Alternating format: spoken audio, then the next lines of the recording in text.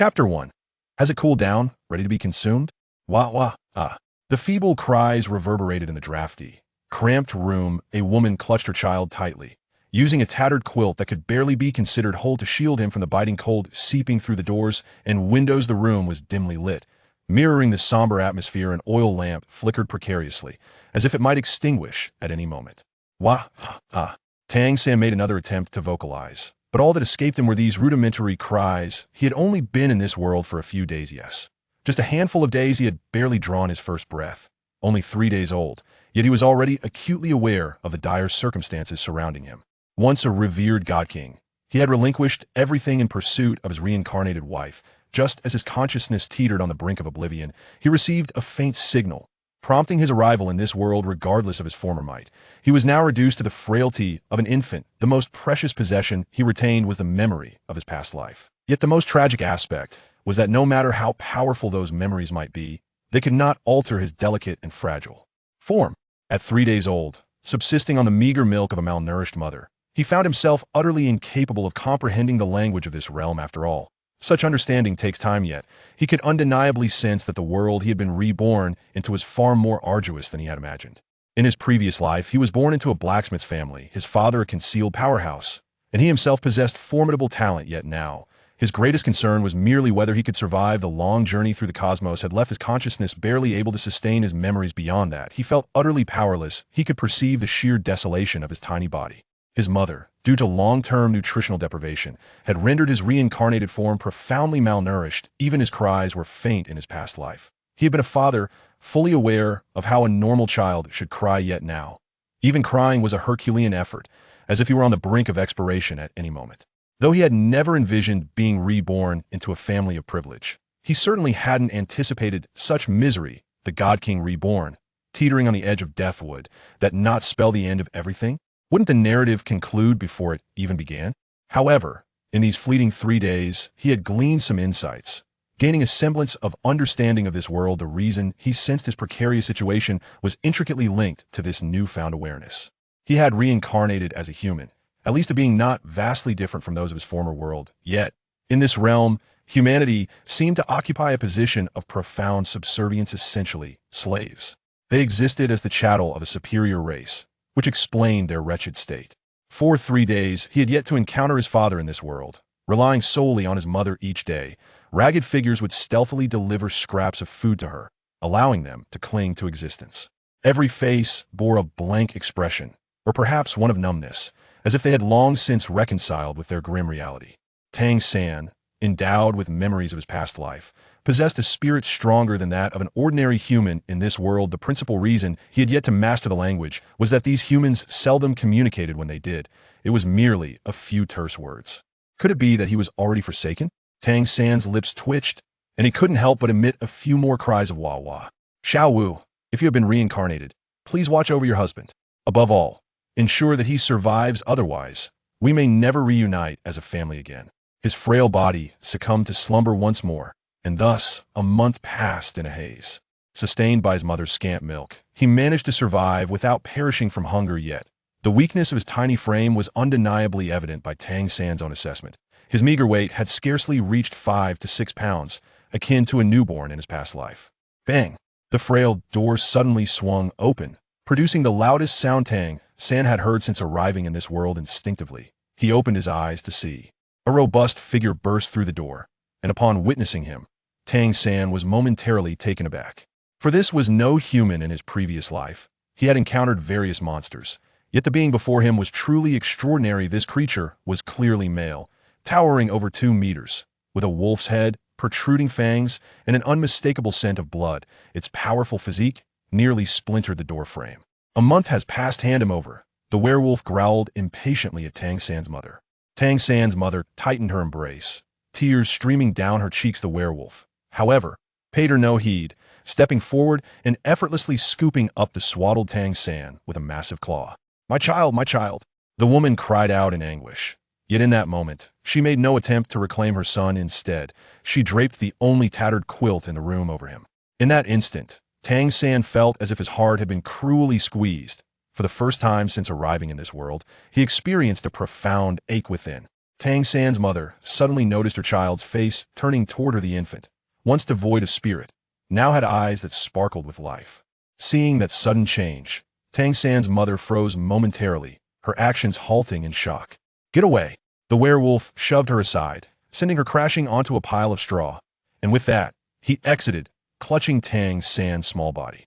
Outside, the air was frigid, the biting wind relentless. Whether the werewolf acted out of kindness or merely wished to prevent Tang San from perishing, he nonetheless covered him with the tattered quilt.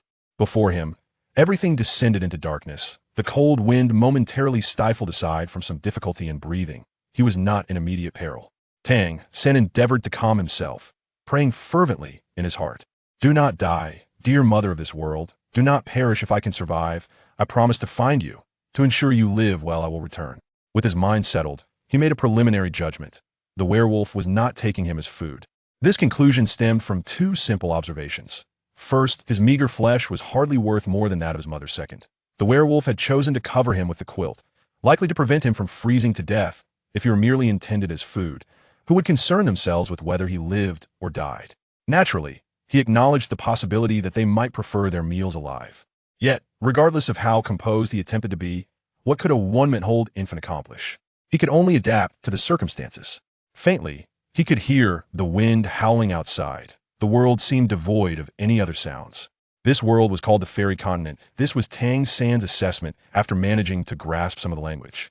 As he had surmised, humans in this realm were nothing more than slaves, objects of servitude. Even among the enslaved, they were the lowest of the low, for human bodies were deemed too frail, seemingly lacking any utility. This did not discount the possibility of humans becoming food. In this world, the lowest tier slaves being consumed as sustenance was not out of the ordinary. As for any other information, it was scarce. After all, his mother had engaged in minimal communication with others. A month had passed, and he had not encountered his father, suggesting that the situation was unlikely to be favorable. How tragic, utterly tragic. Even if I were to start from scratch, grant me the time to do so.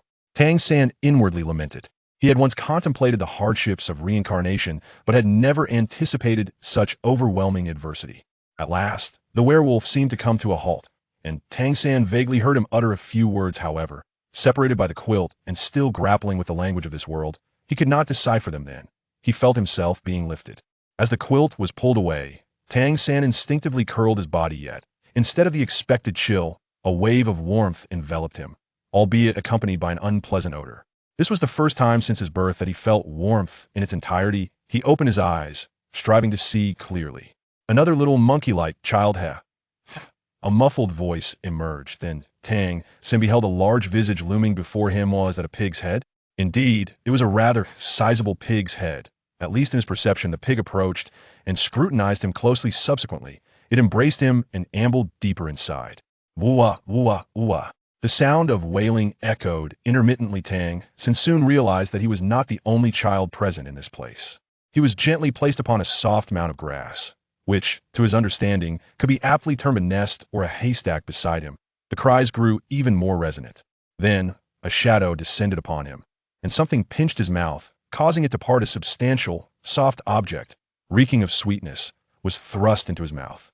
At the moment, warm milk cascaded down his throat. Tang San's eyes widened not in awe, but nearly choked. If his biological mother's milk was akin to a babbling brook, then this was nothing short of the Yangtze River. In a bid for self-preservation, he instinctively closed his toothless gums, applying pressure to the voluminous presence to slow the surge of milk. Only then could he manage to swallow a portion. He inhaled deeply through his nose, striving to adjust his frail body. After considerable effort, he finally managed to catch his breath. With little regard for anything else, he commenced drinking fervently. Nourishment, this rare sustenance. Was this the dawn of hope? Regardless of whether it was human milk or pig milk, he felt immense satisfaction at merely having something to consume. However, his contentment was short-lived.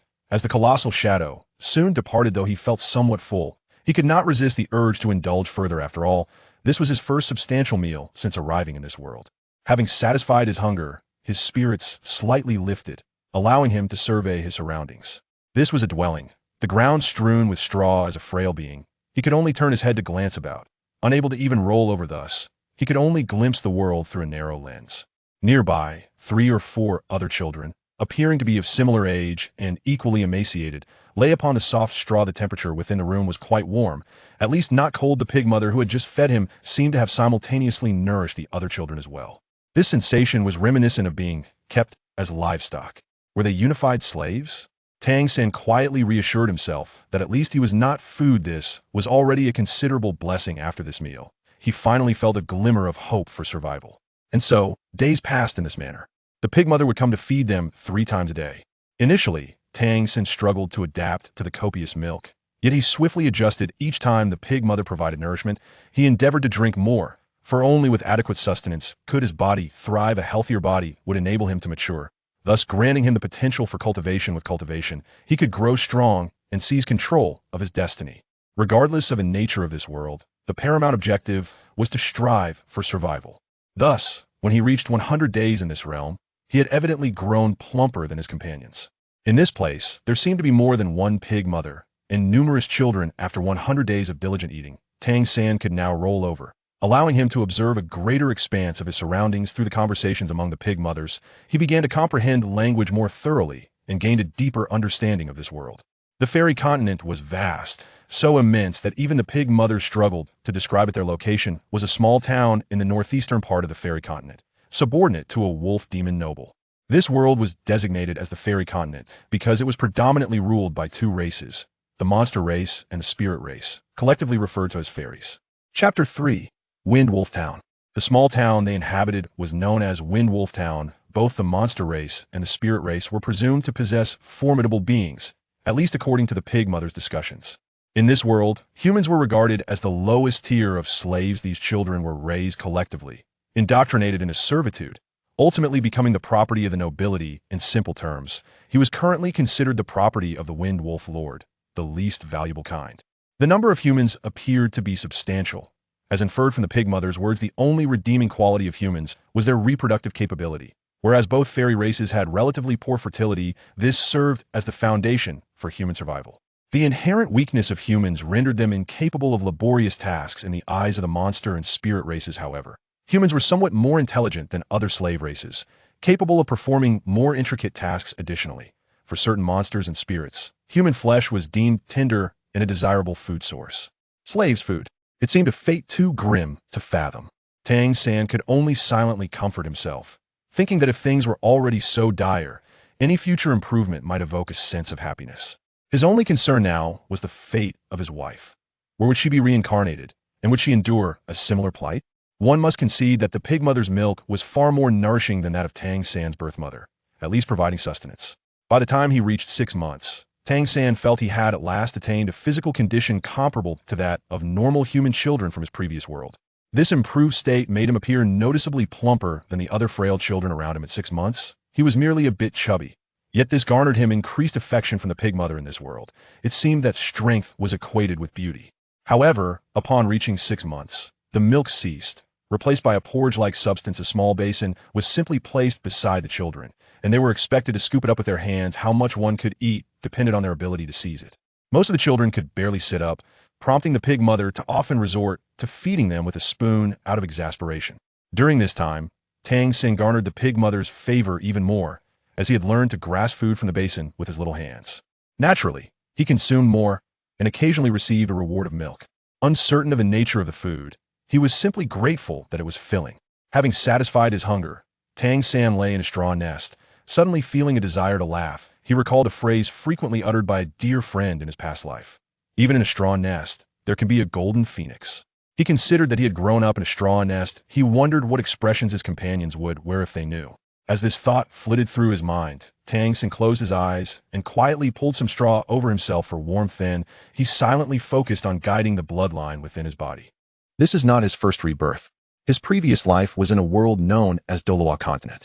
In comparison to that experience, this rebirth is evidently far more tragic. Nevertheless, he now has a chance to survive, and thus, his priority is to strive for strength. The Xiantian skill is the fundamental technique he practiced in his past life. It embodies a balanced and harmonious essence, making it the most suitable foundation for cultivation. During his last rebirth, he had already mastered the first level of Xiantian skill by the age of 6, establishing the groundwork for his eventual ascension to godhood. In this new life, His comprehension of the Xiantian skill is undoubtedly much deeper than it was during his previous rebirth.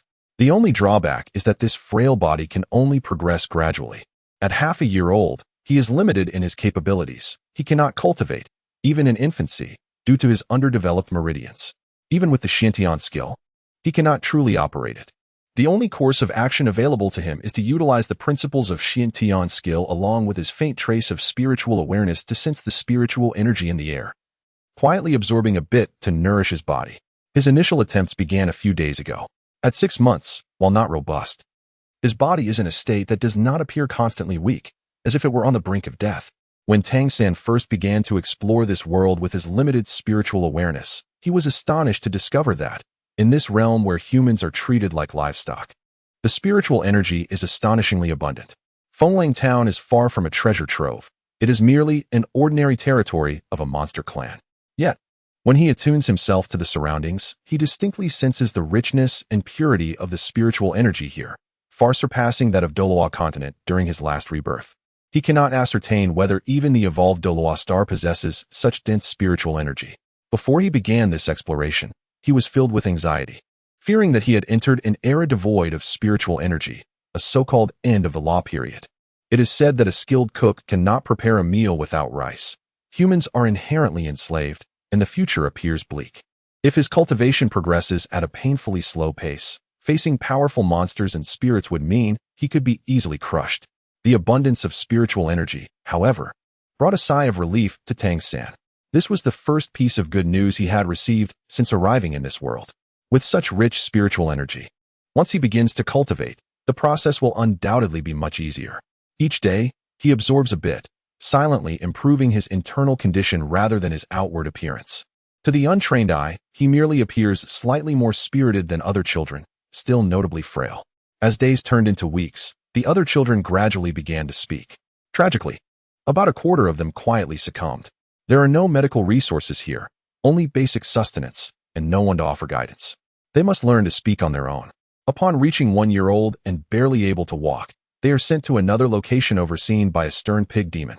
The floor is made of straw, and the wooden hut barely keeps the cold at bay. In a 200 square meter house, 200 human children are crammed together, with food rations sufficient only for 150. From the conversations between the pig demon and the wolf demon, Tang San understands that only the stronger children will be able to endure longer as slaves. Those who are weak are deemed unworthy of food. While he feels a deep sorrow for his fellow humans and harbors a seed of rebellion within. At just 1 year old, he is powerless to act. Thanks to the nourishment from the spiritual energy, Tang San's body is naturally stronger than that of his peers. However, he only consumes what his body requires, leaving the remainder for others. He can only watch helplessly as the weakest children are taken away, fading away before his eyes. In the quiet of the night, he absorbs spiritual energy and reflects silently. A year has passed since he arrived in this world, and witnessing the inhumane conditions humans endure fills him with anxiety and anguish.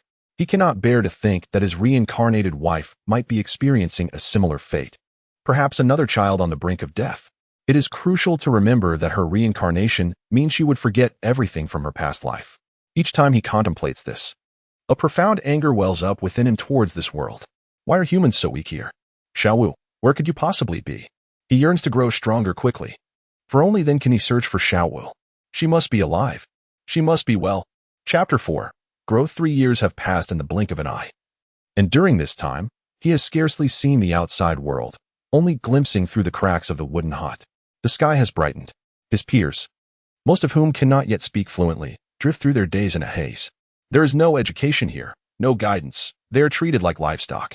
Suddenly, the door bursts open, and a massive wolf demon strides in. Get out.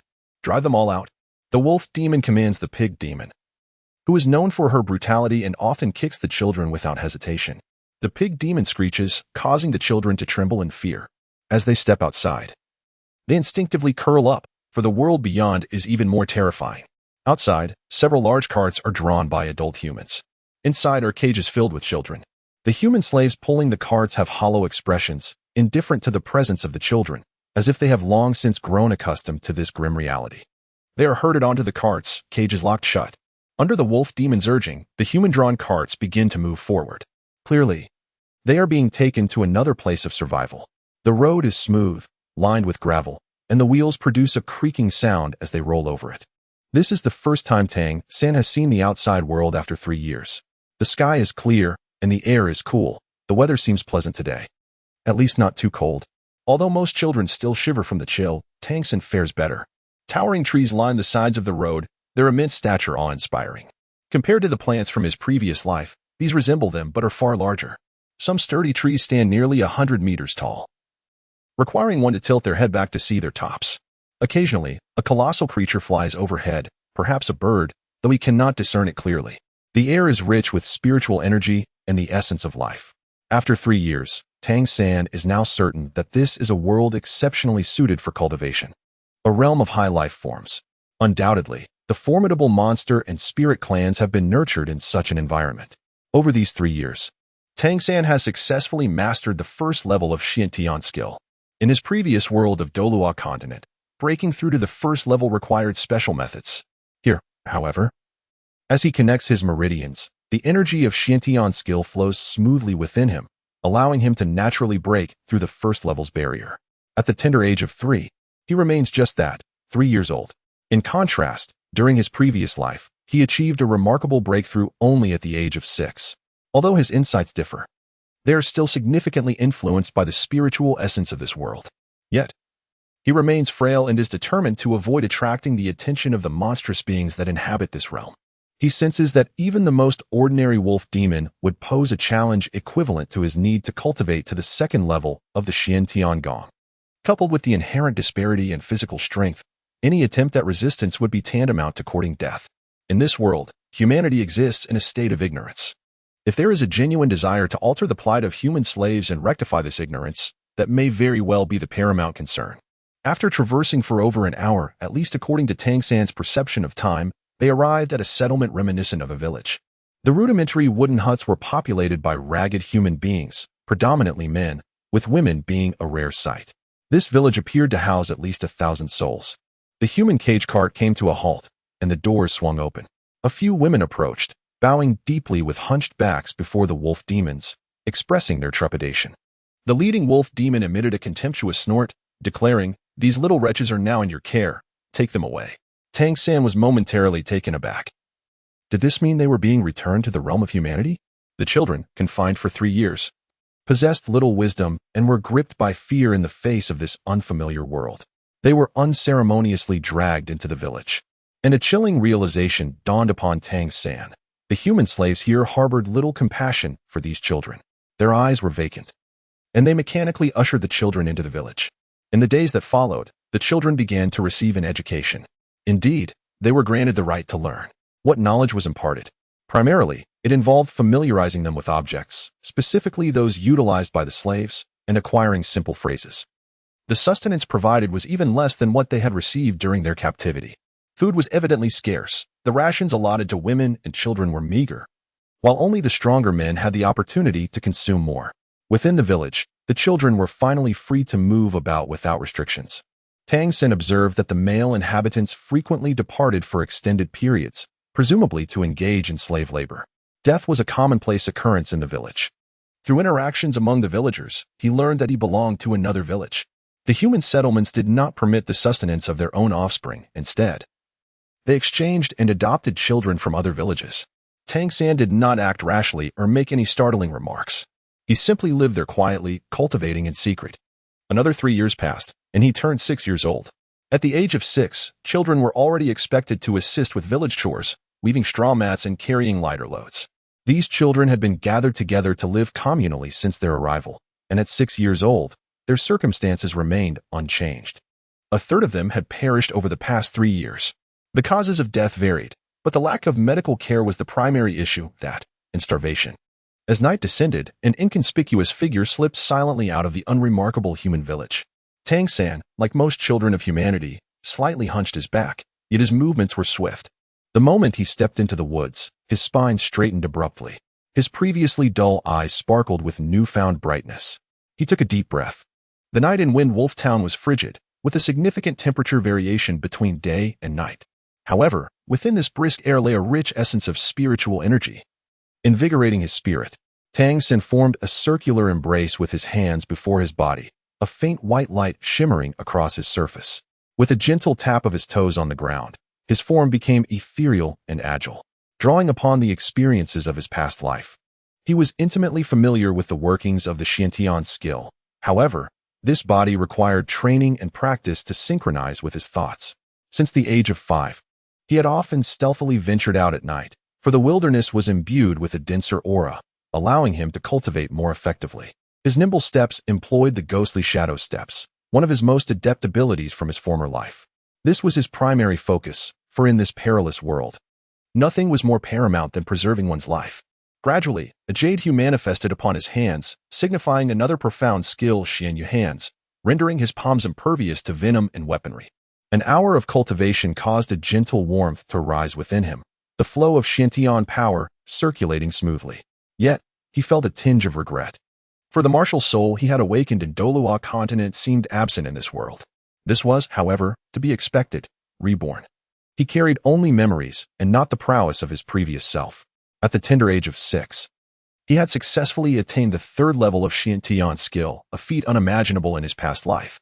Yet, in terms of strength, he fell short of the capabilities he had once achieved at that level, as in the world of Dolua.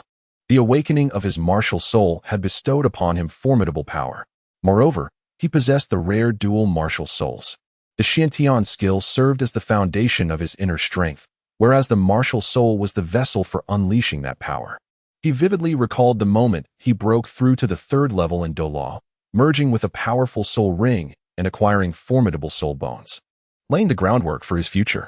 Now, apart from Xiantian skill and the abilities documented in the Xiantian treasure record he had brought from his original world, he found no other powers at his disposal. Although practicing Xiantian skill would enable him to grow stronger, it seemed insufficient. Chapter 5. The ability to transform as thoughts whirled in his mind. Tang San stretched his body. At this hour, dawn was still far off, and the villagers, having toiled throughout the day, retired early to sleep soundly. Tang San resolved to venture deeper into the forest, where the aura of spiritual energy was palpably more potent than that of the village. He pondered whether the depths of the forest might harbor celestial treasures. After realizing that he could not awaken his martial soul in this world and could only cultivate the Xiantian art, his plan became straightforward: to diligently advance his mastery of the Xiantian art to a higher level and accumulate power before determining how to wield this newfound strength. Armed with the profound techniques from the Tang sect's Xiantian treasure record, he believed that as long as his level of proficiency was sufficiently deep, self-preservation would not pose a significant challenge. Through his cultivation, he gradually comprehended the reasons behind humanity's frailty in this world, relegating them to the status of slaves. This realm, known as Phalon Star, boasts a singular vast continent, the fairy continent where he resided. The monster and spirit clans possessed formidable innate abilities, thriving in this aura-rich environment. They merely needed to absorb the spiritual energy of heaven and earth from birth to enhance their innate powers, rendering them incredibly formidable. No other race could rival them. In stark contrast, humans lacked any combat-related innate abilities or cultivation techniques. Apart from their dexterity, they were almost entirely devoid of merit, inevitably leading to their subjugation by the powerful monster and spirit clans. The forest, dense with colossal vegetation, cast an eerie gloom, and within this world, a celestial body akin to the moon existed, yet it emanated a faint blue luminescence, strikingly peculiar. Within Tang San's eyes, a faint purple hue flickered, emblematic of the profound art known as the purple extreme demon eye contained within the Xiantian treasure record. This technique necessitated daily meditation under the rising sun. 2 years prior, he would position himself by the crevice of the door, striving to practice, but in recent times, opportunities for training had become more plentiful. With the aid of the purple extreme demon eye, he could discern the happenings within the forest with clarity. The deeper he ventured, the more he felt an inexplicable sensation within. In his former world, there existed a creature known as the Soul Beast, which faced relentless oppression from humanity, ultimately leading to a coexistence of peace. Yet, in this land of fairies, it was the demons and spirits that reigned supreme, leaving humanity to struggle for survival. As if the roles had been entirely reversed. As he advanced forward, a sudden noise caught his attention, prompting him to instinctively leap to the side of a large tree. Suppressing his presence, thud, not far in front of him, a figure tumbled down, crashing to the ground and rolling twice. The individual's breathing was rapid yet chaotic. gasping for air and struggling to rise, but seemingly lacking the strength to do so. After a brief struggle, they collapsed once more. Tang San remained still, concentrating on the purple extreme magic eyes with keen attention. To his astonishment, he discovered that the figure lying on the ground was, in fact, a human. The individual wore a mask, obscuring their features, yet their physique unmistakably indicated humanity. Judging by the manner in which they had leaped earlier, it was evident that they were no ordinary person. A capable human? Tang San's eyes sparkled with intrigue. His understanding of this world was still limited, confined as he was to the small locale of Windwolf Town. The sudden appearance of such a competent human filled him with profound delight. However, it was evident that this person bore the sin of blood, indicating they had sustained injuries. At that moment, heavy footsteps reverberated nearby, a rhythmic thud echoing ominously. The sound was rapid and approaching. Just as Tang San prepared to reveal himself, he hurriedly concealed his presence once more. "Oh woo! Over here!" A booming roar echoed, and a robust figure leapt into view. The night illuminated the creature's eyes, which glowed a haunting green. It was unmistakably a wolf demon. It sprinted on all fours with remarkable speed, rising to a towering height of over 2 meters, its powerful muscles radiating explosive strength. A third-tier wolf demon. Over the years, Tang San had gained some understanding of the hierarchy within the demon continent. Here, every race was evaluated in terms of rank and strength.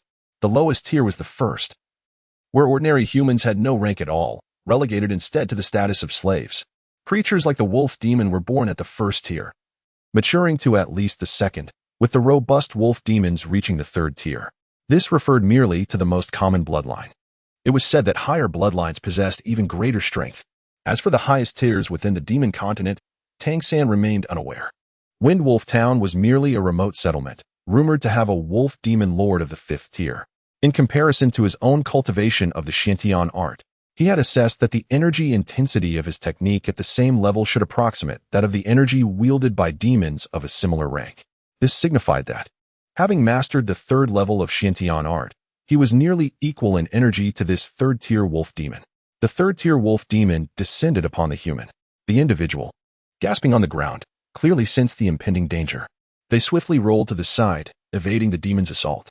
Simultaneously, they executed a peculiar maneuver. Their bodies seemed to elongate momentarily, claws emerging from their hands, and a faint yellow aura enveloped them. This luminescence rendered them strikingly visible in the darkness of night. Tang San distinctly observed a layer of brownish fur sprouting from beneath their skin, adorned with dark brown patterns. As this transformation occurred, their speed surged dramatically. With claws extended, they lunged toward the wolf demon's chest. The wolf demon's foreclaws abruptly changed direction, colliding with the transformed human's claws, producing a sharp metallic sound. The human's strength was evidently inferior, and they were immediately repelled, visibly staggering as blood dripped from their abdomen.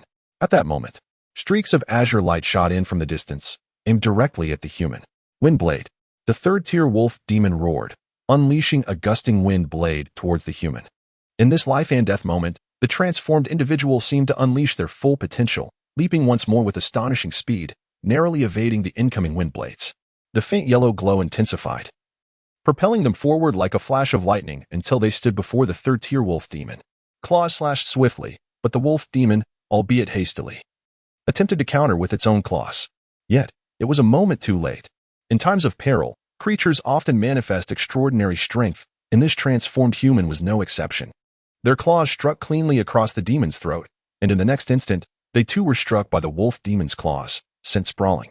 The 3rd-tier wolf demon emitted a series of strange hisses, clutching its throat as it staggered, blood gushing forth from the severed artery. Its green eyes rolling back in evident agony.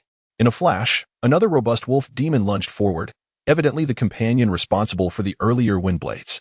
With an enraged roar, it bellowed, "Damn it, leap of the leopard." The previous 3rd-tier wolf demon lay defeated, its attempts to stifle the gaping wound in vain, as the transformed human's final strike had irrevocably severed its throat. "Die!" cried the subsequent 3rd-tier wolf demon as it charged at the human, its claws radiating a spectral glow, infused with the elemental winds, amplifying its attack. At that moment, a seemingly inconspicuous figure stealthily darted from the shadows. The 3rd-tier wolf demon's focus was entirely on the transformed human, oblivious to the newcomer's arrival. Chapter 6. The initial battle. The diminutive figure moved with incredible speed, emerging from the blind spot to deliver a swift strike aimed at the wolf demon's eye. Tang San demonstrated remarkable precision in gauging time, position, and distance. He understood that despite possessing the profound skills of the Tang sect and the mastery of the third tier of Xiantian art, confronting the wolf demon directly was unwise. Especially given his youth and insufficient vitality, he could not endure a prolonged conflict. Had the transformed human not felled a wolf demon, he likely would not have intervened against two third-tier foes, as his own survival was paramount. However, once he chose to act, he knew he must succeed. The wolf demon, consumed by fury, was only alerted to Tang San's presence when his hand had already struck the side of its eye. In a sudden twist, the demon's maw lunged towards Tang San, teeth bared and ready to snap. At that moment, Tang San seized the fabric of the wolf demon's attire with his other hand. Utilizing his petite stature, he tugged at the wolf's fur and swiftly altered his trajectory. In an almost acrobatic maneuver, he flipped to the opposite side of the three-tiered wolf demon, positioning himself close to its chest. His right hand, with the index and middle fingers poised like a blade, was energized by the Xian Yu hand technique, causing his fingertips to shimmer with an ethereal whiteness as they shot towards the returning gaze of the wolf demon's eyes with lightning speed. In an instant, his delicate fingers penetrated into the warmth within, and despite Tang San's physical strength being inferior to that of the three-tiered wolf demon, he struck a vital point. Under the same level of energy, there was no room for luck. The Xiantian gong, infused through the Xian Yu hand, spiraled forcefully into the brain of the wolf demon. Consequently, the other eye of the beast erupted instantaneously, its brain reduced to a pulpy mass. The roar that once filled the air was abruptly silenced, as if its throat had been constricted, and the powerful body then succumbed to gravity, collapsing to the ground. Tang San propelled himself off the ground with the tips of his feet, executing a deft somersault that landed him at a considerable distance away. The success of this maneuver was largely attributed to his abundant combat experience from his previous life. The diminutive stature of his childlike form, combined with the cover of the night, served him well, especially as the third-tier wolf demon was engulfed in a furious rage, causing its senses to dull. Engaging directly, even Tang San's Xian Yu hand might struggle to pierce the thick hide of the wolf demon. However, the eyes are the most vulnerable spot. Once pierced and infused with Xiantian energy, it would lead to an inescapable demise. As he touched down, he noted that the other third-tier wolf demon had fallen silent. With a sigh of relief, he refrained from hastily approaching the human and instead lowered himself to the ground, pressing his ear against the earth to listen for any approaching pursuers. Given his current capabilities, facing a third-tier wolf demon head-on was a formidable challenge, despite his skill. His frail body rendered him exceedingly vulnerable. A single strike from the wolf demon could prove fatal. The seemingly simple attack he had just executed was, in fact, an all-out effort, elevating his mental and spiritual focus to its zenith. Surrounding him, there were no further disturbances, indicating that the only hunters pursuing the shape-shifting human were the two third-tier wolf demons. This realization allowed Tang San to breathe easier, otherwise he would have been compelled to flee. He then approached the human, remaining vigilant. Upon nearing the individual, he was struck by the absence of the hair that had previously sprouted from the man's body, causing his heart to race. Given his youthful circumstances and the fact that the shape-shifting human was a stranger, the most prudent course of action would have been to remain concealed and wait for the wolf demons to depart. Yet, he chose to intervene. This decision stemmed from two primary reasons. Firstly, the target of the hunt was human, and secondly, there was the significant factor of the man's recent transformation.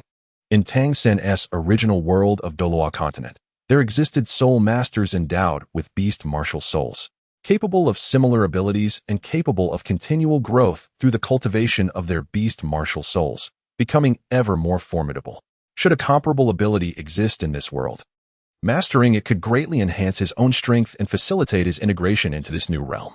Tang San crouched down, intending to turn the person over, when suddenly, the individual who had been motionless on the ground flipped over and swiped at him with a claw. At that moment, as they faced each other in such close proximity, illuminated by the dim light, they caught a clear glimpse of each other's faces. The man's claw halted abruptly in the air, refraining from striking further, while Tang San promptly sprang back, evading the range of his attack. "Are you human?" The man rasped, appearing to be in his 20s, his complexion as pale as parchment. Yet he possessed a certain handsomeness, with blood seeping from his mouth and nose. As he spoke, his hand fell limply to his side. At that moment, Tang San could discern a significant gaping wound in the man's abdomen, with intestines protruding and a considerable amount of blood continuing to flow from the injury. Tang San nodded at him, then swiftly approached his side. The man appeared to have lost all his strength, lying on the ground with a pale complexion, gasping for breath. His pupils were somewhat dilated. Tang San did not pause. His hands moved swiftly. The greatest challenge facing this individual was excessive blood loss and ruptured internal organs. With his current abilities, it was impossible to save him. All he could do was to prolong his life for a moment. He quickly tied off the severed intestines that had spilled out, then carefully reinserted them into the abdominal cavity. He tore a strip from the hem of his clothing to apply pressure on the wound, at least to stem the copious flow of blood. With his other hand, he pressed against the man's chest, gently infusing his Xiantian skill into the chest cavity to safeguard the flicker of warmth in his heart. The man's breaths gradually steadied, and a hint of vitality returned to his eyes. You are still just a child. Tang San remarked, your injuries are likely beyond salvation. If you have any final wishes, I can assist you, but you must first answer me one question. Upon hearing Tang San's remarkably composed voice, far beyond his years, the young man was momentarily taken aback, then replied without hesitation, all right. You may ask first. If I can answer, I shall request your assistance in return. Undoubtedly. This was the first rational and clear-minded individual Tang San had encountered since arriving in this world. He was certainly no mere slave. What is the source of your transformation ability? How can one attain it? Tang San promptly inquired, expressing his utmost curiosity. The young man was momentarily stunned by the question. Are you not familiar with the demon god transformation? How then did you defeat that wolf demon? What is the demon god transformation? My ability is an innate gift. I do not comprehend its nature. Tang San replied thoughtfully, etching the term demon god transformation firmly in his mind. The young man's eyes suddenly sparkled with intrigue. Is it possible to awaken the demon god transformation by nature? What is your ability? Tang San furrowed his brow and said, It is I who am inquiring of you now.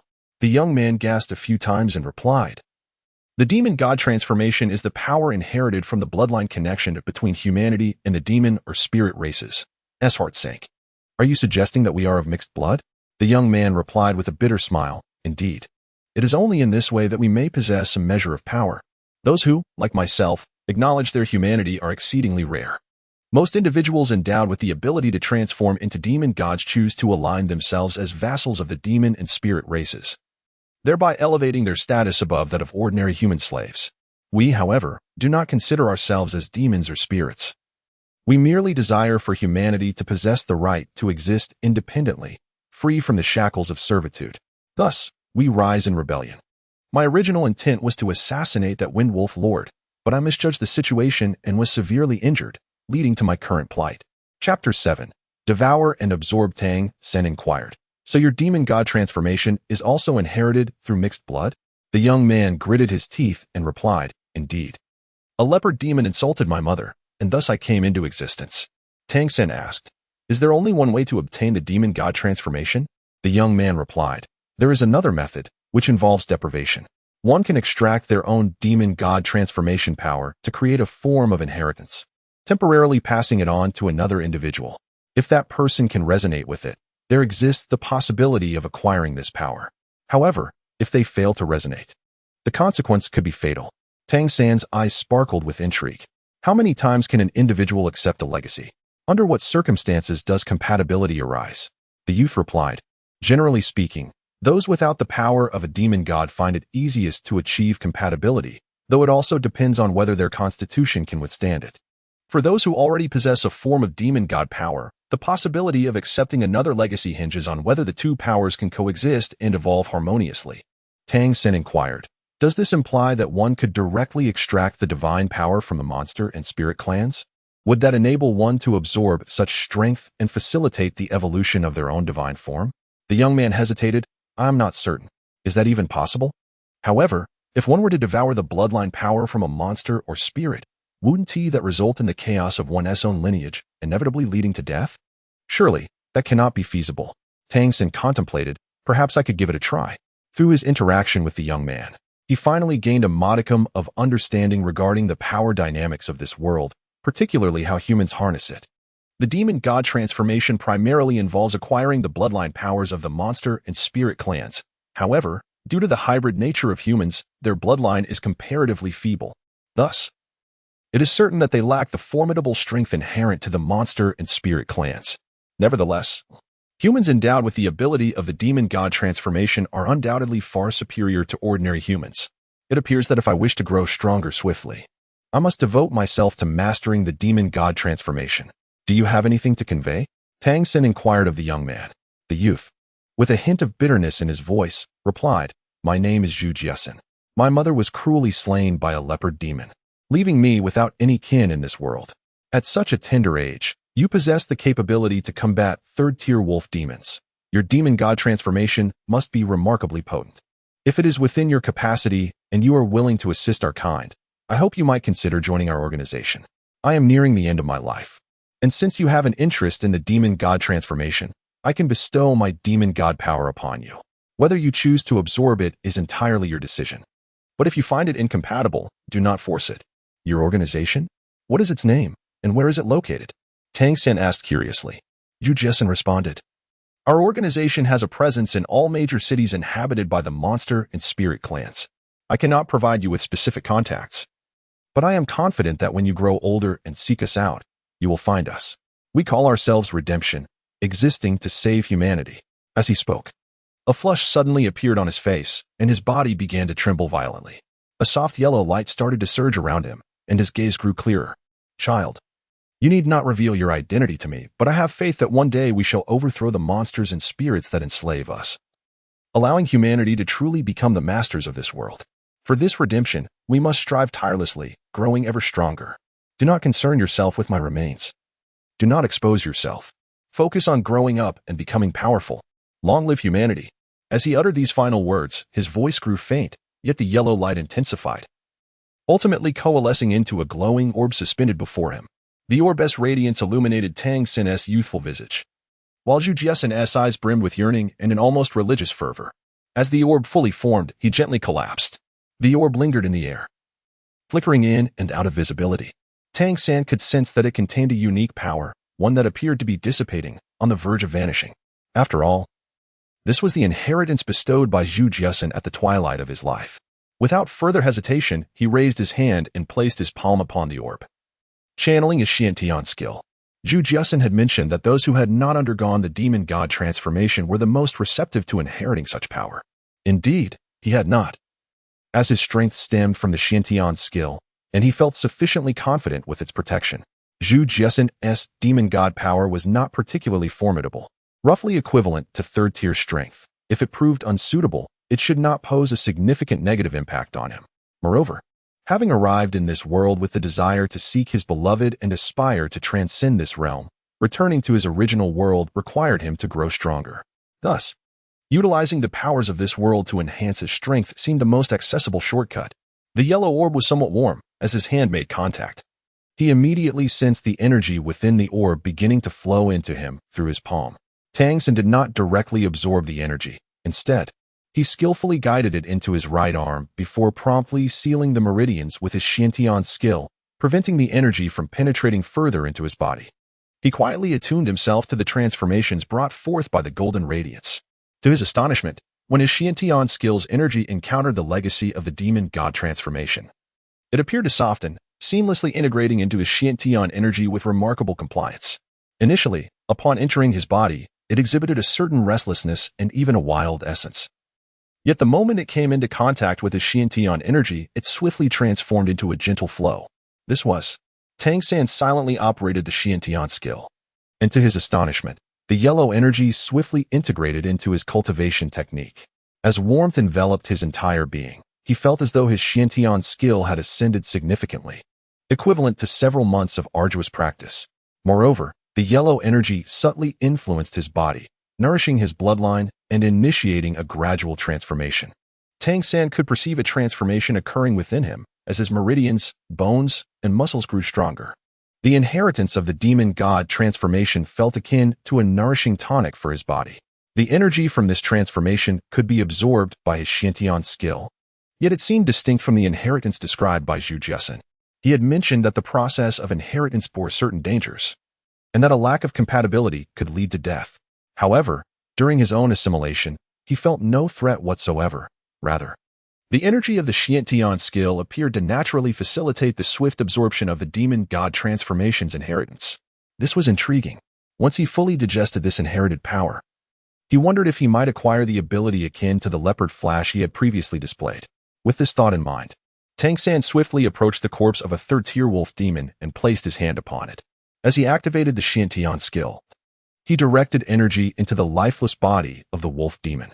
The creature had only recently perished, its body still warm. As the energy flowed in, Tang San suddenly sensed a faint energy lingering within the wolf demon. When his Xiantian skill made contact with this energy, it was drawn in as if magnetically attracted, seamlessly integrating into his own skill.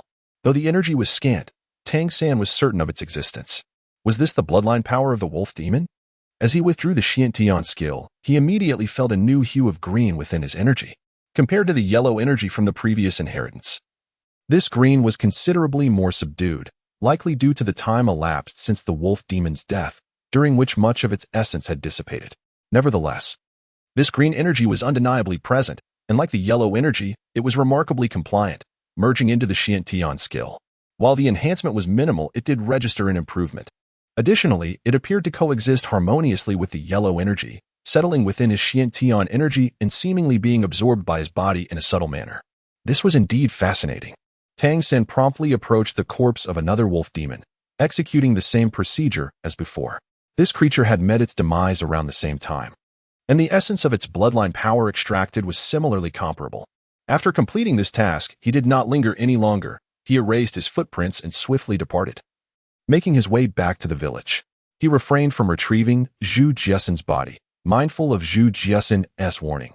Leaving too many traces could lead to discovery.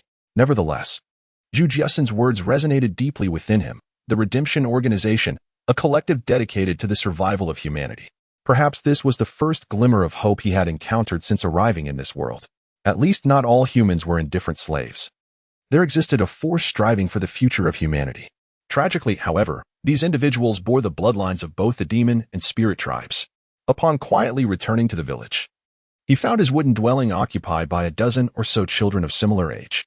Among these children, few could articulate their thoughts clearly, and even fewer could express themselves in any meaningful way. Tang San typically mirrored their behavior, and upon entering the wooden house, he immediately curled up in a corner. Closing his eyes, this night proved to be quite fruitful for him. Most significantly, he gained a deeper understanding of this world and learned of the existence of a human resistance organization.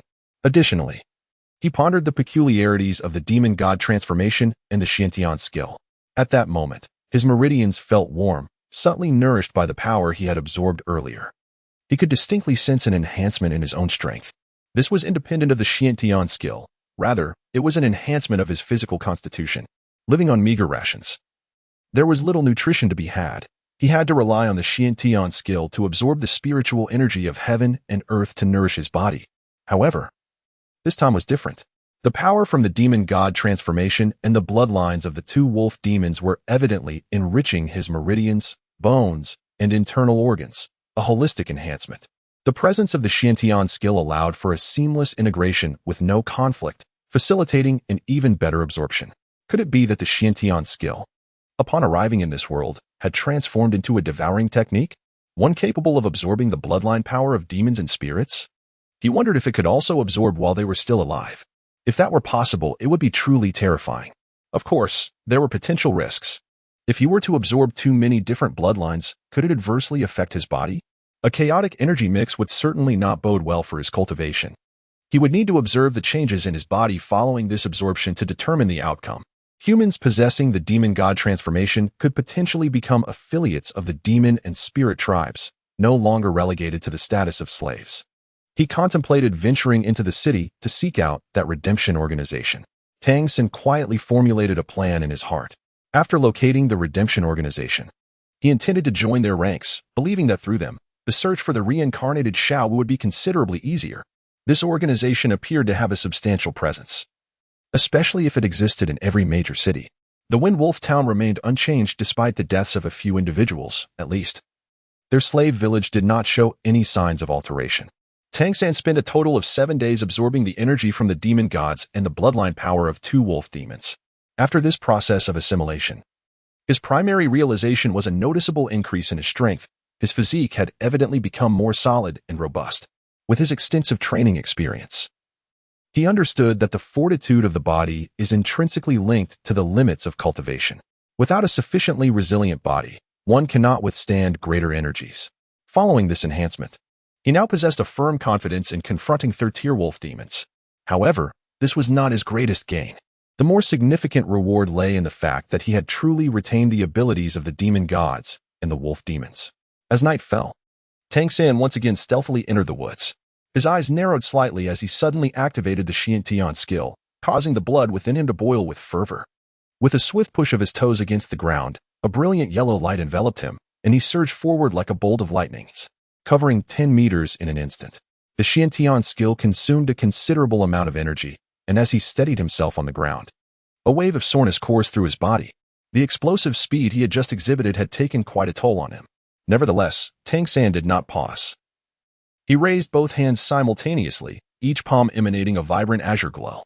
With a flourish, 2 wind blades, each approximately 3 inches in length, shot forth. These azure blades vanished into the air after traveling 5 meters.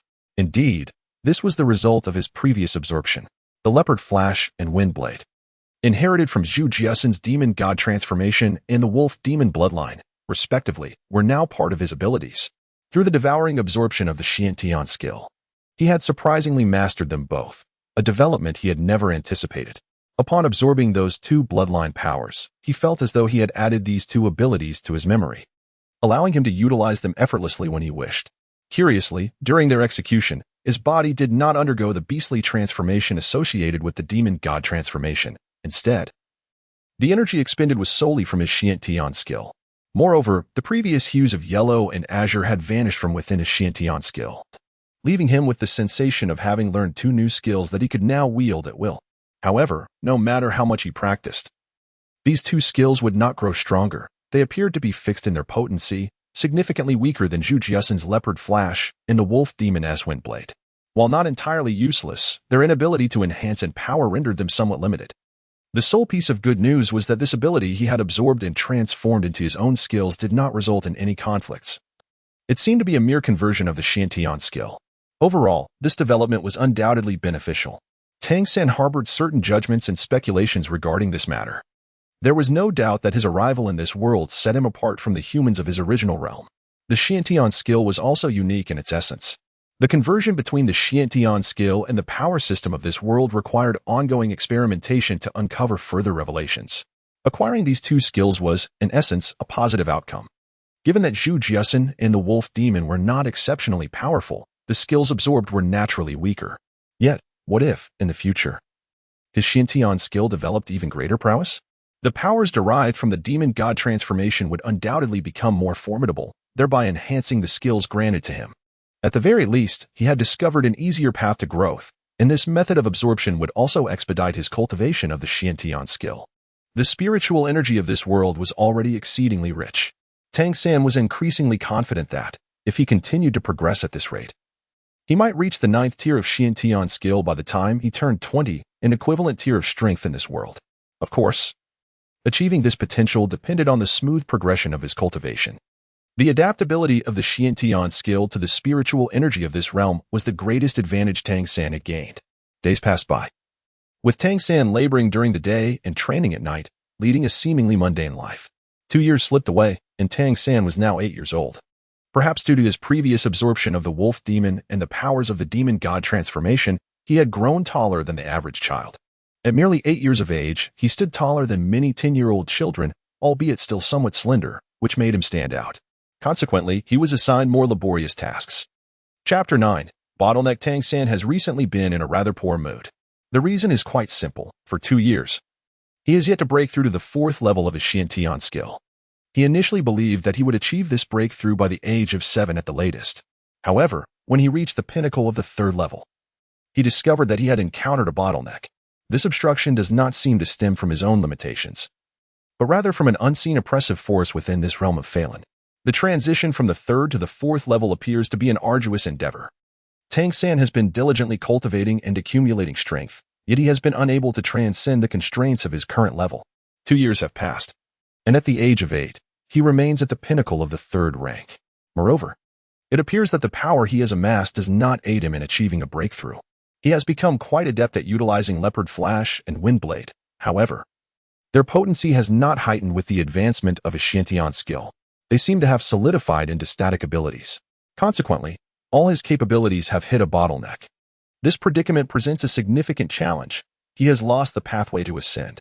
The absence of such a pathway implies that he can only continue to grow in this stasis. What can the strength of a third-rank pinnacle accomplish? In this world, it remains a feeble existence. Tang San understood that he must undertake some daring endeavors. Today, his task involved transporting timber. In the village, he assisted the adult men in moving the trees they had felled, employing a cart to convey them to the town.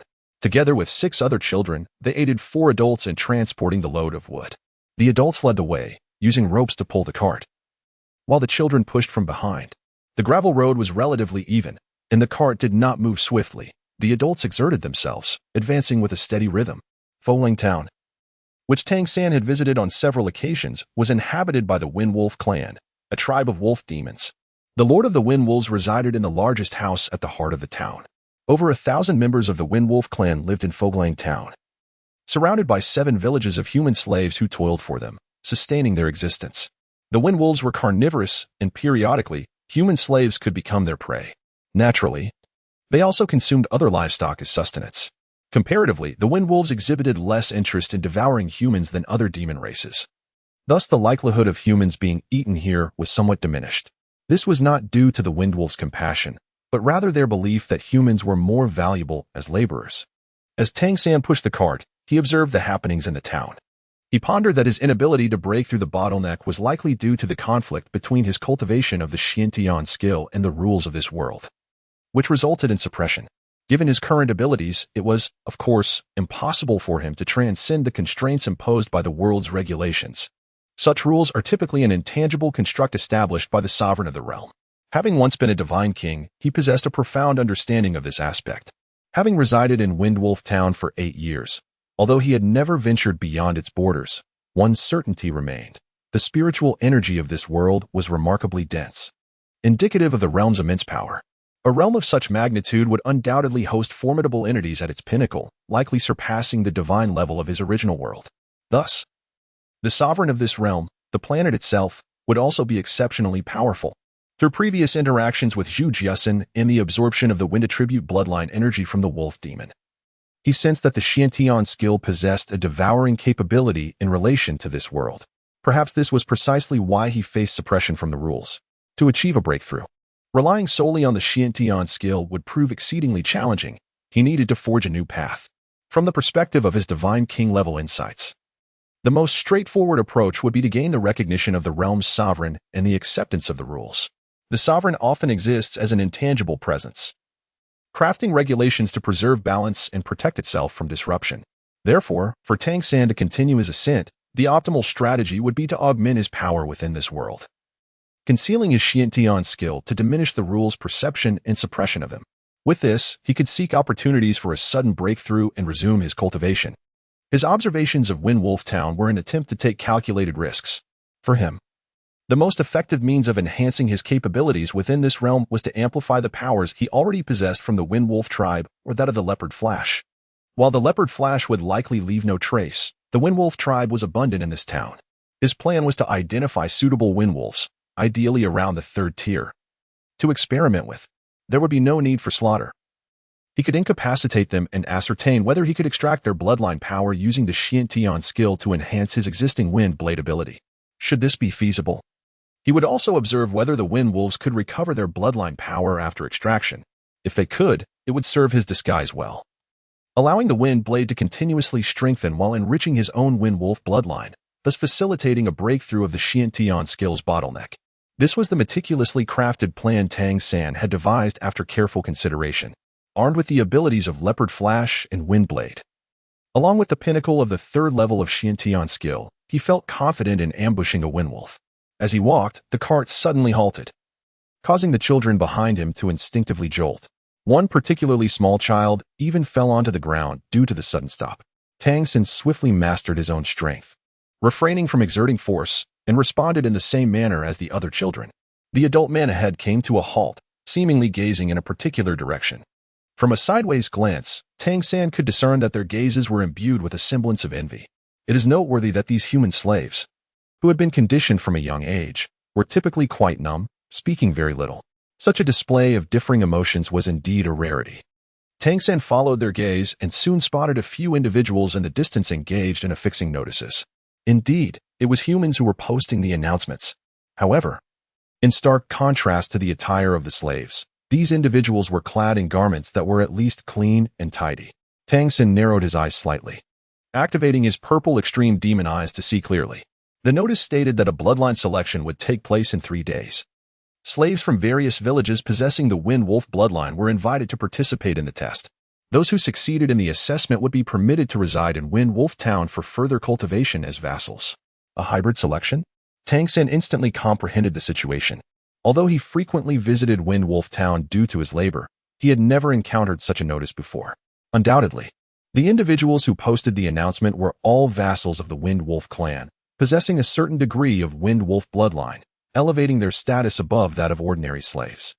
At the very least, they were no longer mere slaves. Upon realizing this, a stir of intrigue arose within him. If this were the case, it seemed his plans could undergo a transformation. While remaining a slave served as an excellent guise, it also posed a significant drawback. His exposure to this world had been exceedingly limited.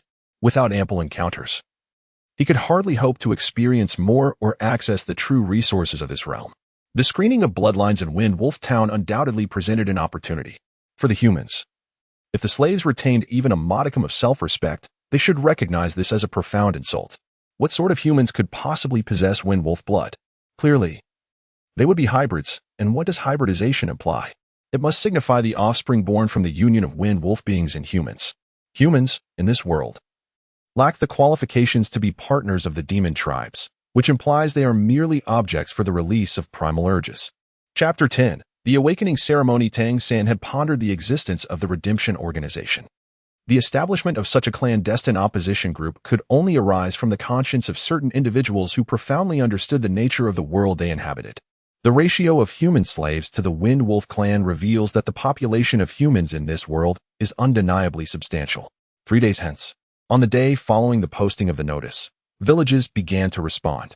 The slaves within the villages had their overseers, naturally, the wolf demons. Early in the morning, the wolf demons summoned all villagers together, regardless of age or gender. However, the older individuals exhibited a demeanor of silence and numbness. In contrast, the younger generation, particularly those around 20, displayed a glimmer of hope in their expressions, clearly indicating that they were the most likely candidates to awaken their Wind Wolf bloodline. Tang San stood amidst the crowd, his heart laden with sorrow. A multitude of humans gathered here, burdened by the knowledge that their mothers had once suffered indignities at the hands of monsters, leaving them with a trace of monstrous blood within. How profoundly tragic this reality is. Regarding the dominion of the demon and spirit clans, Tang San harbored no resentment. After all, this was the inherent order of the world. Yet, as a human, witnessing his kin's numbed acceptance of their status as slaves, merely striving for survival, filled him with a deep sense of melancholy. Over the past 8 years, this accumulation of emotions had resolutely steeled his determination. Apart from searching for his wife, he vowed to forge opportunities for humanity, enabling them to grow formidable and live with dignity in this world. Listen closely. Shortly, I shall awaken your bloodlines. Any slave who awakens the bloodline of my Wind Wolf clan may participate in the test 2 days hence. Those who pass, with sufficient bloodline strength, can become vassals and gain the privilege of learning in the town. Exceptional vassals may even attain the same treatment as my clan in the future. This is your opportunity, a chance to ascend to greatness. Therefore, during the awakening process, be attuned to your own bloodline. Do not suppress any changes, let them manifest freely. Do you all understand? The human slaves bowed in unison, their expressions reflecting a mixture of trepidation and reverence. The wolf demon nodded with satisfaction, his fangs protruding. As his eyes gradually emanated an eerie green glow, fierce glints flickering within. With a sudden tilt of his head, he released a piercing howl. The sound echoed, met by a chorus of howls from afar, as if countless voices joined in resonance. Tang San stood at a distance, yet his perception was remarkably acute, allowing him to distinctly sense the surging heat of his bloodline as the wolf demon emitted a ferocious roar.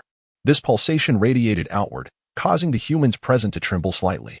Just as the wolf's howl seemed to reach its climax, another howl erupted from the wolf demon's jaws, the essence of its bloodline intensifying with each echo.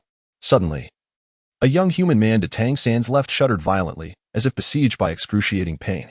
With a pained cry, he lunged forward, collapsing onto all fours. From the surface of his skin, strands of grayish-blue fur began to emerge, but he appeared to be enduring immense agony, rolling about on the ground. Has the bloodline of the Wind Wolf clan awakened within him? Tang San refrained from hastily revealing himself, instead opting for a silent observation. Apart from the young man, there was also a teenage girl situated at a distance, cradling her head in her hands, seemingly retreating into herself. Faintly, one could discern some alterations occurring within her. Aside from these two individuals, the others were predominantly trembling and quaking, showing little else. When their peripheral vision caught sight of the pair, it was accompanied by a tinge of envy in their eyes. As the third howl of the wolf echoed through the air, Tang San realized he could no longer afford to wait. He abruptly crouched down, cradling his head in his hands, manifesting an expression of anguish. This sudden display startled the children around him. As the three howls ceased, the wolf demon's gaze swept through the crowd, naturally drawn to the significant transformation of Tang San and his companions. The wolf demon approached, selecting them one by one. The young man, with fur sprouting from his body, writhed on the ground, his transformation evident, saliva dribbling from his mouth, appearing far from lucid. The transformation of Tang San and the other girl was not as pronounced. The girl merely exhibited some changes in the hair on her neck, while Tang San remained utterly unchanged. The wolf demon disregarded the youth and the maiden, instead delivering a kick that sent Tang San rolling twice. You ought to understand the consequences of impersonating the noble bloodline of my clan. You can only hope that you truly exhibit a response. Otherwise, tomorrow you shall become sustenance upon the sacrificial altar. Take them away.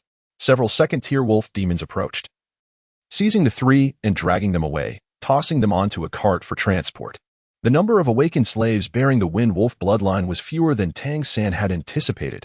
When gathered together, there were only 13 in total, varying widely in age. Among them, exhibited clear signs of transformation, their bodies displaying distinct wolf-like features. Judging solely by appearances, those in such a state likely possessed a more pronounced lineage of the Wind Wolf clan. Tang San experienced the least change in his physique, as there was virtually none at all. In contrast, others exhibited varying degrees of transformation. They were gathered together, preparing for a collective bloodline test scheduled for the following day. To Tang San's surprise, dinner that evening included meat, marking his first opportunity to indulge in flesh since arriving in this world. Yet, he found himself lacking in appetite. Among the 4 young men who underwent the most significant physical changes, 3 had succumbed before dinner. Tang San had also observed their frail bodies. The reason was the same. The weak physiques of the slaves could not endure the transformation brought on by the awakening of the Wind Wolf clan's bloodline, leading to organ failure or ruptured blood vessels resulting in death. 3 corpses were taken away by the wolf demons who came to inspect them that evening. The others silently consumed their meager rations, not a word spoken among them. The dinner consisted of coarse fare. Even the meat was of a fibrous texture, the origin of which was unknown, merely boiled without any flavor. After the meal, Tang San quietly settled into a corner to rest. In 2 days, the bloodline test would commence. He felt no trepidation regarding the examination of the Wind Wolf clan's bloodline, for if he had the courage to come, he undoubtedly had his own means. Just as he was about to close his eyes and begin his silent cultivation of the Xiantian skill, he suddenly sensed something and instinctively opened his eyes. To his surprise, he noticed the presence of another person beside him. It was a girl, seemingly slightly older than him, who had also emerged from his village. Although she appeared older, she was actually smaller in stature. Her face bore some dirt, yet she was still quite delicate. The girl parted her lips, her voice somewhat hoarse. "Can you really do it?" she asked softly. Communication among human slaves was scarce, with adults conversing more than children. The children, having received no education from a young age, were bewildered by everything around them. Tang San gazed at her with a hint of surprise, as the girl lowered her voice and said, "If it's not permissible, it could be fatal." Was she truly concerned for my well-being? A warm sensation coursed through Tang San's heart, marking the first time he felt such warmth since arriving in this world. Chapter 11. Intent to kill. The girl pointed toward a corner of a nearby wooden cabin, where a pile of straw lay, revealing the dilapidated state of the walls. "If it's not possible, you should flee. Pretending to be genuine could lead to death." Her voice, having lost some of its initial raspiness from speaking more, conveyed urgency. "Thank you, I can manage," Tang San replied softly. The girl lifted her gaze to meet his, encountering the calmness in his eyes. Her petite frame trembled slightly, and she quickly lowered her head, murmuring, "Oh." She shifted her body, seemingly preparing to leave. "I am Tang San. What is your name?" he inquired quietly. Apart from Zhu Jiasen, She was the first human he had conversed with, and she shared a background as a slave. The girl looked back at him, her expression revealing no surprise at his straightforward use of a numerical name. After a moment's hesitation, she whispered, "My name is Ling Muxue." Upon hearing her name, Tang San was momentarily taken aback. It hardly sounded like a name befitting a slave. "My mother was," she hesitated. "My mother and I are from the same village." "Our village," she taught me. Although her articulation was limited, Tang San grasped her meaning. Her mother must have caught the attention of a wolf demon. Despite being a slave, she enjoyed certain privileges. At least she could live with her child and impart knowledge to her, indicating that this girl possessed a greater understanding and maturity than her peers. She even had a melodious name. Tang San nodded, choosing not to elaborate further. Ling Muxue cast another glance at him, her eyes reflecting a genuine concern. "Are you really capable?" Tang San nodded again. "Oh." At that moment, other human slaves began to notice them, and Ling Muxue dared not say more, merely giving Tang San a final nod before curling up her body and moving to another side. The brief exchange with Ling Muxue lightened Tang San's spirits. Being a stranger in a foreign land, feeling a flicker of warmth was akin to discovering a spark of hope. After all, 8 years had passed. 2 days swiftly elapsed.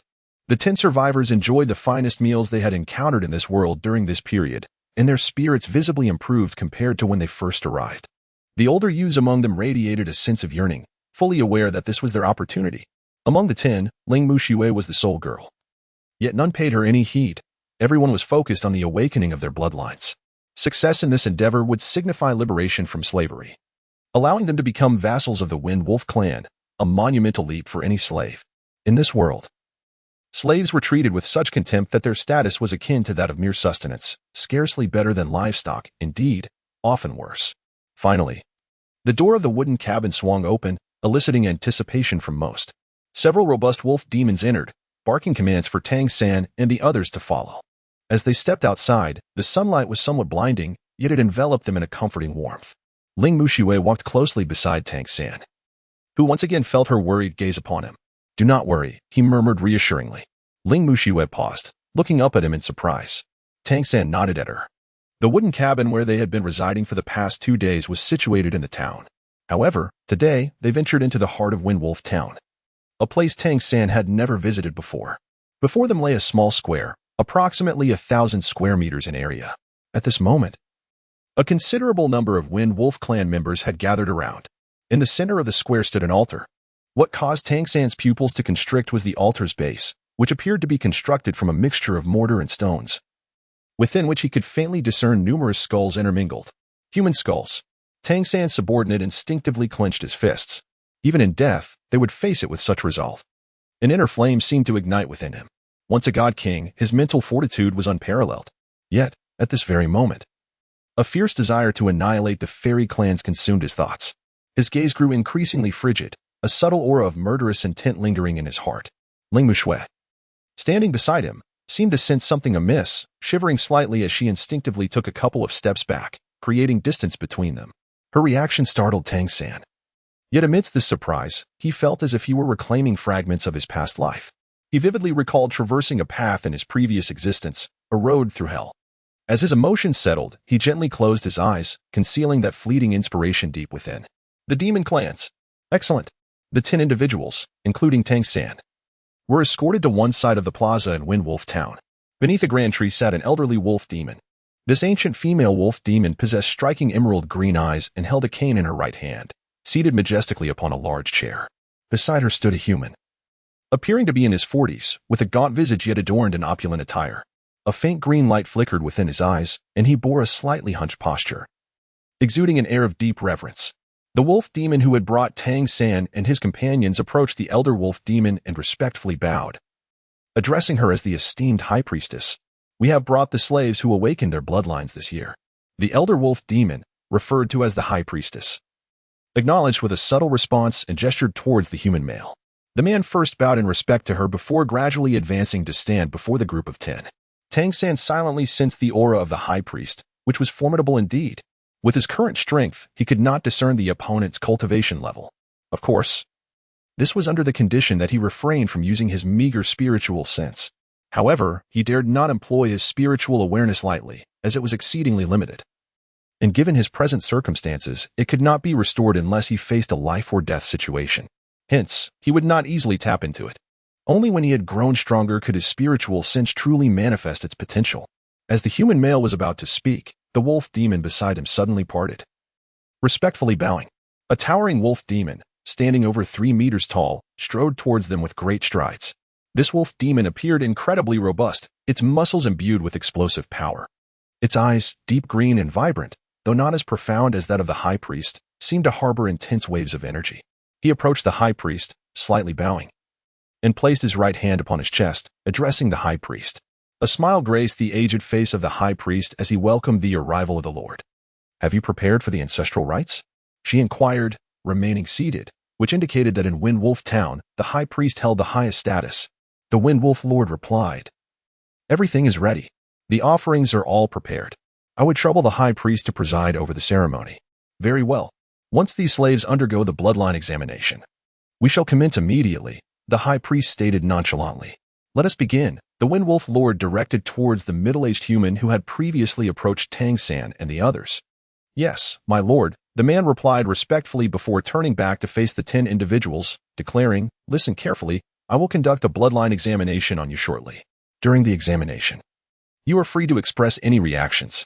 Do not suppress yourselves, nor should you feel afraid. You must give it your all. Do you understand?" Tang San lifted his gaze towards the somewhat stooped middle-aged man, whose eyes flickered with a hint of sorrow that he perceptibly caught. Chapter 12. The assessment. In the next moment, the middle-aged man slowly extended his arms, tilting his head towards the heavens, and proclaimed aloud, "O great wind, I beseech you to bestow your favor upon your children, allowing them to comprehend the true essence of the wind." As he recited these words with fervor, his physique began to swell dramatically. Strands of grayish-blue hair erupted from his skin, and his upper garments were instantly torn apart, revealing robust muscles. A rich azure light radiated from him in tandem. Was it the 4th or the 5th tier? This was the immediate impression that struck Tang San. It was evident that this middle-aged man was among the most powerful humans he had ever encountered. The dense wind elements swiftly coalesced, and the air around them became palpably enriched with these elemental forces, enveloping the 10 of them within a cocoon of wind. The Wind Wolf Lord turned to glance at the high priest and remarked, "Wang Yefeng has significantly improved his mastery over the wind elements." The high priest replied nonchalantly, "After all, with the bloodline of a slave, his potential is limited to the 4th tier. However, in terms of control, humans possess certain advantages. He merely has refined his abilities. Yet, my lord, you should refrain from frolicking with those she-wolves and focus on enhancing your own strength. Otherwise, will you not become the subject of mockery at our clan's grand ceremony in 2 years?" The Wind Wolf Lord's expression stiffened momentarily, realizing the truth in his words. Bathed in the wind elements, Tang San and his companions were surrounded by a faint azure glow. Tang San narrowed his eyes slightly, silently attuning himself to the rich essence of the wind element surrounding him. It seemed that the wind blades he commanded within were also influenced by this ambient energy. Cautiously, he summoned the power of the wind blades, merging it with his own bloodline, allowing his aura to undergo a transformation. To his astonishment, he realized that the abundant wind element around him was being absorbed into his very essence following the alteration in his bloodline. The energy of the wind blades felt as though it were being accumulated. His keen intellect and extensive experience led him to a profound understanding. The previous inability to enhance his wind blades and leopard flash was not solely due to the limitations of his bloodline, but also because he lacked the support of a similarly potent element. Now, amidst this dense wind element, the wind blades were evidently stirred. This indicated that, under the right conditions, his wind blades could indeed be elevated. At that moment, among the 10 individuals, the sole survivor from the earlier awakening, whose beastly transformation had been most pronounced, found his garments torn as his fur erupted in strands, his body visibly expanding. A faint azure light flickered in his eyes. Wang Yanfeng's eyes sparkled with realization. With a wave of his hand, a whirlwind enveloped the young man, pulling him aside. This was clearly a sign of passing the assessment. Tang San did not hasten to showcase his abilities. The intense wind element present was something that could not naturally exist in the world. With his current level of cultivation, he was unable to actively condense it, so it was only prudent to absorb as much as possible, as it might aid in breaking through his own bottleneck. To his surprise, the second individual to react was none other than Ling Mu Shui, who let out a delicate gasp as her figure expanded slightly. Although less pronounced than the young man before her, tufts of hair began to sprout at the nape of her neck, and the azure hue in her eyes deepened noticeably. A verdant light swirled around her, even lifting her body slightly off the ground. Wang Yanfeng waved his hand again, sweeping the wind element around her as she gently descended. Simultaneously, he remarked that while her bloodline was not strong, it was more attuned to the wind element. Subsequently, two more youths, aged around 15 or 16, exhibited. Tang San understood that he could no longer afford to wait. With his eyes closed, he slowly raised his hands before him. When he opened his eyes again, a bright azure light radiated from them, and the surrounding wind elements visibly coalesced towards him, dissipating slightly in the process. Then, a wind blade, approximately 3 inches in length, materialized in the palms of his hands. Though small, the wind blade was extraordinarily lively. In the next instant, it seemed to lose control, shooting into the air with a piercing sound. Has the wind blade awakened? Wang Yefeng was taken aback, but did not hesitate to wave his hand, pulling Tang San away. The Grand Priest, seated nearby, furrowed her brow and instinctively cast her gaze towards Tang San. At that moment, Wang Yanfeng's manipulation of the wind elements came to an end. He gasped for breath, clearly nearing his limits. Though his physical form had not changed significantly, his affinity for the wind elements was remarkable, awakening the innate skill of the Wind Wolf clan, the Windblade. The minimal physical change was likely due to age, reminiscent of my own past experiences. Wang Yefeng thought while catching his breath and respectfully addressing the Grand Priest. The Grand Priest regarded him with a non-committal glance, her eyes shifting away from Tang San. To her, a mere child was inconsequential. Among the 10 individuals who had come to participate in the test, 5 had exhibited a response sufficient to pass. The remaining 5 appeared dazed and bewildered. With a wave of his hand, the Windwolf Lord signaled several robust wolf demons to step forward, seizing the 5 unsuccessful human candidates and dragging them aside. At this juncture, the Grand Priest slowly stood and made her way to the altar, solemnly announcing, "Let the sacrificial ceremony commence." Yes, the Windwolf Lord bowed respectfully to her and followed her toward the altar. Wang Yefeng did not accompany them, but instead remained by the side of the 5 who had passed the assessment. His breath had steadied somewhat as he lowered his head to observe Tang San, whose expression was somewhat vacant and bewildered. Having lived 3 lives, he was adept at camouflage, leaving no trace of flaws. The Grand Priest ascended the platform while the Windwolf Lord stood beside her, tilting his head back to emit a long howl. A woo. As his howl resonated through the air, all the wolf demons present howled in unison. In an instant, the sounds of their howls echoed throughout Windwolf Town, as if a beastly horde were preparing to launch an assault. The Grand Priest gradually raised her staff, and the cacophony of howls began to subside. She appeared aged, yet her deep emerald eyes sparkled with a chilling light as she declared, "Today is the day we honor our ancestors, our wolf clan." And Tang San pressed his lips tightly together. At that moment, he was overwhelmed by an irresistible urge to rush out. Yet, Wang Yanfeng's obstruction gradually quelled the boiling blood within him.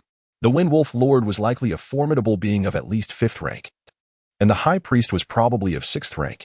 Should he venture out now, he would accomplish nothing but his own demise. Nevertheless, even though the human slaves here could be described as soulless, they were still his kin. The wolf demons, when slaughtering humans, treated them no differently than livestock. To them, humans were even less than mere cattle. Present the offerings. At that moment, the voice of the High Priest resonated once more. Tang San subtly shifted his stance, evading Wang Yanfeng's obstruction, and cast his gaze outward. Wang Yefeng seemed to sense this movement, turning his head to glance at him with a slight furrow of his brow. Meanwhile, the other awakened children trembled in fright, and Tang San's face bore an expression of shock, which, upon witnessing, brought a slight sense of relief to Wang Yefeng. With a flick of his right hand, he gently urged Tang San back behind him. Although Tang San was unaware of the status this individual held within the Windwolf clan, from his previous assessments of himself and his companions, as well as his current actions, it was evident that he still harbored a hard incline towards humanity. Before being pushed back behind him, he witnessed several nude human women being carried onto the arena. There were 10 in total. Without a doubt, these were the offerings referred to by the High Priest. Tang San's body trembled, and he did not even need to feign his distress. Although he had witnessed countless human deaths in the town of Windwolf, he had never before encountered such direct and large-scale slaughter, nor such a brutal scenario. Even in his previous life, he had rarely experienced an anger so profound as the one surging within him now. Once a revered divine king, he had prided himself on his emotional control. Yet at this moment, how could he remain calm? "Oh, great ancestors! Today, your descendants offer you the most exquisite blood sacrifice. May you forever protect us, allowing the lineage of Windwolf to flourish." Blood is offered, accompanied by the High Priest's shrill cries resembling the wails of tormented souls.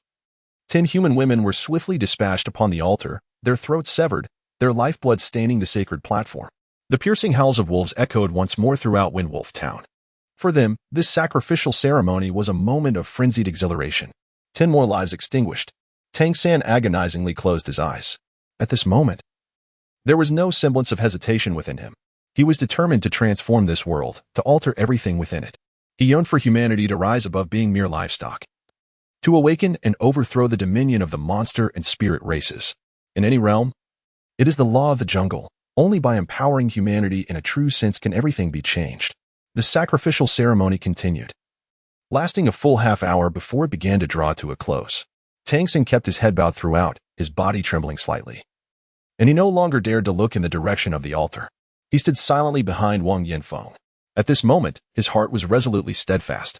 Beyond the quest for his wife, within this magical realm and on this fairy continent, he bore an additional weighty responsibility. As the ritual concluded and the wolf demons dispersed, Wang Yanfeng turned to Tang San and the 5 others, instructing them to follow him. The 5, filled with trepidation, followed closely behind him as he led them to a house on the western side of Windwolf Town. The abode starkly contrasted with the humble lodgings they had previously occupied in the village. It was a 2-story structure crafted from wood and stone, with a yard enclosed by a fence made of wooden stakes, encompassing a small area of over 100 square meters. Wang Yanfeng pushed open the gate, ushering the 5 into the courtyard. As the door to the second floor opened, a striking woman emerged. Upon seeing Wang Yanfeng return, she hurried forward and softly inquired, "Is it over?"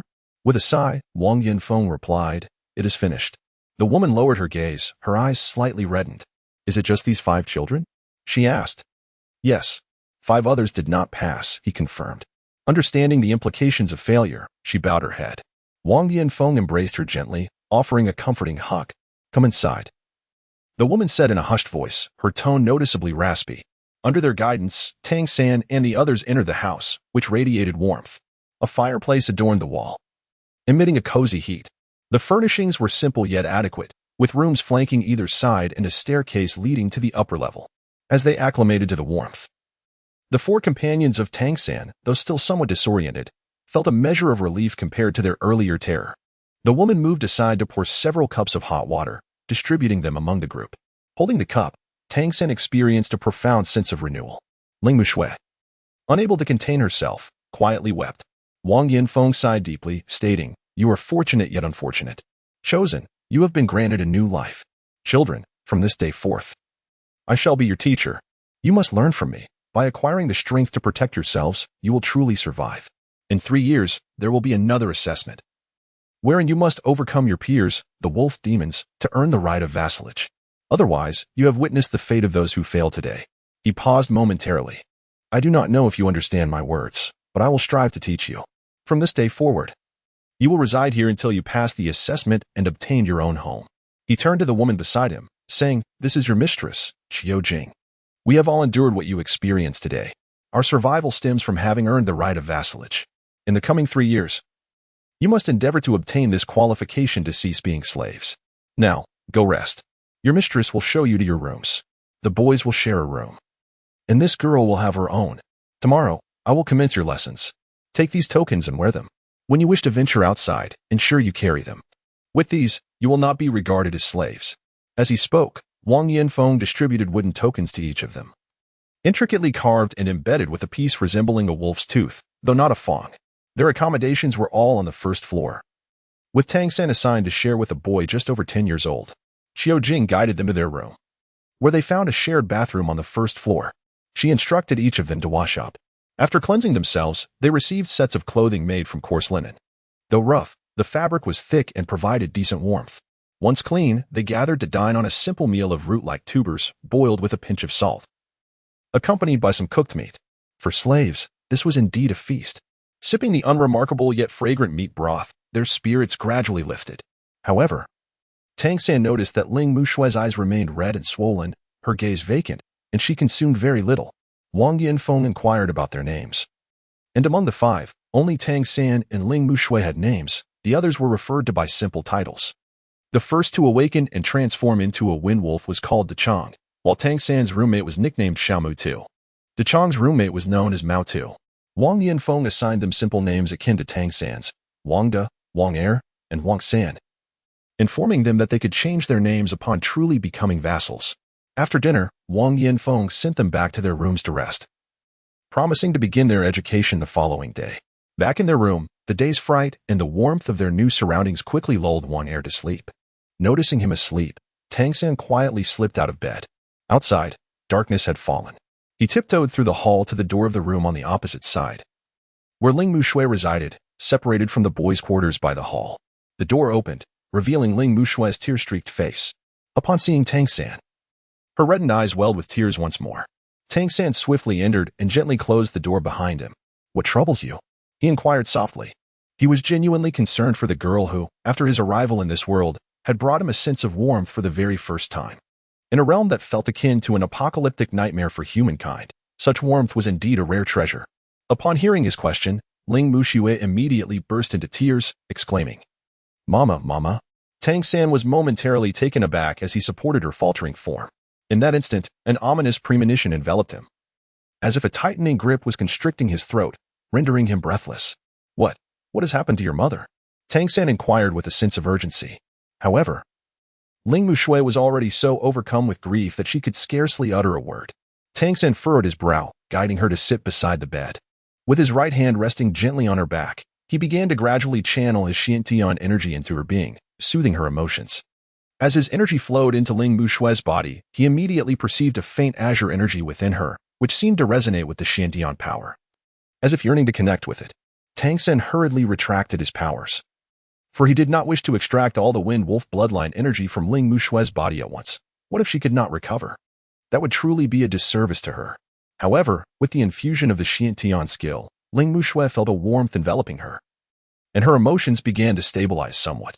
With tear-filled eyes, she gazed at Tang San. "Mother, I see Mother, on that altar." In that instant, Tang San felt his mind go blank. The altar, Mother. Those 10 human women upon that altar were likely the mothers of the 10 individuals who had inherited the Wind Wolf bloodline. Among them was Ling Mushui's mother. And naturally, there was also the woman who had brought him into this world, even if it was merely a fleeting encounter, without much memory etched in his mind. She was the one who ultimately led him to this realm. It was precisely because he had chosen to impersonate the awakened of the Wind Wolf bloodline that he found himself in this predicament. As these thoughts coursed through him, Tang San's body involuntarily trembled. He had never anticipated the cruelty of the wolf demons to such an extent. The other 3, perhaps like him, had been separated from their mothers since childhood and thus could not recognize them. Only Ling Mushui had lived and grown up with her mother. At that moment, she was evidently paralyzed by fear, yet she recognized her mother. The overwhelming terror stifled her cries, preserving her life.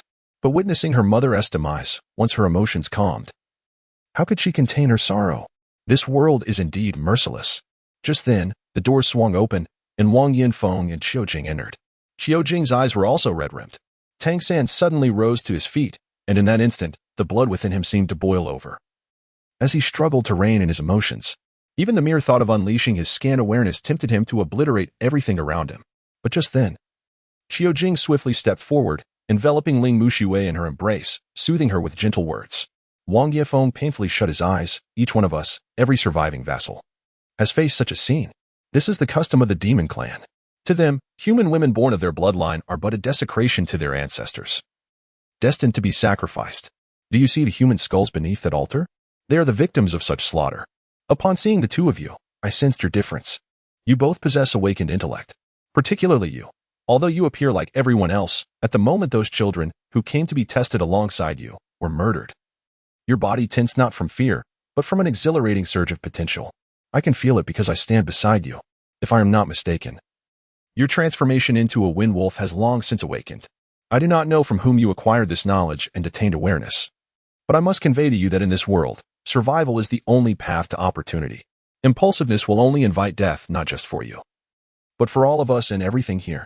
According to the demon clan's laws, if one vassal betrays, all vassals in the town face collective execution.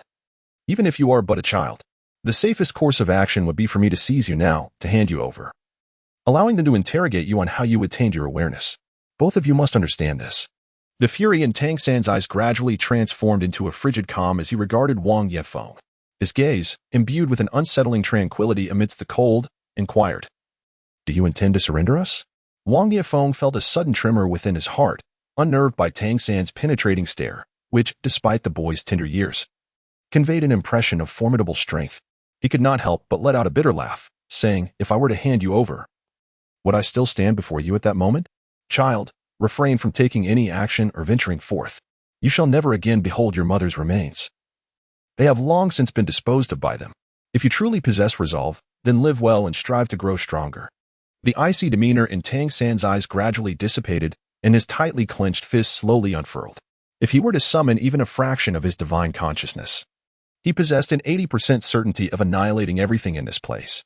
However, the prospect of reclaiming his divinity under the oppressive forces of this world would diminish significantly. The constraints imposed by the rules of this planet are exceedingly formidable. Yet, within this realm, on this continent of fairies, does the tragedy of humanity manifest solely in Windwolf Town? No, it permeates every corner. Even if one were to eradicate Windwolf Town entirely, it would not resolve the fundamental issues plaguing humanity. Wang Yefeng was indeed correct. Only by becoming stronger, truly formidable, can one hope to address all challenges. At that moment, a warm hand clasped his own. Tang San turned his gaze and was met with Qiu Jing's tear-filled, hazy eyes. "Child, we are powerless. Living well is the best comfort we can offer your mother. I too have a child, but he failed his awakening assessment. If he could succeed, I would willingly embrace death." As she spoke, Qiu Jing pulled Tang San into her warm embrace, holding him and Ling Mu Shui tightly, both in tears. Her embrace radiated warmth, soothing the turmoil that filled his heart. Ling Mu Shui gradually fell asleep in her comforting hold amidst her weeping. Wang Yanfeng escorted Tang San back to his room. "Rest well," he said, gently ruffling Tang San's hair. Chapter 15. Instruction. Tang San raised his gaze to Wang Yefeng. Observing the man who appeared to have aged somewhat, his eyes reflecting a profound sorrow. Qiu Jing's child was also his own.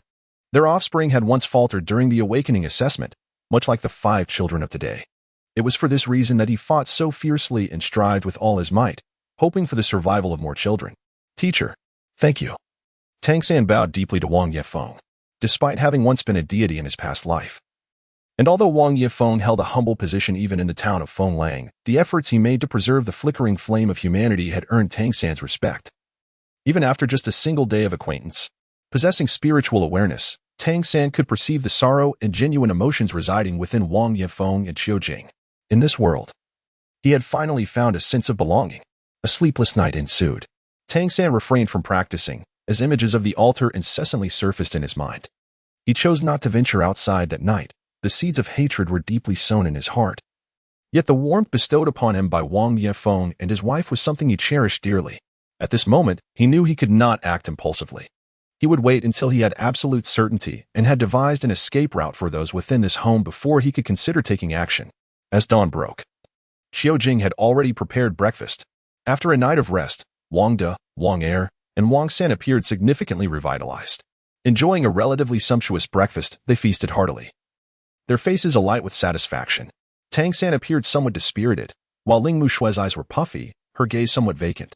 Wang Yanfeng, however, seemed to have returned to his normal state.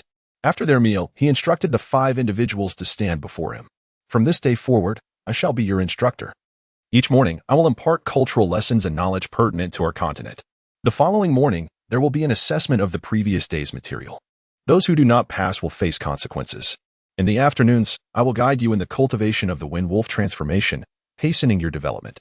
For the next 3 years, you shall not rest. You must exert yourselves daily. Only through such diligence will you stand a chance of survival after 3 years. Do you all understand?" Nods of comprehension came from Wang De, Wang Er, and Wang San. Here, they felt as though they had arrived in an unprecedented paradise, free from labor and well-fed, which filled them with immense satisfaction.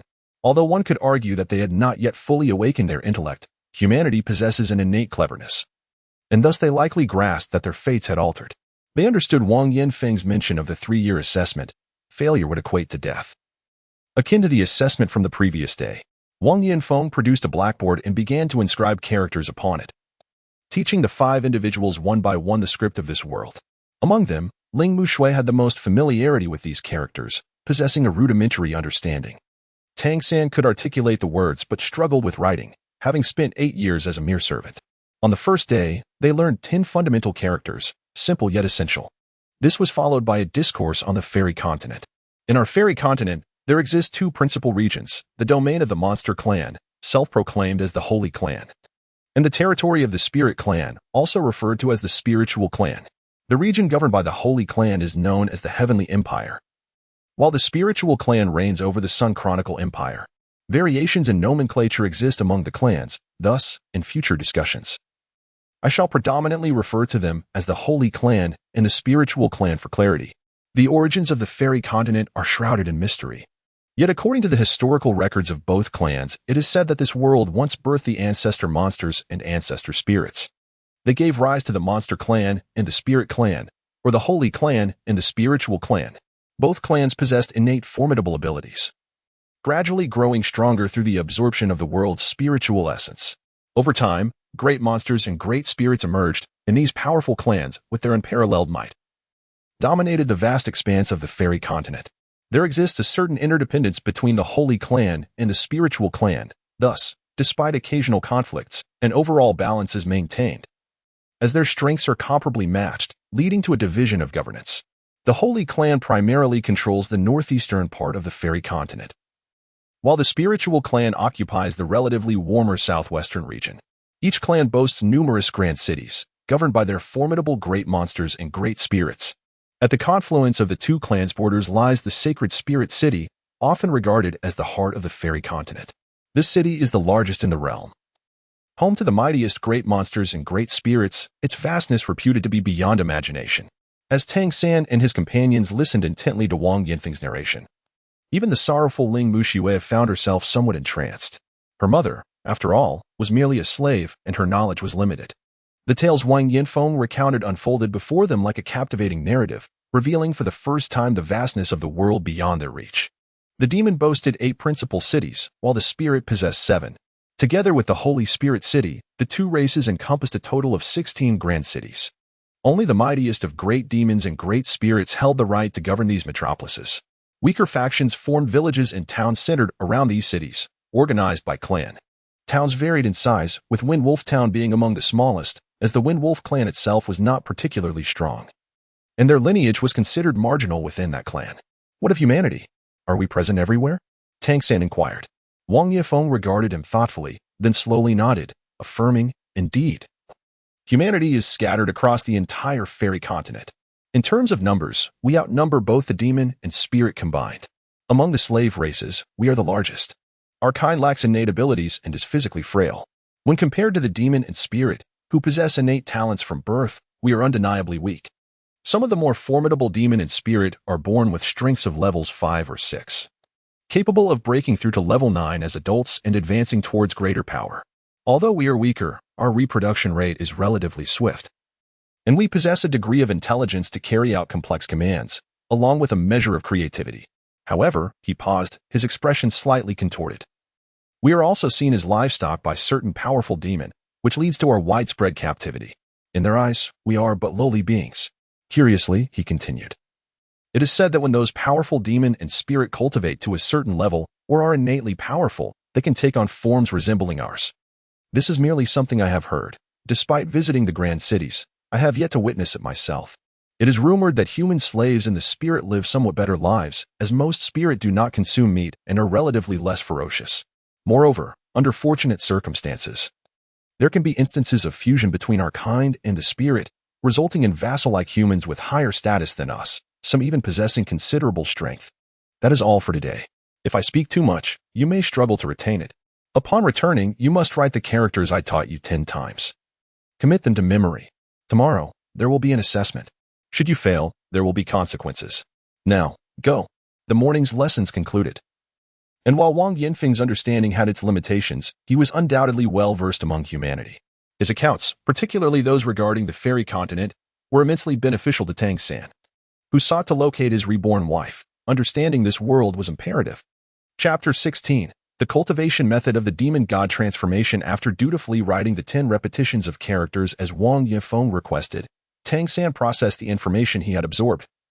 And soon it was time for lunch. Following the meal, Wang Yifeng allowed the 5 to rest for an hour before commencing the afternoon lessons, which would focus on the cultivation of the Wind Wolf transformation. This piqued Tang San's interest even more, as he understood that to restore his former strength, he must first comprehend the characteristics of this world's abilities. By grasping these traits, he could gradually reclaim his previous powers. while also leveraging the unique features of this world alongside his own Xiantian Gong to enhance his prowess.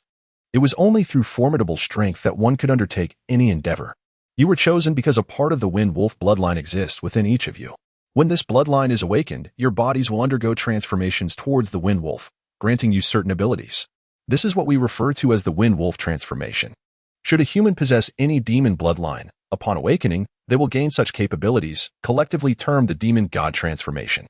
The essence of cultivation lies in strengthening the abilities within your bloodlines to attain greater power. Within the span of 3 years, you must cultivate the Wind Wolf transformation to achieve at least 3rd-tier strength to survive the assessment. I reiterate, survive. Otherwise, you shall meet your demise. Like the 5 children who failed the assessment that day, fear crept into the eyes of the 4 companions, for none are unafraid of death, and they were no exception. To successfully cultivate the demon god transformation, one must understand the methods of the demon, regardless of the demon in question, upon their birth. A form of energy manifests within their bloodlines. This energy is omnipotent for them, nurturing their bodies and facilitating their growth while bestowing them with abilities. Even without formal cultivation, they absorb the spirit energy of the world, thereby strengthening their bloodlines. Moreover, the more powerful demon and spirit races possess cultivation methods to enhance their bloodlines, making their training easier and swifter, thereby achieving a higher potential. Our cultivation methods are somewhat analogous. We, too, absorb the spirit energy of the world to enhance ourselves. Additionally, there are specific training techniques. I possess the cultivation methods for the first 4 stages of the Wind Wolf transformation, which I shall now impart to you. The core principle is to awaken the energy within your bloodlines, allowing it to multiply through stimulation, while also mastering its control. I will now begin teaching you how to guide the Wind Wolf bloodline for cultivation. With that, Wang Yefeng commenced his instruction. Tang San listened attentively. While Wang Yefeng spoke in a manner that was quite accessible, primarily aimed at ensuring the 3 brothers of the Wang family could comprehend. In contrast, he felt relatively assured about Tang San and Ling Mushue's understanding. The essence of cultivating the Wind Wolf transformation lies in stimulating one's bloodline, harnessing the energy already present within it. This process enables the body and bloodline to absorb more of the natural essence from the heavens and earth during the ensuing fervor. According to Wang Yefeng, the denser the spiritual energy in the surroundings, the more advantageous it is for the enhancement of the bloodline. However, one must refrain from practicing in excessively rich environments, as the body might struggle to assimilate excessive energy given the inherent frailty of human bodies. Therefore, cultivating in Wind Wolf Town suffices for them. The method of stimulating the bloodline is not overly complex. From Tang San's perspective, it essentially involves guiding the power of the Wind Wolf within to activate specific acupoints. This can be deemed a rather straightforward approach to cultivation. In comparison, the Xiantian skill is infinitely more intricate. Yet, regardless of the simplicity of this cultivation method, Tang San finds himself unable to master it. The reason is quite uncomplicated. He does not possess a genuine Wind Wolf bloodline. His wind blade is derived from the absorption of the Xiantian skill, which essentially retains the energy of the wind blade within his body. Upon usage, the Xiantian skill can transform this energy into a similar essence based on the imprint left by the wind blade, albeit at the same intensity as the initial absorption. Thus, the Wind Wolf transformation holds no significance for him, serving merely as a deeper understanding of the cultivation methods in this world in the demon god transformation. Under Wang Yefeng's guidance, the 3 brothers of the Wang family quickly discovered the sensation of stimulation with the aid of his bloodline power. Ling Mushue displayed even greater speed in grasping the cultivation method. After just 1 guidance session from Wang Yefeng, she was able to practice independently. When it came to Tang San, before Wang Yefeng could even provide guidance, a radiant blue light began to swirl around him as he activated the wind blade. Have you mastered it? Wang Yefeng expressed his surprise, sensing the wind elements around Tang San were evidently stronger than those of the others. Curiously, he noted the absence of any Wind Wolf transformation on Tang San. Yes, you explained it clearly. I tried it, and it seems to be working, Tang San replied earnestly. Wang Yefeng regarded him with skepticism. He had taught many individuals, but Tang San was the first to achieve the Wind Wolf transformation without external guidance. Such talent was extraordinary. Upon first encountering Tang San, he sensed that this child was somewhat exceptional, though he could not quite pinpoint the exact nature of that distinction. Nevertheless, this was undoubtedly a positive development. Even in his own youth, he had not possessed such capabilities as Tang San. Tang San truly wished to inquire whether there existed a bottleneck upon reaching the 3rd tier of cultivation. However, He deemed it inappropriate to pose such a question at that moment, lest he arouse Wang Yinfeng's suspicions. Instead, he resolved to conduct his own experiments before seeking answers. After all, his method of cultivation differed markedly from that of the demon-god transformation. Very well, then. Focus on your cultivation and strive to enhance your bloodline power. In 1 month's time, I shall conduct an assessment of your progress to gauge the strength of your powers, Wang Yifeng declared. Teacher, may I pose a question? Tang San ventured hesitantly. Ask away, Wang Yifeng replied with a nod. Tang San inquired, Teacher, among the monster and spirit clans in the fairy continent, what is the highest rank? Wang Yifeng paused momentarily, seemingly taken aback by Tang San's question. Observing the somewhat gaunt yet noticeably brighter-eyed and fair-featured child before him, he replied. It is said to be at the 12th rank, extremely formidable. If the legendary ancestral demon truly exists, I cannot ascertain whether there are beings above the 12th rank. Upon hearing this, Tang San's heart trembled slightly as a realization dawned upon him. In his original world, known as Dolua continent, the highest rank attainable by an ordinary person was the 9th rank, beyond which lay the divine level. If the 10th, 11th, and 12th ranks in this realm corresponded to the 3rd-level deity, 2nd-level deity, and highest-level deity respectively. It implied that the monster and spirit clans in the fairy continent could indeed cultivate to the level of a 1st-level deity. If this were the case, the immense energy possessed by this planet, Phalanxing, would undoubtedly rank among the most elite he had ever encountered. Should the so-called ancestral demon exist at a level surpassing that of a 1st-level deity, it would approach the realm of the divine king, a level he had yet to sense here. The absence of a divine realm, coupled with the possibility of divine king-level beings emerging solely from this planet, suggests that the energy tier of the planet itself aligns with that of a divine realm, and not just any divine realm. He truly found himself in an extraordinary place. Navigating the complexities of such a realm would not be an easy endeavor. Contemplating this, Tang San could not help but twitch his lips slightly. With no other recourse, he resolved to take things step by step. Chapter 17. Devouring again after guiding Tang San and the others through their training with the Windwolves. Wang Yinfeng allowed them to return to their rooms for further practice. When dinner time arrived, he addressed Wang Da, Wang Er, and Wang San, saying, I have considered it, and I believe it is time to bestow upon you names that belong to you. Would you like that? Yes. Wang Da nodded enthusiastically. Wang Er blinked, replying, That sounds good. Wang San, the tallest among them, even taller than Tang San yet remarkably slender, asked, Is that all right? Of course.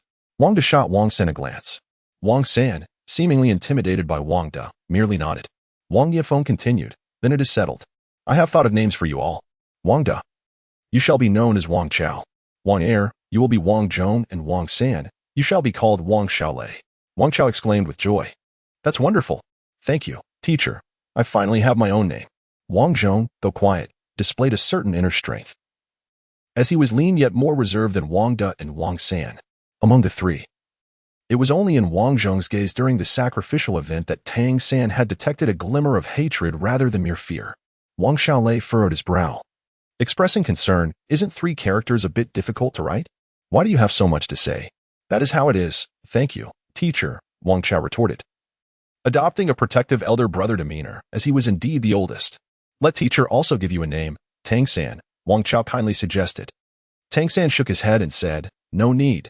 I am perfectly fine being called Tang San. He decided to leave it at that and proceeded to have dinner. After the evening meal, each returned to their respective rooms to cultivate. The Wang brothers required the personal guidance of Wang Yifeng to enter a state conducive to stimulating their bloodline cultivation, whereas Tang San naturally did not need such assistance. What astonished Wang Yifeng was that, after just 1 session of guidance, Ling Muxue was able to independently activate her bloodline for cultivation, which was entirely unexpected. As night deepened, Tang San, seated cross-legged on his bed, slowly opened his eyes. Across the room, Wang Zhong remained diligently focused on his cultivation, his aura remarkably steady. Tang San could sense the rhythmic pulse of his bloodline within him, and faintly, he perceived the fluctuations of wind elements surrounding his body. Quietly getting out of bed, Tang San's gaze sharpened. Among the 5 children, he was the youngest. Wang Chao was already 17, Wang Zhong 14, Wang Xiaolei 12, Ling Muxue 10. And he himself was merely 8. Life had finally begun to change, at least becoming more stable, free from the fear of becoming prey. The most pressing issue now was to enhance his strength. He allotted himself a mere 3 years. After 3 years, it would be time to leave this place and, simultaneously, to seek vengeance. He glanced out the window toward the square of Windwolf Town. Instinctively, he clenched his fists. The mother he had met only once had perished at the hands of the Windwolf tribe, sealing any possibility of reconciliation between him and the Beast clan. Stealthily pushing open the window, Tang San swiftly slipped out. He cautiously closed the window behind him. Despite Wang Yanfeng's superior cultivation level, he was confident that his mastery of the Tang sect's unique skills from his past life would keep him undetected. Quietly advancing, Tang San distanced himself from his dwelling. He did not head toward the square, fearing that seeing the remains beneath the altar might overwhelm him emotionally. He moved along the shadowy corners by the wall, carefully concealing his presence. Tang San had visited Windwolf Town numerous times before, while he could not claim to know every nook and cranny. He was familiar with most of the terrain. Before long, he arrived at a larger stone house. From a distance, he could see it brightly lit and hear the lively sounds emanating from within. Viewed through the lens of his past life, it resembled a tavern. He was uncertain what the alcohol in this world was like, but this was the favored haunt of the Windwolves in Windwolf Town. Though it was late, the place remained bustling with activity, indicating that he had indeed found the right spot.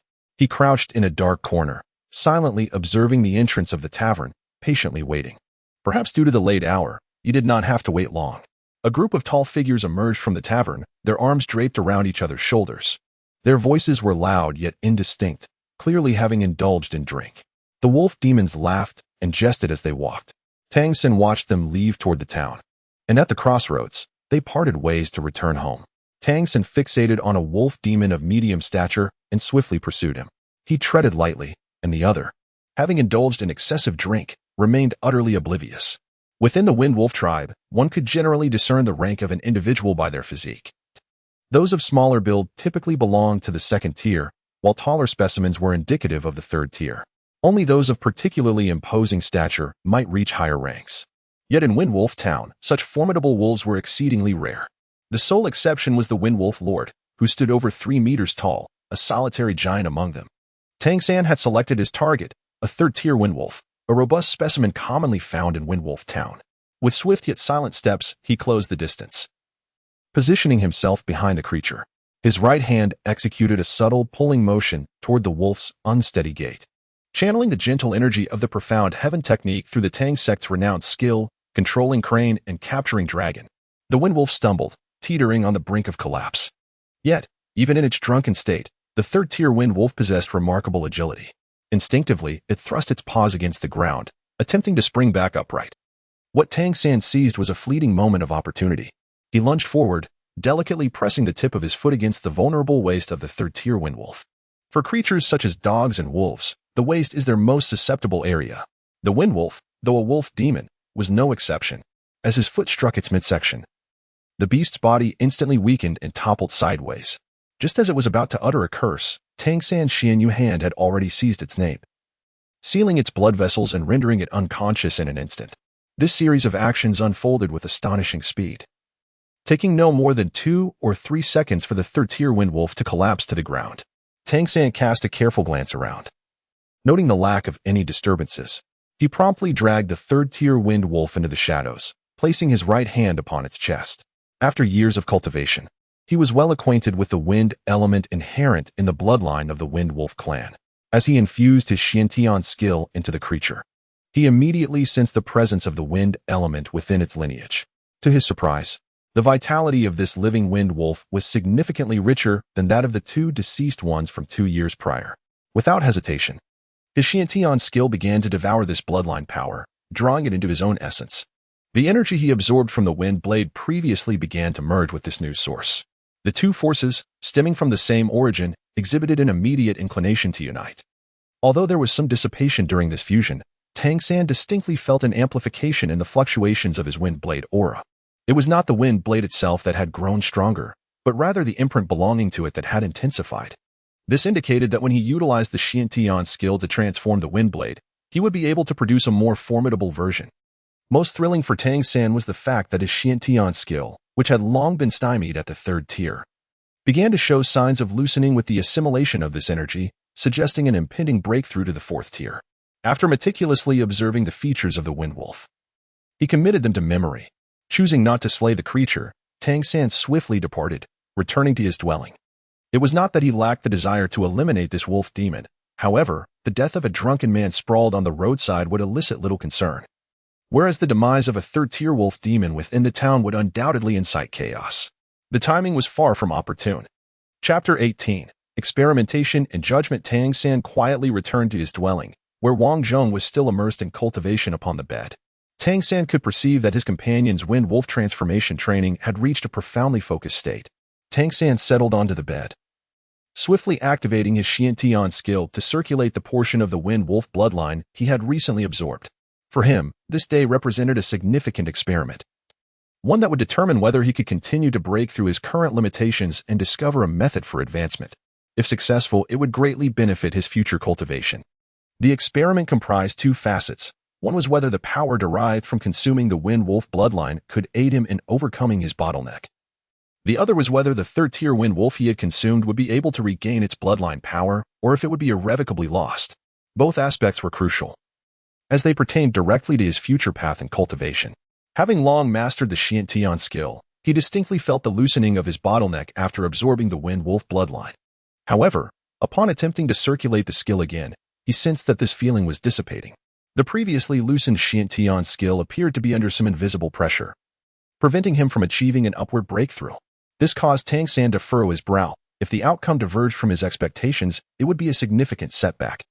Remaining constrained at his current level would pose considerable challenges, necessitating the search for alternative paths. He remained calm, continuing to circulate the Xiantian skill while gradually dissipating the absorbed bloodline power. The Xiantian skill became denser, and although it did not achieve a breakthrough, its overall potency seemed to solidify further from its previous peak state. Simultaneously, he noticed that the imprint belonging to the wind wolf within him had grown stronger. In simpler terms, the wind blades he could condense were becoming larger. When he invoked this imprint with the Xiantian skill, the aura would exhibit some changes characteristic of the wind wolf, and now, this transformation appeared to be amplifying. Previously, after absorbing Zhu Jiesen's leopard flash transformation in the wind wolf bloodline, the imprint of the leopard flash was evidently more powerful than that of the wind wolf, yielding superior results. He could effectively utilize it within a 10-meter range, achieving remarkable effects. Conversely, the wind blades formed from the wind wolf bloodline, while possessing some power, were not exceptionally formidable. However, after absorbing the third-tier wind wolf bloodline today, the imprint associated with the wind blades had noticeably strengthened. When he activated the imprint through the Xiantian skill, not only did the wind wolf aura intensify, but the wind blades also expanded significantly, their power evidently increasing, now akin to the might of a third-tier wind wolf. Silently absorbing and feeling the changes within himself, Tang San gradually formed his own conclusions. He was now reasonably certain that the Xiantian skill could indeed augment his strength by absorbing the bloodlines of monstrous beings. During this absorption process, the energy transformed into a component of the Xiantian skill, thereby enhancing his cultivation speed. Furthermore, the traits inherent in the bloodline would leave an imprint, allowing him to transmute them through the Xiantian skill, thereby manifesting the capabilities represented by that bloodline imprint. This peculiar transformation appeared to be uniquely tied to his Xiantian skill. In essence, he could assimilate the bloodlines of different monstrous clans to forge imprints, granting him access to their abilities. This was truly fascinating. Moreover, his prior speculation seemed accurate. To transcend his bottleneck without succumbing to the constraints of this realm, consuming the bloodlines of monstrous beings was essential.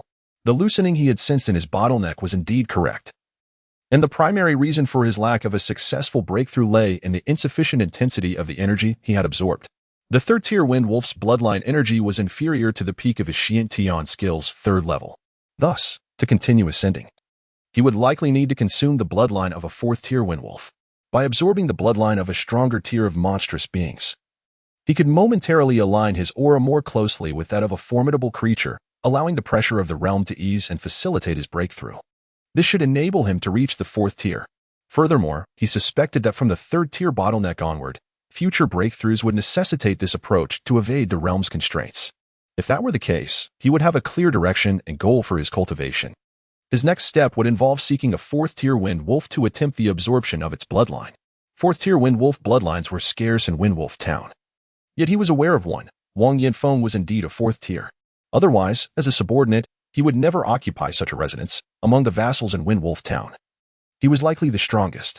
The forthcoming experiment would involve observing whether the third-tier wolf demon he had previously consumed could regain its bloodline power. if it could recover. Tang San could begin preparations to search for a fourth-tier wolf demon, minimizing the risk of detection. However, if the wolf demon failed to recover, Tang San would need to remain low-key for a while, as the inexplicable loss of bloodline power would likely raise suspicions among the Wind Wolf clan. If one instance was troubling, a second occurrence would undoubtedly draw attention. With these conclusions, Tang San's mindset stabilized, and he continued to diligently practice the Shantian skill. Although unable to break through his bottleneck at present, his cultivation experience taught him that patience and accumulation would ultimately yield results. The more solid his foundation became, the easier future cultivation would be. In the days that followed, Tang San and his companions engaged in daily learning and training with Wang Yefeng. Each morning, they absorbed knowledge, while the afternoons were dedicated to mastering the transformation and techniques of the Wind Wolf.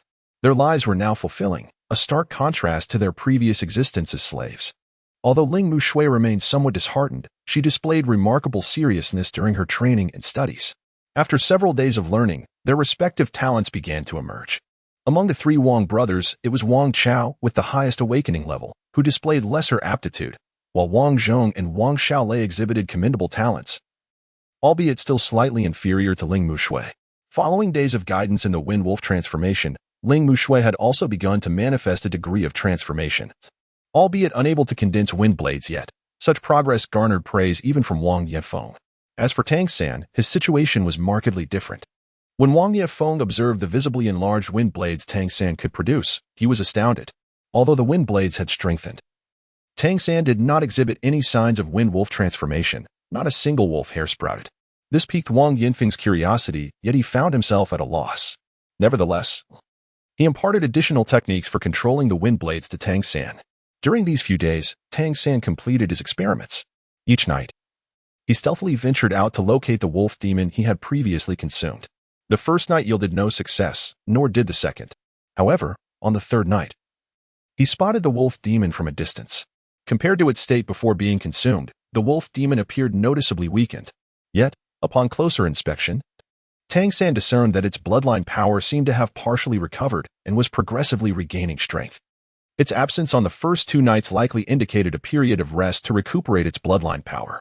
This suggested that the absorbed bloodline power could indeed be restored through rest, akin to recovering from an illness. On the 5th day after further observation, the wolf demon's bloodline power had nearly returned to its original state, bringing clarity to Tang San's mind. What he needed to do next was to seek out a 4th-tier wolf demon to test his breakthrough. However, this presented a considerable challenge for him. The 4th-tier wolf demon was fundamentally different from the 3rd tier. The disparity between the 2 tiers was substantial. Typically, a 3rd-tier wolf demon stood over 1.9 meters tall, exhibiting remarkable strength. In contrast, a 4th-tier wolf demon towered above 2 meters, surpassing mere strength and description. A single 4th-tier wolf demon could easily contend with 4 or 5 3rd-tier counterparts. The transition from 3rd to 4th tier represented a significant threshold. Although Tang San possessed a profound mastery of the Tang sect's unique skills, complemented by abilities such as Leopard Flash and Windblade, he felt a degree of confidence in facing a 4th-tier wolf demon. However, achieving victory without making a sound was nearly impossible. Should any noise be made, he risked revealing his position. Thus, his current strategy was to either confront a 4th-tier wolf demon in the wilderness or devise a plan involving his mentor. Tang San remained patient, dedicating each day to study and cultivation. Through Wang Yinfeng's guidance, he gained deeper insights into the history and culture of the fairy continent, which were equally significant to him. In the blink of an eye, half a month had passed, and everyone had experienced varying degrees of enhancement in their bloodlines, with most being able to unleash wind blades. However, in this regard, there was a notable disparity between the other 4 and Tang San. From today onwards, we shall introduce a new subject, practical combat. Only through real combat can you further refine your fighting techniques. As afternoon arrived, today's lesson seemed to take on a different tone. Follow me to the courtyard, Wang Yefeng instructed, leading the 5 into the open space. After half a month of rigorous training, they were now capable of independently entering the bloodline stimulation state, practicing the Wind Wolf transformation. Yet, this practical combat course was a first for them. The courtyard, though not expansive, provided ample room for movement, with a wooden fence shielding them from prying eyes. Wang Yefeng positioned himself at the center of the courtyard and declared, "You will take turns attacking me. Wang Chao, you shall go first. Use the Wind Wolf transformation." "Understood," Wang Chao responded, stepping forward to stand 3 meters away from Wang Yifeng. Let us begin.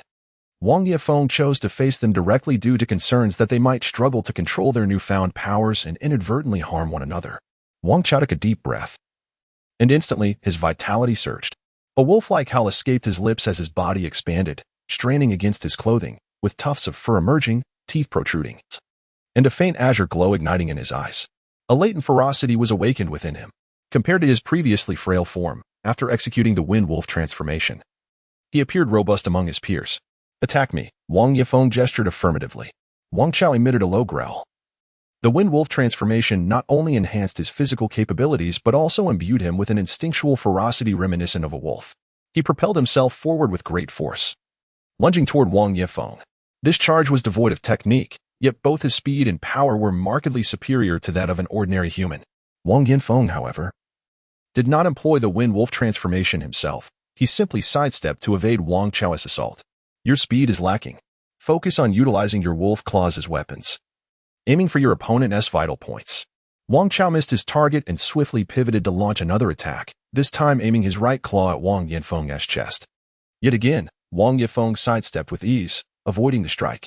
Tang San observed from the sidelines and realized that Wang Yifeng's judgments were remarkably astute. It appeared as though he merely sidestepped Wang Chao's attacks with a single step each time. In truth, it was a testament to his precise anticipation of his opponent's movements.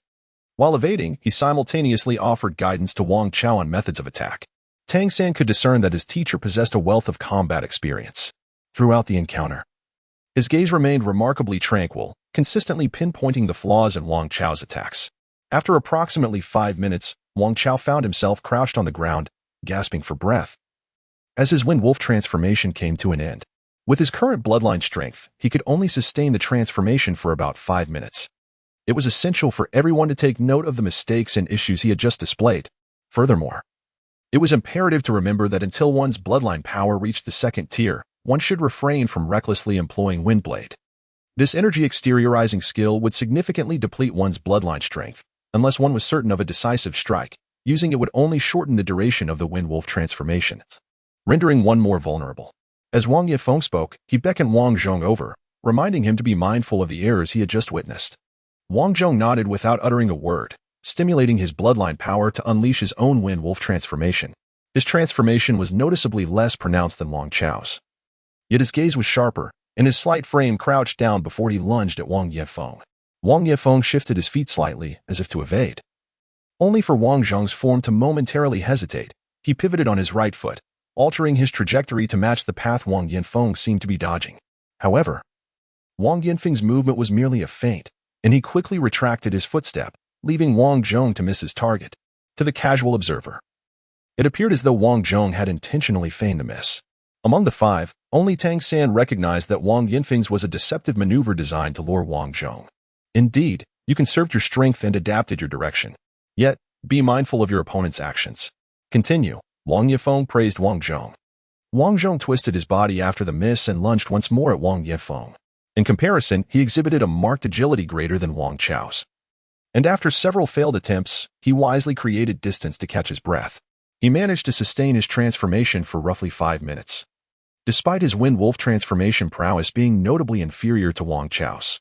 In terms of combat aptitude, he clearly surpassed Wang Chao. Next was Wang Xiaolei, who could only maintain his Wind Wolf transformation for 3 minutes. Being younger, he lagged behind both Wang Chao and Wang Zhong in various aspects. However, Wang Yifeng had previously praised him for achieving better results during the Wind Wolf transformation training than the other two. The fourth to step up was Ling Mushui. Teacher, may I attack in any manner I wish?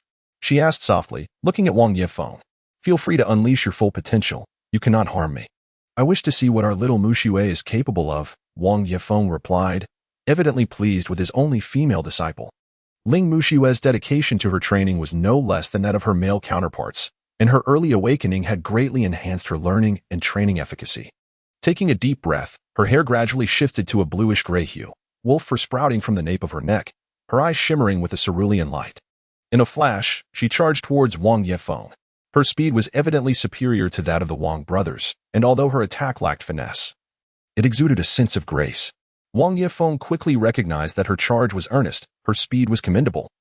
Yet she failed to avoid the mistakes made by the Wang brothers. Frowning slightly, he took a step back to evade. Ling Mushue's attack thus missed its mark. But in that fleeting moment, she twisted midair without altering her attack's direction, leading to a precarious loss of control as her back arched towards the ground. Yet, she adeptly flipped her body around. In an instant, a wind blade shot forth from her hand, aimed directly at Wang Yinfeng's shoulder. Chapter 20. Tang San vs. Wang Yifeng. As Wang Yifeng had merely taken a step to dodge, the distance between them was too close for further evasion when Ling Mushue executed her mid-air attack. Both Wang Chao and Wang Xiaolei gasped in astonishment, yet Wang Yinfeng's azure light flickered, causing the wind blade aimed at his shoulder to vanish into thin air. Simultaneously, a ray of blue light shot from beneath him, catching Ling Mushue as she descended and lifting her to her feet. Having released her wind wolf transformation, Ling Mushue panted heavily, clearly bewildered by the recent events. In contrast, admiration gleamed in Wang Yinfeng's eyes. Well done. You recognized the gap between us and chose to concentrate all your efforts on the wind blade, launching a surprise attack against me. This is the essence of strategic combat. Excellent. Wang Yifeng was keenly aware of Ling Mushue's intentions. Teacher, you are incredible, she exclaimed, her eyes wide with astonishment. Wang Yifeng replied, that was an application of the wind blade. When you reach the third tier in the future, I shall teach you more about it. However, such abilities necessitate a sufficiently robust bloodline power to be executed. At that moment, both Ling Mushue and the Wang brothers gazed at Wang Yifeng with a sense of reverence. Even Tang San felt a profound sense of awe within him. Among the strong humans he had encountered, Zhu Jiasun was the first, followed closely by Wang Yifeng. He was now entirely convinced that Wang Yinfeng's strength surpassed that of Zhu Jiasun, who was likely at the fourth tier. Even after sustaining severe injuries, Zhu Jiasun had managed to defeat a third-tier wolf demon. Yet, even if Wang Yifeng were also at the fourth tier, his mastery over the wind element was astonishingly intricate. This was not merely a simple wind blade. It represented a direct application of the wind element itself, a skill Tang San had yet to witness in any wolf demon. Such mastery evoked a newfound respect for Wang Yifeng and Tang San. This required immense mental fortitude and a profound understanding of the wind element. Tang San. It is your turn, Wang Yifeng remarked, allowing Ling Mushue to step back before turning his attention to Tang San. Tang San stepped forward a few paces, contemplated briefly, and then nodded slightly at Wang Yifeng. Wang Yifeng smiled gently at him and said, let us begin. Tang San's eyes narrowed slightly, a piercing azure light emanating from them. Upon witnessing this glow, Wang Yifeng could not help but feel a jolt of surprise. For the Windwolf clan, the strength of one's bloodline directly correlated with the affinity for wind elements. The more potent the lineage, the greater the command over the wind elements, manifesting a powerful aura, particularly highlighted by the azure light in one's eyes. In just half a month of cultivation, Wang Yifeng was astonished to observe that Tang San's ocular condition had notably intensified compared to when he first arrived. Before Wang could contemplate further, Tang San struck. He raised his right hand, and a wind blade, approximately 3 inches long, shot forth. Strangely, the wind blade emitted no sound as it flew, appearing deceptively ordinary as it approached Wang Yifeng. Wang had anticipated that Tang San would not recklessly charge at him, given that he could not yet unleash the wind wolf transformation and lacked the physical strength to do so wisely. However, he was taken aback by the fact that this wind blade had made no whooshing sound, a stark deviation from the norm. Wang remained still, preparing to sidestep as the wind blade neared. With his combat experience, he understood the importance of conserving energy, never wasting it unnecessarily, regardless of the opponent. Yet, at that moment, he noticed the wind blade had simply vanished. Yes, it had disappeared entirely. It was as if it had vanished into thin air. Had it dissipated? Was there insufficient energy to sustain the wind blade? That seemed implausible. After all, they were merely 5 or 6 meters apart. Even when Tang San had just awakened, a wind blade should have easily reached him. How could it suddenly vanish? Just then, he felt a sharp sting in front of him, and instinctively, a surge of azure light shielded him. The azure light rippled at his forehead. Wang Yifeng instinctively stepped back, his heart racing in astonishment. He had been struck. Yes, Tang San's wind blade had found its mark. He had failed to evade it, and hadn't he even perceived the blade's trajectory. This silent wind blade had cut into his forehead. Had he not been fortified by the energy of the wind wolf, he would have surely drawn blood from this blow. How could this be? Wang Yinfeng's gaze towards Tang San shifted dramatically. Again, he shouted at Tang San. With a swift motion of his left hand, Tang San unleashed another blade of wind. To the untrained eye, it appeared identical to the previous one, yet it emitted not a whisper of sound. The two opponents were in close proximity, At the very moment Tang San released his wind blade, Wang Yinfeng also launched a wind blade of his own. Remarkably swift and considerably larger, seemingly intent on obliterating Tang San's projectile. However, an astonishing spectacle unfolded as Tang San's wind blade gracefully arced through the air, narrowly evading Wang Yinfeng's assault, which instead plunged into the ground. In Wang Yinfeng's line of sight, that wind blade vanished once more. Without a moment's hesitation, a swirling vortex of azure light enveloped Wang Yinfeng, and in a flash, the wind blade reappeared at the small of his back, only to dissipate again. Shock was the only expression left on Wang Yinfeng's face. He pondered how, in terms of control over wind elements derived from the bloodline of the Wind Wolf, no one in the entirety of Wind Wolf Town could rival him, not even the Wind Wolf Lord. Only the enigmatic High Priestess might surpass him in this regard, owing to her more potent bloodline power. Yet, he never anticipated that before him stood a mere 8-year-old boy who exhibited such exquisite mastery over the wind blades.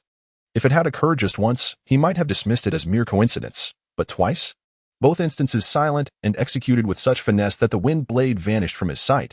This was nothing short of a miraculous skill. Little did he know that in Tang San's previous life, he lived to the age of 28 in a sect known as Tang Min, which specialized in hidden weapons and poisons. Tang San harbored an almost fervent passion for concealed weaponry, which drove him to take risks and furtively study the intersect Xiantian treasure record, including the Xiantian skill. Jade Hand, Control Crane Seas Dragon, Purple Extreme Demon Eye, Ghost Shadow Misdirection, and the 6 secret arts of hidden weapons. He further excelled in these 6 foundational arts. However, upon the exposure of his transgressions, he chose to leave everything behind and leap off a cliff as a declaration of his resolve, marking the beginning of his first transmigration. This journey led him to a realm known as Dolua Continent, where, leveraging the foundational skills of Tang Min and integrating a unique ability called Martial Soul from that world, he ultimately ascended to divinity, becoming a legendary god king. Among the 6 Tang Min secret arts, the first 5 truly serve to enhance the final mastery of the hidden weapons. The Tang sect's hidden weapons can be classified into 2 primary categories. One type relies on the exquisite craftsmanship of ingenious mechanisms, while the other is executed through skill and profound personal mastery. In his previous life on the Dolua continent, Tang San's father was a blacksmith, a master craftsman of unparalleled talent. Having mastered the art of blacksmithing, Tang San, with a fresh start, created numerous astonishing mechanized hidden weapons. In this lifetime, he arrived with his consciousness and memories from his past, endowed with a wealth of experience far surpassing that of his previous rebirth. Additionally, given the lack of opportunities for crafting here, he devoted more effort to honing his skills with hidden weapons. In the 21st chapter, he recounts a tale. Even when he first acquired the wind blade ability, its inherent strength was limited. However, through the techniques documented in the 100 Ways of Hidden Weapons and his years of insight, in conjunction with the enhancement of his mental fortitude through the cultivation of the Purple Extreme Demon Eyes, he had already mastered the wind blade to an extraordinary degree. After absorbing the bloodline of a 3rd-tier wolf demon, the Wind Wolf, its power was further amplified. He had exercised considerable restraint against Wang Yinfeng. Otherwise, he could have compressed the wind blade to unleash a far more formidable offensive capability, making it significantly more challenging for Wang Yinfeng to defend himself. Wang Yinfeng gazed at him in astonishment, while Tang San maintained a calm demeanor, a hint of bewilderment in his eyes. Without immediate inquiry, Wang Yinfeng simply stated, "All right. Today's practical lesson concludes here. Upon returning, you must reflect carefully on the issues you encountered during today's exercise. From now on, we will hold a practical session every 3 days. I hope to see your progress next time, as this is crucial for your success in the assessment when you face the Wind Wolf in 3 years." As everyone returned to their quarters, Wang Yinfeng called Tang San aside and led him to the 2nd floor. The 2nd floor housed 2 rooms. Tang San had been up before, knowing one belonged to Wang Yinfeng and the other to Qiujing, with a 3rd presumably serving as a guest room, which he had never entered. To his surprise, Wang Yinfeng opened the guest room and beckoned him inside. "Come in with me." Tang San followed Wang Yinfeng into the room, entering with a sense of curiosity. As soon as he stepped inside, he couldn't help but raise an eyebrow. The room appeared remarkably devoid of any furnishings. Indeed, it was completely empty. Yet, upon entering, Tang San distinctly felt a more profound presence of wind elements within the room compared to the outside atmosphere. Although he could not easily manipulate his consciousness, the mere existence of that thread of awareness accelerated the growth of his mental prowess far beyond that of an ordinary person, heightening his sensitivity. Soon enough, Tang San discerned the source of these wind elements, various minerals placed in the four corners of the room. It was these stones that summoned the wind elements. Closing the door behind him, Wang Yifeng's expression turned serious as he inquired, "Now, tell me, how did you come to master the wind blade?" Tang San blinked, gazing at him, while teacher Wang Yifeng maintained a calm demeanor, observing him intently. "You must elucidate this matter. It pertains to your very existence. I require a plausible explanation. Otherwise, you shall not be permitted to remain here. What exactly is the situation? From the moment of your awakening, I sense something amiss. Typically, individuals awakened to the wind wolf bloodline first exhibit transformations akin to that of the wind wolf, experiencing a metamorphosis that enhances their physical prowess. Only then do they gradually harness the elemental power of wind within their bloodline, allowing the strength to amplify, ultimately gaining mastery over the wind blade innate ability. Yet, you have shown no signs of such transformation, yet you can wield the wind blade, and astonishingly, the potency of your wind blade seems to escalate rapidly. Today, you demonstrated an unprecedented level of control. This cannot simply be an innate talent. If the wind blade can be attributed to the power of the bloodline, then from whence does your command over it arise? I cannot fathom that you possess such a gift without guidance, and furthermore, you must elucidate the origins of your enlightenment." Tang San fell into silence, lowering his head slightly as if contemplating how to articulate the inquiries posed by Wang Yifeng. Wang Yifeng, however, remained patient, silently awaiting his response. After a considerable pause, Tang San finally spoke. "Teacher, I actually awakened long ago. It was not merely this time." "Ah, when did this occur?" Wang Yifeng seemed to have anticipated this revelation. "When I was 6 years old, under rather fortuitous circumstances, I experienced my awakening. One night, feeling quite famished, I ventured out in search of food and unknowingly wandered to the edge of the village, where I encountered a stranger in the woods. He seized me abruptly, and in my fright, I attempted to scream, but he covered my mouth. In that moment of terror, I awakened the power within my bloodline." He paused momentarily before continuing. "It appeared that the stranger sensed my awakening. He urged me not to cry out and then released me, proceeding to examine my body. After his inspection, he asked if I would be willing to learn from him. At that time, I understood nothing, not even the concept of learning. Subsequently, he shared some words with me and offered me a morsel of food, instructing me to seek him out each night. He assured me that he would provide sustenance whenever I came to him. Having often gone hungry before, I eagerly returned each evening. He began teaching me various things, and gradually my knowledge expanded. It was he who taught me to manipulate the wind blade." "What did he look like? Do you recall his name?" Wang Yifeng pressed further. Tang San shook his head in confusion. He had never spoken of it. He merely stated that he would reveal it to him once he had matured a bit more. However, 3 months ago, he ceased to appear. Subsequently, the awakening ceremony took place. Thus, your mastery of wind blades was taught to you by him. Did he ever mention why you were unable to undergo the wind wolf transformation?" Tang San said, "Transformation is not always beneficial, for it may confine one to a singular form of demon deity. One should only extract its essence." He then imparted to me a unique cultivation technique, which subsequently rendered me unable to transform. He cautioned me that this method was exceptionally rare and should not be divulged, as it could not be learned at the onset of awakening. Those who attempted to do so would meet with death. "A technique?" Wang Yinfeng's eyes sparkled with intrigue. Tang San said, "I am unsure. I only recall that during our last encounter, he imparted to me a vital message. No matter what challenges lie ahead, always remember to strive for the redemption of humanity. One day, mankind shall no longer be enslaved." Upon hearing these words, Wang Yifeng was suddenly seized by a profound tremor. His countenance displaying sheer astonishment, and instinctively, his fist clenched tightly, as if he had been deeply affected and could not regain his composure. "Redemption, redemption," he murmured to himself, biting his lip, and Tang San could perceive the intensity of his emotional upheaval in that moment. After what felt like an eternity, Wang Yinfeng's expression finally softened.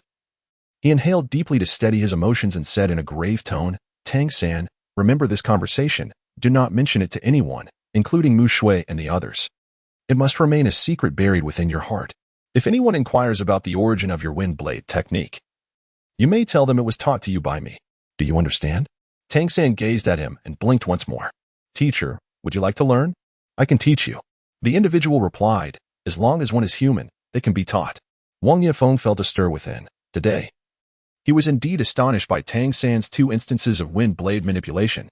He pondered that his own control over the wind element was already quite exquisite, to the point that further progress seemed nearly impossible. However, the shadowless wind blades that Tang San had demonstrated appeared to have opened a brand new door for him. He hesitated, questioning whether he should learn from his own student. "Teacher, I believe you may not be able to defeat me," Tang San suddenly remarked.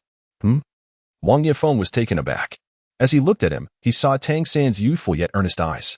"You cannot defeat me?" Tang San nodded slightly and remarked. "That individual advised me not to readily showcase my combat prowess before others. On that day, I truly yearned to eliminate them.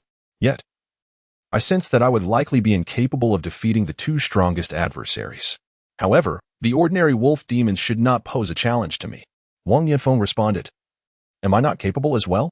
Tang San remarked. "The energy level of my teacher should surpass mine. Yet you ought to find it challenging to contend with my wind blade." Chapter 22. You should find it challenging, Tang San remarked. "The level of your energy should surpass mine, yet you may find it challenging to contend with my wind blade." Wang Yifeng pondered for a moment and replied, "Very well. Let us engage in a friendly spar here. If you emerge victorious, I shall teach you the art of wielding the wind blade. Conversely, should you fail, I will impart to you a method of cultivating the wind element to enhance your own abilities. What do you say?" "Agreed," Tang San nodded immediately. His endeavors today were driven by careful consideration aimed at several objectives. Firstly, he sought to showcase his shadowless wind blade to Wang Yifeng, intending to elevate his standing in Wang's eyes, thereby granting him greater freedom in the future. Additionally, he genuinely wished to impart certain abilities to Wang Yifeng, and by extension, to the other four companions, enabling them to enhance their strength swiftly and pass the upcoming assessment in 3 years, preventing any tragedies from recurring. Moreover, on a deeper level, he had alluded to the name Redemption, curious to observe Wang Yinfeng's reaction, given Wang's protective nature towards them. Tang San aimed to probe whether Wang was aware of the Redemption organization, or even if he was affiliated with it. Should that be the case, it would be the most favorable scenario, facilitating Tang San's potential integration into the organization and using it as a means to seek his reincarnated wife. Lastly, there was the matter of his own cultivation. By asserting that Wang Yinfeng's strength was inferior to his own, he sought to create an opportunity for himself to absorb a portion of Wang's Wind Wolf bloodline power, thereby achieving a breakthrough to the 4th level of the Xiantian skill.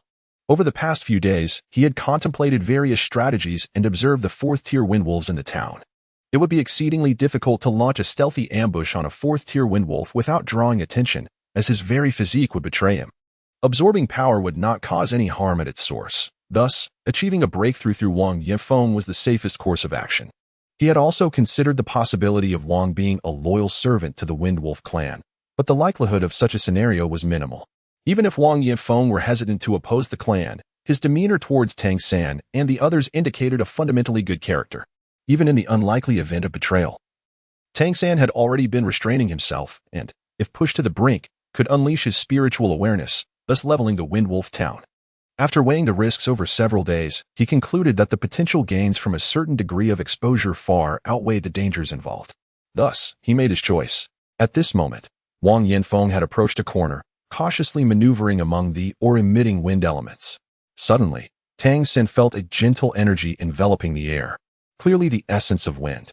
This wind element shrouded the entire room, resembling a wind-based formation. Tang San was astonished. Was such a phenomenon truly possible in this world? Now, there is no need for concern over excessive noise. Show me what you have learned from that individual, Wang Yinfeng said, deliberately distancing himself from Tang San to allow for more room to execute his wind blade. The nature of this spar was distinctly different from the previous guidance. Wang did not underestimate the 8-year-old boy before him. A gleam of azure light surged in his eyes as his body expanded. Wind Wolf transformation. While a human's Wind Wolf transformation would indeed enhance their physique, it could never surpass that of an equally ranked Wind Wolf. Nevertheless, after undergoing the transformation, Wang Yinfeng's height exceeded 2 meters, and the wind elements surrounding him grew tumultuous, his wolf-like claws shimmering with azure radiance. Despite the distance between them, Tang San could still acutely perceive the overwhelming pressure emanating from Wang. It was evident that this was the most formidable opponent he had encountered since arriving in this world. Tang San's gaze grew unfocused as he earnestly regarded Wang Yinfeng, his body slightly crouching, feet positioned one in front of the other. A faint azure light shimmered in his eyes, radiating softly from the corners. In the next instant, Tang San sprang into action, raising both hands simultaneously. 2 wind blades, noticeably larger than those employed during their earlier sparring in the courtyard, shot forth. They remained silent, moving in perfect synchrony, arcing gracefully as they darted toward Wang Yanfeng. At that very moment, Wang Yanfeng also initiated his move, disregarding the wind blades. He had previously been astonished by Tang San's wind blades, recognizing the difficulty in evading such attacks. Instead, he relied on his own superior tier of power to overpower Tang San. Uncertain whether Tang San's claim of being able to defeat him was mere arrogance or genuine confidence and strength, he was eager to find out. Ignoring the two wind blades, he charged towards Tang San, intent on closing the distance to prevent him from unleashing more wind blades. This seemed the wisest course of action. Yet, he refrained from releasing his own wind blades, still concerned that Tang San might be unable to withstand the confrontation and consequently be harmed. Meanwhile, the two wind blades Tang San had dispatched soared through the air while he began to retreat. With a pair of sharp sounds, the wind blade struck Wang Yanfeng's knee joints. Despite having surrounded himself with wind elements and experiencing a significant increase in physical strength after his transformation, he was still staggered by the force of the blades, momentarily losing control of his forward momentum. A wave of shock coursed through him. These were no ordinary wind blades that a second-tier wind wolf could conjure. Seizing the opportunity presented by Wang Yanfeng's momentary instability, Tang San smoothly glided to the side, creating distance once more and unleashed two additional wind blades. Wang Yanfeng, stepping forward, utilized his wolf claws to regain his balance. Yet, the two wind blades swiftly approached, striking his knees once again, abruptly halting his attempted leap. Following closely were two more wind blades, slightly smaller in size, yet emanating a palpable sense of threat. They appeared even more formidable than their predecessors. Compressing? Instinctively, he crouched low, unleashing his wolf claws to generate a swirling gust of wind before him, unwilling to confront them head-on. Just then, a peculiar scene unfolded. Two azure flashes darted through the wind swirl before him, and in the next moment, Wang Yanfeng felt a sharp pain in his eyes. Instinctively, he raised his arm to shield his face. The pain surged from his arm. Tang San's latest attack was evidently aimed directly at his eyes. Tang San's wind blades possessed far greater potency than anticipated, clearly reaching the level of a third-tier attack. This was a scenario Wang Yanfeng had never foreseen. At the tender age of 8, the boy had already achieved third-tier strength, even without the physical enhancement from the wind wolf transformation. The sheer power and finesse of these wind blades could undoubtedly rival that of an ordinary third-tier wolf demon. Yet, Wang Yanfeng himself was not of the third tier. No longer harboring the slightest underestimation of Tang San, Wang Yanfeng let out a low growl as emerald light erupted violently around him. His entire body radiated with a verdant glow, and the green in his eyes deepened into an abyssal hue. The surging wind element seemed further amplified by the room's formation arrays, causing every strand of his wolf fur to shimmer with a faint jade luminescence. Pushing off the ground with explosive force, he lunged forward, arms shielding his vital eyes, charging straight toward Tang San. Two more wind blades struck him, but were effortlessly dispersed by the protective wind element swirling around him. At this moment, Wang Yanfeng had unleashed his full cultivation. His objective was simple: close the distance and end the battle. Chapter 23. The fourth layer of the mysterious heaven technique, in his view. No matter how masterfully Tang San controlled his wind blades, they were meaningless if they couldn't breach his defenses. Once in close quarters, Tang San, who hadn't even transformed, would undoubtedly be defeated. The room was small. In the next instant, he would be upon Tang San. Yet, at that very moment, the corners of Tang San's lips curled into a faint smile. In truth, this was precisely what he had been waiting for: Wang Yanfeng's aggressive approach. In terms of raw speed, he was no match for a fourth-tier Wang Yanfeng. But when had close combat ever been his weakness? No matter how seasoned Wang Yanfeng was in battle, he could never compare to Tang San, a former god king who had weathered countless life and death struggles in his past life. With a light tap of his toes against the ground, Tang San's figure flickered like a phantom, slipping through an impossibly narrow gap to evade Wang Yanfeng's frontal assault. In an instant, he had circled to Wang Yanfeng's side, crouching low to avoid the man's burly arms. His right hand shot out like lightning, fingers pressed together, gleaming with a jade-like sheen as it struck Wang Yanfeng's armpit. Though Wang Yanfeng's body was reinforced by surging emerald energy and his robust physique provided formidable defense, Tang San's pinpoint strike, amplified by the mysterious jade hand, instantly pierced through the protective wind element, creating an opening. The armpit was a vital point, no matter how strong the body. Its defenses there were comparatively weak. A searing, needle-like pain shot through Wang Yinfeng's armpit, followed by instant numbness across half his body. Before he could even react in shock, Tang San's right hand had already shifted from a piercing strike to a fist, delivering another blow to the same spot. Wang Yinfeng's legs buckled, and he began to collapse. Tang San leaned into him, driving his shoulder into the man's armpit to deny him any chance of regaining balance, flipping him onto the ground. Wang Yinfeng's entire right side went limp, robbed of strength. Dread flooded his heart. He hadn't even fully grasped how he had been defeated. It had all happened too swiftly. Admittedly, he had held back, wary of injuring Tang San, never unleashing his full power. From start to finish, he hadn't even employed his signature wind blades in an all-out assault. Yet even so, the fact that Tang San had felled him in close combat left him utterly incredulous. Tang San swiftly retreated, a swirling azure light enveloping his palm. In the brief moments of their previous clashes, he had silently utilized the Xiantian skill to siphon a trace of the fourth-tier Wind Wolf bloodline power from Wang Yinfeng. This was one of the reasons for the weakness plaguing Wang Yinfeng's body. Although the amount was minimal, its tier was significant, and Tang San felt an immediate change within his Xiantian skill, akin to a boiling sensation. His judgment proved correct, indeed. A higher-level bloodline power of the same attribute was necessary for his breakthrough. Sensing this transformation, Tang San withdrew to a distance, collapsing onto the ground, panting heavily to feign exhaustion. In truth, with the richness and recovery capability of his Xiantian skill, he could easily unleash a dozen more wind blades without issue, especially without employing the leopard flash. In terms of true strength, if he were to engage in a full frontal contest, he estimated he had a 60 to 70% chance of defeating Wang Yinfeng. Wang Yinfeng was also holding back, just as Tang San was.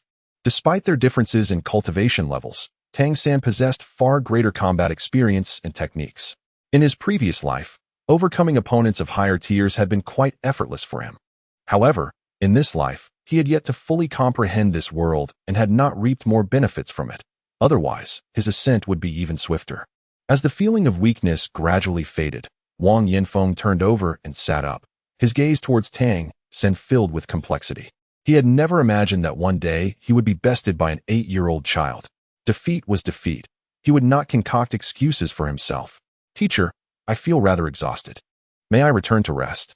Tang San looked at Wang Yinfeng, feigning a pitiful expression. Wang Yinfeng's lips twitched. "Go ahead. Remember what I told you today. Do not disclose this to anyone. Otherwise, it could lead to dire consequences." "Understood, teacher," Tang San hurriedly replied, rising and exiting the room. He needed to seize the feeling of breakthrough and hasten his Xiantian skills advancement to the 4th tier. Achieving the next level of cultivation would undoubtedly alter everything. Upon returning to his chamber, he found Wang Zhong already immersed in his training. Tang San climbed into bed, his spirits lifted, based on Wang Yinfeng's reaction. His judgment had indeed been accurate. The teacher would have his doubts, yet he would still protect his own. He did not mind imparting some of his hidden weapon techniques to him. Moreover, today brought an unexpected delight. The wind-based formation in Wang Yinfeng's second-floor room was evidently a tool for cultivation. Currently, his control over the wind element relied on the imprint left by the Wind Wolf bloodline, but this required continual absorption for enhancement. Directly mastering the wind element seemed beyond his reach, even with sufficient mental strength to guide it, as this was constrained by the rules of this realm.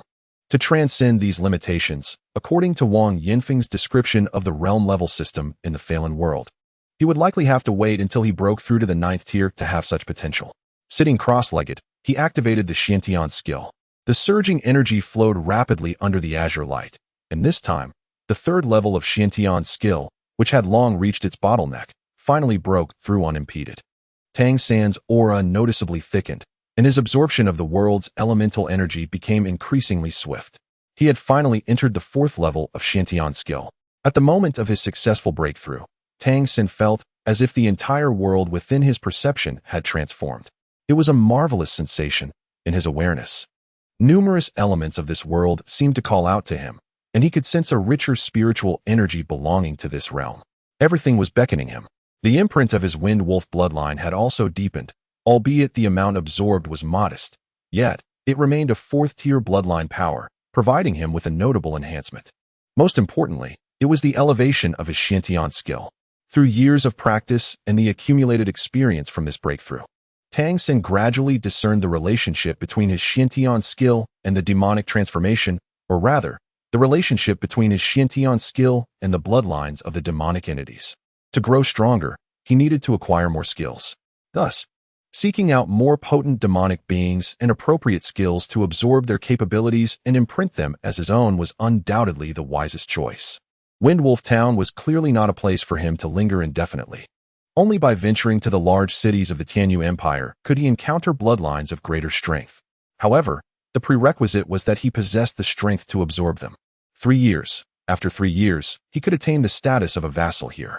According to Wang Yinfeng, once he acquired the vassal status, he would be free to roam the continent, provided his lord consented. 3 years hence, he would journey to the grand city. This was the goal Tang San set for himself. The upcoming 3 years would be crucial for him, primarily focused on accumulation, furthering his growth, mastering elements from his past life, and enhancing his power. Chapter 24. Instructions. Perhaps due to the minor amount of bloodline power extracted, when Tang San encountered Wang Yinfeng again the following day, he appeared to have returned to normal. Yet, the look in Wang Yinfeng's eyes had notably changed. How could he fail to recognize that this merely 8-year-old child had, in fact, already possessed third-tier capabilities? This realization brought Wang Yinfeng a sense of relief. It explained why Tang San had shown an inclination to engage that day. He indeed possessed considerable strength. Even he, without exerting his full force, had fallen for the boy-esque strategy. The lad was not only adept with the wind blade technique, but also displayed remarkable prowess in close combat. The morning continued with cultural lessons, where they were taught various knowledge. Tang San remained attentive, diligently studying, reading, and writing. After class, Wang Yinfeng summoned Tang San upstairs once more. Tang San, I have a few words to impart to you. Though I briefed you yesterday, I feel it necessary to reiterate some points. Wang Yinfeng regarded Tang San with a grave expression. You remember when I first began teaching you about the concept of joint punishment, correct? Tang San nodded once more. Wang Yinfeng said, the mention of collective punishment is not out of fear for my life. In truth, having survived these decades, I am among the elder members of our humanity. And when compared to the majority, I consider myself fortunate. At the very least, I can still enjoy the companionship of your esteemed teacher's wife. Our lives have not been in vain. However, in our Windwolf Town, there are a total of 27 vassals. Those who remain are all of 3rd rank or higher. And with your 5, we total 32. Should any one of us attract suspicion, it is likely that we would all face the consequences together. He paused for a moment before continuing. The notion of redemption you mentioned yesterday should not be spoken of to anyone. You must also conceal your own strength as much as possible. Being young, you are prone to emotional impulses. And this is something you must learn to restrain, not just for your own sake, but for the well-being of everyone in Windwolf Town. Do you understand my meaning? I comprehend, Tang San replied earnestly, nodding his head. Wang Yinfeng sighed softly, saying, I hope you truly grasp the gravity of my words. Now, regarding our previous encounter, I concede my defeat. A promise made is a promise kept. Starting tonight, you shall come to this room for your cultivation. Within this space lies a formation arranged with wind spirit stones. While it may be rudimentary, it represents years of my dedication. By practicing here every other day, you will greatly benefit from your understanding of the wind element. The effects of cultivating the wind-wolf transformation will also be enhanced. For one so young as yourself, possessing such abilities at the age of 8, your future is boundless. You must heed my counsel and preserve your valuable self for the possibilities that lie ahead. Yes, Tang San respectfully affirmed. Wang Yinfeng hesitated for a moment, then asked, do you have anything you wish to say or inquire about? Tang San inquired, Teacher, would you like to learn the technique of manipulating wind blades from me? Wang Yinfeng's lips twitched, clearly taken aback by the unexpected question. However, after a moment's hesitation, he nodded and replied, yes. It has become increasingly challenging for me to advance to the 5th rank. The Windwolf clan does not provide me with the corresponding cultivation techniques. Moreover, our bloodline power is ultimately limited. Even the most potent bloodline within the Windwolf lineage is scarce, which naturally imposes a ceiling upon us. Acquiring some techniques could indeed enhance our capabilities. Then, I shall not hold back, he concluded. Tang San inquired, Teacher, is there any way to enhance one's bloodline? Wang Yinfeng paused for a moment and replied, there should be a way, though I am not entirely certain. However, I have heard that within both the demon and spirit clans, when a high-ranking member of the same lineage perishes, they may willingly bestow the essence of their bloodline upon a lower-ranking kin, thus elevating the latter's bloodline. As for us humans, we need not entertain such thoughts. It is inconceivable that the demon and spirit clans would grant us their esteemed legacies. Tang San asked, what if we were to forcibly separate? Is that even possible? Wang Yinfeng felt a sudden tightening in his chest. Who mentioned this to you? Was it someone who once guided you? Tang San nodded slightly. This was certainly his own contemplation, yet now he could only attribute it to that elusive person, who could very well be Zhu Jiesin. Wang Yinfeng remarked, perhaps it is a possibility, but it is not something I can grasp. In the midst of redemption, he seemed to pause abruptly. Suddenly, he struck himself sharply, exclaiming, I've mentioned those two words again. Remember, you must never speak of it, especially not in public. And to anyone. Teacher, please be gentle. It hurts just to watch. Tang San winced at the corner of his mouth. Wang Yinfeng retorted with irritation, enough? You rascal. So, shall we begin your instruction now? I wish to learn your method of rendering the wind blades invisible. Tang San nodded slightly and said, Teacher, the control of the wind blade is, in fact, not particularly difficult. The foremost task is to harness the greatest advantage of the wind blade, which is its speed. The wind element inherently enhances speed more effectively than any other. Thus, what you perceive as the shadowless wind blade is fundamentally rooted in velocity. Today, I will first impart to you some foundational techniques. This maneuver is known as the whip arrow, which maximizes the speed of the wind blade. Once you have mastered the whip arrow, I shall then teach you the circular technique. Only after you have acquired these two techniques can you begin to attempt the shadowless wind blade. Wang Yinfeng, captivated by Tang San's articulate explanation, found himself momentarily dazed. So many techniques. Last night, not only did Tang San break through to the 4th level of the Xiantian skill, but this tranquility also signified Wang Yinfeng's protection and acknowledgement of him as a teacher. This, in turn, deepened Tang San's recognition of Wang Yinfeng. At that moment, he began to impart the foundational techniques from the Tang sect's myriad hidden weapons to Wang Yinfeng. Wang Yinfeng displayed remarkable control, even surpassing most wolf demons, enabling him to learn at an impressive pace. Each day, from the conclusion of their cultural studies until lunchtime, became a dedicated period for Wang Yinfeng to learn from Tang San. However, in the eyes of the Wang brothers and Ling Muxue, it appeared as if Wang Yinfeng had set up a special tutoring session for Tang San. None of the four harbored any doubts about this arrangement. Ling Muxue felt the closest affinity towards Tang San, having shared their most challenging times together. The Wang brothers, being significantly older, instinctively believed that the 8-year-old Tang San required more guidance from his teacher to succeed in the assessments 3 years hence. When Tang San first practiced within the wind element array, he gained a deeper understanding of this world. As night descended, a soft azure glow enveloped the room, and gentle wind elements rippled from the wind spirit stone in the corner. Although merely concentrated wind elements, the spiritual energy within the room was several times denser than in ordinary places, greatly benefiting Tang San's cultivation of the Xiantian skill. Yet, he did not rush into practicing the Xiantian skill. Instead, he endeavored to attune himself to the wind elements present. In his previous life, wielding immense divine power and consciousness, mastering any element was a trivial task. However, in this life, starting anew meant that every sensation and understanding had to be relearned. The wind elements here were remarkably light, imbued with a warm yet cool essence.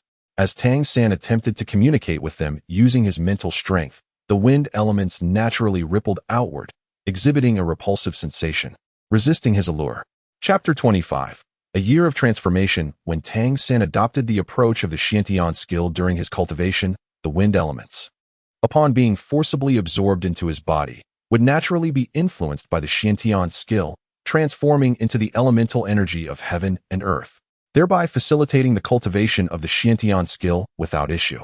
However, this was not Tang San's desire. He sought a strength that transcended what the Xiantian skill alone could provide. If direct communication was unattainable, how could the Wind Wolf clan achieve it? Thus, he invoked the imprint of the wind blade within his body through the Xiantian skill, converting a portion of his Xiantian energy into the energy of the wind blade. In that moment, Tang San sensed a distinct shift. With his transformation, the surrounding wind elements began to change noticeably. The imprint of the wind blade within Tang San acted like a node, drawing the wind elements to swirl around his body. Tang San endeavored to draw the elemental winds into his being through this node. However, he soon discovered an invisible barrier within himself that hindered his efforts. Nevertheless, he was able to summon a modicum of the wind elements from the surrounding air. As he concentrated and formed a blade of wind, he realized that the blade's ability to absorb the ambient wind elements became increasingly pronounced within the palm of his hand, thereby augmenting its inherent power. Quite intriguing. Tang San gradually began to comprehend certain truths.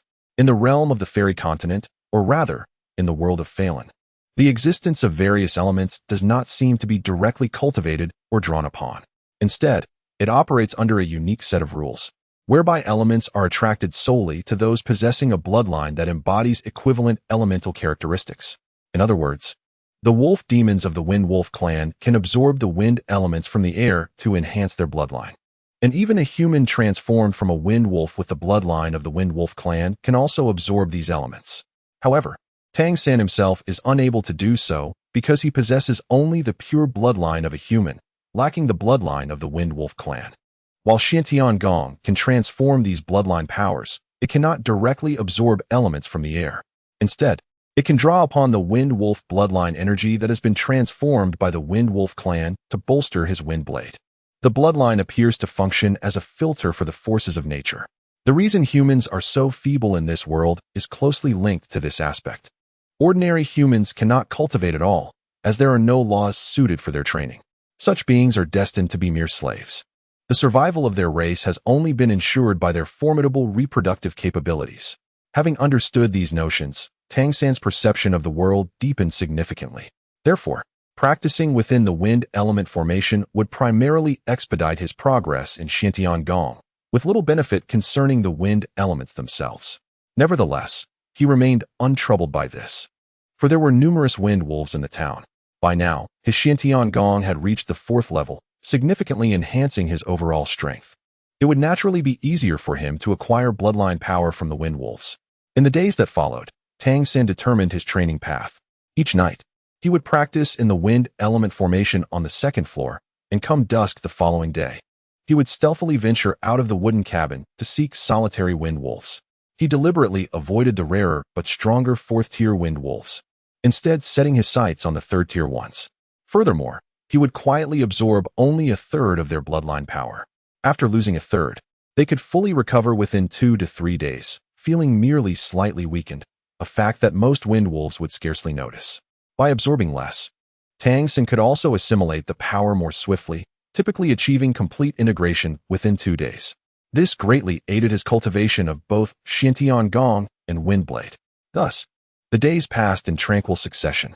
The Wang brothers and Ling Mu Shui demonstrated considerable talent, and under Wang Yanfeng's diligent instruction, they made rapid progress. A year later, all 4 had attained the cultivation level of 2nd-tier wind wolves. Given the activation and stimulation of their bloodlines, it was evident that in 3 years, they would undoubtedly possess the strength of 3rd-tier wind wolves. Once they were capable of wielding the wind blade, Wang Yanfeng also began imparting to them some of the concealed weapon techniques that Tang San had shared. As Tang San had anticipated, due to the constraints of this dimension, combined with the inherent slow pace of higher-level Xiantian Gong training, he had yet to reach the pinnacle of the 4th level even after a year. Nevertheless, his overall strength had seen substantial improvement, and he had begun to gradually reclaim some of the cultivation practices from his previous life. Under Wang Yanfeng's protection, the 5 of them enjoyed ample food and warmth, resulting in noticeable changes. Firstly, in terms of physique. When they first arrived, each of them was gaunt and emaciated, but after a year of training and nourishment, they appeared much healthier. Wang Chao had reached adulthood, his robust frame now towering over 1.8 meters, a considerable height among humans. Wang Zhong still appeared thin, yet emanated a sense of latent strength, his small eyes often squinting, hinting at a glimmer of cold light. He spoke the least, but trained the hardest. Wang Xiaolei, the most vivacious among the Wang brothers, seemed to harbor other intentions, frequently circling around Ling Mu Shui, much to her exasperation. Despite his youth, Wang Xiaolei's height exceeded 1.7 meters, surpassing even Wang Zhong. It was likely that he would outgrow Wang Chao in the future. Among them, Ling Mu Shui underwent the most significant transformation over the year. Through training and nutrition, This originally delicate young girl blossomed into a vibrant beauty. At 11 years old, she had begun to mature, her height now exceeding 1.5 meters. Among the four, Tang San's transformation is, in fact, the most subtle. He still appears somewhat frail, and his height has not changed significantly, making him seem the most inconspicuous among the five. Tang San, come here. After concluding the morning cultural class, Wang Yinfeng once again summoned Tang San to the upper floor. The other four had long since grown accustomed to this routine. Tang San followed Wang Yinfeng to the upper floor, where Wang Yinfeng ushered him into a room and gestured towards the walls. Upon seeing what hung there, Tang San's eyes gleamed with excitement. It was a map, somewhat primitive in appearance. Wang Yinfeng remarked, "This is what you have long desired. I managed to acquire it for you, which was no small feat, by the way. There is an opportunity coming up. The Lord has summoned me to Jilly City, and I can take a companion. Would you care to join me?" Entering the city, Tang San's eyes brightened. The typically calm gaze transformed into one of fervor. Over the past year, he had learned the language of the fairy continent under Wang Yinfeng's tutelage, absorbing countless tales of the monster clans and spirit clans, as well as various races. For him, the pursuit of cultural knowledge far outweighed the importance of afternoon training sessions. Yet, since arriving in this world, he had not once ventured beyond the confines of Wolfwind Town for an entire 9 years. "Have you not always wished to see the city?" Wang Yinfeng smiled at him. He harbored a peculiar sentiment towards Tang San. Throughout the past year, he had imparted much knowledge to Tang San, yet he too had learned a great deal from him. Initially, he believed Tang San had only grasped the surface from that mysterious figure. However, once he began to study wind blade manipulation under Tang San, he discovered that Tang San had opened a new door for him. Though Wang Yinfeng remained at the 4th level of cultivation, he was certain he had grown immeasurably compared to the person he had been a year prior. This transformation was entirely due to Tang San. Thus, despite his youth, Wang Yinfeng had never underestimated him. He also noted that Tang San's wind blade prowess was steadily increasing. During practical lessons, while the other four engaged in sparring, Wang Yinfeng had refrained from allowing Tang San to participate, citing his age. A year ago, he had even defeated himself. What significance did practical training hold for him now? Moreover, Wang Yinfeng was particularly careful to conceal Tang San's true abilities. The prospect of going to the city was undoubtedly a boon for Tang San, who was eager to explore this world. If not for his insufficient strength and lack of a legitimate identity, he would have longed to leave this place. From Wang Yinfeng's teachings, he understood that this world was vast, immensely so, surpassing even the Doa continent of his previous life. In such an expansive realm, searching for a single individual would be akin to finding a needle in a haystack. It was a formidable challenge. Furthermore, humanity held a humble position in this world, and he could not ascertain what fate awaited his reincarnated beloved, Xiao Wu. His reluctance to part with that fragment of consciousness stemmed from its ability to offer him faint reassurance of his wife's existence. This was the only certainty he had. Yes, she was alive, somewhere in this world. Should he manage to cultivate to at least the divine level, he might effectively seek her out using his consciousness. Yet he could not wait. Despite the abundant spiritual energy in this realm, the constraints upon him were numerous. In such circumstances, achieving divine cultivation would entail enduring countless suppressions and tribulations. By the time he succeeded, he could only dread the uncertainty of his wife's condition. Would she be safe? Might she fall in love with another and become someone else's partner? These were the very concerns that plagued Tang San's heart. The stronger he became, the more impatient he felt to escape this place. Lost in thought, he cast his gaze upon the map before him. It was rudimentary, marked with few identifiers, merely general annotations. A line traversed the rectangular map from the northwest to the southeast, delineating two sides. On one side was labeled the Heavenly Universe Empire, while the other bore the name of the Sun-Chasing Empire. This was evidently a demarcation between the monster clans and the spirit clans. Judging by the map's scale, the two empires appeared nearly equal in size, with the Sun-Chasing Empire governed by the spirit clans appearing slightly larger. In addition, near the center of the map, close to the dividing line, a prominent city was marked, Holy Spirit City.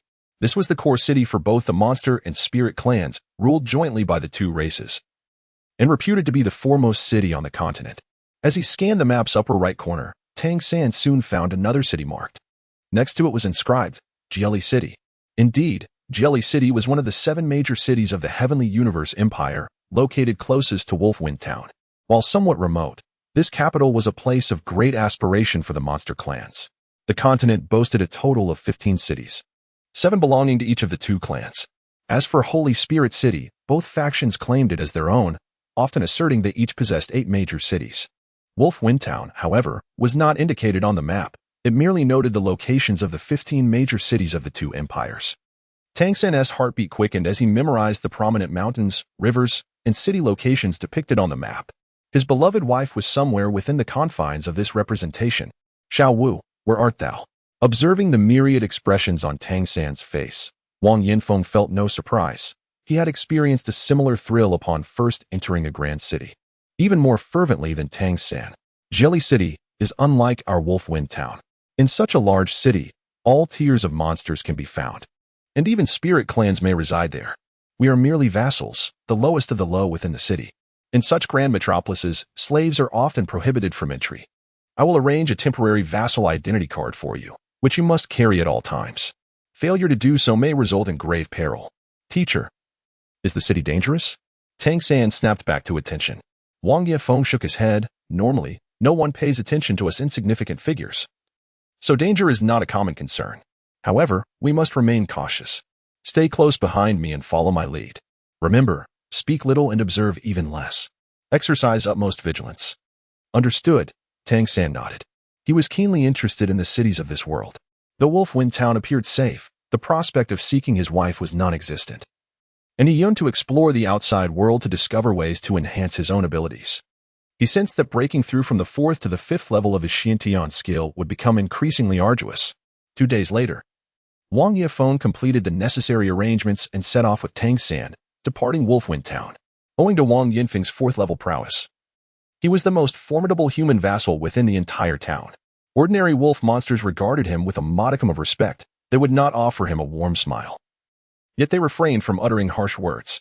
As they exited Wolf Wind Town, Tang San was suddenly engulfed by an unusual sensation. It was a peculiar sensation, akin to the boundless freedom of fish leaping in the sea and birds soaring in the sky. Taking a deep breath, the air seemed to become more invigorating. Wang Yifeng led him along a narrow path.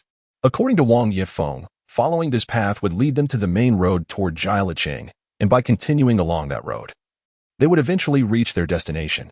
This path was relatively short, measuring only 3 or 4 meters in width. It was neither entirely smooth nor excessively rugged. The ground was strewn with pebbles, a task evidently accomplished by human laborers. The Windwolf Lord had entrusted Wang Yifeng with the mission of delivering a tribute list to the chief of the Windwolf clan in Jialicheng. The Wolf Demon clan was one of the prominent clans among the myriad of demon tribes, although they had yet to attain the strength to possess a stronghold of their own. Their considerable numbers and formidable combat prowess placed them among the top 20 within the demon hierarchy, while they barely scraped into this ranking. It is noteworthy that the demon realm comprises an excess of 100 different species. Thus, being within the top 20 is indeed a significant achievement. Among the wolf demons, the Windwolf clan is considered relatively weaker. Nonetheless, it remains a prominent lineage. The clan leader of the Windwolves holds a position of considerable strength, capable of entering the core of the wolf demon tribe. As a minor lord of the Windwolf clan, the Windwolf Lord is required to present offerings to the clan leader annually as an expression of fealty. The delivery of these tributes is not a task Wang Yifeng can undertake alone. At the year's end, it is the Windwolf Lord and the Grand Priest of the Windwolves who personally escort the tributes to Jialicheng. Wang Yinfeng's current assignment is to deliver the tribute list and seek the clan leader's approval. Should the leader find the offerings unsatisfactory, it would pose significant trouble for the Windwolf Lord. Conversely, if the leader is pleased, it would yield considerable benefits. Chapter 27. The Elephant Demon. The distance from Windwolf Town to Jialicheng is approximately 300 kilometers. Traveling day and night, with the speed of Tang San and Wang Yifeng, they can expect to arrive in about 3 days. As they proceeded along the narrow path, the master and disciple were diligent, advancing swiftly. The task assigned by the Windwolf Lord allowed them 10 days for the round trip, during which they were to return with news. Any delay would certainly result in punishment for Wang Yinfeng. Moreover, by hastening their pace, they could afford more time in Jialicheng. As they continued on their journey, Wang Yifeng turned to his companion, Tang San, and asked, "Let me test your knowledge. What medium is used for trade in large cities?" Tang San unhesitatingly remarked, "In the villages and towns, most transactions are conducted through barter. However, in large cities, or perhaps throughout the entire continent, Transactions are primarily carried out using coins crafted from rare minerals or plants. In the Tianyu Empire, the currency is predominantly composed of mineral-based coins, while in the Rewo Empire, plant-based coins are the norm. The greatest advantage of such currency lies in the fact that the coins themselves are imbued with energy, which can be directly harnessed to enhance one's bloodline, rendering counterfeiting impossible. In essence, the coins themselves possess intrinsic value. Indeed, I recall the intricacies of the currency system in the Tianyu Empire quite clearly. Wang Yin nodded with satisfaction. Tang San spoke. The currency of the Tianyu Empire is categorized into 5 distinct tiers. The highest denomination is referred to as the purple gold coin, crafted from a rare and unique purple gold metal. It is said to encapsulate an immense reservoir of energy, potent enough for even formidable demons and spirits to utilize for their cultivation. Its scarcity is profound, rendering it seldom circulated in the marketplace, with its value largely symbolic. One purple gold coin is roughly equivalent to 100 Tianyu coins. The Tianyu coin, named after the empire, is composed of 6 rare minerals, each embodying the elemental properties of water, fire, earth, wind, light, and darkness. The intricate process of combining these minerals is exceedingly challenging, and the energy contained within is substantial, effectively enhancing the strength of one's bloodline. One Tianyu coin can be exchanged for 10 elemental coins. The elemental coins are divided into 6 types, corresponding to the elemental minerals above, albeit of inferior quality compared to those used in the Tianyu coins. These are the most commonly circulated high-grade currency, possessing significant purchasing power. Beneath the 6 types of elemental coins lies the Lingxi coin, which is crafted from a particular Lingxi mineral. One elemental coin is approximately equivalent to 100 Lingxi coins. The lowest tier of currency, which encompasses a wide variety, is referred to as demon coins, measured by energy intensity. Any mineral containing approximately 1% or more of the first-tier demon bloodline power can be deemed suitable for use as a demon coin. Due to the plethora of types, demon coins tend to be rather mixed. The exchange rates between Lingxi coins and various demon coins can be complex and nuanced, leading most large cities to prefer transactions in Lingxi coins. Wang Yifeng nodded thoughtfully and remarked, I remember quite well that the primary source of income for our Wind Wolf town comes from a nearby wind spirit mine. The wind spirit stones extracted from this mine, when roughly the size of a fist, are valued at about 1/5 of a Lingxi coin. While not exceedingly precious, they are still commendable. The majority of the annual yield must be submitted to the Wind Wolf clan, with robust slaves employed for the extraction. Tang San was familiar with the wind spirit stones. They are a bluish-gray mineral utilized in Wang Yinfeng's chamber to establish wind elemental arrays. The stones contain a considerable amount of impurities, yet they are notable for embodying solely the energy of the wind element. Wang Yifeng sighed softly and said, a fist-sized wind spirit stone weighs approximately 1 kilogram. The tribute list we are taking this time consists of 5,000 kilograms of wind spirit stones, which accounts for more than 2/3 of the town's output. The annual figures remain fairly consistent. Tang San inquired, is the Wind Wolf clan truly formidable? Wang Yinfeng replied, to us, it is indeed quite powerful. The leader of the Wind Wolf clan ranks among the top 10 of the Wolf Demon clan. Though not at the forefront, their strength is formidable. It is said that they have already reached a peak level beyond the 10th rank. In the realm of demons, the presence of a powerful leader often dictates the survival of the clan. It is a matter of the survival of the fittest. Tang San replied with indifference. You are correct. This world operates on the principle of survival of the fittest. The path leading from Wind Wolf Town to the main road appeared somewhat desolate, and they encountered few demon clans along the way. After a day's journey, they finally merged onto the main road. The road to Jieli City was significantly broader, measuring a full 50 meters in width, and it was remarkably flat, marking Tang San's first encounter with such a road since arriving in this world. The foundation was constructed of compacted gravel, creating a surprisingly smooth surface. Flanking the road were lush forests and rolling hills. Upon entering the main road, they observed a multitude of various clans. While slaves were rare, the variety of demon clans left Tang San in awe. In Wind Wolf Town, he had primarily encountered wolf demons, and pig demons were merely a subordinate race. These less combat-oriented clans typically lacked significant strength. Yet, on this main road, within just half a day's time, Tang San witnessed over 10 different demon clans. Among them, one particular race left a profound impression on him. It was a species of immense stature. When standing upright, it exceeded 8 meters in height, and while running, its robust limbs would touch the ground, only to rise upright when it paused, revealing a humanoid form. Its trunk-like nose, measuring over 5 meters in length, swayed, and its enormous head was covered with a thick layer of horn-like armor. Its eyes were a pale purple, exuding an unspoken sense of power. After this creature disappeared from view, Wang Yefeng felt it was safe to explain that is a powerful member of the Elephant Demon Clan. Unlike the Wolf Demon Clan, the Elephant Demon Clan is not as subdivided, having a single main lineage, and its numbers are significantly fewer. However, within the demon clans, they rank among the top 10 super races. A newborn elephant demon possesses a strength of at least the 3rd rank, while an adult typically exceeds the 7th rank in power. The elephant demon we just saw could only be considered an ordinary adult among its kind. The evaluation of an elephant demon's strength is not solely based on size. Eye color plays a crucial role. Ordinary elephant demons possess pale purple eyes, while those of the 8th rank have deep purple eyes. Upon reaching the 9th rank, their eyes turn red. And those above the 10th rank are said to have golden eyes, referred to as golden war elephants, exhibiting extraordinary combat prowess. Although this particular one was merely at the 7th rank, Tang San could sense the overwhelming vitality emanating from it, coupled with its formidable physique. It was evident how powerful this elephant demon's individual combat abilities were. Witnessing such a strong demon clan, Tang San increasingly understood why demons and spirits held dominion in this world. Their innate strength rendered them virtually unmatched. From his understanding, the so-called demon clans were essentially intelligent beasts that had awakened. On the continent of spirits, there existed beasts that had yet to gain intelligence. These beasts were often enslaved and controlled by the demon clans. There could even be subordinate relationships between demon clans and beasts of similar bloodlines, considered a type of vassal. However, even these vassals held a higher status than human subordinates. After all, in the eyes of the demon clans, the beasts were deemed more useful. Under Wang Yinfeng's guidance, the two proceeded along the edge of the main road. Human vassals were not permitted to tread the center of the road. Otherwise, they risked being trampled by the demon clans without anyone to intervene. After a day and a half of hurried travel, enduring the elements, they finally reached their destination. Chapter 28. The Enigmatic. From a distance, Tang San beheld a colossal city wall, towering an impressive 100 meters high. This was no exaggeration. The wall truly stood 100 meters tall. Flanking the wall were 2 majestic mountains, and the wall itself was constructed against the mountains, utilizing their sheer cliffs as natural fortifications.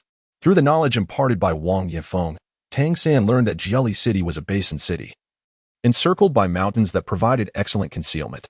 Only the southern and northern sections featured walls, allowing entry through the city gates. There were no guards at the city gates, which stood wide open, permitting unrestricted entry and exit. Wang Yefeng did not immediately usher Tang San into the city. Instead, he paused, waiting for a lull in the comings and goings of the demons before swiftly guiding him through the gates. As they stepped inside, Tang San's first impression was that he had entered another realm. Windwolf Town, located in the northeastern part of the continent, was predominantly cold throughout the year. However, within Jieli City, the atmosphere was warm as spring. The air was not only warm and humid but also infused with a significantly richer spiritual energy, instantly evoking a sense of elation. The ground within the city was entirely paved with stone slabs, appearing solid and level. On either side of the street stood tall buildings constructed of wood and stone. Upon entering the city, Tang San was met with an even greater variety of demon clans than before. The sheer diversity of these clans was overwhelming. In his mind, he began to categorize them according to the classifications Wang Yefeng had taught him. Despite his profound disdain for the demon clans, he could not help but feel a sense of awe. "Stop looking," Wang Yefeng cautioned, blocking his line of sight. "What did I instruct you?" "Yes." Tang San lowered his gaze. His observations were not casual. At that moment, his heart was filled with astonishment. The demon clans were indeed powerful, far surpassing even the most prosperous period of soul beasts in his original world.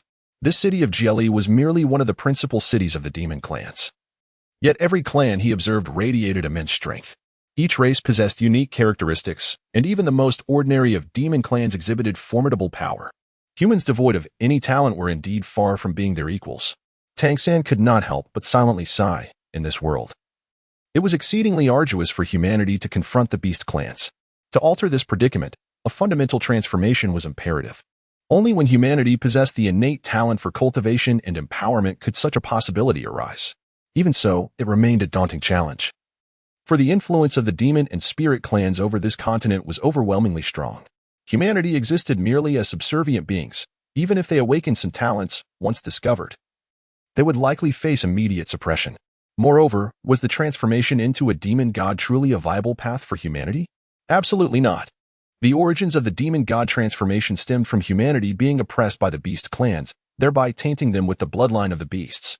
In truth, such hybridization paled in comparison to the genuine and formidable bloodlines of the beast clans. For humanity to rise, not only must they possess their own unique talents, but they must also have the space to develop. A nascent idea gradually took shape in Tang San's mind. Let us find a place to reside. We can stay here for about 3 days. Once we complete our tasks, I will take you around. Wang Yinfen's voice pulled Tang San back from his reverie. All right, teacher. Tang San replied, his demeanor respectful. The two moved stealthily, and Wang Yinfeng, evidently familiar with Jelly City, soon located a modest inn. Surprisingly, the inn was managed by a human vassal. The innkeeper was a woman who appeared to be of a similar age to Wang Yinfeng. Upon seeing them enter, she greeted Wang Yinfeng with evident delight. What a surprise to see you, she exclaimed, embracing him warmly. Wang Yinfeng returned the embrace with equal enthusiasm, his eyes sparkling with joy. I was dispatched to carry out a task and will be staying for a few days. Tang San, come here, he said, releasing the woman and drawing Tang San closer.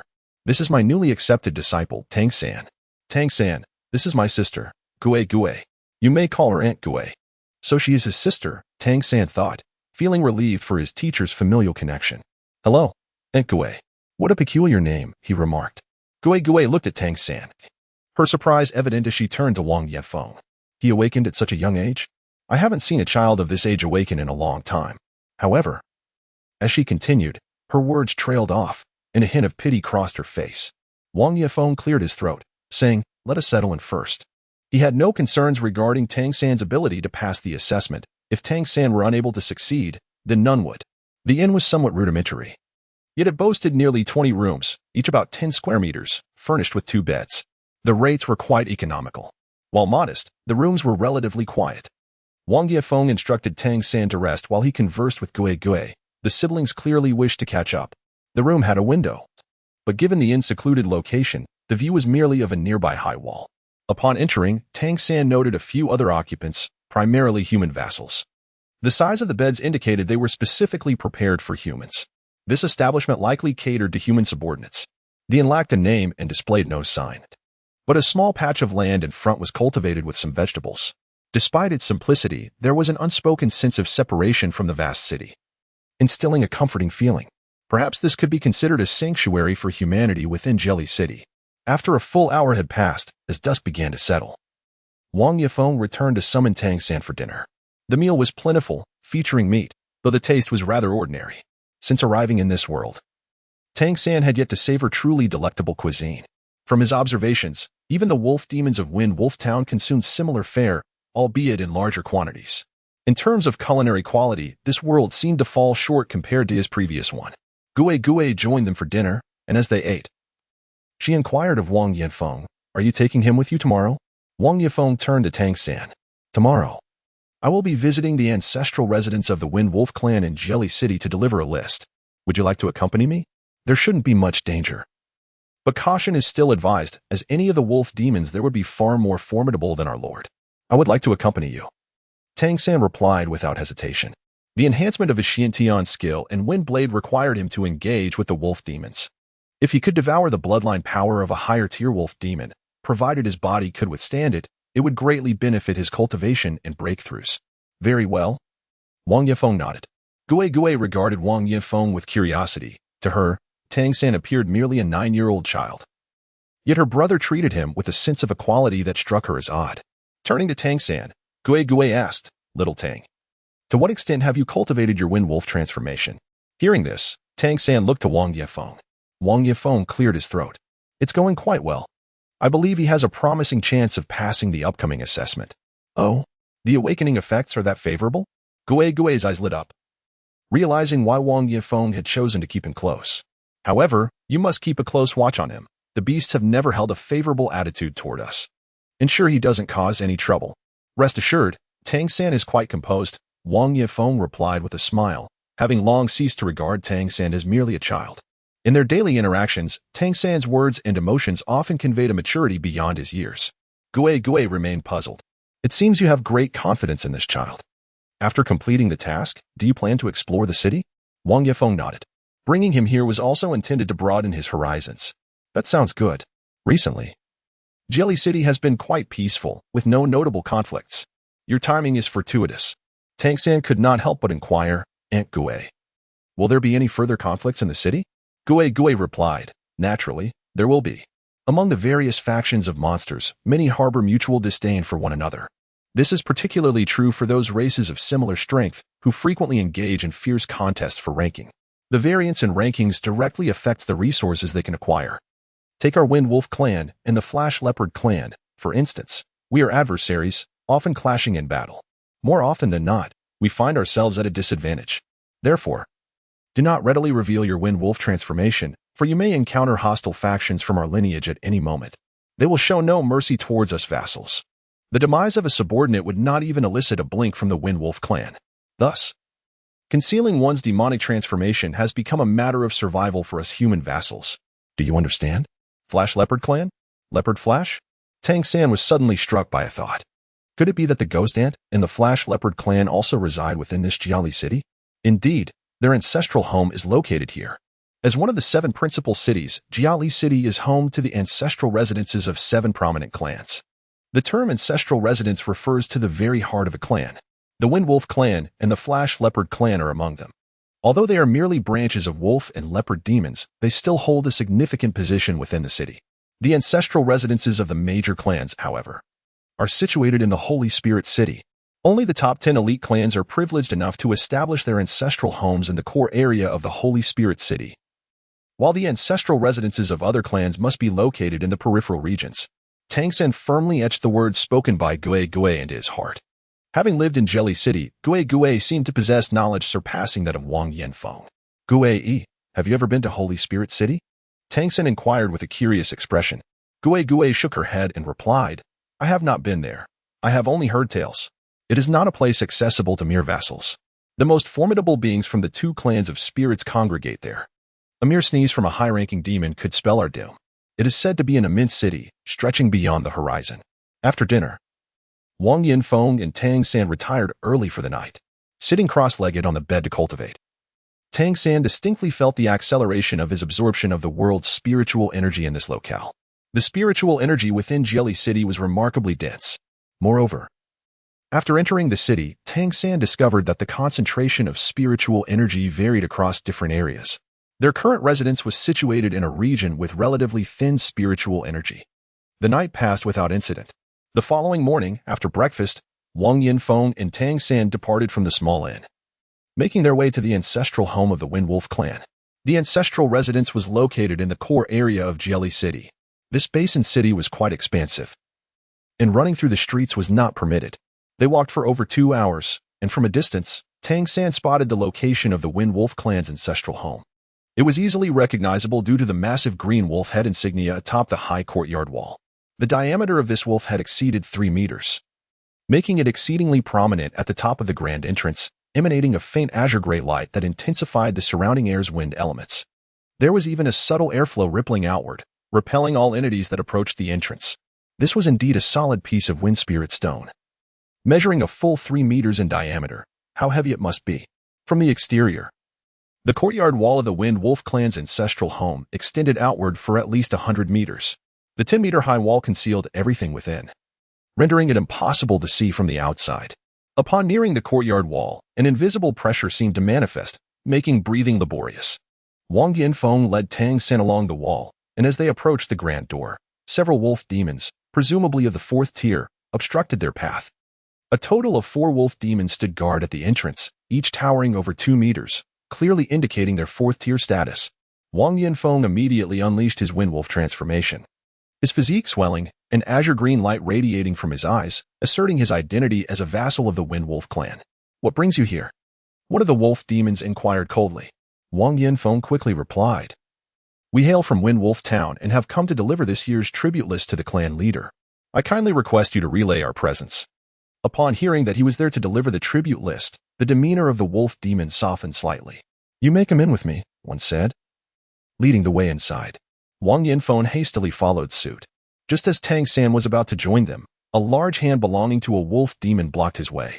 This kid can stay out. What business does a little brat have inside? Are you seeking death? Tang San was taken aback as he glanced at Wang Yanfeng, who was equally surprised by the turn of events. It was evident that the wolf demons looked down upon Tang San, likely due to his tender age. Wang Yifeng quickly said, "Tang San, why don't you wait for me outside? Head over there." Before the ancestral home of the Wind Wolf clan lay a relatively open area, resembling a small square. At the center of this square stood a colossal ancient tree, so vast that it would require at least a dozen people to encircle its trunk. The magnificent canopy provided ample shade. This location was the very heart of Jelly City. Wang Yifeng had previously informed Tang San that several prominent clans had their ancestral homes within this vicinity. Wang Yifeng gestured to Tang San, indicating that he should wait by the great tree and avoid lingering in the presence of the wolf demons to prevent excessive questioning or any unwarranted actions out of annoyance. Tang San obediently acknowledged with a response and turned to walk into the distance. The wolf demons clearly did not regard him as a significant threat.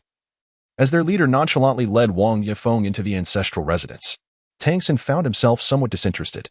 He had originally intended to explore the ancestral home of the Wind Wolf clan, to experience the energy levels of the higher-tier wolf demons and to observe the terrain, preparing for a potential future endeavor to pilfer the Wind Wolf bloodline. However, he was taken aback to discover that he could not even gain entry.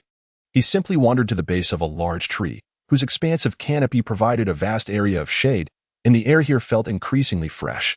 In this central area of Jelly City, even the passage of demon clans was scarce, with other grand residences visible in the distance. To avoid attracting undue attention from the wolf demon stationed at the entrance, Tang San chose to circumvent to the opposite side of the tree, where he found a spot to sit and await Wang Yifeng. As he settled down on the other side of the tree, he noticed a modest shop by the roadside in the distance. Was there a shop here? It appeared to have separate entrances for the front and back. The front seemed to be a retail space, while the back appeared to be a living area. A sign hung over the storefront, reading, "Beautiful Young Master Milk Tea Shop." Chapter 30. I am not Xiaowu. I am the beautiful young Master Milk Tea, you say? What is milk tea? In the world from which Tang San hailed, such a beverage did not exist, and upon arriving in this realm, he had yet to encounter it. It appeared to be some form of drink. Though the frequency of demon clans passing by was limited, the business of this milk tea shop seemed quite thriving. With a steady stream of demons stopping by to purchase a cup, the cups appeared to be quite sizable. Tang San focused his gaze, a flicker of purple light shimmering in his eyes as he activated the purple extreme demon eye, directing his vision towards the milk tea shop. Upon closer inspection, astonishment washed over his features. Within the establishment were two women, both human. One appeared slightly older, around 30 years of age, possessing striking beauty with her dark hair and eyes. A gentle smile graced her face, and her gaze emanated a warmth that easily fostered a sense of intimacy. Indeed, she was the most beautiful woman Tang San had encountered since arriving in this world. The younger woman beside her appeared to be in her mid to late teens, also possessing a fair countenance, busily attending to customers. Could it be that a human vassal could operate a shop in the heart of Gali City? Moreover, it seemed that the demon patrons purchasing milk tea showed no signs of prejudice towards them, merely buying and departing. They likely used the most basic demon currency, indicating that the prices were quite reasonable. Some demons even purchased multiple cups. The shop was named Beautiful Young Master Milk Tea. And the elder woman, could she indeed be the beautiful young master? The name is intriguing and certainly fitting. Tang San felt around his person. Previously, Wang Yifeng had bestowed upon him a sum of demon coins, crafted from wind spirit stones, which essentially encapsulated energy akin to that of the demon coin tier. An impulse stirred within him, compelling him to purchase a cup of that milk tea for a taste. The human proprietor of the shop exuded an inexplicable sense of familiarity. Ever since his arrival in Jelly City, he had harbored a persistent feeling of tension. Now, gazing at the shop before him, he found himself pondering. What might that milk tea taste like? Looking around, he noticed the absence of any demon clans. And the Mei Gozi milk tea shop had just seen off a few demon patrons, momentarily creating a lull. Tang San took a deep breath, retrieved a demon coin crafted from a wind spirit stone, and quickened his pace towards the tea shop. This marked his inaugural attempt to engage in commerce using the currency of this world. With each deliberate step, he drew ever closer to the renowned Mei Gozi milk tea shop. A delicate fragrance of milk wafted from within, tantalizing his senses and prompting him to swallow involuntarily. Now, only a mere dozen meters separated him from the establishment. As he approached, the interior became clearer. He noticed the beautiful woman and the young girl busily attending to their tasks. At that moment, another individual emerged from the inner room and approached the beautiful woman, smiling as they exchanged words. Tang San's footsteps came to an abrupt halt in that fleeting moment. He stood there, completely rigid, as if frozen in time. In that instant, he felt as though every pore in his body had erupted, his eyes wide with disbelief. His body had become utterly unresponsive to his will. The world around him seemed to dissolve into an impenetrable void, leaving only the enchanting figure before him in his sight and in his heart. She appeared to be merely 12 or 13 years old, petite and perfectly proportioned, with her glossy black hair cascading neatly down her back. Her delicate features were adorned with an exquisite charm, as she perfectly inherited all the virtues of a beautiful woman, yet infused with an added vibrancy and mischievous spirit. When her large, dark eyes blinked, her long eyelashes trembled gently. "Is it you? Is it you? Is it you?"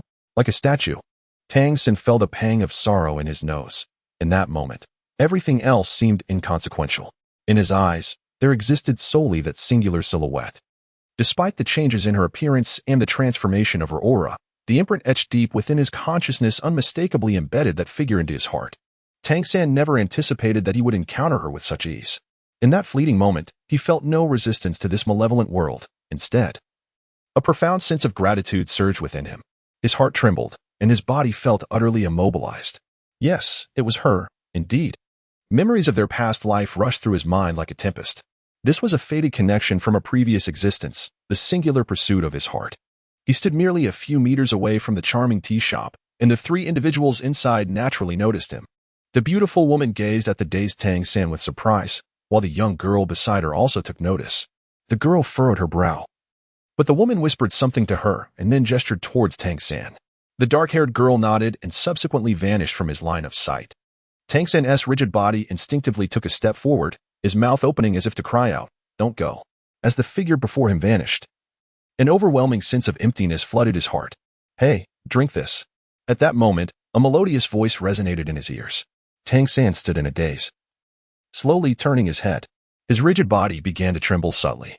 Before him stood a figure, both familiar and foreign, a person who haunted his dreams. A cup was presented to him, exuding a delicate blend of milk and tea aroma. The dark-haired maiden gazed at Tang San's vacant expression, furrowing her brows once more. Without hesitation, she thrust the milk tea into his hands, exclaiming with irritation, "Stop staring, let's go." The distance between them was so minimal that Tang San's voice quivered as he uttered, "Xiao Wu." The dark-haired girl paused momentarily before turning her gaze towards the tea shop, where an elegant woman beckoned her, saying, "Xiao Mei, come back." "All right, mother," the girl replied, turning to retrace her steps. Tang San held the trembling cup of warm milk tea in his hand and instinctively took a step forward. At that moment, the black-haired maiden turned around and said to him, "You have mistaken me. I am not Xiao Wu. Everyone calls me Mei Gongzi."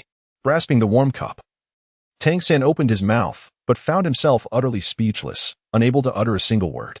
Having dwelled in this world for 9 long years, he had witnessed the suffering of humanity, mourned the loss of his mother who had given him life here, and faced the ever-present danger of being slain by the monstrous beings.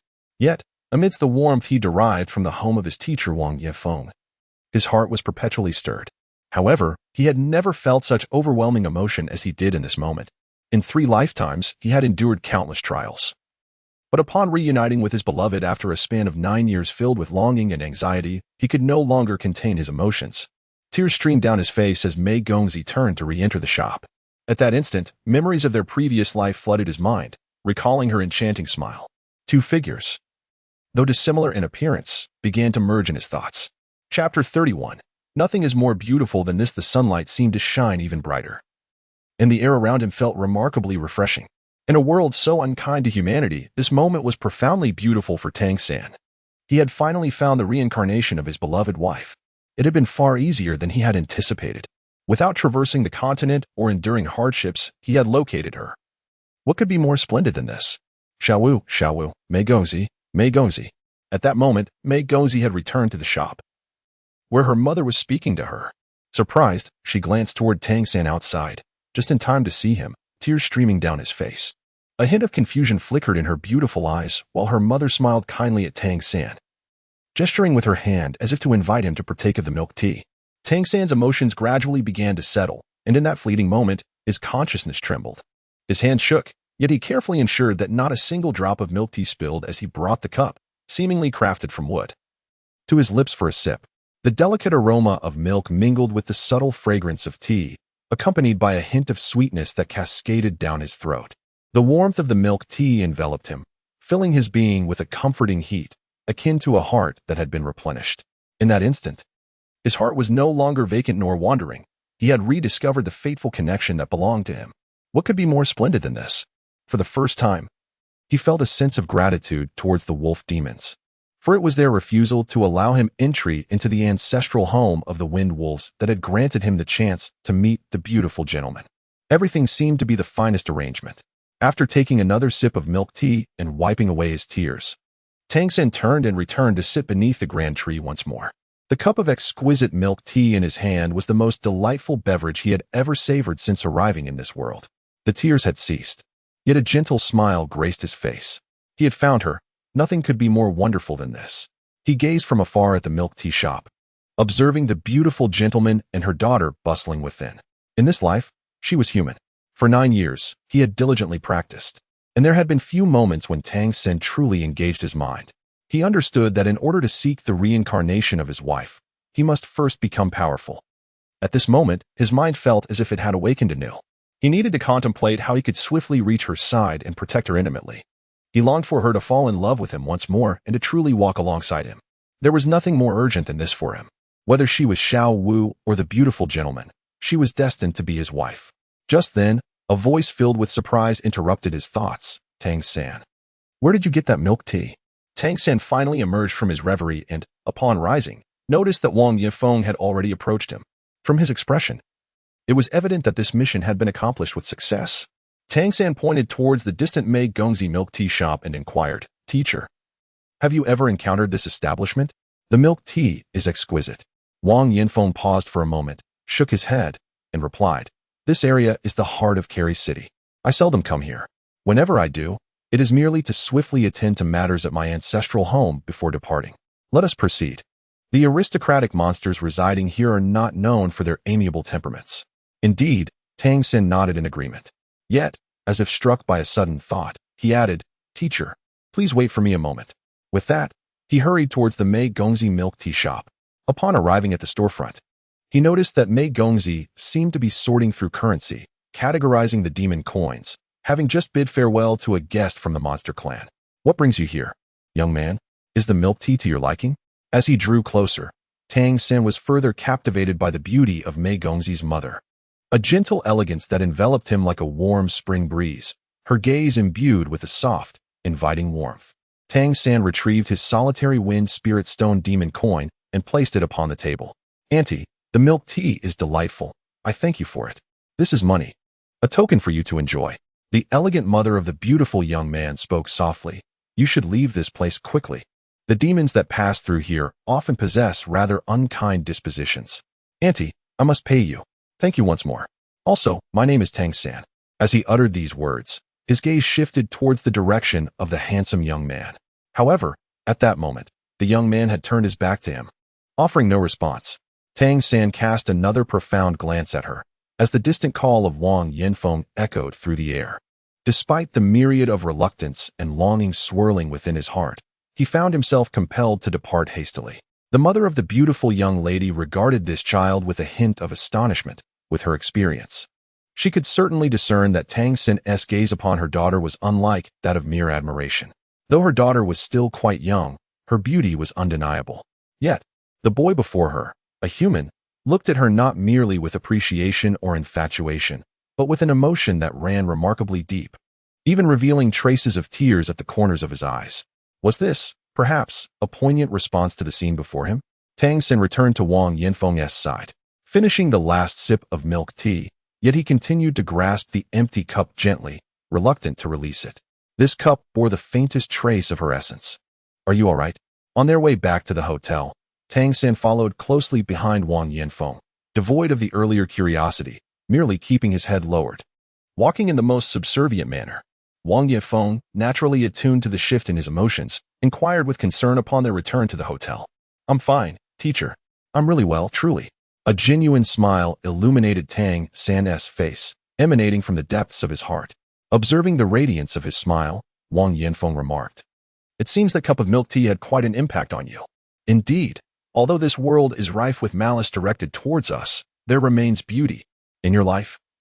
Even if you must confront hostility daily, we ought to cherish those fragments of beauty within our hearts. Only then can you face the sunlight. Forever imbued with hope and happiness. Undoubtedly, his words were heartfelt, and deep within Tang San's heart, he wholeheartedly agreed.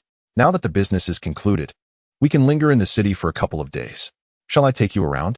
Wang Yanfeng smiled, pleased with the successful completion of his mission, having secured the approval of the Wind Wolf clan leader regarding the tribute quantity.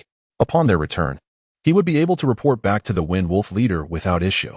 Tang San inquired, Teacher, are there any lively places in Jelly City? I wish to take a look. Wang Yifeng replied, there aren't many bustling spots, but as I mentioned before, one must tread carefully and speak cautiously. Stay close to me. All right, no problem, Tang San readily agreed.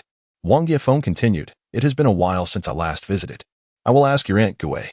Upon finding Gui and expressing his intention to take Tang San to a livelier location, Gui responded, there are indeed lively places, and quite a few at that. Not far from here, there is an event worth seeing. Tonight is an opportune moment. It is the annual Jelly City Collision Competition. Not only the monsters from Jelly City will participate, but also individuals from nearby strong clans stationed in various villages and towns. What is the collision competition? Wang Yifeng asked curiously. Chapter 32, Collision Competition. Gui explained. The collision competition involves two opposing parties starting simultaneously from a distance of 30 meters and charging towards each other. The one who retreats the most after the impact is deemed the loser, while the other emerges victorious. Monsters of varying ranks are categorized into different groups, typically commencing from the 3rd rank up to the 6th. It is a grand event for the younger generation of monsters. The limitation to the 6th rank exists because collisions involving higher-ranked beings could lead to unnecessary casualties. Furthermore, those above the 6th rank generally lack interest in such game-like competitions. That does sound intriguing. However, given the differing characteristics of various races, it stands to reason that the more robust races would hold an advantage. Wang Yanfeng remarked with a smile. Gui responded, I have witnessed it once, and there are indeed some strategies involved. Let us do this, since it is already late. We shall have dinner first, and then proceed. We should be able to arrive just in time for the commencement of the collision competition. Tang San and Wang Yanfeng visited the ancestral home of the Wind Wolf clan today, spending over 4 hours on the journey alone. After accounting for the time spent there, they returned in the afternoon. Regarding the upcoming collision competition, Tang San harbored no objections, especially as the event featured creatures ranging from the 3rd to the 6th rank, perfectly aligning with his interests. Upon encountering the beautiful gentleman, his mind sprang to life, with an overwhelming sense of urgency to grow stronger flooding his thoughts, more intense than ever before. The beautiful gentleman's milk tea shop is situated in the heart of Jelly City, a place undoubtedly teeming with formidable creatures of the 8th and 9th ranks. Having finally located her, nothing could be more paramount than ensuring her safety. To protect her, he must first cultivate his own strength, as his current 4th rank capabilities are clearly insufficient. Tang San has spent many years deciphering the intricate relationship between the Xiantian skill he cultivates and the bloodline energy of the monster clan in this world. He has come to understand that the Xiantian skill possesses the ability to devour and transform energy, converting the external energies absorbed into his own power while simultaneously leaving a bloodline imprint upon his body. This imprint allows for a reverse transformation of the Xiantian skill, enabling the release of similar abilities. The stronger the imprint, the more formidable the skills Tang San can manifest during transformation. The bloodline imprint of the monster clan residing within him serves as a permit for varying levels of these skills.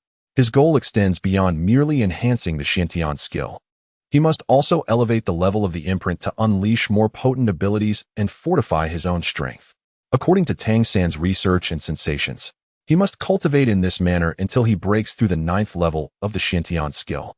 Thus, to expedite his advancement, acquiring a multitude of skills becomes paramount. In this world, if a human inherits the bloodline of the demon god, they are limited to a single ability.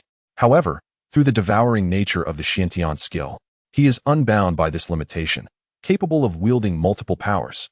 The more skills he possesses, the greater his strength becomes when they are synergistically combined. In the bustling parts of the city, he seizes opportunities to absorb lower-tier abilities, which increases his potential. He recognizes the necessity of acquiring various skills derived from the monster clan's bloodline to enhance his prowess. Concurrently, the energy he absorbs transforms into the power of the Xiantian skill, facilitating his rapid self-improvement. Today marks a particularly proactive day for Tang San in his cultivation since arriving in this world. He aspires not only to reach the 4th or 5th level, but to hasten his progress to the 9th level, thereby allowing his spiritual consciousness to ascend, rebuild, and consolidate his divine power. He yearns to awaken abilities that were once his in a previous life, as this is essential to truly protect the beautiful young master. After a brief rest and dinner, Gui donned a relatively splendid outfit before leading Wang Yinfeng and Tang San out. The reason for dressing elegantly is that this world places significant emphasis on appearances. As a vassal race, humans face relatively few hostilities in large cities, provided they do not provoke the monster clan, who require vassals to serve them. Humans, despite their lack of physical prowess, are often considered the most intelligent among all vassal races, excelling in executing complex tasks. The collision competition is not of high caliber, as it primarily involves monsters below the 6th level, with most participants being young. The rewards are modest. The first prize consists of 5 elemental coins. Although the purchasing power of elemental coins is remarkable, for many affluent monsters, it does not constitute a vast fortune. Furthermore, this is the reward for the 6th level champion, with lower tier rewards being even less substantial. For coins for the 5th level champion, 3 for the 4th, and merely 1 for the 3rd level champion. Only those finishing in lower ranks receive Lingxi coins as their reward. Notably, the highest currency in this system is the purple gold coin, followed by the Tianyu coin, neither of which appear in the competition's prizes, indicating that the event is more of a festive occasion than a serious contest. The collision competition is held in a grand square surrounded by numerous shops selling a variety of goods. Had he encountered the beautiful young master earlier, Tang San might have shown greater interest in these shops, as they would have aided his understanding of the monster clan. However, at this moment, his focus is drawn more towards the collision competition. The square has already gathered thousands of monsters, with an open area at its center cordoned off by the guards of Jelly City.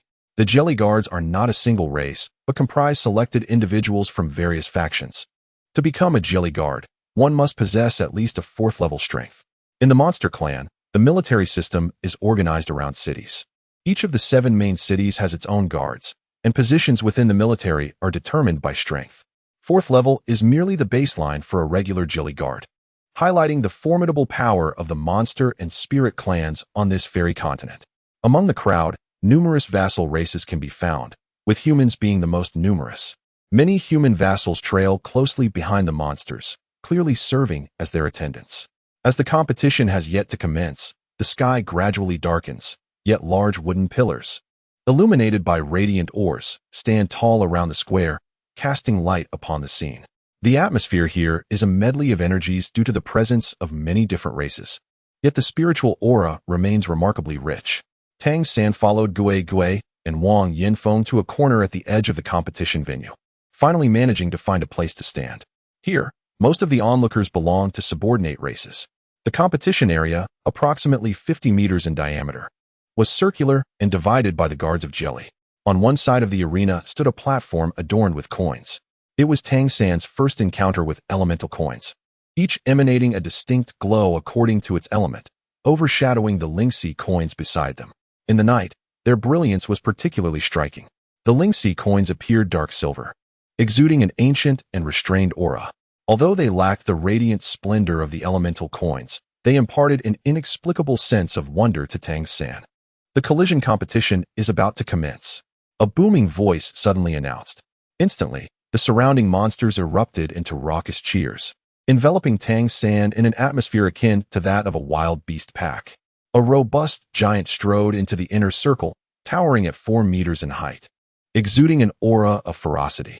His body was covered in black fur, with no upper garment, save for a tight-fitting leather belt around his waist. A large white V-shaped pattern formed by his fur adorned his chest. From his appearance, Tang San surmised he was a bear demon. There were various races among bear demons, but he could not ascertain which one this was. This is the violent bear clan, a formidable race among bear demons, second only to the royal lineage, Gui whispered. They possess exceptional innate abilities and immense strength. Mature members of the violent bear clan are naturally 6th level beings. Tang San silently committed this information to memory. 6th level maturity. Indeed, these powerful demon races are formidable. At that moment, the bear demon had already positioned himself at the center of the competition arena. He let out a thunderous roar that suppressed all surrounding cheers. At least 7th level, Wang Yinfeng remarked quietly. This was evidently an elite among the violent bear clan. The rules of the collision competition remain unchanged. The collision point is still the circle beneath my feet. The edge of the circle serves as the starting point for measuring the collision. Whoever is closer to the edge is the victor. The burly bear demon declared in a deep voice. Tang San then noticed a circle beneath his feet, approximately 3 meters in diameter. This indicated that both parties would simultaneously accelerate towards one another, aiming to collide within the confines of the circle. Following the collision, the victor would be determined by who was propelled the farthest.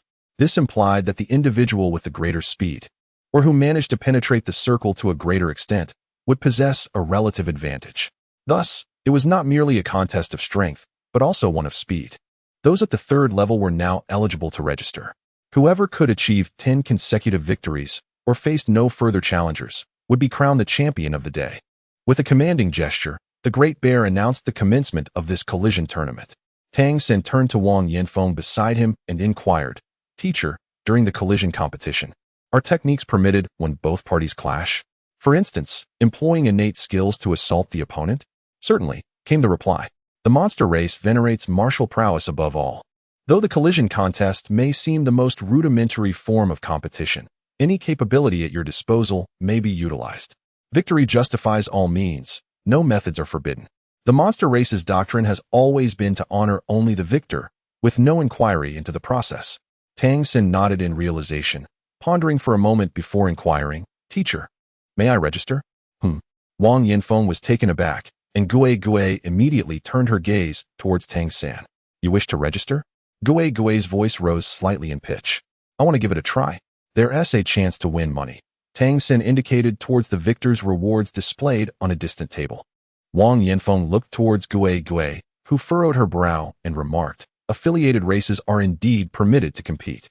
However, it is generally quite challenging to measure up against the demon clan. Moreover, they tend to be more ruthless towards affiliated races, showing no restraint whatsoever. If they were to kill you, it would be well deserved. Are you truly certain you wish to proceed?"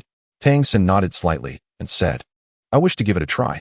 Teacher, I possess a certain level of confidence. Even if I cannot achieve victory, I believe I will not suffer any loss." Wang Yinfeng had a fair understanding of his abilities, yet in terms of strength Tang San stated without hesitation, to conquer with wit rather than brute strength.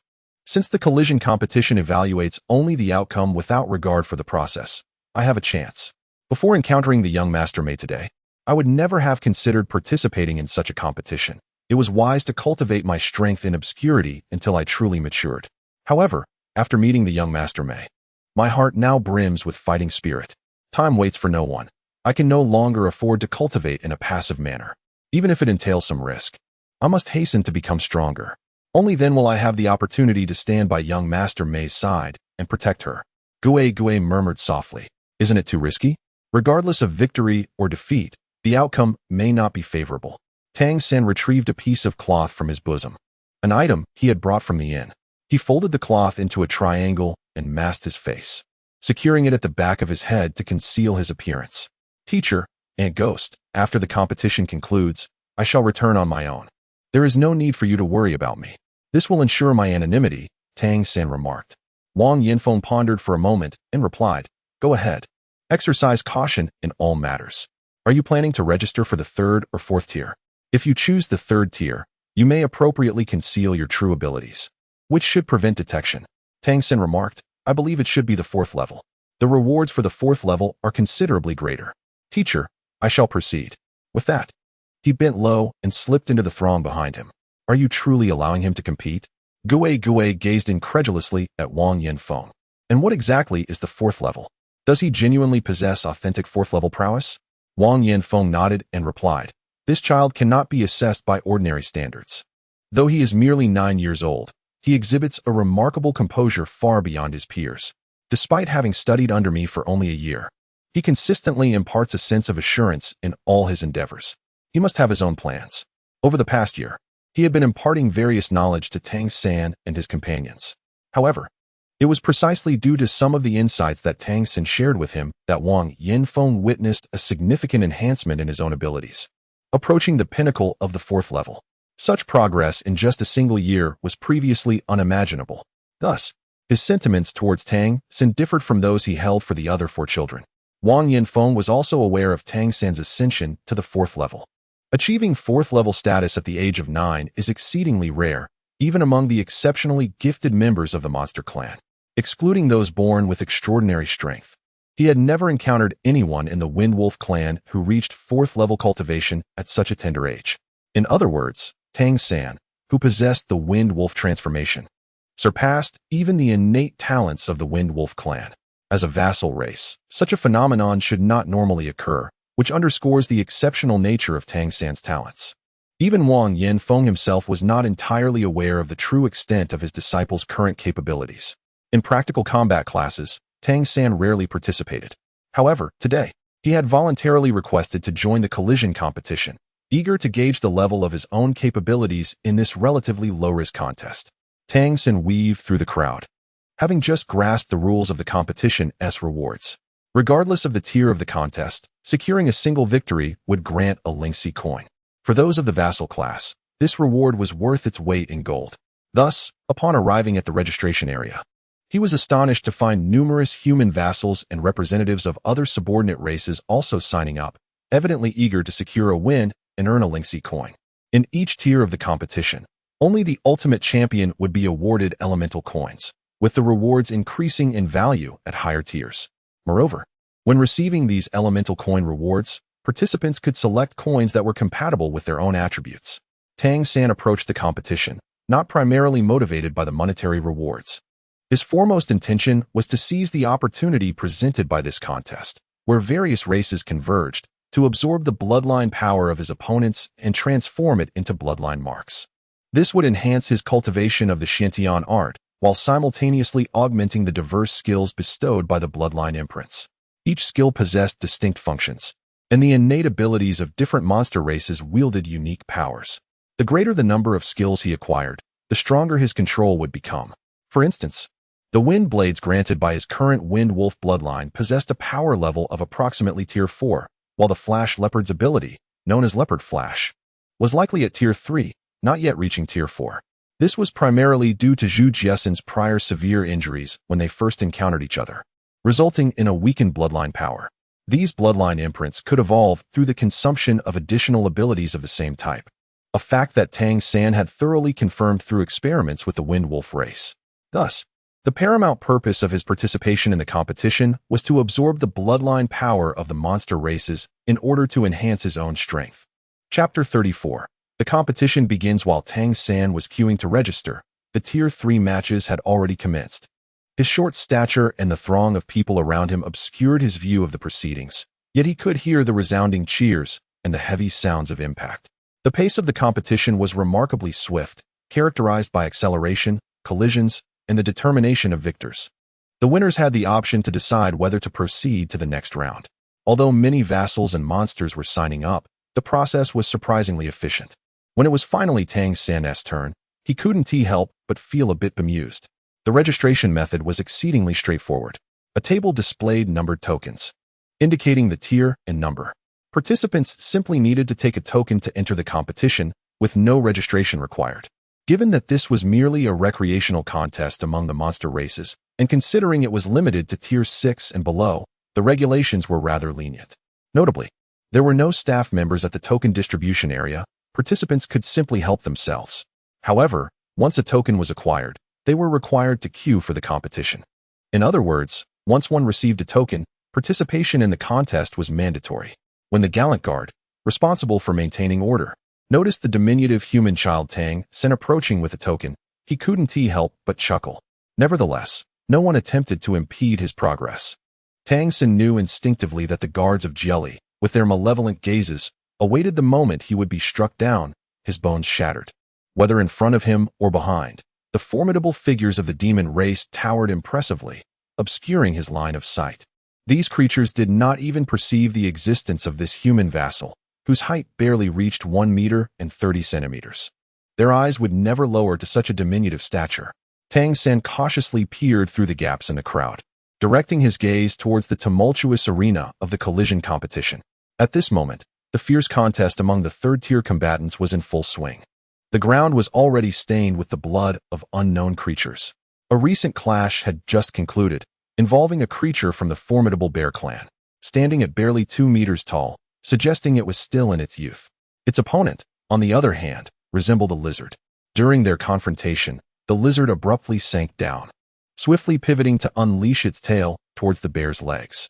However, the bear, in the instant it entered the collision zone, leapt into the air. With powerful hind legs, it struck the lizard with tremendous force, sending it flying through the air until it was halted by the guards surrounding the spectators. The unmistakable sound of bones fracturing emanated from the lizard, yet the cheers from the surrounding creatures, particularly those of the bear clan, grew deafening. To the victor belongs the spoils, encapsulates the philosophy of the monster clans. This seemingly diminutive bear exhibited remarkable ferocity, not only showcasing immense strength, but also a notable degree of skill. In the subsequent rounds, whether through sheer force or strategic finesse, it dominated its opponents, achieving a succession of victories. Tang San, through careful observation, discerned that the young bears of the violent bear clan possessed innate abilities akin to ferocity. Whenever they exerted their full strength, their bodies would swell, their fur bristling, and their power would markedly increase. Their originally brown eyes would turn a fierce red. In a direct confrontation with a creature resembling a porcupine, the young bear sent it flying with a shoulder charge. Although the porcupine's fangs left 2 wounds on him, the bear clearly held the upper hand in strength, despite being a mere third-tier creature. The combat prowess of the young bear was undeniably comparable to that of a 4th-tier entity, illustrating the varying innate gifts across different races. This was Tang San's first encounter with such a multitude of monster clans.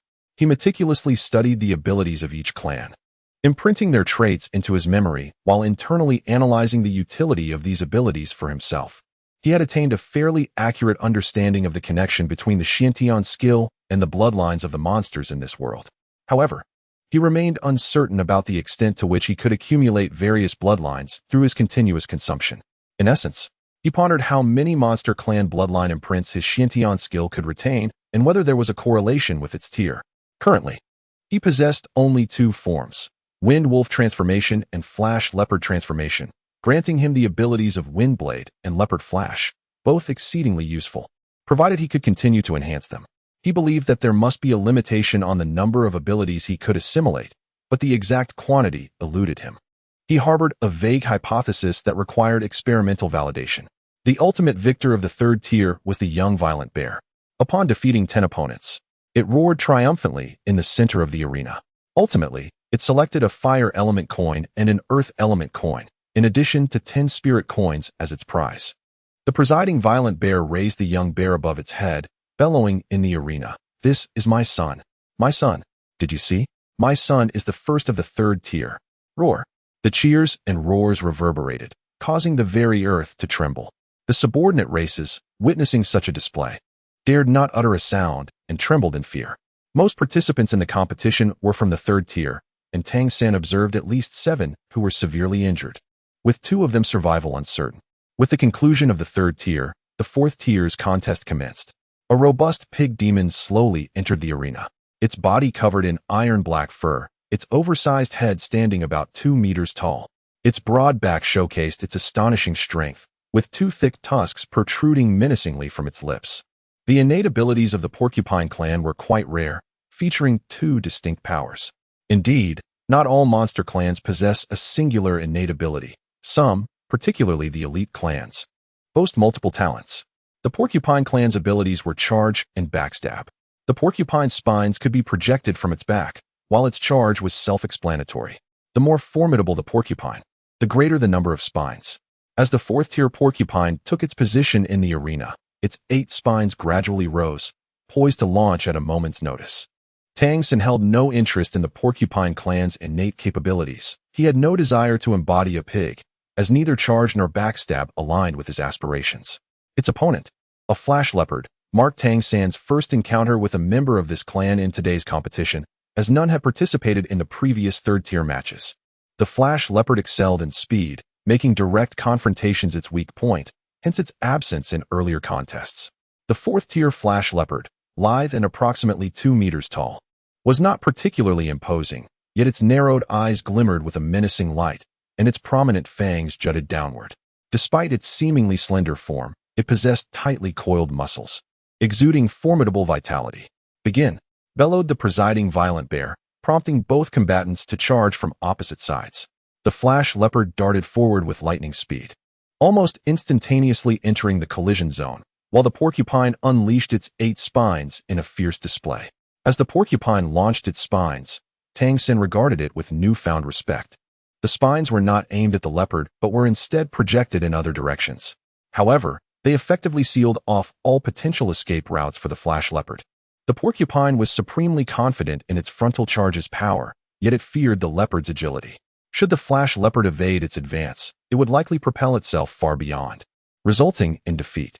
If the porcupine and violent bear clans represented sheer strength in this contest, the flash leopard epitomized skill.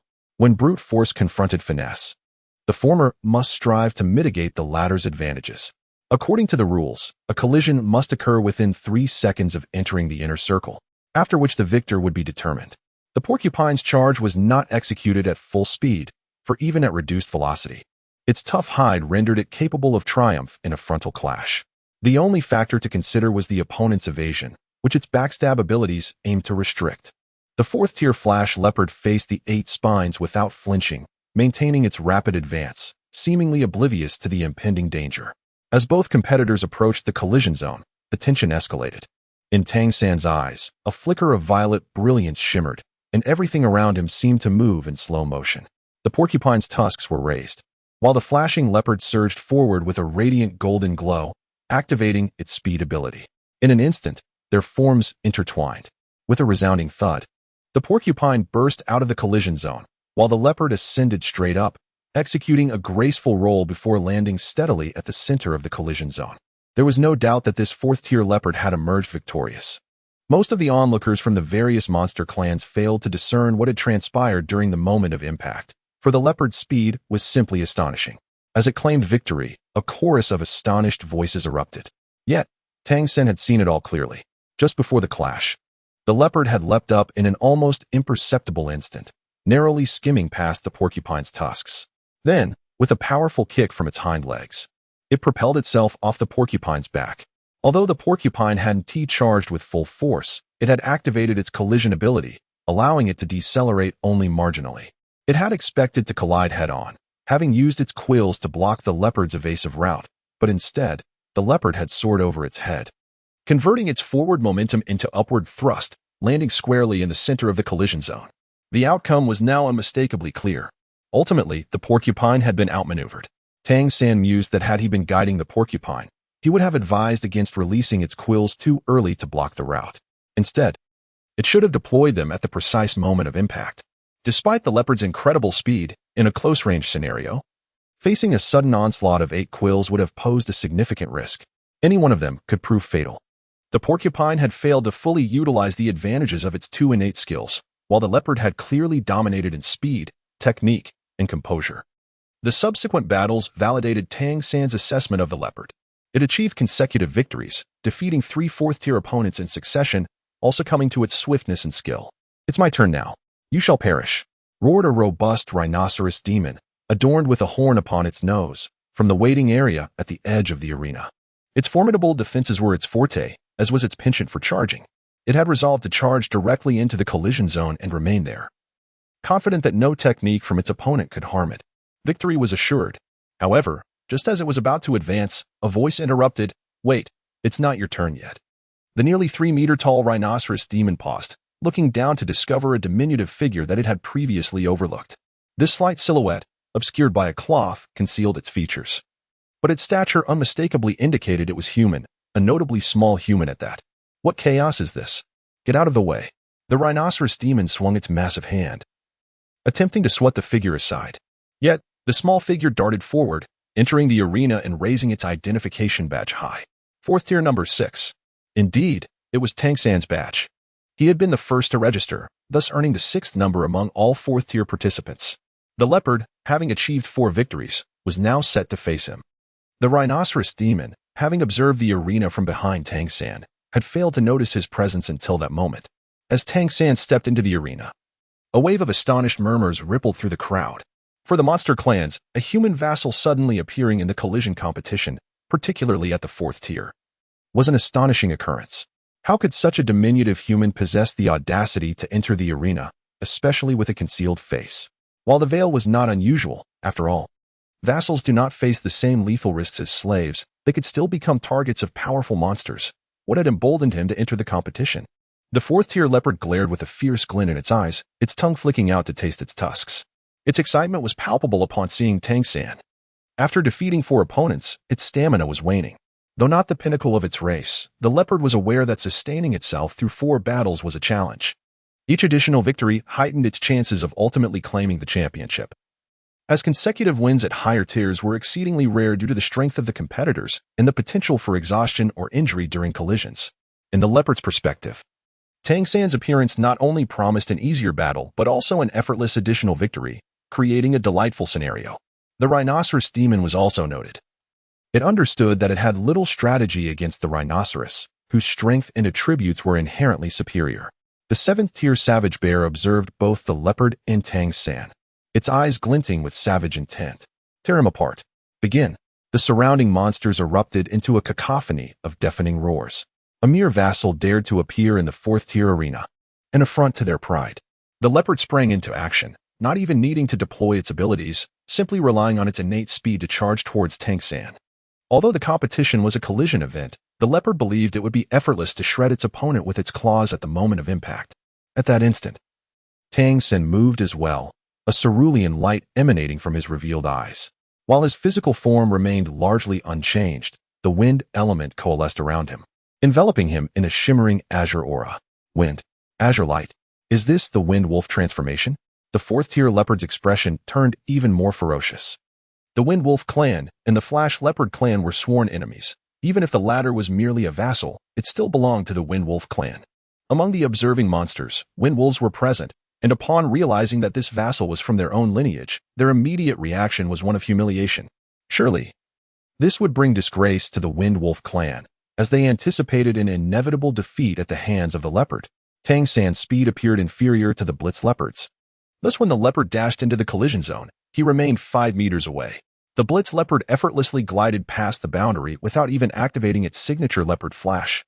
Its razor-sharp claws already extended forward, its lithe body fully stretched out. Its menacing fangs were precisely aimed at Tang San. In its mind, it had already envisioned the fate of this human subordinate. His arms and chest would be torn apart by its claws, his throat pierced by its fangs. Wait, where did he go? Just as this 4th tier Blitz leopard anticipated the imminent sensation of warm, rich human blood, it suddenly realized the human had vanished. Indeed, Tang San disappeared from its field of vision. A sliding kneel, Tang San executed an extraordinarily peculiar maneuver. While charging forward, he arched his upper body backward, bent his knees, and slid across the ground. The Blitz leopard's elongated form passed directly over his head. At that very moment, Tang San's icy gaze sharpened, his jade-like hands extending outward. Fingertips forming razor-sharp claws condensed from wind blades. He merely needed to stretch his resolute, clawed hands forward. And the lightning-fast 4th tier Blitz leopard had already fully exposed its vulnerable underbelly. Thud, thud, Tang San's hands plunged into the leopard's abdomen. Blitz leopards were never renowned for their defense, let alone their soft underbellies, their most fragile spot. As Tang San's hands delved into the creature's abdomen, his legs coiled upward, entwining around its waist. His slender frame was propelled forward by the momentum of the charging Flash Leopard. At that moment, the Xiantian skill activated, drawing upon the bloodline power within the Flash Leopard with all its might.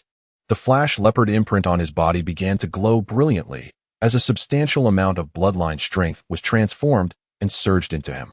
The Flash Leopard imprint instantaneously evolved, ascending from the 3rd to the 4th tier. This momentous breakthrough made Tang San feel as if his body had become weightless. The potency of the Xiantian skill also experienced a noticeable enhancement. In the instant the 4th tier Flash Leopard's abdomen was pierced, it emitted a pained wail, but the next moment, its voice was abruptly silenced.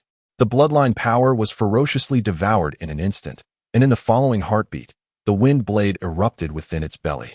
At the moment Tang San made his move, he had no intention of sparing its life. The Flash Leopard, aside from the Wind Wolf clan, was the most suitable species for him to devour.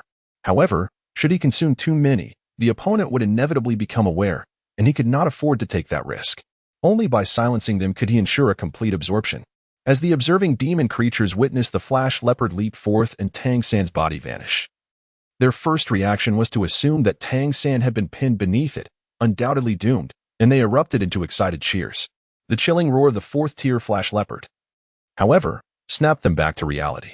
The cries of terror ceased abruptly, as if a hand had gripped their throats, followed by a torrent of blood and entrails spewing forth from the maw of the fourth-tier flash leopard. Tang San rolled over, having emerged from beneath the belly of the lightning leopard. He shook his hands to rid them of the blood, and amidst a cacophony of shouts that seemed to be choked in their throats, he stepped deliberately into the collision circle. The fourth-tier lightning leopard lay motionless in a pool of its own blood. Silence enveloped the arena, a profound hush that none among the monstrous clans had anticipated. A mere vassal of humanity had slain a fourth-tier lightning leopard? How was this conceivable? Despite the leopard having engaged in 4 consecutive battles without even employing its lightning dash skill, how could it have fallen so easily? Yet, the evidence was irrefutable: the blood on the diminutive human's palm, the crimson stream still flowing from the leopard's maw, and the dissipating vitality all attested to the grim reality. The bright lights illuminated his slender form, and for reasons unknown, an aura of chilling cold seemed to emanate from him, sending an involuntary shiver through the hearts of the observing beasts. A sudden wolf's howl pierced the air. A colossal wolf demon, towering over 2.5 meters, stepped forward and let out a ferocious cry directed at Tang San. Well done. Truly worthy of the bloodline of the Wind Wolf clan. This 5th-tier Wind Wolf demon's eyes sparkled with fervor. Had Tang San vanquished a foe from another race, even with the use of Wind Wolf transformation, the Wind Wolf clan would not have reacted with such exuberance. But he had slain a lightning leopard, their most adversarial kin. In this moment, the Wind Wolf clan had almost forgotten that he was but a vassal. Shame morphed into exhilaration. Nothing thrilled them more than the demise of a lightning leopard. Suddenly, a massive lightning leopard leapt into action, charging towards Tang San within the collision circle. Its speed was astounding, its form a blur as it activated its lightning dash, reaching Tang San in an instant, far faster than the previous contender.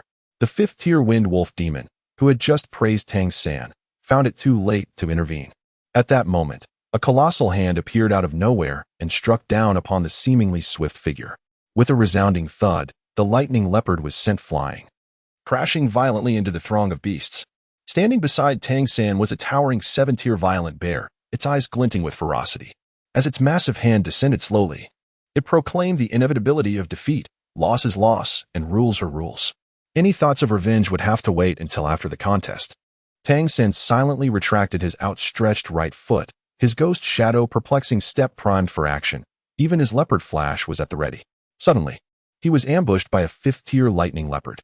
Confronted with an adversary of such astonishing speed, he found himself devoid of absolute confidence. However, the intervention of the 7th-tier violent bear diffused the imminent threat. Watching from a distance, Wang Yifeng and Gui Gui felt their hearts leap into their throats. Gui Gui turned to Wang Yifeng, gripping his arm tightly, her nails digging into his skin. "Brother, is this the disciple you trained?" "No, a monster. A 4th-tier lightning leopard. How could this be? Participating in the collision competition is one thing, but to kill a 4th-tier lightning leopard in a single encounter? Is this the work of a human vassal?" Wang Yifeng stood in a daze, murmuring to himself, "Who am I? Where am I? Who is he?" Meanwhile, Tang San, positioned at the center of the arena, gazed up at the colossal 7th-tier violent bear. Will the competition continue? His voice carried a hint of youthful innocence, unmistakably that of a child. The 7th-tier violent bear lowered its head, and perched upon its shoulder was the recently crowned champion of the 3rd-tier collision competition, the diminutive violent bear, who regarded Tang San with curiosity. Continue. Chapter 37. Armored Technique. Tang San took a deep breath, feeling the surging vitality within him and the operation of the Xiantian energy. His next opponent had already stepped into the arena, the rhinoceros demon. Indeed, it was the very creature that had previously overlooked Tang San, mistakenly believing it was its turn to compete. At this moment, the raucous atmosphere had quieted significantly under the imposing presence of the 7th-tier violent bear. The previously flung flash leopard had regained its feet, its gaze intensely fixed upon Tang San. In this collision match, the recently slain 4th-tier flash leopard had been the first casualty among its kind. As for the demise of its subordinates, such losses were never taken to heart. The Wind Wolf clan's minion had dispatched a 4th-tier flash leopard, an absolute humiliation for the flash leopard clan. Lower-tier flash leopards had already returned to convey the news. However, Tang San had no time to ponder the sentiments of the flash leopard clan, At this moment, Wang Yafeng and Gui Gui had begun to grasp the significance of his masked visage. The rhinoceros demon emitted a low, rumbling roar, lowering its upper body to the ground. Its forelimbs bracing against the earth while its right hind leg scraped the soil, its aura becoming increasingly dense. A layer of dark yellow light enveloped its form, representing the rhinoceros demon's mastery of heavy armor techniques. In terms of defense, the rhinoceros clan undoubtedly ranked among the elite within the demon species. Few races could hope to withstand a direct charge from a rhinoceros demon. This fourth-tier rhinoceros demon was already a favorite in today's competition. With a sudden, thunderous roar directed skyward, the rhinoceros demon surged forward, its hooves pounding furiously against the ground as it charged recklessly toward Tang San, its sharp horn emitting a blinding brilliance. Exuding an overwhelming force as it bore down on him, Tang San charged forward, his speed seemingly unchanged from when he had rushed at the flashing leopard moments ago. Enveloped in an ethereal azure glow that radiated the unique aura of the Wind Wolf clan. As the distance between the two adversaries swiftly diminished, he suddenly raised a hand, unleashing two azure wind blades that soared directly towards the rhino demon. These blades carved graceful arcs through the air. The rhino demon, initially perceiving only the flickering azure light in Tang San's hand, was caught off guard as the blades veered unexpectedly to either side, just as confusion clouded its mind. An intense azure brilliance erupted before its very eyes. The elegantly arcing wind blades had zeroed in on its eyes with impeccable precision, capitalizing on the creature's innate speed and spatial awareness. At that moment, both opponents were on the brink of collision. The rhino demon let out a disdainful grunt, abruptly halting its forelimbs and steering towards the collision zone, simultaneously shutting its eyes tightly. It was unconvinced that Tang San's wind blades could breach its formidable armored defenses, even if the skin around its eyes was among the most vulnerable areas. Little did it realize that Tang San sought precisely this moment of its blindness. The two wind blades struck against its eyelids, although the protective armor did indeed provide some defense. The rhino demon could not help but feel a sharp pain in its eyes, letting out another furious roar. Meanwhile, Tang San had already leaped into the air. The observing demons beheld him wielding yet another wind blade. This blade, initially a vivid azure, began to transform in his grasp, the air around him swirling as currents coalesced towards his palm. The once azure wind blade swiftly shifted to a deep emerald hue. Though the rhino demon felt a stinging in its eyes and tilted its head back in agony, regaining its sight would require time. It could only rely on its memory to guide itself into the collision zone. Tang San's diminutive figure descended from the air, lightly drifting towards the head of the raging rhinoceros demon. In his hand, a dark green blade of wind was thrust downwards, aimed resolutely at the creature's eye. Simultaneously, his other hand struck the top of the rhinoceros demon's head with force. A soft thud echoed, and upon closer inspection, one would notice that as the dark green blade penetrated, the eyelid of the demon quickly caved in. Its heavy armor technique indeed boasted formidable defense. Yet it remained but a fourth-tier being, far from being powerful among its kin. The protective energy barely enveloped its body, merging with its resilient hide, lacking the capability for energy projection. However, the wind blade in Tang San's grasp had been meticulously compressed, delivering its sharpest point directly into the demon's most vulnerable eye. In an instant, the blade shattered into a flurry of green sparks, dissipating into the air. Yet, the rhinoceros demon emitted a near-maddened scream of agony, its upper body rearing up in response. No longer concerned with the competition of collisions, it charged forth with wild abandon, its hooves pounding the ground, its massive head thrashing in fury, seeking to retaliate with its mightiest blows. Meanwhile, Tang San had effortlessly leapt upward, landing gracefully at the center of the collision zone. Unbeknownst to those around him, the palm he had pressed against the demon's head flickered with a fleeting yellow light. The energy of his Xiantian Kung Fu surged within him, swiftly replenishing the expenditure from his previous wind blade technique. Nonetheless, he felt a twinge of astonishment. That strike had been delivered without mercy. Although it was not his ultimate technique, he believed the penetrative force was quite formidable. The fourth-tier rhinoceros demon's eye had indeed sustained significant damage. Yet it was clear that it remained intact. This demonstrated the extraordinary resilience of the rhinoceros demon's heavy armor technique. Suddenly, a seventh-tier violent bear unleashed its massive paw, seizing the frenzied rhinoceros demon by its horn. With a thunderous roar, it exerted its strength, lifting the demon's robust form high above its head with a single hand. In the next moment, it slammed the creature down onto the ground, rendering it unconscious. Useless. Take it away. Can you not even defeat a mere vassal? The seventh-tier bear growled, its tone laced with disdain and a hint of anger. 2 victories in a row. Tang San consecutively defeated the fourth-tier flash leopard and the fourth-tier rhinoceros demon. although he relied on skill. The more formidable creatures observed that it was not merely a matter of technique. The judgment of timing and his own composure were pivotal to his victories. Gui's gaze was peculiarly intense, whereas she had been deeply concerned for Tang San's safety during the initial match. Now she found herself compelled to inquire of Wang Yanfeng beside her, from where did he acquire this little monster? The Wind Wolf clan's wind blade? Is it merely as simple as that? Moreover, a fourth tier at such a young age. She was acutely aware of Tang San's true age, 9 years old and already at the fourth tier. What extraordinary talent! In her experience within the human realm, she had scarcely heard of such a prodigy. Wang Yanfeng's eyes sparkled with astonishment. He had always known Tang San was formidable. A year ago, when Tang San was still at the third tier, Wang had suffered a defeat at his hands. However, he never anticipated that Tang San could attain such an extraordinary level of strength. This was entirely beyond his expectations. With a resounding roar, Tang San's third opponent entered the arena. In contrast to the previous rhinoceros demon, this adversary was considerably smaller. Its form was slender, standing at merely 1.5 meters tall. Yet it boasted a pair of wings that unfurled on either side, with an impressive wingspan exceeding 2 meters. Its elongated eyes gleamed with a sharp, predatory light. If Tang San remembers correctly, this participant should not be the one who was just behind him. It appears that a contender positioned further back has been advanced in the lineup, specifically chosen to counter him. This creature likely belongs to the falcon-like demon species. Undoubtedly. After the previous 2 battles, the demons have concluded that his agility and martial prowess render him a formidable opponent. Hence, they have strategically deployed the swift and skillful falcon-like demon against him. For a subordinate to achieve consecutive victories is, without a doubt, a source of humiliation for the demons participating in this collision tournament. Tang San required little contemplation to discern the subtle shifts within the hearts of the demon clan. The white-headed hawk demon, a rarity among their kind, was renowned for its remarkable speed and endurance in flight.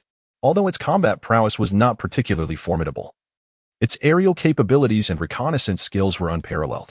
With keen eyesight, it could detect even the slightest changes from 10 miles away, making it the finest scout within the demon race. Clearly summoned by higher-ranking demons, the white-headed hawk demon sought to counteract Tang San's agility. If it were a genuine Wind Wolf clan member, it would not fear the hawk demon. For true Wind Wolves not only wielded the power of wind blades but were also incredibly robust. However, Tang San, as a mere vassal, possessed a frail physique that, in the eyes of the demons, afforded him increased speed yet rendered his defenses significantly weaker.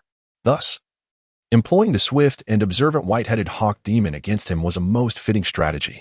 The previous demise of the lightning leopard was largely attributed to its own negligence, as perceived by the surrounding demons. With a commanding roar from the 7th-tier violent bear, the white-headed hawk demon unfurled its wings and ascended into the sky in the blink of an eye. Its eyes shimmered with a radiant white light as its innate eagle-eyed bloodline talon activated, instantly locking onto Tang San. Had Tang San been aware of its observation, he would have perceived that everything around him seemed to slow and clarify. Under the hawk demon's gaze, even the minutest fluctuations in Tang San's muscles were discernible, including the subtle quiver of his eyelashes. Yet, Tang San remained stationary, hands naturally resting at his sides, with azure light flickering at his fingertips. In an instant, the hawk demon soared to a height of 100 meters before diving downwards. Its wings, slightly spread, were meticulously adjusted to control the angle of its descent. This aerial adaptability was its forte, as it searched for any flaw in Tang San's form. The moment it identified a weakness, its eagle eye would lock onto it, ensuring a decisive strike. In its eyes, Tang San was already a defeated foe. At that moment, Tang San finally sprang into action, his toes barely grazing the ground as he surged forward towards the point of collision, simultaneously raising his gaze to the skyward hawk demon. Their eyes met. He perceived the white light in the demon's eyes, while the hawk demon caught a glimpse of the faint purple hue in Tang San's gaze. This ephemeral shade, though fleeting, caused a sudden blankness in the hawk demon's mind, akin to a jarring impact within its mental realm, plunging it into a brief state of confusion. Tang San almost instantly leaped into action as he dashed into the collision zone, his arms that had hung limply at his sides suddenly thrusting upward. With a swift motion, he unleashed 2 blades of wind from each hand, aimed directly at the airborne white-headed falcon demon. Although the moment of disorientation was fleeting, the indelible imprint of those violet eyes lingered in the demon's mind. As it gradually regained its senses, the sharpness of the wind blades, glimmering with a silent azure light, was already upon it. True to its nature as a master of evasion among the demon races, the white-headed falcon demon deftly maneuvered its body, narrowly avoiding the 2 wind blades just in the nick of time. Its talons sprang forth, and its wings flared open to control its descent, attempting to seize the two blades. However, the brief moment of confusion had cost it a favorable position. While astonished, it prepared to ascend once more to launch a counterattack. Yet, having activated the purple extreme magic eye, Tang San would not grant it such an opportunity. The two wind blades that had initially missed circled back silently, now approaching from behind. Just as the talons were about to grasp them, the blades suddenly detonated. The two blades transformed into four, accelerating instantaneously, each striking the slender form of the white-headed falcon demon. Though much of the impact was mitigated by its feathers, the strength of the wind blades was not easily resisted, resulting in a sudden burst of crimson light. Meanwhile, the two blades that had circled back struck fiercely against the demon's back, eliciting a pained shriek as it plummeted toward the ground. With a powerful leap, Tang San extended his hands. One grasped the delicate neck of the white-headed falcon demon, while the other clutched its chest. As he spun in midair, he flung the demon away with force. With a resounding thud, the white-headed falcon demon crashed to the ground, blood streaming from its wounds, rendered unconscious by the impact. A triumphant 3 consecutive victories. Tang San took a deep breath and landed steadily in the collision zone. If the first match was a stroke of luck and the second was a discovery of vulnerabilities, what could be said about the third? The gaze of the watching monsters transformed, reflecting a burgeoning respect for this human vassal. When did a mere human subordinate acquire such combat experience and prowess? It is worth noting that the white-headed falcon demon was specifically selected to confront him, yet it performed far below expectations, failing to evade the wind blades during its assault. To all the monsters, this was merely an oversight on the part of the falcon, oblivious to the true nature of its blunder. The 7th-rank violent bear furrowed its brow, fixated on Tang San, who was quietly moving to the side of the arena to prepare for the next bout.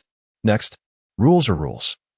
Although the monster clan operates under the law of the jungle, where the weak are devoured by the strong and strength reigns supreme, it also adheres to its own order and regulations, particularly within the main city. Therefore, even though Tang San is merely a vassal, the monsters must abide by these rules during the collision tournament. They cannot swarm him, nor can higher ranks bully those of lower rank. It is remarkable that a mere windwolf could exhibit such combat finesse and a stroke of fortune. Tang San's 4th opponent has entered the arena, a competitor he was originally meant to face in the previous match. Following the defeat of the white-headed falcon demon, the sequence continues unbroken. This adversary is a deer demon, adorned with a pair of bifurcated antlers and possessing a robust physique. Unlike most demons, its gaze lacks ferocity, instead radiating a sense of tranquility. As it fixes its eyes upon Tang San, a flicker of brilliance subtly dances within its depths. Its fur is remarkably unique, a delicate shade of azure interspersed with clusters of white. Is this the lynxy deer demon? Tang San felt a stirring in his heart. He had heard Wang Yifeng elaborate on these peculiar deer demons. They are remarkably unique, with their azure fur being an exceedingly rare sight among demonkind, especially within the deer demon lineage. The population of deer demons is relatively vast, placing them in the middle tier of the demon races. The lynxy deer demon does not belong to the royal lineage of deer demons and possesses limited strength. However, its innate ability is extraordinarily exceptional. This gifted capability is referred to as the lynxy heart eye. The most potent aspect of this bloodline ability is its heightened perception. The lynxy metal, utilized in crafting lynxy coins, was discovered by the lynxy deer demon clan. The greatest advantage of possessing lynxy coins is that they enable the bearer to maintain mental focus, even enhancing clarity and facilitating cultivation. After the discovery of lynxy metal by the lynxy deer demons, this metal was subsequently minted into coins and named after them.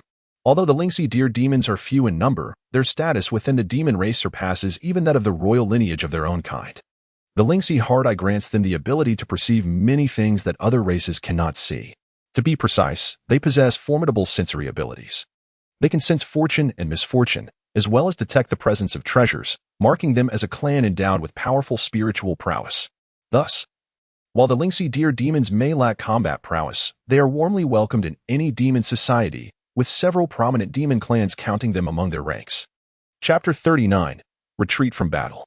Tang San was taken aback to find himself confronted by a spirit rhinoceros deer demon in this collision competition. The creature's eyes emanated a faint blue glow, and as its gaze fell upon Tang San, he was suddenly overwhelmed by the sensation of being completely seen. Yet, in the next instant, a flicker of confusion appeared in the depths of its eyes. It was indeed using its spiritual insight to scrutinize Tang San, seeking flaws while attempting to perceive his uniqueness. The spirit rhinoceros deer could sense that Tang San's vitality was remarkably robust, far exceeding what his slender frame suggested. Simultaneously, it felt an undercurrent of unease, as if there was something about this young man that instilled a peculiar discomfort within it.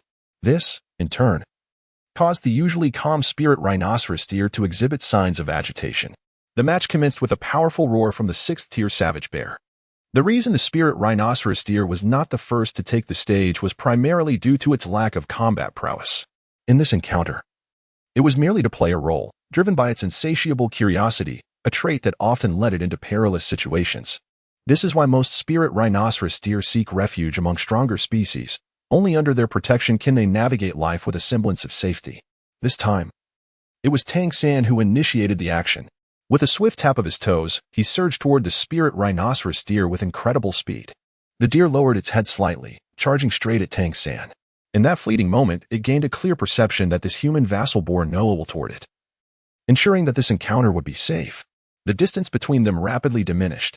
The spirit rhinoceros deer charged forward, its physique relatively sturdy, yet in terms of true combat effectiveness, it was not on par with the previous 3 opponents. It was merely a participant in this event. Thus, after the preceding battles, no one held any belief that the spirit rhinoceros deer could triumph over this somewhat extraordinary vassal of the Windwolf clan. As they closed in on one another, just moments before their collision, Tang San leaped into the air. With a sweeping motion of his hands, he positioned himself directly in front of the spirit rhinoceros deer. The deer felt as though something had grasped its antlers. In the next instant, Tang San was above it, one hand resting firmly atop its head. The spirit rhinoceros deer was suddenly engulfed by a profound sense of fear, instinctively shaking its head with force. In that moment, Tang San was flung away, while the deer, overwhelmed by its inner trepidation, faltered on its forelegs, nearly collapsing to the ground. It struggled to regain its balance, yet within its heart lingered a sense of bewilderment. Tang San executed a graceful somersault in midair, landing with a stagger several paces away, struggling to regain his balance. Meanwhile, the lynxy deer demon stood at the center of the collision zone, its gaze vacant. It re-established its stance, pointing a foreleg at its own nose, as if to declare, "Have I triumphed?" The 6th-tier violent bear was equally astonished, pondering how the anticipated victor had faltered while the unexpected contender had emerged victorious. When did the lynxy deer demon become so formidable? It had effortlessly sent that human flying. Or perhaps, the human had exhausted his strength and was no longer capable of continuing the fight. As the spectators among the demon clans regarded the lynxy deer demon with incredulity, Tang San swiftly made his way to the prize table, seizing 3 lynxy coins before rapidly blending into the crowd. As he maneuvered through the throngs of demons, some attempted to reach out and grasp him, eager to glimpse the visage concealed beneath his mask.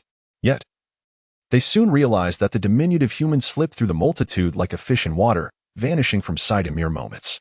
The ghostly shadow step was perfectly suited for navigating such a densely populated space.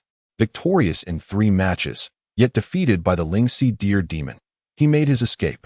Witnessing Tang San's unexpected loss and hasty retreat, Wang Yanfeng and Gui Gui exhaled in relief, unwilling to linger any longer as they quickly receded into the crowd, eager to vacate the area. For the demon clans still engaged in the collision tournament, aside from the enraged Flash Leopard clan and the exhilarated Windwolf clan, the others displayed little significant reaction. Tang San emerged from the crowd, immediately quickening his pace. His memory was exceptional, vividly recalling the path he had taken earlier. He did not seek out Gui Gui or Wang Yanfeng. Instead, he traversed the streets and alleys, deliberately moving through the shadows. He returned directly to the small tavern. Less than a minute had passed since his departure when several gleaming, yellow-hued Flash Leopard clan members swept past the spot he had just vacated. Their noses twitched as they attempted to discern his scent and trace his whereabouts. The endeavor, of course, proved futile. Tang San only needed to perform a simple task to conceal his presence. He transformed the bloodline imprint of the Windwolf, which he had summoned with Windblade, into that of the Flash Leopard. With this alteration, his bloodline aura had changed, rendering any attempts to identify his scent utterly impossible. Continuing the competition would undoubtedly yield further victories. Defeating a 4th-tier monster tribe in a contest primarily based on skill and strength would not be an easy feat. Tang San's performance today had already been remarkably restrained. Had he exerted his full capabilities, even the white-headed falcon demon and the rhino demon might not have survived. During the 3rd match, he noticed that a Flash Leopard had left the arena, evidently to recruit others. With his primary objective accomplished, there was no reason to prolong his stay. He seized the opportunity presented by his clash with the spirit rhinoceros deer demon to make a swift exit. As he hastily departed, he remained vigilant for any potential dangers behind him, a subtle smile curling at the corners of Tang San's mouth. Success. His main goals had been achieved. Upon returning to the hotel, he quickly retreated to his room, removing his mask and gazing out of the window. Before long, Wang Yinfeng and Gui returned. The two arrived almost instantly at Tang San's room. As they entered, before Gui could utter a word, Tang San presented a spirit rhinoceros coin. "For you, and Gui," he said. Gui was taken aback. In her modest inn, she typically hosted impoverished human vassals, and it was common for these individuals to arrive empty-handed. The prospect of receiving a spirit rhinoceros coin was almost unheard of. Even well-preserved monster coins were a rarity. As the exquisitely crafted coin was offered to her, the reprimands that had formed on her lips were swiftly swallowed. Tang San took out another Lingxi coin and handed it to Wang Yifeng. "Teacher, I apologize for causing you concern." Wang Yifeng accepted the Lingxi coin, his lips twitching slightly. "You possess quite the audacity. You even dared to slay the flash leopard." Tang San's face revealed a trace of fear. "I didn't intend to kill it. I merely raised my hand. Who knew it would end like this?" "Teacher, will there be consequences?" Observing the genuine terror on the child's face, Wang Yinfeng's expression softened slightly. For a 9-year-old boy to remain unperturbed after slaying a demon would have been the most unnatural reaction of all. "Fortunately, you fled swiftly. By the time we departed, numerous leopard demons had already arrived," Wang Yifeng remarked, his voice tinged with lingering trepidation. Tang San inquired, "Might this implicate other human vassals?" Wang Yifeng shook his head and replied, "Not at all, for different vassals belong to distinct races. They naturally have their own protective guardians from their respective races. Upon our return, we observed that the lightning leopard and wind wolf had already begun to clash. After all, the core conflict lies between the two races." "That is reassuring." Tang San sighed in relief. Chapter 40. The Transformation of the Bloodline Imprint. Wang Yinfeng gazed deeply at him and addressed Gui beside him. "You should rest for now and keep a vigilant watch over the main gate tonight. Although there should not be any significant issues, it's wise to exercise caution." "Very well. I will scout ahead. You all should retire early. I suggest you depart tomorrow." Even though Tang San concealed his face, his physique is still quite distinctive. Gui remarked softly. "I am aware." Wang Yifeng nodded in acknowledgement. Once Gui departed, Wang Yifeng turned his attention back to Tang San and asked solemnly, "Why did you choose to participate in the collision competition today?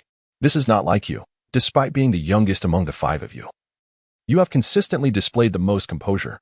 What prompted such impulsiveness today? Are you aware of the dangers involved?" Tang San lowered his head, resembling a child who had erred. "Speak up," Wang Yifeng exclaimed, frustration evident in his voice. Today, as he watched Tang San compete, his heart was lodged in his throat. Particularly during the moment when Tang San faced the lightning leopard, it seemed as though he had been overwhelmed by the 4th-tier beast. At that instant, Wang Yifeng believed it was all over. Yet, to everyone's astonishment, Tang San triumphed in 3 consecutive matches. Even the formidable rhinoceros demon, known for its robust defense, and the astonishingly swift and perceptive white-headed falcon demon fell before him. Wang Yinfeng pondered. Even if he were to take action himself, he might not have fared better than Tang San. Tang San murmured softly, "Teacher, that milk tea is exceptionally delicious. I wish to earn some money." "Milk tea?" Wang Yifeng was momentarily taken aback, gazing at the child before him, who had bowed his head in humility. Suddenly, an overwhelming sensation seemed to choke his heart. Milk tea? Was it truly just for that single cup? A profound sorrow surged within him. It was at that moment he realized that the individual standing before him was, after all, merely a 9-year-old child. Having grown up amidst enslavement, he had never experienced warmth. In the eyes of the demon clan, human slaves were no different from livestock. That cup of milk tea could very well offer him a taste he had never before savored. Our children, driven by the desire to earn enough for a single cup of milk tea, would risk their lives. "Indeed, the milk tea is sweet and fragrant," Tang San said. Still with his head lowered, Wang Yinfeng took a deep breath, suddenly stepping forward to embrace Tang San, pulling him into his arms. Tang San lowered his head. Yet at this moment, the image of the handsome gentleman's demeanor and laughter from their encounter today lingered in his mind. The cup of milk tea rested on his bedside, a cherished object solely because it had been held by the exquisite gentleman. He resolved never to commit such foolish acts again. Whenever he craved milk tea, he would simply inform the teacher, who would accompany him to purchase it. Wang Yinfeng's voice was no longer stern. It was deep, imbued with a touch of warmth, as if tinged with a hint of suppressed emotion. Tang San felt a tremor in his heart, as memories of his father from a past life surged through his mind. In comparison to this life, his previous existence could be deemed fortunate, for at least in his youth, he had his father by his side. His father, a formidable figure of that era, had always been there to accompany him through dangers and challenges. From Wang Yefeng, he sensed the warmth reminiscent of his father's love in his past life. "Forgive me, master. I shall not act impulsively again. I am truly sorry for causing you concern." Tang San sincerely acknowledged his mistake. Indeed, had he not encountered the exquisite gentleman today, whose presence stirred his heart so profoundly, he would never have recklessly entered the competition. Yet, the moment he laid eyes on that gentleman, he could no longer restrain his inner impulse.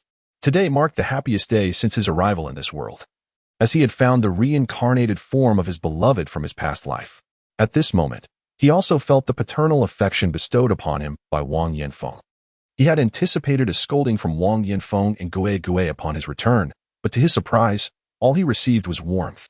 Wang Yanfeng gently patted his head and said, "Forget everything that happened today. You possess great talent, and you will certainly go far in the future.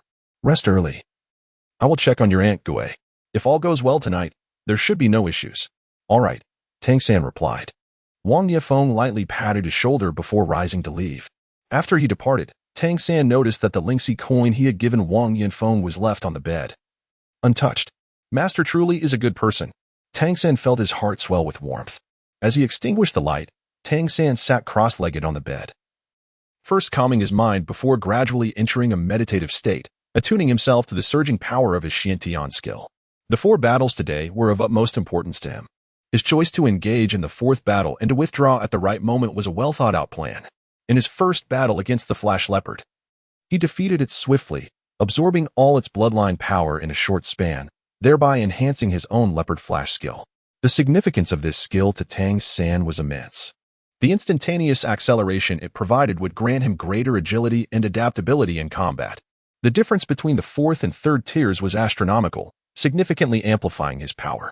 Had it not been for the prying eyes of the public today, the true potency of his wind blade would have been far greater. Elevating the Leopard Flash to the 4th tier would undeniably advance his overall combat capabilities. In the subsequent 3 battles, he merely absorbed a small portion of the bloodline power from the Rhinoceros Demon, the White-Headed Falcon Demon, and the Lingxi Deer Demon, forming bloodline imprints within him. As the quantity absorbed was modest, the resulting imprints resembled those of the 3rd tier. Why did he choose to absorb these 3 types? One reason was to increase his repertoire of skills, while the more crucial motive was to ascertain how many imprints he could absorb through his Xiantian skill. According to his speculation, it was likely that each tier of the Xiantian skill could absorb one type of imprint, granting him a skill of a demon god transformation. However, this remained a hypothesis that required empirical validation. Having already acquired Windblade and Leopard Flash, absorbing 3 additional types would position him at the 4th tier, surpassing the normal limit. If he could imprint all 3 types within his Xiantian skill for use, it would imply that his previous judgment was flawed. Conversely, if he could only imprint 2, with 1 remaining unmarked, it would confirm the accuracy of his assessment, greatly benefiting his future cultivation. In the end, however, the outcome was somewhat unexpected for Tang San. The 3 types of bloodline power he had absorbed remained unmarked, suspended within his Xiantian skill like 3 distinct orbs of colored light, quietly awaiting their fate. Tang San vaguely sensed that he could imprint these 3 skills into his Xiantian art, thereby making them his own abilities. However, he also felt that the Windblade and Leopard Flash skills he already possessed seemed to be undergoing a transformation, becoming more vibrant and active. What could this signify? Tang San felt a surge of confusion as he pondered how the arrival of 3 new abilities had rendered the 2 skills he previously possessed somewhat insubstantial. This was a circumstance he had never encountered since embarking on his cultivation journey in this world. The ephemeral nature of the 2 imprints did not induce anxiety. Rather, he experienced a sense of exhilaration. To him, both the Windblade and the Leopard Flash were not particularly formidable abilities, and their potential for enhancement seemed exceedingly limited. The ceiling of their growth was all too apparent.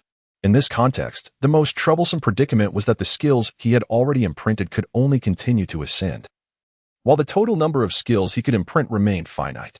This implied that, at least until he transcended to the divine tier, the Windblade and Leopard Flash would persistently accompany his growth. Chapter 41. Merging new imprints. Undoubtedly, this represented the worst-case scenario, yet Tang San found himself devoid of alternatives. In the initial period after arriving in this world, his foremost priority was to comprehend its system. The fusion of the Windblade and Leopard Flash had, in fact, opened the door to this world, gradually bestowing him with the understanding he now possessed. Thus, Tang San resolved to accept the enduring presence of the Wind Blade and Leopard Flash should his skills be confined within a finite range, and to explore ways to enhance their potency, tailoring them to suit his needs. At this moment, as the three new imprints manifested, he was taken aback to discover that the two skills deeply etched within his bloodline had suddenly become insubstantial, as though they could detach from his essence at any moment.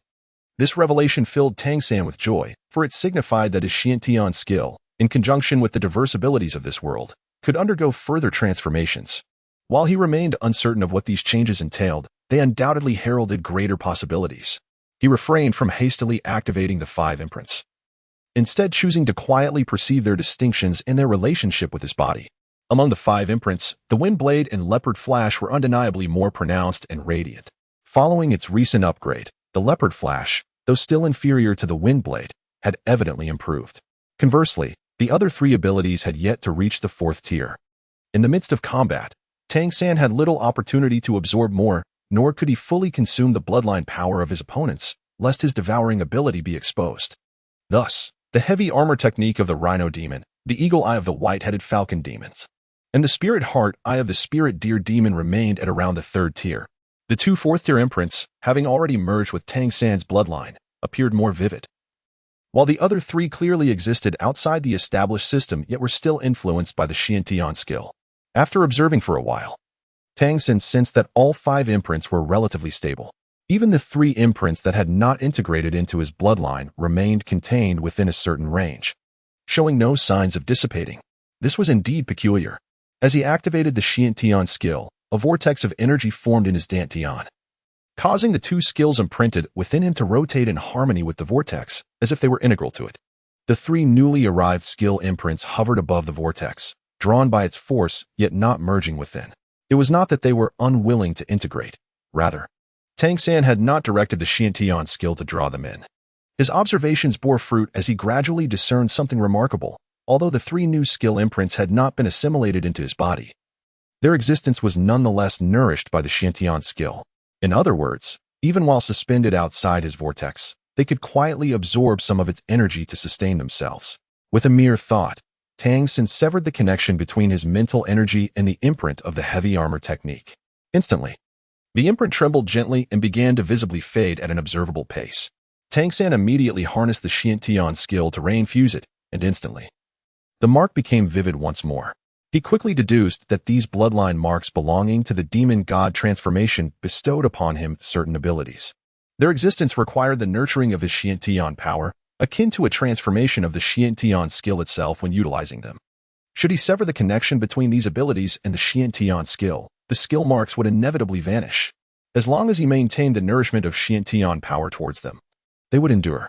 If that were the case, could he not switch between the integrated skills and those that remained unintegrated at will?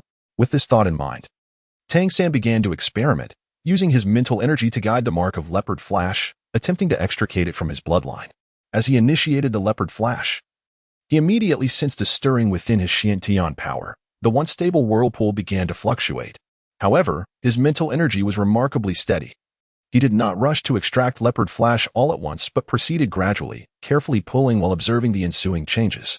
Soon, he discerned some clues. The Leopard Flash mark was being drawn out bit by bit. Yet, during this extraction process, the radiance of the Leopard Flash mark began to wane, and the newly ascended power seemed to be diminishing. Tang San did not halt his endeavors. For him, comprehending the intricate relationship between the Xiantian skill and these skill imprints was far more significant than the mere acquisition of the Leopard Flash. The Leopard Flash could be devoured anew, yet if he failed to grasp how these skills intertwined with his Xiantian skill, his future self-improvement would be severely impeded. At long last, through his sustained and steady efforts, the Leopard Flash gradually separated from the Xiantian skill.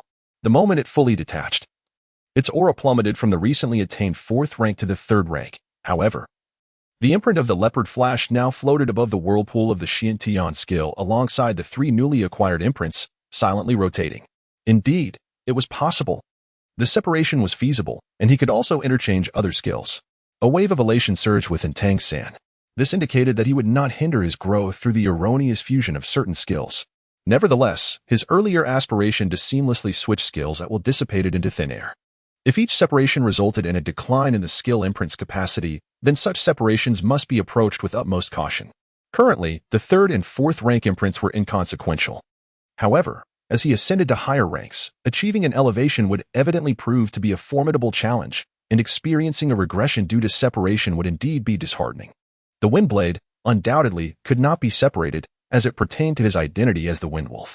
Thus, the Leopard Flash was the chosen subject for experimentation. Gazing at the four skills suspended above his Xiantian skill, Tang San continued his trials, commencing the integration of these four imprints into his being. First came the return of the Leopard Flash. Perhaps due to their prior fusion, the process of the Leopard Flash reuniting with the Xiantian skill was remarkably smooth. Almost instantaneous as it reintegrated into the whirlpool of the Xiantian skill. However, it remained at the third rank. The previously dissipated imprint layer had not been restored. Next was the heavy armor technique. The integration of the heavy armor imprint took a somewhat slower pace, yet Tang San discerned that as he merged the heavy armor technique, his bloodline seemed to undergo a transformation, becoming more robust, and his physical strength appeared to augment. These imprints brought not merely the skills themselves but also certain traits inherent to their original bloodlines. He had not experienced such distinct sensations during the previous integrations of the Windblade and Leopard Flash imprints. Perhaps it was due to the greater lineage of the Rhinoceros Demon. Following was the Eagle Eye imprint of the White-Headed Falcon Demon. Upon the integration of the Eagle Eye imprint, Tang San distinctly felt a refreshing sensation in his eyes, akin to the benefits he experienced during the merging of the Rhinoceros Demon's heavy armor technique. If this were indeed the case, it would imply that the more formidable the original bloodline of the integrated skill, the greater the assistance it would render to himself post-fusion. This was indeed a fortuitous revelation. In the 42nd chapter of Devouring and Merging, as his body enhanced through the assimilation of bloodline imprints, he pondered whether he might one day possess the strength of a bear, the speed of a leopard, or the endurance of a horse. This all represented a direct elevation of his physical prowess. As he contemplated this, Tang San initiated the fusion of the final skill imprint. This was, for him, the most crucial integration within the entire process, as it represented the fifth imprint, surpassing his current rank. Should he succeed, it would signify that he had not yet reached the limits of his skill fusion capacity.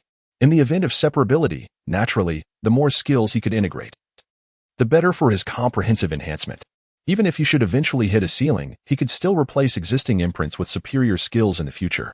With the heavy armor technique and Eagle Eye evidently augmenting his physique, Tang San found himself hopeful that his earlier judgments were mistaken. He yearned to incorporate the spiritual heart eye of the spiritual deer demon. This spiritual heart eye seemed to enhance perceptive abilities, a remarkably rare talent, indeed. It might even surpass those skills that directly bolster combat prowess. However, true to his status as a legendary demigod, Tang San's prior assessments proved accurate. When he endeavored to integrate the spiritual heart eye into his Xiantian skill, the whirlpool of the Xiantian skill exhibited a palpable sense of saturation. The four imprints within flickered with their own radiance, and as the orb of light representing the spiritual heart eye began to merge, he was met with a powerful repulsive force, pushing outward, striving to expel it from the circle. Just as he had surmised, it appeared that each rank could only accommodate an additional skill, rather than allowing for limitless imprint fusion. Tang San felt little disappointment. For him, certainty was of utmost importance. This was also the reason he sought to absorb 3 different abilities for experimentation.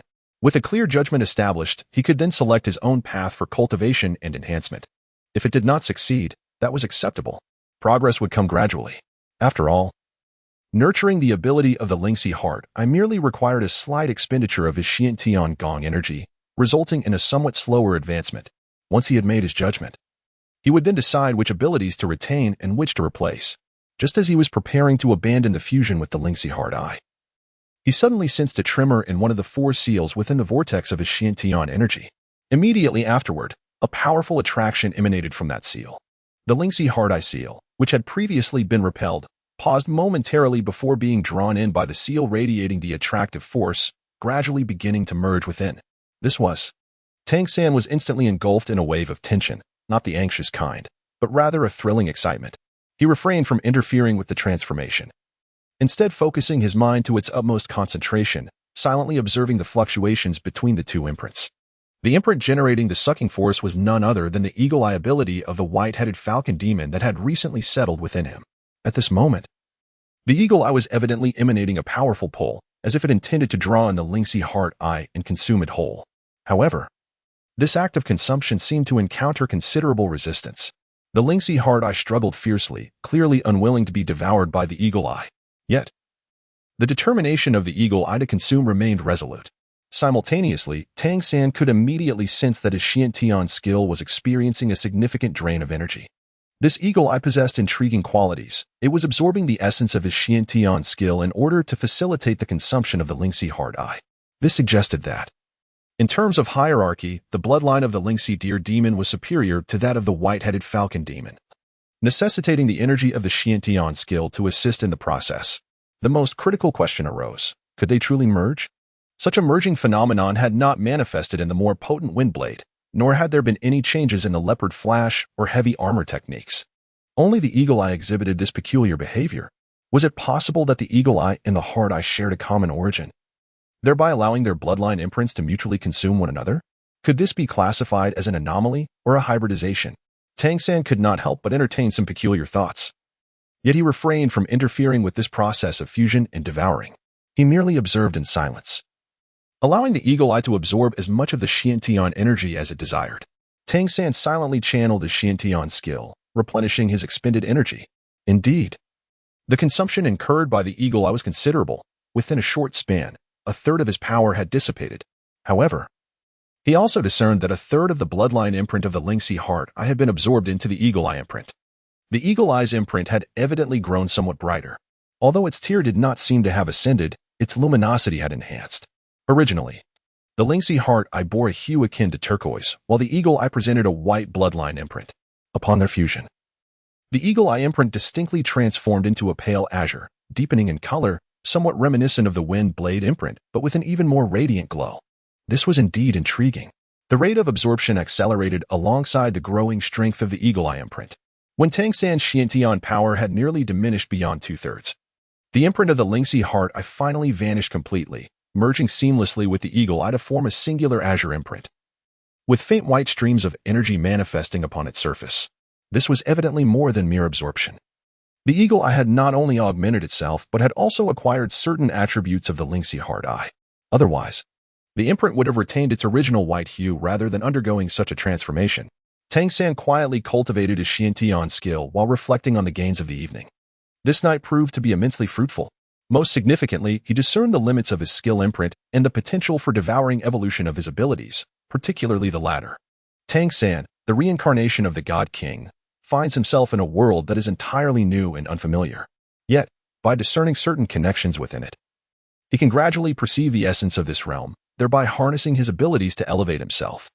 More crucial than acquiring new skills or advancing his Xiantian Gong is understanding the relationship between his bloodline imprint and his Xiantian Gong. With this revelation, a clear direction for future enhancement emerges. Furthermore, the skills that have been imprinted are not immutable. They can be detached by sacrificing the inherent tier of the bloodline imprint. In this world, he is the sole practitioner of Xiantian Gong, rendering his abilities uniquely his own. At his current level of weakness, he is not yet a target of the dimensional forces of this realm. Whether this will change in the future is a question to ponder only when he achieves a divine breakthrough. With two skills evolving into four, one of which is a fusion of two bloodline imprints, Tang San's strength has undoubtedly surged. The night passed without incident, and the Smallen remained undisturbed until dawn.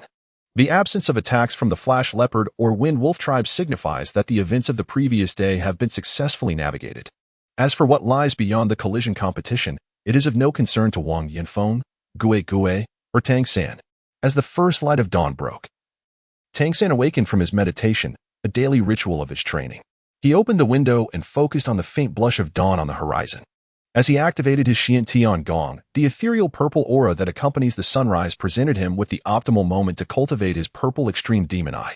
A subtle hint of violet emerged in his gaze, and suddenly, Tang San felt his pupils constrict as he was astonished to perceive that his vision seemed magnified, as if the distant horizon had drawn closer. Just then, the purple aura appeared in the sky, heralding the arrival of the eastern purple energy. Chapter 43. The Eye of Spiritual Insight. Tang San felt a sudden warmth in his eyes, as if his vision had instantaneously communicated with the violet energy. More of this ethereal essence flowed into his gaze, causing his entire eye to become somewhat feverish, prompting him to swiftly close them and exert his mental power to control the abundant violet energy drawn towards him, merging it with his own essence. This transformation was remarkably peculiar. enveloping him in a sensation of warmth throughout his body. As he experienced the changes of the violet extreme demon eye, he pondered internally. This must be the result of the fusion between the eagle eye and the heart's insight. The integration of these two bloodline imprints seemed to significantly enhance his vision. However, he realized that attempting to cultivate the violet extreme demon eye using this newfound skill would be unwise. The amount of violet energy drawn to him in that fleeting moment had already exceeded his usual intake several times over, allowing him to progress in his cultivation with remarkable efficiency. Yet, if he were to invoke this skill recklessly, the excess energy could overwhelm him, risking his sight. Having lived 3 lifetimes, he was far from reckless. After a moment of contemplation, he reached a conclusion. The benefits of absorbing the bloodline imprint were far greater than he had anticipated. It also had the potential to strengthen his physique.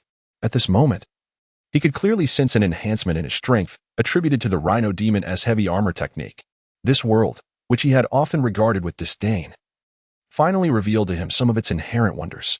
After a considerable time spent absorbing the violet energy, Tang San silently noted that his violet extreme demon eye had indeed made some progress, equivalent to several days of regular cultivation. As the sun rose, the once blinding light appeared soft and gentle in his eyes. The violet energy had already passed, leaving him with only a brief moment for cultivation each day. Since he could not use this newly acquired ability for his violet extreme demon eye training, he wondered what would happen if he integrated it during usage. With this thought in mind, Tang San focused his will, closed his eyes, and summoned the azure bloodline imprint within him. As the blue light activated, he felt a noticeable depletion in his Xian Tian skill, nearly 1/10 of it. In the next instant, all his senses became remarkably acute. The chirping of insects and the calls of birds seemed to resonate right beside him, and everything around him appeared to take on a 3-dimensional quality. In a profound manner, he sensed something responding to his perception. Without thinking, he became aware of 2 Lingxi coins on the table. A subtle change in their aura seemed to harmonize with his perception. At that moment, Tang San slowly opened his eyes. In an instant, 2 beams of purple light shot forth from the depths of his gaze, extending over half a foot. As the violet light erupted, he felt as if his perspective had undergone a monumental shift. Before him lay a world of vibrant colors. The sky remained the same, yet it was composed of countless hues. The azure specks represented the power of wind elements. Red symbolized fire, blue denoted water, green signified life force, and orange represented light. The white, that seemed to embody pure spiritual energy of heaven and earth. Under his gaze, the world appeared to have been deconstructed into its fundamental elements. With another mental command, he beckoned the wind. Instantly, the azure wind elements coalesced towards him, and instinctively, he extended his hand. These wind elements naturally gathered in his palm, forming a swirling vortex that spun gently. He was now able to perceive the elements, a feat achieved not only through sight but also through heightened awareness. The fusion of the heart's insight and eagle eye indeed proved extraordinary, allowing his violet extreme demon eye to unleash even greater power. Without a doubt in that moment, Tang San concluded that among the 4 skills he possessed, the most formidable was not the wind blades that provided long-range attack, nor the leopard flash that granted speed, or the heavy armor technique for defense. It was, in fact, this extraordinary ability, the Lingxi eye, a combination of eagle eye and heart's insight. The Lingxi eye lasted for 30 seconds, and when its effect faded, Tang San distinctly felt a slight soreness in his eyes, which led him to shed tears. What a wondrous ability! The Lingxi eye would undoubtedly be a crucial skill for future enhancement. Its current utility was already apparent, and its potential for higher-level advancement would undoubtedly be immense. Just then, a knock echoed at the door. As Tang San turned, he saw Wang Yanfeng enter. Wang Yanfeng paused upon seeing him, noticing his tears. "What's wrong?" he asked. "Oh, it's nothing. I was just dazzled by the sunlight," Tang San replied hastily. Wiping his tears away, Wang Yanfeng scrutinized him, sensing that something had changed within Tang San, as if he were somehow different, particularly his eyes, which appeared deeper despite the recent tears. "We need to prepare to leave. Your ghost aunt just went out to gather information. After the collision tournament yesterday, the Leopard clan and the Wind Wolf clan clashed fiercely, and it took a large number of guards to suppress the situation. Both clans are searching for you as a Wind Wolf vassal. We must leave the city of Jelly as soon as possible. Even with your mask, your physique is still too conspicuous a flaw." "Understood," Tang San nodded. His actions yesterday had been somewhat impulsive, bringing great benefits but also the potential for considerable trouble. Leaving swiftly was clearly the best option. Yet, at that moment, he instinctively recalled something and glanced out the window towards a specific direction. He truly wished to see her once more before departing, But it seemed impossible now. Wait for me, beautiful young lady. I will return as swiftly as I can. In the central district of Jelly City, the beautiful young lady had just finished placing the ingredients for milk tea into dozens of cups and was preparing to brew the tea when she suddenly paused, a frown crossing her brow. What is wrong, Shimei? Suchin asked, glancing at her daughter with concern. It's nothing, Mama. I just felt a sudden pang of anxiety for no apparent reason, she replied, gently shaking her head. Suchin approached her, facing her directly, and tenderly stroked her long hair. If you're not feeling well, you should take a break. Mama can handle it. I'm fine, really, the beautiful young lady insisted, shaking her head quickly and flashing her mother a bright smile before resuming her work. Customers flocked to the shop to buy milk tea, with hundreds of cups sold daily, resulting in a decent income after deducting costs. As evening approached, a girl working in the shop took over the beautiful young lady's tasks. Sister May, you should go rest. I'll handle the rest. Thank you, Xiaoxue, the beautiful young lady replied, turning to smile at her. Xiaoxue winked at her and gestured toward the back. The beautiful young lady seemed to grasp something unspoken, lightly nodding. However, the moment she turned around, her entire aura underwent a strange transformation. Chapter 44. Returning home, Tang San and Wang Yefeng left the city with relative ease, as Gue Gue drove a truck that carried them away. It was only after they had distanced themselves from the gates of Jelly City that Gue Gue allowed them to disembark. Her gaze towards Tang San was imbued with complexity. This child possessed a talent that far surpassed that of ordinary vassals. Yet, was this truly a boon for Wang Yefeng? Or rather, for all of them as vassals? Tang San, Gue Gue called out to him. Aunt Gue, he replied. With a soft sigh, Gue Gue continued. You are the most promising and exceptional individual I have encountered among our human vassals.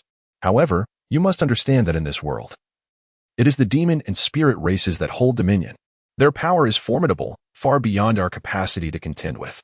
Those humans who have managed to survive alongside you have endured countless tribulations. To live is to have a chance, while the future remains obscure to us now. If you aspire to contribute something meaningful to humanity, you must safeguard your own potential. Do you comprehend? Yes, I understand, Tang San nodded. Gue Gue regarded him intently and said, I sincerely hope you truly grasp this. Brother, I direct these words to you as well. You must protect him and keep a vigilant watch over him. Incidents like yesterday must never recur. Luck will not always favor us. Wang Yinfeng silently nodded, yet refrained from uttering a word. Do not return to Jelly City for the time being. Wait until you have grown, at least in stature, before you come back. Gue Gue advised Tang San. Tang San cast a glance towards the direction of Jialicheng, pondering whether he could truly refrain from going there. The ties he had were far too significant, far too profound. After bidding farewell to Gue Gue, Wang Yinfeng and Tang San set forth on their journey. Along the way, Wang Yinfeng refrained from engaging in lengthy discussions, unlike his prior earnest guidance towards Tang San. It was not until they veered off the main road onto the narrow path leading to Huifeng Wolf Town that Wang Yinfeng spoke up. Tang San, he began, capturing Tang San's attention. I had always perceived you as still young, in need of time to grow and refine your resolve. Yet this time, I have come to realize that you are no longer a child. You possess a steadiness that surpasses my expectations. However, amidst this composure, why do you allow yourself to act impulsively? Such sudden impetuosity. Tang San said, Master, I yearn for swifter growth and a greater strength. I hope that the tragedies of humanity may diminish. Wang Yinfeng nodded and replied, This is a desire shared by many enlightened beings among humanity. However, Gue Gue is correct. In this world, we remain exceedingly weak. The might of the monster and spirit tribes is beyond your current imagination. Tang San shook his head and replied, No, you are mistaken. I can envision their formidable strength. However, does the might of our adversaries warrant inaction on our part? If we remain idle, humanity shall forever be enslaved. In terms of intelligence, we still surpass both the demon and spirit races. Yet, why must our kin be subjected to their tyranny, or worse, become their sustenance? Wang Yinfeng responded, It is because heaven has turned a blind eye to us. We possess wisdom, yet we lack innate talent. Tang San remarked, No, it is not that we lack talent, but rather that we have yet to discover a way to harmonize with this world. Wang Yinfeng was taken aback. He had not anticipated such words from Tang San. He recalled having heard something akin to this once before. Tang San, you. Tang San solemnly remarked, Teacher, I do not believe that I alone possess the power to alter the fate of humanity, to truly transform mankind. We must discover the methods that align us with this world, enabling us to gradually grow stronger. This may not be an endeavor achievable within a single generation, but with diligent effort, a solution will surely emerge. When I first arrived in this realm, even I, once a sovereign deity, felt the pangs of fear and helplessness. However, as I have come to understand this world more profoundly, I have begun to perceive its unique essence. As I have mentioned, humanity here has yet to find a way to harmonize with the world, akin to the Doloa continent of my previous life. At the time of my birth in that realm, the spirit beasts remained overwhelmingly powerful, and humans struggled to match their might. Yet, humanity discovered the means to awaken their innate martial spirits, empowering themselves to become spirit masters and gradually ascending to dominance over the spirit beasts, ultimately becoming the masters of the Doloa continent. Now, is it not plausible that this fairy continent is merely an early iteration of the Doloa continent? Perhaps, after a millennium or 10,000 years, humanity will similarly uncover a path to strength, overcoming the monstrous and ethereal races. Although in this realm of Fa-Lon, amidst the fairy continent, the journey appears arduous, for the hierarchy of the monster and spirit races far surpasses that of the spirit beasts in Doloa, hope is not extinguished. Perhaps, in some cosmic design, my reincarnation into this world is meant to bring hope to its people. Wang Yanfeng suddenly chuckled. I initially intended to persuade you, yet I find myself swayed by your words. The teacher is eager to witness you discover a method that resonates more profoundly with this world. However, prior to that, you must remain as inconspicuous as possible. What you have shared with me today should not be mentioned to anyone else. Indeed, Tang San nodded. Upon returning to Wind Wolf Town, all was as usual. Tang San went home first while Wang Yanfeng proceeded to report to the Lord of Wind Wolf.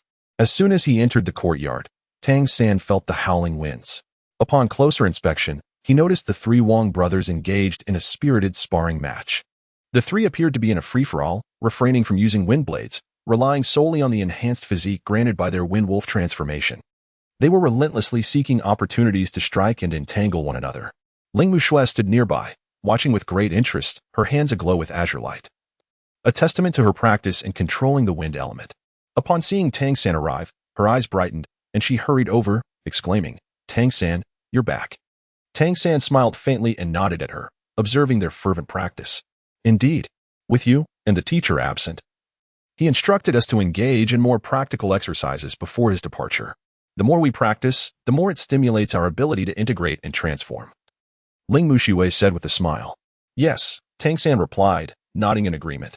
Suddenly, he clapped his hands, the sound capturing the attention of the Wang brothers, causing their movements to halt as they turned to face him. Tang San gently shook his head, remarking that your progress is rather slow. Upon hearing these words, Wang Chao, Wang Zhong, and Wang Xiaolei were momentarily taken aback. Tang San is the youngest among the five, and on most days, Wang Yanfeng would remark on his youth, often excluding him from practical training sessions. Tang San, being a man of few words, seldom engaged in conversation with the others, dedicating himself instead to silent cultivation. It was only during their initial practical exercise that they witnessed Tang San unleash his wind blade. At that time, the Wang brothers had yet to fully awaken their intellect, remaining somewhat oblivious to their surroundings. After a year of guidance from Wang Yanfeng, they have begun to grasp some understanding of the outside world. Wang Xiaolei scoffed, saying, "How have we been slow in our progress? Just look at my agile form." As he spoke, still in his Wind Wolf transformation, he suddenly lunged towards Tang San, his right hand transforming into a claw, poised to strike. Ling Muxue, standing beside Tang San, was startled. She raised her hand, ready to unleash a blade of wind. But Tang San intervened, stopping her. In the next instant, he sprang forward, his toes barely touching the ground. This time, it was Wang Xiaolei who was taken aback. He had merely intended to frighten Tang San and had no intention of genuinely attacking him. As he saw Tang San charging towards him, he hastily withdrew. Suddenly, he felt a blur before his eyes, and Tang San had evaded his claws, closing in on him. Wang Xiaolei, tall and slender despite his youth, stood nearly as tall as Wang Chao. With a swift motion, Tang San raised his right hand, hooking Wang Xiaolei's neck and spinning him around. Wang Xiaolei felt his forward momentum abruptly shift, and he was flung sideways. With a loud thud, he landed on the ground. Chapter 45. Time waits for no one in the Wind Wolf transformation state. Wang Xiaolei's physical prowess proved commendable.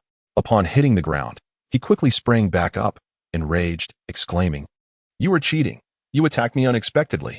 Tang San merely remarked, had this been on the battlefield, your throat would have already been severed by me. Wang Chao and Wang Zhong exchanged glances, with Wang Chao unable to restrain himself from asking, what has come over you today, Tang San? Tang San gazed at them and remarked, it is nothing. I merely believe that the pace of your growth should be swifter. You three, come together. I shall accompany you in practical combat. Wang Chao exclaimed in astonishment, have you lost your mind? Before his words had fully escaped his lips, two swirling blades of wind emanated from Tang San's hand, hurtling towards him and Wang Zhong. Though Wang Zhong had remained silent, his focus was unwavering. Upon suddenly noticing the wind blades, he instinctively sprang into action, his explosive power propelling him upward as he deftly evaded the blades and charged towards Tang San. With a resounding crash, the wind blade he had narrowly avoided erupted, sending a gust of air that caused Wang Zhong's forward momentum to falter. Meanwhile, the other wind blade detonated as well. Wang Chao, intending to counter Tang San's assault with his own wind blade, found his attack misfired into the void, and the explosion forced him to take a step back. Attack him, Wang Xiaolei shouted, already dashing towards Tang San once more. Tang San turned his head to look at him, and with a swift motion, he approached Wang Xiaolei. When Wang Yefeng successfully completed his task and returned to their residence, he was taken aback upon entering the door, as he was met with the sight of the Wang family's three brothers lying on the ground, gasping for breath. Wang Xiaolei's eyes were particularly rolled back in distress. Tang San was engaged in conversation with Ling Mu Shui, who appeared to be deep in thought. What is the matter? Everyone get up. Wang Yanfeng furrowed his brow and scolded. Teacher, you have returned. Wang Xiaolei abruptly sat up, his voice tinged with a cry, Tang San. He is hitting us. Teacher, are you biased? Why is he so formidable, causing us such pain? Wang Yanfeng was taken aback and turned to look at Tang San. Tang San, with an air of calmness, remarked, I merely believe they ought to accelerate their growth. Otherwise, I fear they may not become vassals. Wang Yefeng, rendered speechless, recalled having advised him to maintain a low profile during their journey home. Tang San undoubtedly harbored his own ambitions. Before encountering the noble son, he intended to cultivate himself discreetly and methodically, striving to conceal his true abilities as much as possible. However, for him, nothing was more paramount than hastening his proximity to the noble son. Consequently, he also had to contemplate how to reach Jelly City and how to extricate himself from his current surroundings, not solely for himself, but for all the vassals present. Undoubtedly, Jelly City offered considerably greater safety. What Wang Yanfeng provided him was not merely knowledge. To facilitate the migration of everyone to Jelly City, numerous preparations were required. Strength formed the foundation, but suitable opportunities and plausible reasons were equally essential. With his heart brimming with determination, he recognized that it was time to commence preparations, starting with accelerating the growth of the Wang brothers and Ling Muxue. The Wang brothers regarded Tang San with expressions akin to those of astonishment, unable to fathom that their youngest sibling possessed such formidable combat prowess. Wang Yefeng observed Tang San, then glanced at the three brothers, contemplating before stating, in that case, starting tomorrow, Tang San will also join the practical combat class. What? The Wang brothers exclaimed in unison. Tang San, come with me, Wang Yefeng beckoned, leading him to the second floor. What is the matter? Wang Yefeng inquired, regarding him intently. This journey to Jelly City had profoundly altered his perception of Tang San. Not solely due to the combat abilities displayed, but also because of the meticulous thought process he exhibited. During the collision competition, from participation to departure, he left no trace of vulnerability. It appeared perilous, yet upon reflection, from donning a mask to feigning defeat and retreating, he had afforded the Flash Leopard clan no opportunity for pursuit, an accomplishment that seemed beyond the capability of a mere child. Maturity in youth, indeed, manifests in such a manner. I wish to assist them in their rapid growth, Tang San stated earnestly. Wang Yefeng furrowed his brow. What do you intend to do? Tang San remarked, naturally. I aim to assist them in obtaining their vassal certificate smoothly. Teacher, could you help me find some information about Windwolf Town? How many inhabitants are there? What are their ages? What is their strength, and so forth? The more detailed, the better.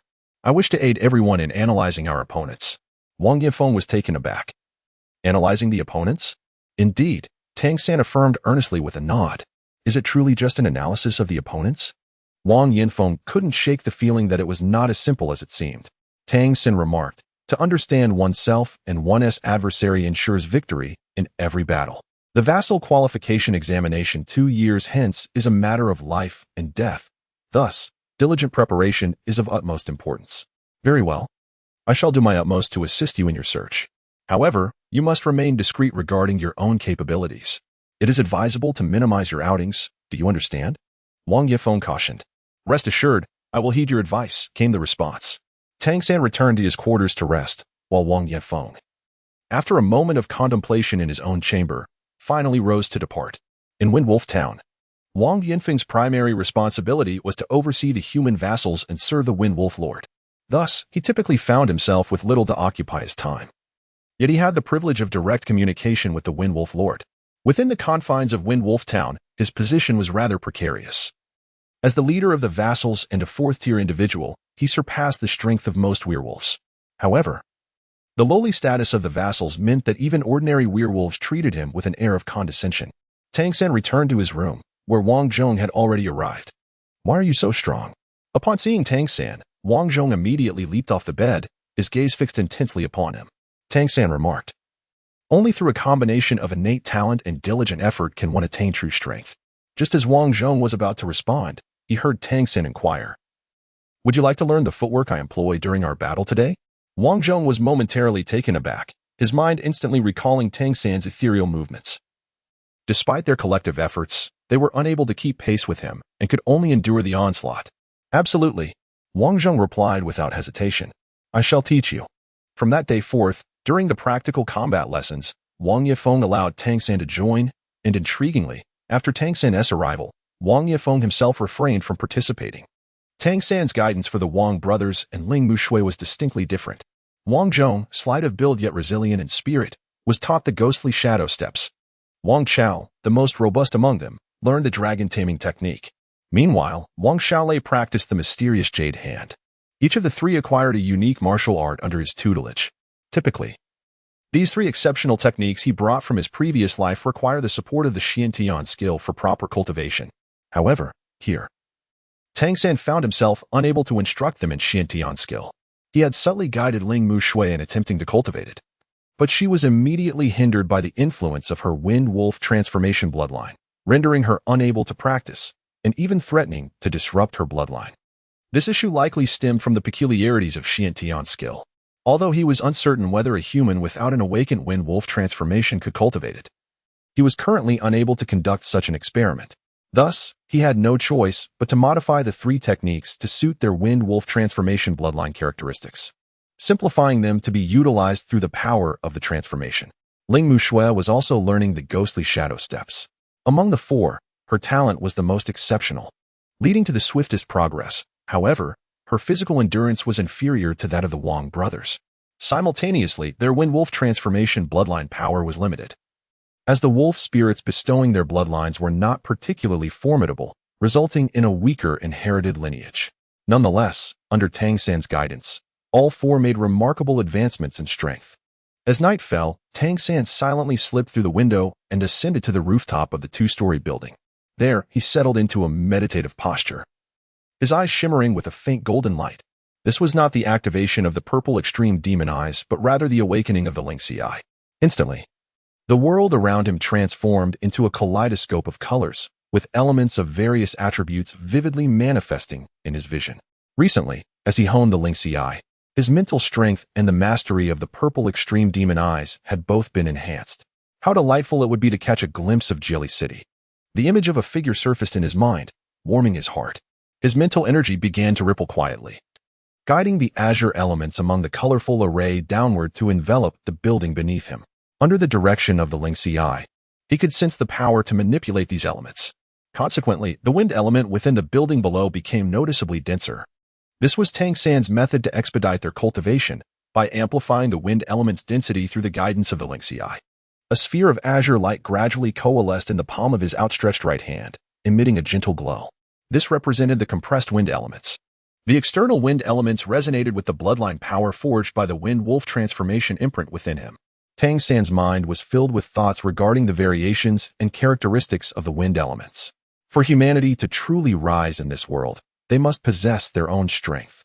The power derived from the demonic transformation of beasts ultimately depended on the spirits of the monsters, rather than being innate to humanity. Only by discovering a method for humans to cultivate independently could they truly find their footing in this realm. With the growth of his own power, Tang San's understanding of the world's power structure gradually deepened. The ambient spiritual energy in this world was exceptionally abundant, to an extent he had never witnessed before. Though Phelan Star remained a planet and not a realm of divine stature, the concentration of spiritual energy here was not significantly inferior to that of the celestial essence found in divine realms, particularly within large cities. The spiritual energy in Jelly City was denser than that in Windwolf Town, likely due to some method of congregation. However, this world's spiritual energy also presented challenges. It was exceedingly domineering. The force of this plane was intensely potent, nearly constraining all forms of power. The bottleneck Tang San encountered while cultivating Xiantian skill was a consequence of this planar suppression. Conversely, the spiritual energy here was remarkably congenial to the monster tribes, which is why they possessed intelligence and were born with formidable talents and abilities. This implies that the monster tribes and even the elusive spirit creatures Tang San had yet to encounter enjoyed the favor of the plane's master. In stark contrast, humans and other subordinate races received no such compassion, rendering them incapable of cultivation. Consequently, to pursue cultivation in this world, one must align closely with the monster or spirit tribes. This necessity birthed the demonic transformation of beasts. To overcome the constraints imposed by this plane, Tang San would need to regain his former peak state from his past life. Yet, given the current circumstances, even achieving divine-level status seemed a daunting challenge. Upon attempting to transcend to that level, he would become conspicuous to the plane's master. Aspiring to ascend to higher echelons would be exceedingly arduous, potentially inciting the entire plane against him. In summary, this plane represented a double-edged sword for him. While the speed of normal cultivation was markedly swifter than in his previous life due to the overwhelming spiritual energy, the path to breakthrough and reclaim his godly powers remained incredibly arduous. Sensing that the wind elements within the building below had reached a state of near overflow, Tang San quietly descended, opting not to return indoors but instead stealthily exited Windwolf Town. Venturing into the woods, he inhaled deeply, instantly accelerating as azure light enveloped him, the wind elements supporting his form as he darted through the trees like a streak of blue light. With the aid of the lynx's eye, his body deftly navigated around the towering trees, maintaining an impressive speed. After a relentless half-hour of sprinting, he finally paused, leaving a mark on the trunk of a nearby tree before turning back. He was testing his speed. The journey from Windwolf Town to Jelly City spanned 3 days. If he were to sprint at full throttle, how long would it take? He could not easily depart from Windwolf Town, as he lacked even the status of a subordinate. Nonetheless, he relentlessly trained his speed, aspiring to hasten his future journey to Jelly City, even if it were merely to catch a fleeting glimpse of her. Tang San's foremost desire regarding the Demon Clan is to acquire the ability of flight. If he could fly, a journey that typically takes 3 days could be reduced to merely half a day. Departing at dusk would allow him to reach Jelly City by midnight. Unfortunately, during the recent collision competition, he failed to absorb the skill of flight. The innate ability of the white-headed falcon demon is its keen eyesight, and flight is an inherent physical capability. Should Tang San possess the demon transformation of the white-headed falcon, he could indeed take to the skies through transformation. However, he practices the Xiantian art, which lacks the true bloodline of the white-headed falcon demon, rendering this aspiration unattainable. On his return journey, Tang San pondered this dilemma carefully. He does not possess the capability for demon transformation. If he were to find himself in a large city in the future, it could pose a significant risk. What would he do if the demon clan demanded a transformation during an inspection? Initially, he held a rather indifferent view towards demon transformation as a human. What benefit could there be in becoming a demon? Yet, the mere thought of flight and the possibility of meeting the charming young master in Jelly City ignited a newfound anticipation for the demon transformation within him. Upon returning to Jelly City and reaching his residence, Tang San settled onto his bed to meditate and cultivate. Recently, due to continuous absorption and persistent training, his Xiantian art has reached the pinnacle of the 4th level. As he had anticipated, he encountered another bottleneck. Undoubtedly, he must absorb the energy of a higher-tier Wind Wolf demon to advance to the 5th level. Achieving the 5th level would likely provide him with a certain degree of self-defense. Focusing inward, he observed the 4 skill imprints of his Xiantian art glowing faintly. The most potent was the azure orb representing the Wind Wolf transformation, followed by the lynx's eye, which combines the heart eye and eagle eye, both of which are 4th-tier skills. The previously diminished skill imprints of the flash leopard and heavy armor technique, having been stripped down to the 3rd tier, emitted a somewhat dimmer light. These skill imprints bestow upon him the abilities of various demons. When utilized, they effectively channel energy from the Xiantian art to release corresponding skills. Is it possible to truly execute the demon transformation? Even a partial manifestation would suffice. Tang San had been contemplating a perplexing issue lately, engaging in a series of experiments, such as attempting to temporarily merge the imprint with his own bloodline. However, during the integration, he encountered a significant problem. Once fused with his bloodline, the Xiantian art would swiftly retract the skill. In other words, it seemed to repulse the skill from his bloodline. The skill appeared to exist solely as an independent entity, incapable of truly merging with his bloodline. A sense of fatigue washed over his mental realm, and as a realization struck him, he became aware that his Lingxi had remained in a semi-open state due to his previous contemplations on the way back. This semi-open state represented a mystical condition where he refrained from observing the external world, instead enhancing his own insights. This was the benefit bestowed by the Lingxi Heart Eye, allowing Tang San to maintain a clearer mind and sharper thoughts, proving particularly useful during contemplation. By not fully activating the Lingxi Eye, he expended minimal energy, enabling him to sustain this state for a more extended period. Just as he was about to retract the Lingxi Heart Eye, he suddenly sensed a disturbance from the floor above. Chapter 47. Redemption of the tiger-faced man. Residing above were Wang Yanfeng and Qiu Jing, a couple who had lived together for quite some time. Typically, Tang San would disregard ordinary sounds, but at that moment, he sensed there was more than just two individuals above. Instantly alert, he glanced at Wang Zhong, who was meditating and remained oblivious, before rising once more to open the window. With the Lingxi Heart Eye fully activated, the world before him transformed into a vibrant palette. Tang San immediately discerned that the air was saturated with wind elements, far more concentrated than usual. Evidently, someone was manipulating the wind elements in considerable quantities. Moreover, judging by the agitation of the wind elements, it was apparent that this was not for cultivation but for combat. Without a moment's hesitation, Tang San leapt through the window, scaling the outer wall with agility. In mere moments, he found himself outside the window on the second floor. The window was ajar, and within the room, three figures stood in silent confrontation. At that moment, Wang Yefeng had activated the Wind Wolf transformation, and Qiu Jing had done the same.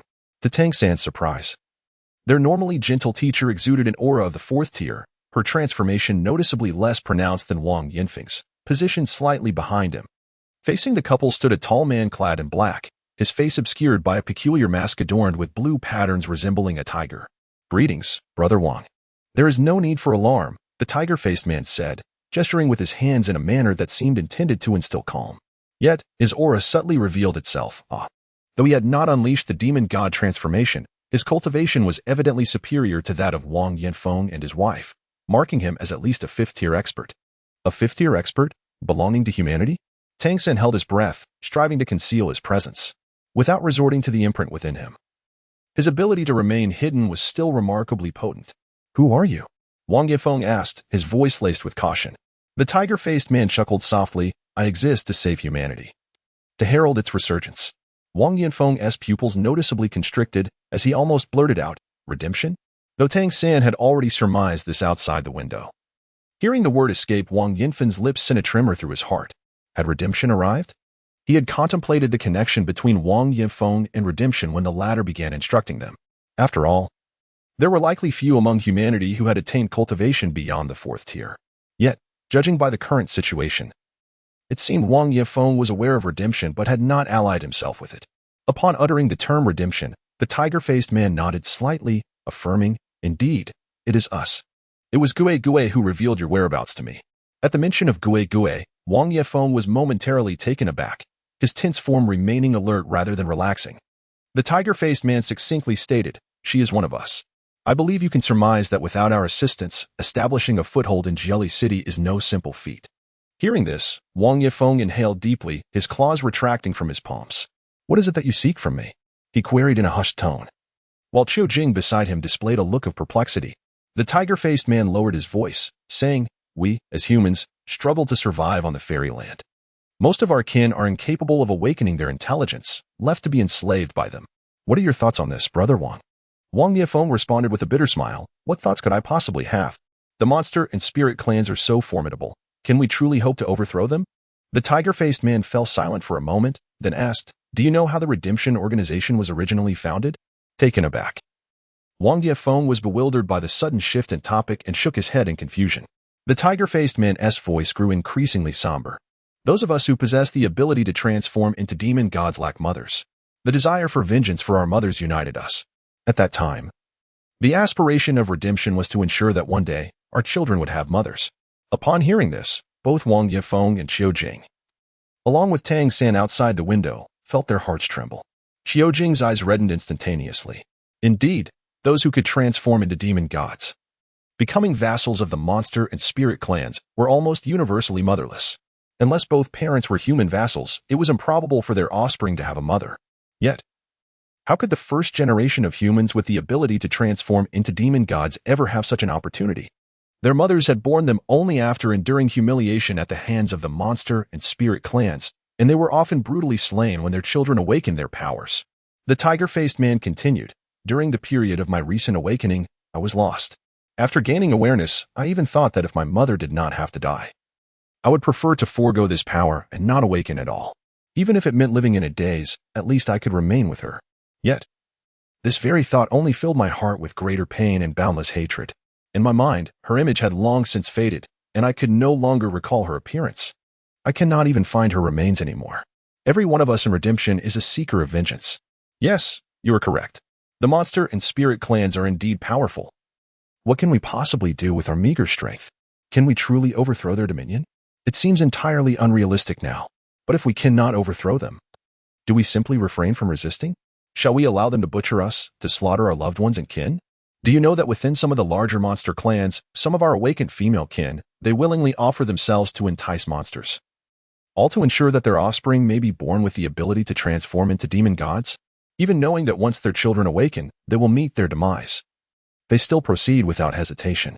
Once, a mother like this told us that after her death, she wished for her child to join redemption, not for vengeance, but to grant humanity a glimmer of hope. Wang Yefeng listened intently to his tale, dispelling his windwolf transformation. With a calm expression, he stated, "Why share this with me? I have seen far worse." "And then what?" the tiger-faced man inquired. "After witnessing so much, have you become numb?" Wang Yefeng replied indifferently. "What else can I do?" The tiger-faced man asserted solemnly, "Join us. Together, we can redeem more lives." "Redeem more lives?" Wang Yefeng laughed bitterly. "You know well the situation regarding the demon god transformation. What level of power can we attain? The bloodline of humanity continues to weaken with each passing generation. What can you achieve, apart from assassination?" The tiger-faced man replied earnestly, "When I first joined redemption, I thought the same. At that time, all I desired was revenge. I believed that was sufficient for me. Yet, I later discovered that redemption is not merely about that. We are carving out our own world. I cannot divulge too much, but I can assure you that the goal of redemption has never been assassination or to be a mercenary organization. It is to ensure that humanity can live better. True, our current abilities are limited, and the number we can assist is finite. Yet, we believe that through diligence, we can glimpse the dawn." Wang Yinfeng's body trembled slightly. The notion of carving out their own world genuinely struck a chord with him. "Do you know what the consequences are if one is discovered after joining redemption?" he asked, furrowing his brow. The tiger-faced man nodded. "I am well aware. However, in recent decades, have you heard of any redemption members being captured and endangering others?" Wang Yifeng hesitated, for his understanding of redemption was indeed limited. Gue is one of us. After years of development, redemption has established its own stringent rules. Each member is meticulously arranged concerning their identity and tasks to ensure their safety. Yes, we do have an assassination department, but that is not our sole focus. We also possess a structured intelligence network. The bloodline and beliefs of humanity unite us. While it is possible that some who awaken their demon god powers may betray us, the vast majority still choose to remain human. Our appearances are still human, and we cannot be recognized by the monsters and spirits. Wang Yifeng inhaled deeply. "If I join you, what will you require of me?" The tiger-faced man responded, "I have two main objectives for my visit. The first is to hope that you will join us. You need not do much. Simply continue to manage our human vassals here, expand their numbers as much as possible, and educate them in awakening their intelligence while instilling some of our beliefs. This should not be difficult for you since you have been doing precisely that." Wang Yifeng slightly exhaled in relief, nodding. "And the second?" The tiger-faced man continued, "I have heard from Gue that you have trained an exceptionally talented disciple. This child, despite their youth, already possesses fourth-tier strength. The organization has decided to focus on their development, and I intend to take them with me. Wang Yinfeng's heart tightened. Are you referring to Tang San? He could not help but silently blame his sister. Gue had not disclosed anything to him previously. He was still young. Barely aware of the subordinate role he played, Wang Yinfeng remarked. The man with the tiger mask waved his hand dismissively, saying, "You need not worry about that. The organization will handle it. Moreover, whether he is fully nurtured by the organization depends on his innate talent. Therefore, I must conduct another assessment of him." Wang Yifeng replied gravely, "What if I refuse to join you?" The man with the tiger mask responded, "That would not pose a problem. Given your sibling bond with Gue, coupled with the fact that betraying us would yield no benefit to you, I believe you will still keep our secrets. However, if I confirm that the child possesses sufficient potential, I will take him away. How will you test him?" Just then, a somewhat youthful voice echoed. In the next moment, a figure gracefully landed in the room, deftly closing the window behind him. It was Tang San.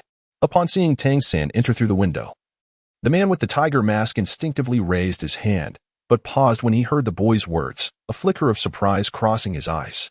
He had indeed sensed no presence before Tang San's arrival. This child, appearing merely 8 or 9 years old, concealed himself so effectively.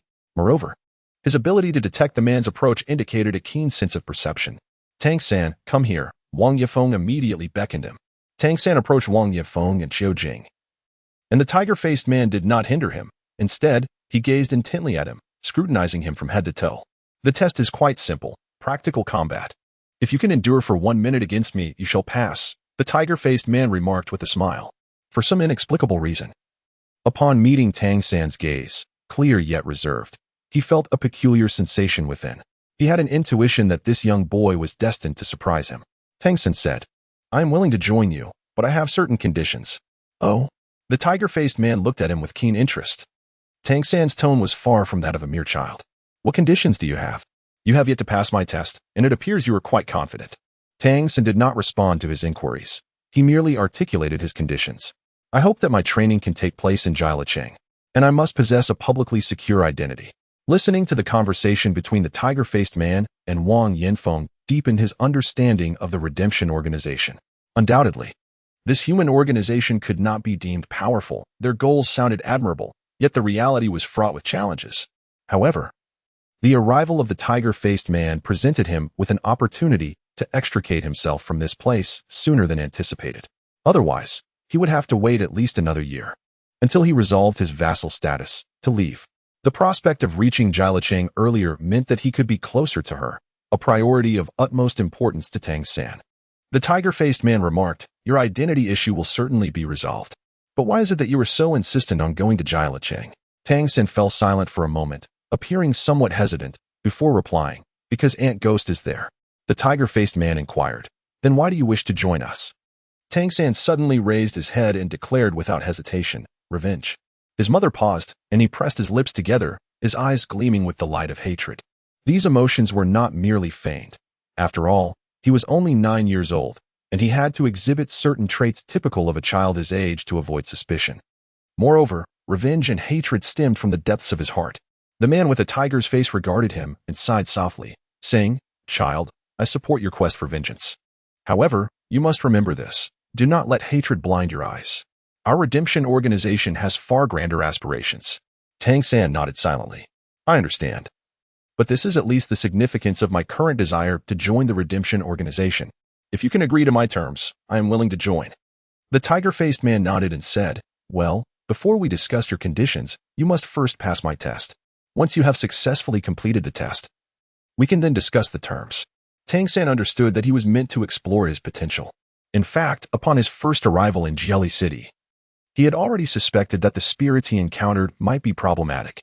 During his time in Jelly City, he had observed numerous vassals, yet very few possessed their own enterprises. The only 2 exceptions were the daughter of the esteemed Mei Gongzi, who owned a tea shop, and the spirit known as Gue. In his view, the tea shop posed the greatest concern, as it was situated in the very heart of Jelly City. The ability to operate there without interference from any monstrous clans indicated the shop's exceptional status. As for Gue, while less extraordinary, the fact that she owned a small and frequented by human vassals raised questions. At that time, Tang San had contemplated the possibility that Gue was connected to the redemption organization, or that some formidable force was backing her. However, Given that Gue was the sister of Wang Yifeng, it seemed unlikely that she had substantial backing, leading him to lean more towards the former speculation. Thus, when participating in the collision competition, Tang San had indeed considered Gue's involvement, aiming to demonstrate his capabilities to her. Today, the arrival of individuals from the Redemption Organization did not surprise him in the least, as it was precisely what he had anticipated. To resolve his identity issues and reach Jieli City sooner, relying solely on Wang Yifeng and himself would undoubtedly prove challenging, if not perilous. While the Redemption Organization may not be overwhelmingly powerful, their continued existence, especially as the only human organization with a will to resist, suggested that they possess some depth. This depth was precisely what Tang San required at present. Therefore, his participation in the collision competition was not a mere impulse but rather a well-considered, multifaceted strategy. Chapter 49. A flock of birds returns to the forest. The appearance of the tiger-faced man came even quicker than he had anticipated. His objective was achieved. Yet at the same time, Tang San increasingly realized that the Redemption Organization was likely not formidable. A powerful and tightly knit organization would never so readily reveal themselves. Covert investigation would be the preferable approach. Their lack of talent made it evident that a young individual like himself, possessing fourth-tier strength, would certainly attract their attention. A faint smile graced Tang San's face as he nodded and said, "May I begin?" The tiger-faced man squinted his eyes and turned to look at Wang Yifeng and his wife. Wang Yifeng slowly retreated with his wife, clearing a small space in the modest room. Just as the tiger-faced man was about to speak, an acute sense of crisis washed over him. A flash of azure light appeared. Tang San unleashed a succession of 12 wind blades, enveloping the entire room in a shimmering azure glow. Remarkably, not a single blade wreaked havoc upon the surroundings. Instead, they swirled around the beast-faced man. This extraordinary mastery of wind blades was a sight he had never before encountered, prompting him to take the initiative. In an instant, his eyes transformed into a profound blue, and a chilling mist enveloped his powerful tiger-like hands. With a delicate push of his toes against the ground, an overwhelming aura erupted forth, causing the temperature within the room to plummet drastically. A layer of icy armor materialized upon his body, disregarding the swirling wind blades as he launched himself directly at Tang San. The speed of his charge was astonishing, like a tiger pouncing. As he initiated his assault, the wind blades hovering in the air seemed to be triggered simultaneously, converging upon the beast-faced man with the grace of 1,000 rivers flowing into the sea. The wind blades remained silent. Yet it was this very silence that instilled a profound sense of threat. Undeterred, the beast-faced man solidified his icy armor even further. Just as he was on the verge of reaching Tang San, the latter made his move. In that fleeting moment, the beast-faced man perceived a flicker before him. Tang San had vanished, as if the figure that once stood there had been but an ephemeral illusion. In an instant, as Tang San deftly evaded, the blades of wind surged forth. At that moment, Wang Yifeng and Qiu Jing stood by, their mouths agape in astonishment, scarcely able to believe their own eyes. The 12 blades of wind, previously scattered chaotically in the air, now converged into a neat row, launching in an orderly fashion towards the same vulnerable point on the back of the tiger-faced figure. This was the technique known as 100 birds returning to the forest. With Tang San's formidable mental acuity, he could not yet command hundreds of wind blades, but 12 were effortlessly at his command. The principle of 100 birds returning to the forest signifies that while birds fly, they gather when entering the forest. Faced with the opponent's formidable defenses, the strategy was to concentrate the assault on a single point. Not only were Tang San's wind blades already compressed, but even ordinary wind blades hitting the same target continuously 12 times would be exceedingly painful. With a resounding blast, the first wind blade detonated. As the tiger-faced figure attempted to turn, the second blade struck with alarming swiftness. The consecutive blows staggered him, and before he could recover, the third and fourth blades followed in rapid succession. Accompanied by flashes of azure light, the ice armor on the tiger-faced figure's back shattered, releasing plumes of icy mist and fierce winds. A mere attempt to turn his body became an insurmountable challenge, and his heart was filled with dread. Yet he found himself utterly powerless. More critically, as the fifth wind blade descended, his layer of ice armor was on the verge of shattering. Straining to summon the power of his bloodline to reinforce the ice armor, he found his body uncontrollably pushed forward by the relentless onslaught. Tang San silently sensed that when the ninth blade of wind struck, the tiger-faced man's body had already collided with the wall, his icy armor shattering abruptly. The final 3 blades, however, did not descend further but rather dissipated silently into the air. In that instant, The entire wooden cabin was enveloped in swirling wind and ice elements, as if a fierce snowstorm had just erupted within. The tiger-faced man, pressed against the wall, felt a sharp pain in his back, while a surge of blood and energy roiled within his chest, making it momentarily difficult for him to regain control. He suddenly turned around, his body undergoing yet another transformation.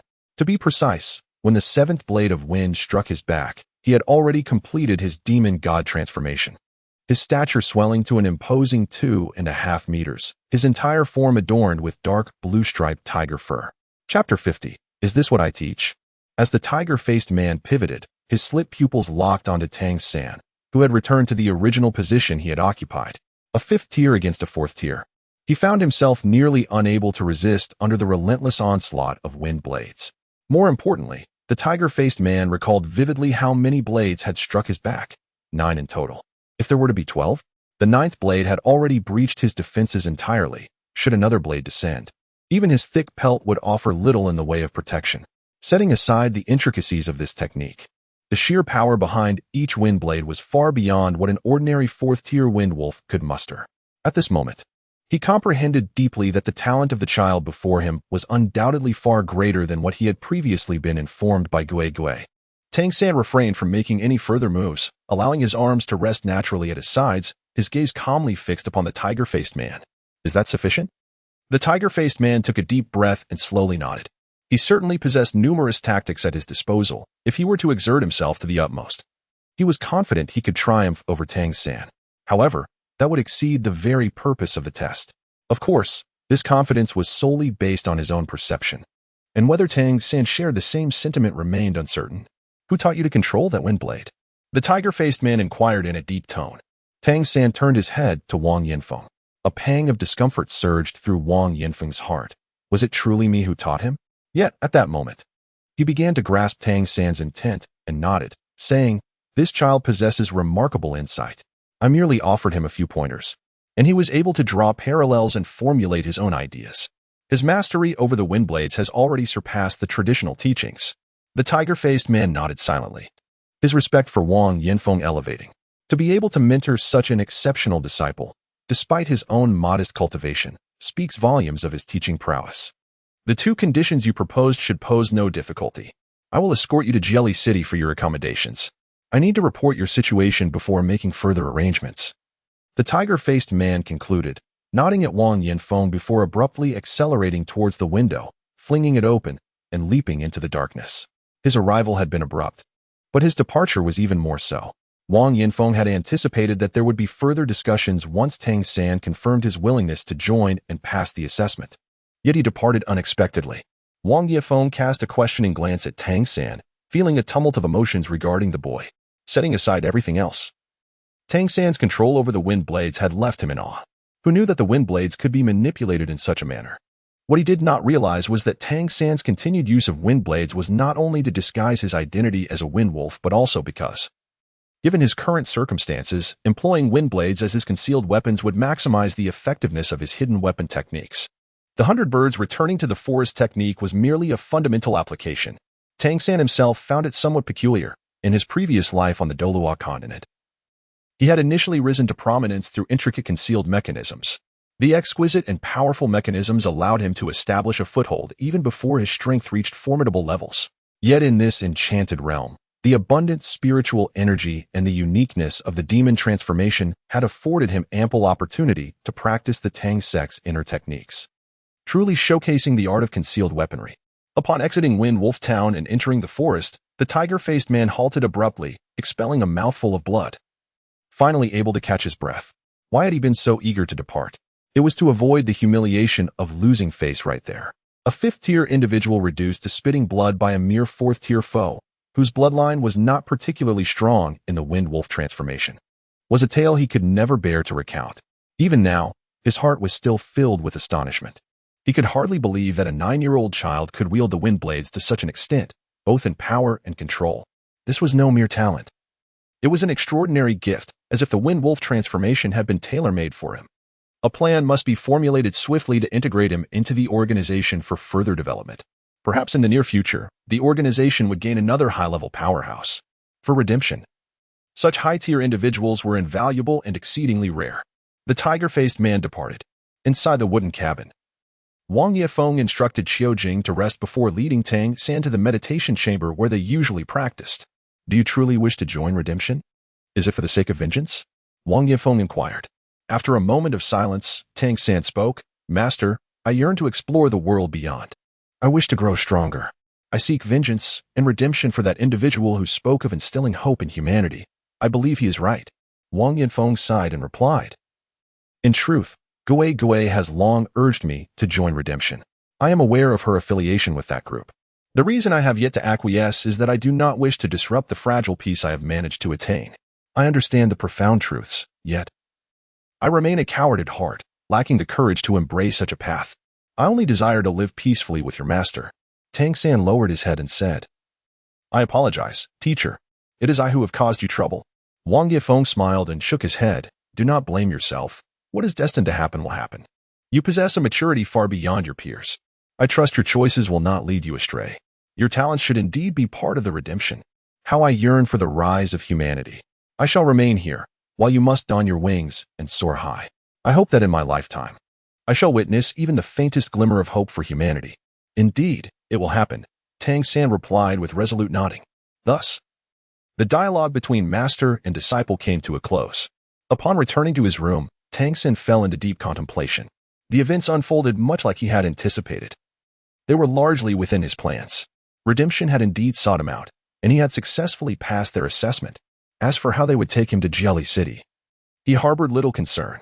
If they could not manage such a trivial matter, the redemption organization would truly lack purpose. What he needed to do next was wait.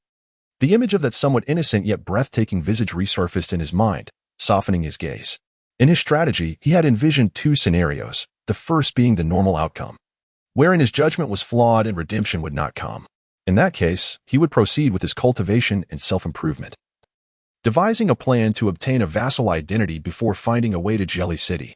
The main issue with this plan lay in his ability to extricate himself from everything here, even to the extent of destroying the entire Wind Wolf town if necessary.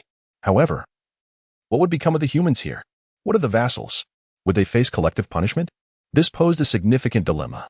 The second scenario was that redemption would indeed arrive. The most ideal outcome. With their capabilities, assisting Tang San to enter Jelly City would undoubtedly pose no challenge, and they would likely manage any subsequent complications with greater efficacy. Currently, Tang San lacked not only understanding but also overall influence in this world.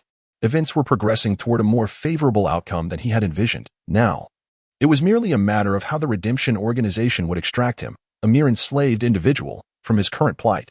In the ensuing half-month, Tang San engaged in his routine of eating, cultivating, and contemplating his beloved. Naturally, he also practiced combat with the Wang brothers and Ling Muxue. Under his pressure, his companions progressed rapidly, even surpassing their improvement under Wang Yinfeng's guidance. After all, Tang San was the youngest among them. For the Wang brothers, being bested daily by their youngest sibling was quite an embarrassing affair, particularly in the presence of Ling Muxue.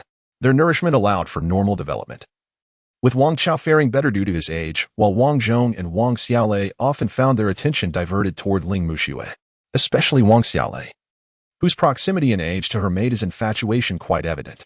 Ling Muxue, in turn, appeared to grow closer to Tang San. This relationship motivated the Wang brothers to strive even harder during their combat training, eager to triumph over Tang San. As another day descended into night, while Wang Zhong entered meditation, Tang San prepared to step out for some training when suddenly he perceived something. He swiftly leaped through the window and descended to the second floor. Wang Yifeng awaited him there, accompanied by the same tiger-masked figure from before, who had donned a new mask. Without uttering a word, Wang Yifeng led both individuals directly to the quiet room, closing the door behind them. The tiger-masked man's gaze settled upon Tang San, stating, "Your request has been approved. The preliminary plan has been drafted." Wang Yifeng, visibly tense, inquired, "What do you intend to do?" Although Tang San still held the status of a mere slave, he was considered a prospective vassal. A sudden disappearance would undoubtedly implicate Wang Yifeng as his overseer, particularly now, as the demon clans exercised stricter control over human vassals than ever before. The tiger-masked man reassured him, "Do not worry, Wang. You will not be implicated. We plan to instigate a commotion amidst such chaos. The disappearance or death of a small slave will attract little attention. We will seize this opportunity to extract Tang San." Wang Yifeng questioned, How will you create this chaos? The tiger-masked man replied, do you recall the fourth-tier lightning leopard that Tang San defeated during the collision tournament? The lightning leopard clan and the wind wolf clan are natural enemies. Following that incident, conflicts erupted several times in Jelly City, only to be forcefully suppressed by the city lord. We will find a way to incite the lightning leopard clan to attack this area. Using this opportunity, we will whisk Tang San away. You must ensure your own safety, and you should face no issues. Hearing this, Tang San's eyes lit up. It was indeed a clever strategy. An attack by the lightning leopard clan on the wind wolf clan's village was entirely expected between sworn enemies. Minor skirmishes had occurred frequently over the years, though the nearest lightning leopard settlement lay over 100 miles away, making conflicts less common. An assault by the lightning leopards would naturally bear no relation to the human vassals. Regardless of the outcome, Wang Yifeng and the human vassals would not bear the blame. The Redemption Organization indeed possessed some ingenuity. Wang Yifeng, having considered the implications, remarked, the scale of the conflict should not be too large, otherwise. I fear for the safety of our kin. He referred to the human slave settlement surrounding Wind Wolf Town, concerned they might become targets of the lightning leopard's wrath. We will ensure control. An elder of our clan will oversee this operation personally. Should anything deviate from the plan, the elder will intervene, the tiger-masked man stated solemnly. Wang Yifeng nodded, and then turned his gaze toward Tang San. Tang San nodded in agreement, and said, I have no objections. The man with the tiger mask replied, very well, I shall now disclose the detailed plan to you. Brother Wang, aside from you and Tang San, this matter must remain a secret from everyone, including your wife. This is crucial for your future safety. You should grasp my meaning. Yes, I understand, Wang affirmed. The man with the tiger mask then took out a roll of leather from his bosom, and upon unfurling it, revealed a map. This map distinctly depicted Fenglang Town and its surrounding terrain.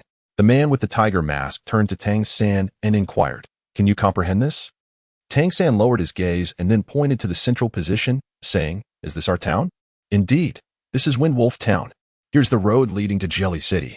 This area houses the 5-ranked wolf demon lord of Wind Wolf Town, while over there resides the 6-ranked high priest. Once the lightning leopard strikes, they will surely intervene, drawing all attention to themselves. Our preliminary plan is to lure the lightning leopard to attack from this direction, which will also serve as a crucial battleground. Brother Wang, on that day, you must gather all vassals and refrain from venturing outside to avoid any potential harm. Once the battle commences, alarms will undoubtedly sound. Tang San, upon the sounding of the alarm, begin to count silently in your heart. From the very start. At my current speaking pace, count 1, 2, 3, 4, 5, all the way to 300. Then, you shall exit the house and run towards the rear of the town. To facilitate your departure, we will assist the Lightning Leopard tribe in breaching the interior of Wind Wolf Town, creating chaos. Brother Wang, remember not to act recklessly during that time. Safeguard the other vassals. Should any Lightning Leopards approach, you may engage in battle, but please refrain from lethal force against the vassals of the Lightning Leopard tribe. For among them are our own people. Tang San, ensure that you memorize the locations on the map. We will rendezvous at that designated spot. I shall await you there personally, and then we will depart for Jelly City. Brother Wang, after the battle concludes, simply state that a lightning leopard has abducted Tang San. You may even go to the Wolf Lord and lament about it. Our plan will thus be accomplished. At that moment, the tiger-faced man reiterated the entire plan thrice, detailing each location and time, ensuring that Tang San and Wang Yifeng thoroughly understood. He urged them to repeat the details to confirm their comprehension. This is the plan. We tentatively set the operation for 3 days hence. I will return 2 days later to confirm the final timing with you. Tang San, remember to take nothing with you. You need only slip away quietly. Timing is crucial, as we must exploit a time differential. If you are late and encounter the Lightning Leopard tribe, escape will become exceedingly difficult, leading to the failure of our plan. Do you understand my meaning? Tang San nodded, understanding the situation. The tiger-faced man then expressed his satisfaction, stating, very well, we shall leave it at that for today. I will return in 2 days. After bidding farewell to the tiger-faced man, Wang Yifeng gazed at Tang San with a mixture of emotions, surprised by the swift arrival of events. Tang San fell silent. In his view, the Redemption Organization had taken half a month to prepare for the departure of such a minor servant as himself, a duration he deemed excessively long. Fortunately, the arrangements were relatively meticulous. Wang Yifeng, noticing his silence, stepped forward, embraced him tightly, and said, go now. You should venture forth. With your talents, you ought to contribute more to humanity. If you encounter insurmountable dangers, find a way to return. Even without a legitimate identity, I will protect you here. This will always be your home. Teacher, I will return, Tang San said earnestly. Wang Yifeng smiled slightly and added, if things go well over there, you should bring them back with you. All right. Tang San was well aware of whom Wang Yifeng was referring to. Wang Yifeng took a deep breath and mused. Perhaps I truly ought to take some action. Let this be the beginning. As long as they can successfully escort you away, I will formally agree to join the redemption and act as their informant here. Tang San felt a warmth in his heart, in his eyes. Wang Yifeng had never been a coward. He merely did what he could to protect his people, which was far nobler than those reckless individuals who rushed out to meet their demise. Chapter 52. Zheng Mingqi without Wang Yinfeng's protection. There would not be so many human subordinates in Windwolf Town. 2 days later, the tiger-faced man returned, confirming the time for their final operation, which remained unchanged. After sending off the tiger-faced man once more, Tang San returned to his room. He understood that a significant moment was approaching him since arriving in this world. Quietly climbing into bed, he sat cross-legged, his eyes slightly squinted, reflecting a contemplative glimmer. The plan articulated by the tiger-faced man replayed in his mind, and he believed he could accomplish much within the span of 300 breaths. In the forest, agile figures darted swiftly, each possessing a tall and powerful physique, leaping effortlessly. Trees served merely as leverage for them, imposing no hindrance to their progress. Their bodies bore tawny stripes, and with each leap, they could soar dozens of meters. Soon, they traversed the woods and entered the main road, where nearly 100 figures swiftly converged. The leader, towering over 3 meters tall, exuded an aura of strength with bright yellow light gleaming in his eyes. As he stood upright, his sharp claws gradually retracted. He was a formidable flash leopard. Behind him, numerous figures gathered, clearly orbiting around him. Is this the direction? The flash leopard pointed forward. A smaller figure quickly approached his side and nodded gently. Lord Shining. It must be this way. That place is called Windwolf Town. A glint of ferocity flashed in Shining's eyes, the yellow glow subtly tinged with red. Windwolf. Damn it. Follow me. With that, he abruptly gestured, leaping first, while other flash leopards followed suit, their eyes gleaming with ferocity. The flash leopard who had spoken with Shining momentarily retracted his fur, revealing a human visage. Yet soon, he transformed back into a flash leopard, melding seamlessly into the ranks. Although the flash leopard tribe was not among the most powerful in the monster clans, 100 of them together possessed an imposing presence, causing even some of the stronger monster races to retreat in their presence. It was evident that the aura of these flash leopards felt somewhat amiss. They were swift.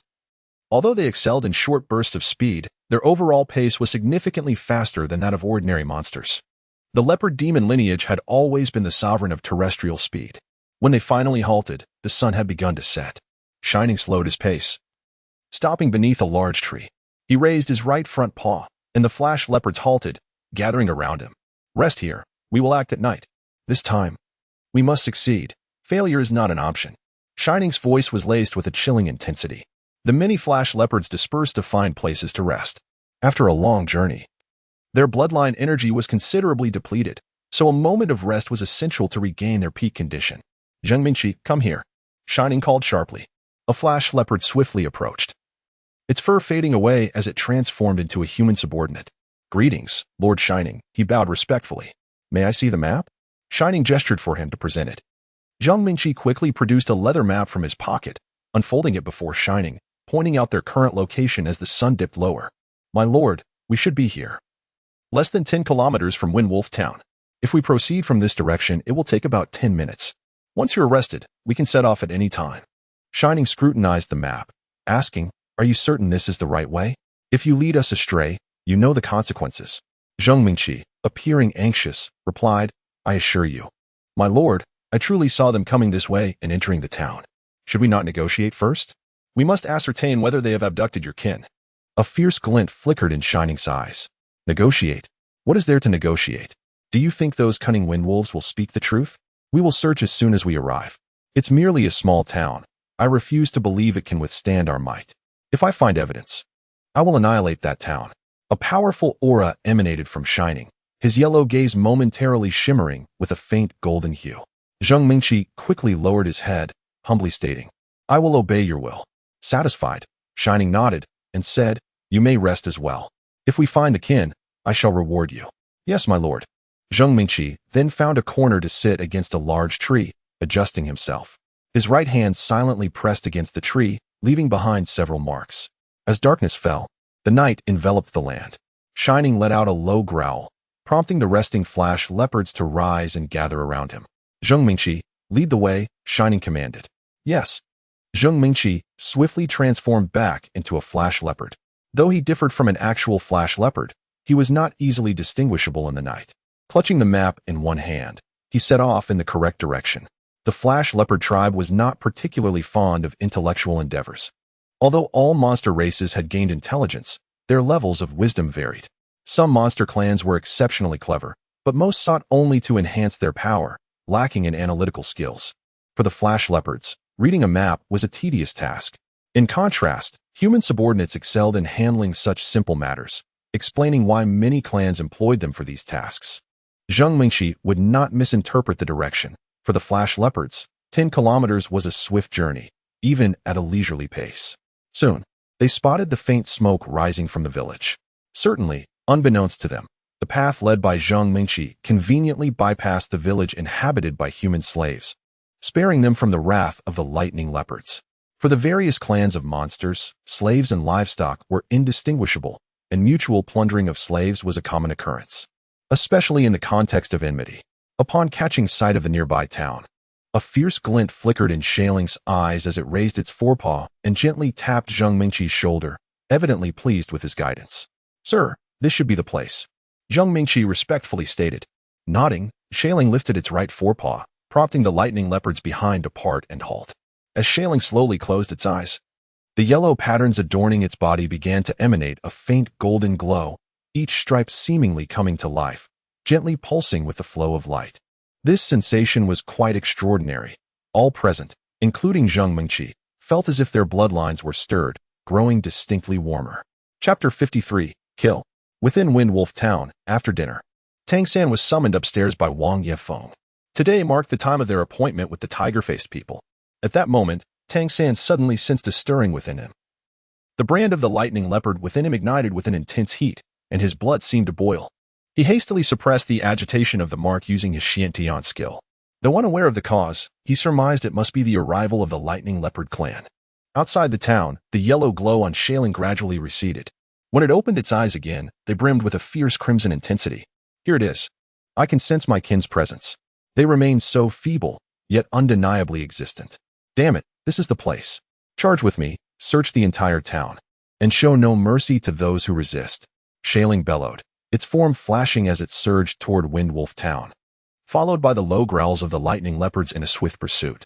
The town's defenses had always been somewhat lax, given the expansive forest surrounding the area and the nearest lightning leopard tribe being 100 miles away, leaving little need for vigilance. However, upon hearing Shailing's roar, the Wind Wolf Town's high priestess, preparing for dinner in her residence, suddenly froze, her murky eyes narrowing in alarm. She raised her hand, unleashing a fierce gale that sent her human subordinates flying. Simultaneously, her elongated staff shot from within, landing firmly in her grasp. With the staff raised high, a surge of azure light erupted skyward, accompanied by an ancient wolf howl from her lips. The azure glow swirled around her as she gradually ascended into the air. At that moment, Shailing had reached the outskirts of Wind Wolf Town. The town lacked walls, and Shailing's speed was astonishing, allowing it to dash directly in the direction sensed through its bloodline. It soon encountered a third-tier windwolf, the windwolf. Instinctively preparing to roar in anger upon seeing the approaching figure, was abruptly silenced as a sharp pain pierced its throat, its powerful body collapsing to the ground.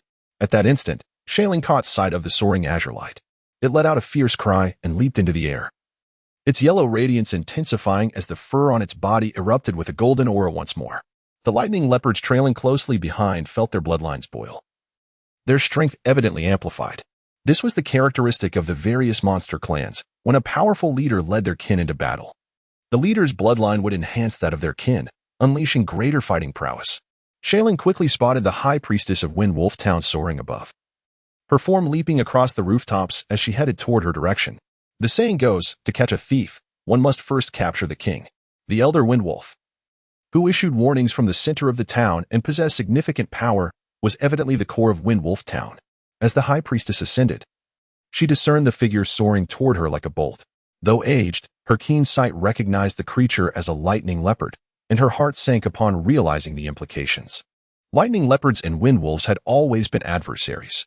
Yet, according to the customs of the monster clans, while conflicts might arise, they seldom invaded each other's territories, as the ancestral decree forbade it. However, the lightning leopards were here, seemingly unrestrained and exuding formidable power, leaving the high priestess in shock. "Why do you invade my town?" the high priestess of Wind Wolf Town demanded. Yet Shailing showed no inclination to engage in dialogue, unleashing a furious roar as it lunged toward her.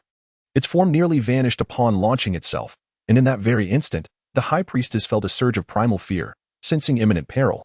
Without hesitation, she unleashed a powerful azure light from her staff, enveloping her form in a massive azure aura.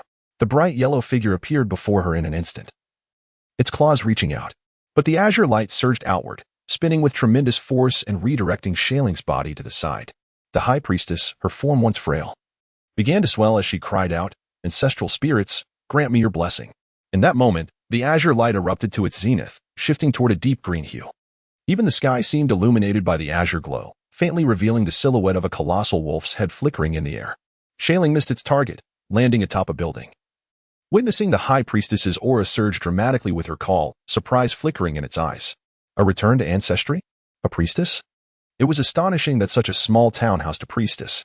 No wonder they dared to strike against them, instead of feeling intimidated by the high priestess's heightened presence. Shailing's anger only intensified. At that moment, a long wolf howl resonated, and a robust figure surged forth to stand beside the high priestess. It was none other than the Wind Wolf Lord. Influenced by the high priestess's earlier call, its body had swelled to nearly 4 meters in height, every muscle bulging with ferocity. It knelt before the high priestess, its form further returning to its ancestral roots. The high priestess floated gracefully onto the Wind Wolf Lord's back, the two becoming one, their auras swelling beyond the 6th tier. Meanwhile, the lightning leopards had already breached the town, engaging in fierce combat without hesitation upon encountering the wind wolves. In an instant, chaos erupted as both sides clashed. Wind Wolf Town was home to a sizable number of wind wolf inhabitants, but true strength among them was scarce, with many being the elderly, children, and women. In contrast, the 100-plus lightning leopards that had arrived were all in their prime. In an instant, amidst the chaos of battle, the wind wolves found themselves retreating in disarray, leaving behind a trail of lifeless bodies. The high priest of the wind wolves, his emerald eyes flickering with fury, glared at Shining Spirit. Why? Why have you attacked my kin? Do you not understand that invading another S territory is an affront to our ancestral code? Invading? Your kin abducted the children of my clan, and you dare question me? The murderous intent radiating from Shining Spirit intensified, his aura rising ominously. A clear indication that his bloodline was being fully awakened. Abducting your children? The high priest of Wind Wolves hesitated, casting a glance at the Lord of Wind Wolf Town beneath him. The act of seizing children from other clans was indeed a grave taboo among the beast tribes. Tensions between the Wind Wolves and the Shining Leopards had previously erupted over such matters. The initial enmity stemmed from this very issue, while wolf flesh was not particularly desirable. The young of the leopard clan possessed a unique spiritual essence. Consuming a young leopard, regardless of its lineage, could provide immense benefits to any beast tribe, even enhancing their own bloodline and promoting its evolution. Thus, the illicit hunting of leopard children persisted despite prohibitions. The leopard clan, in turn, loathed this practice and retaliated fiercely against any clan daring to hunt their young, leading to several devastating wars. This unity among the leopard clans was a direct consequence of such conflicts. Eventually, the ancestral court of the beast tribes formally declared a strict prohibition against the hunting of leopard children, granting the leopards the right to retaliate and holding the offending clan accountable. Thus, the act of hunting leopard children was indeed a grave transgression. It was no wonder they dared to defy the ancestral edicts and invade Wind Wolf Town. Could it be that the hunting of leopard children had truly occurred? The high priest of Wind Wolves found himself questioning the integrity of the lord beneath him. He knew well that this lord had long been striving to break through to the 6th tier, yet had repeatedly failed due to insufficient bloodline strength. This frustration fueled a deep-seated rage within him. Only by achieving 6th tier status could he hope to be summoned to the capital. And he had long grown weary of this remote village. Hunting leopard children for sustenance was indeed a shortcut worth considering, even if the ancestral court forbade it. The illicit hunting of leopard children had not entirely ceased. The Lord of Wind Wolf Town emitted low growls of agitation. How didn't he do it? The high priest raised his gaze to Shining Spirit. Do you possess any evidence? Shining Spirit growled. I can sense the presence of my kin S bloodline. Is that not proof enough?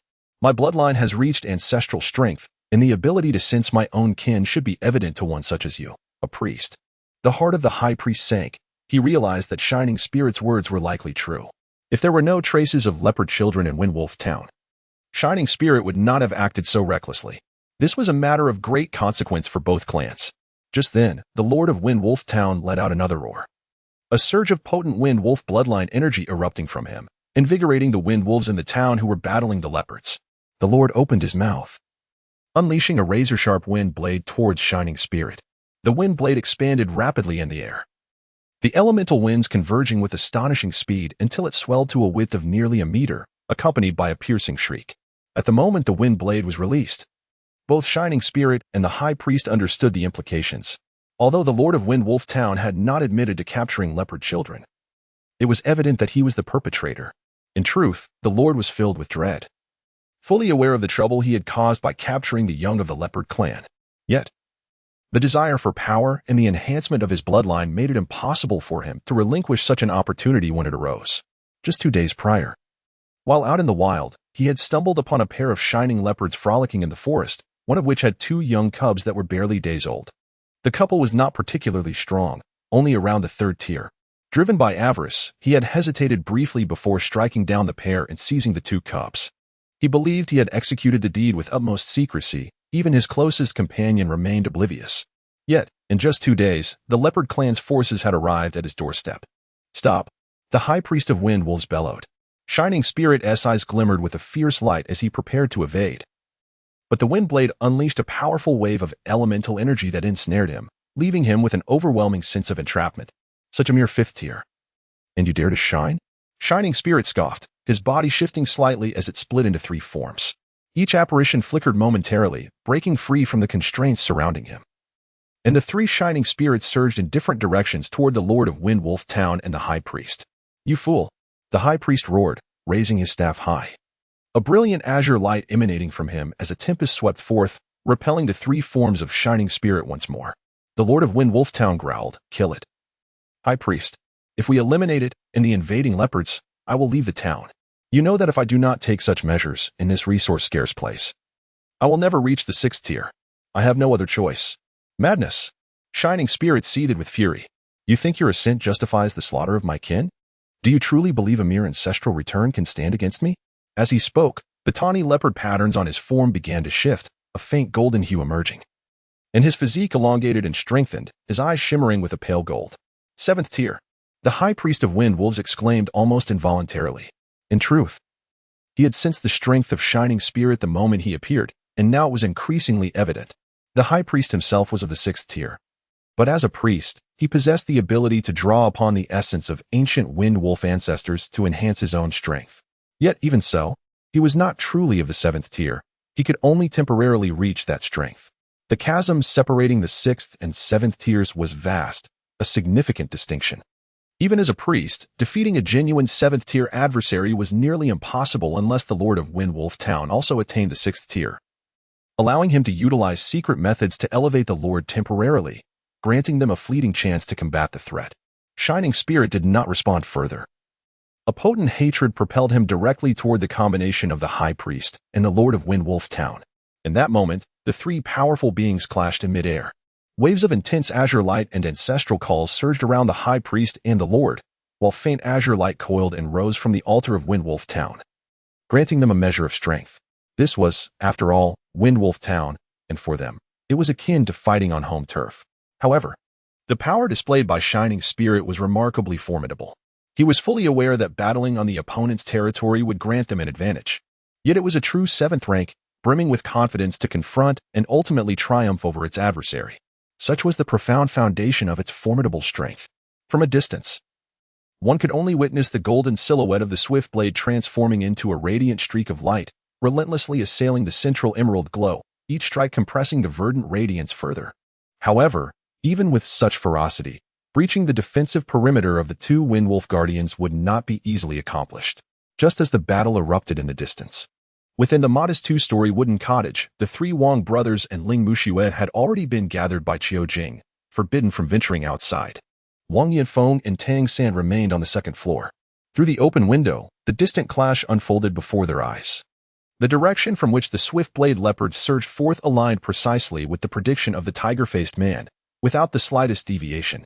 As per their agreement, in 300 breaths' time, Tang San would depart from this place. Tang San. Wang Yefeng turned his gaze toward him. Tang San respectfully bowed to Wang Yefeng, feeling a profound reverence for this teacher who had first brought warmth to his family after he arrived in this world. Teacher, I must take my leave now. Please take care of yourself, and madam, I shall certainly return to visit you when it is convenient. Tang San spoke softly. Are you leaving already? Did we not agree on 300 breaths? Wang Yefeng exclaimed in astonishment. Tang San assured, rest assured, everything should be fine. The number of shining leopards arriving is considerable. Have you not noticed how many wind wolves have already gone to the front lines? There are hardly any left here, and thus, no one will discover my presence. Soon, as that man of redemption has indicated, the shining leopards should be able to invade the town. By that time, it will be inconvenient for me to leave. I shall depart early, act according to circumstances. Do you still doubt my abilities? Wang Yinfeng hesitated for a moment before nodding and replying, be sure to exercise caution. Once you reach Jelly City, find Gui Gui when you have the chance. She will convey your safe news to me. Understood, teacher. I shall take my leave now. Tang San stepped forward, embraced Wang Yinfeng briefly, then turned and leaped through the window. With a nimble flip in midair, he gracefully descended to the courtyard. Supported by the elemental winds, he glanced back, waving at Wang Yinfeng, before swiftly vanishing into the enveloping darkness. Chapter 55. The opportunity for slaughter. As he watched Tang San's departing figure, Wang Yifeng felt a sudden pang of loss. Over the course of a year, he had indeed imparted knowledge to Tang San, yet he had also gleaned insights from him. After the initial period, he had come to regard Tang San not merely as a child, but as an equal. This feeling was quite peculiar. Tang San was resolute and composed. Perhaps, in the future, he could indeed bring hope to humanity. Unconsciously clenching his fists, Wang Yinfeng closed the window, preparing himself. With the imminent invasion of the shining leopards into the town, he too needed to devise a strategy to clear Tang San of any suspicion regarding his departure. Upon exiting the wooden cabin, Tang San found himself counting silently. He did not immediately leave Windwolf Town. In truth, after learning of the entire plan orchestrated by the tiger-faced man, he had formulated his own strategy. Departing at once was the most prudent choice, yet for him, it also presented an exceptional opportunity. Previously, his experimentation with various types of monster bloodline seals had caused the Shining Leopard Clan seal to drop from the 4th tier to the 3rd. Simultaneously, his Windwolf seal had yet to reach the pinnacle of the 4th tier. The impending clash between the Shining Leopards and the Windwolves was, for him, a splendid opportunity to enhance his own seals. The higher the strength of his seals, the more advanced abilities he could wield from both clans. The Rhinoceros Demon, the Spirit Rhinoceros Deer Demon, and the White-Faced Falcon Demon had been elusive, yet the Shining Leopards and Windwolves were right before him. In the chaos of battle, who would notice his presence? Tang San was already intimately familiar with the lay of Windwolf Town. He concealed himself within the shadows, swiftly approaching the front line where both factions clashed. Naturally, he avoided the center, where a 7th-tier creature faced off against a 6th and a 5th tier, alongside the presence of the Windwolf Town altar. With his current strength, he was not yet capable of influencing that battle. Thus he moved towards the periphery of the battlefield. As he drew closer, he could distinctly feel the heat emanating from both the Windwolf and Shining Leopard seals within him, a sign of his bloodlines being stimulated. The intensity of the battle was palpable. Scaling a nearby building, Tang San lay prone on the rooftop, gazing into the distance. Not far from his position, 7 or 8 Shining Leopards were attacking 4 Windwolves. Both sides possessed abilities ranging from the 3rd to the 4th tier. Among the monster clans, the overall strength of the Windwolves and Shining Leopards was nearly equivalent, which explained their long-standing rivalry, where neither could gain the upper hand over the other. At this moment, the Shining Leopards clearly held the advantage. Among them, 2 were of the 4th tier. Their speed was astonishing as they circled and relentlessly assaulted the 4 Windwolves. Among the Windwolves, only 1 was of the 4th tier, while the others were 3rd tier. Although the Windwolves were not slow, they found themselves at a disadvantage in terms of speed compared to the Shining Leopards. However, the Windwolves boasted superior defense and strength, capable of unleashing wind blades. Thus, even though the Shining Leopards were in a favorable position, they were cautious in their attacks to avoid being struck by the wind blades, leaving only superficial wounds on the Windwolves. A true kill would require time and effort. Tang San observed their battle and then glanced towards the other combat groups in the distance. This particular group was relatively independent. The leading wind wolf continuously emitted piercing howls, clearly summoning reinforcements. However, at this moment, the entire wind wolf town had already plunged into chaos, leaving no wind wolves available to provide assistance here. This place was quite remarkable. Tang San squinted slightly, and in the next instant, he made his move. Crouching atop the roof, he refrained from descending directly. With a swift motion of his hands, the wind wolf imprint within him was activated. 2 blades of wind shot forth from the rooftop. Simultaneously, his spiritual perception awakened. Tracking the movements of the flash leopards, the 2 azure blades of wind plummeted into the fray. The flash leopards, naturally aware of the impending threat, attempted to evade. However, the blades unleashed by Tang San were no ordinary projectiles that could easily be compared to those of the flash leopards. The 2 wind blades traced elegant arcs in the air, seemingly aimed at empty space, yet they collided with 2 remarkably swift yellow figures. With 2 muffled thuds, the 2 third-tier flash leopards were almost instantaneously cleaved in 2. This sudden turn of events startled both combatants. The 4 wind wolves rejoiced. Reinforcements had arrived. And they were formidable indeed. It is worth noting that under normal circumstances, the wind wolves could scarcely hit a flash leopard with their wind blades unless unleashing a large-scale, concentrated attack, for the speed of the flash leopards was simply too great. The fact that these 2 had not only been struck, but had also met their demise in an instant indicated the exceptional potency of the wind blades. A 4th-tier flash leopard roared and leaped towards the rooftop, determined to eliminate the wind wolves above. Though it was unaware of how this feat was accomplished, it understood that the wind wolves on the roof had to be dealt with. The moment the 4th-tier flash leopard ascended the roof, it perceived a yellow silhouette. The similarity in bloodline aura instinctively led it to believe that it was an ally. The flash leap was the innate celestial skill of the flash leopard clan. Thus, its immediate assumption was that reinforcements had arrived to assist against the wind wolves on the roof. Just then, the figure was already before it. A hand shot out with lightning speed, striking directly at its throat. The 4th-tier flash leopard's pupils constricted in an instant, and in the next moment, the heavy blow revealed a pair of violet eyes. It was instantly rendered dazed, as the power of its bloodline surged chaotically within. Tang San decisively pinned it down on the rooftop, channeling the Xiantian skill to unreservedly absorb the energy within this 4th-tier lightning leopard. This was a 4th-tier lightning leopard, which, under his guise as a lightning leopard, had been unable to unleash its combat prowess. Moreover, after his expedition to Jelly City, Tang San's strength had transcended previous limits. With both deliberate and serendipitous intentions, how could this lightning leopard possibly contend with him? As he persistently devoured its power, the Xiantian skill rapidly became increasingly enriched, while the lightning leopard imprint within him continued to heat up and shine.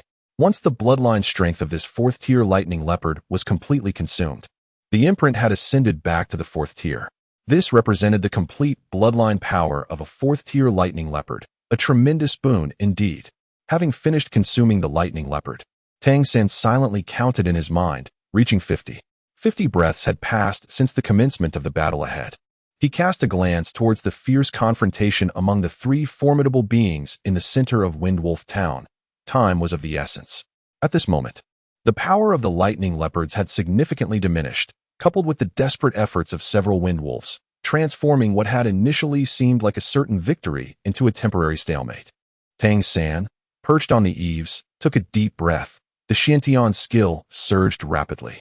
The recently absorbed 4th-tier lightning leopard invigorated his Xiantian skill, and a flurry of wind blades shot forth, aimed directly below.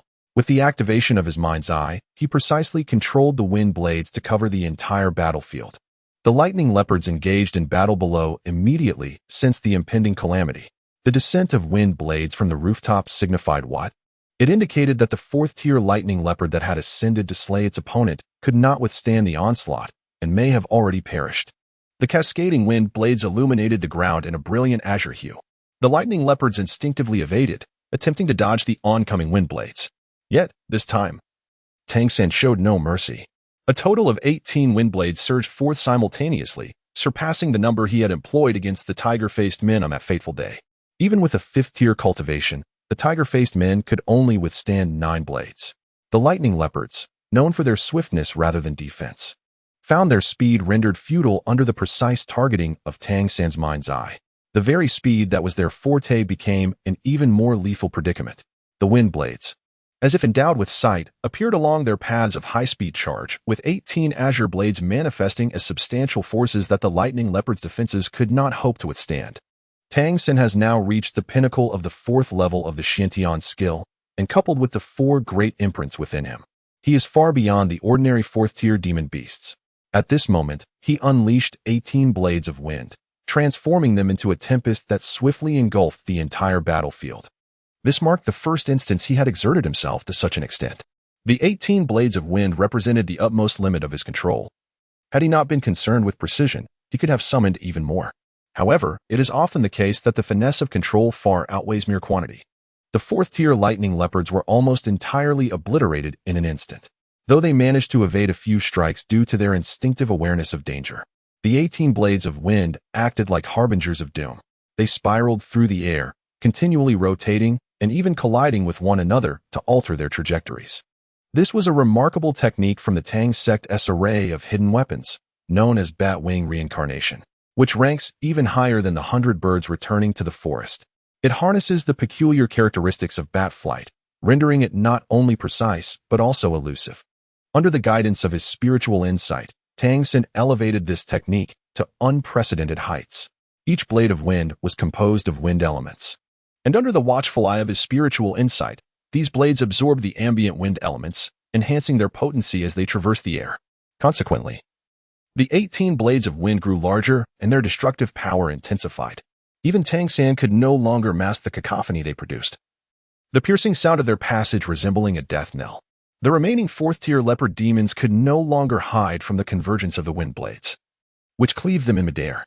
Witnessing this scene, the few surviving wind wolves were left in stunned disbelief. Were these wind blades the innate ability of their kind? Could wind blades be wielded in such a manner?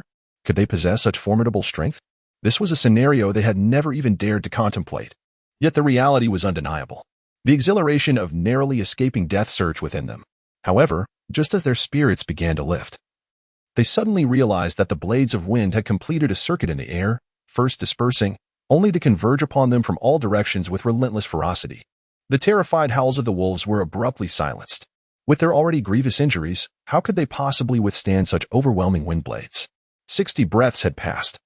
Tang San silently counted in his heart.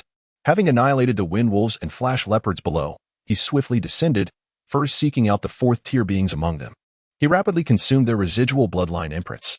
However, the outcome was somewhat less favorable than he had anticipated, perhaps due to the incomplete corpses. A considerable portion of the bloodline power had dissipated. The 3rd-tier flash leopards and wind wolves had little value left for consumption. Yet, in pursuit of speed, he found himself with no alternative. Since the tragic demise of his biological mother at the hands of the monster clan in this world, he had long since lost any semblance of compassion. In his eyes, all monsters deserved eradication. After devouring the bloodline power of several 4th-tier monsters, Tang San quickly departed. This battlefield was relatively secluded, making it difficult to detect his presence. The bloodline power from the 4th-tier monsters provided him with a significant replenishment. The imprints of Wind Blade and Leopard Flash had notably solidified compared to before, marking a considerable advancement at the 4th-tier level. Particularly, the imprint of the Wind Wolf was exceptionally luminous, and even as he continued to consume it, it seemed to have reached a bottleneck, unable to progress further. Tang San was not surprised by this. The imprint was closely tied to his own cultivation of the Xiantian skill, which could not be elevated at the 4th tier. Thus, it was only natural that the bloodline imprint could not advance either. 80 breaths had passed. Tang San lifted his head, directing his gaze once more towards the central conflict unfolding in Windwolf Town. At this moment, the formidable 7th-tier Flash Leopard, Shining Spirit, had fully showcased its speed advantage. Despite the area of effect wind elemental assaults unleashed by the Grand Priest of Windwolf Town, none could graze even a fraction of its being. The swiftness of the Flash Leopard was simply unparalleled. It could even retreat 100 meters in the blink of an eye when the Grand Priest released a barrage of wind blades, only to swiftly counterattack as the blades dispersed.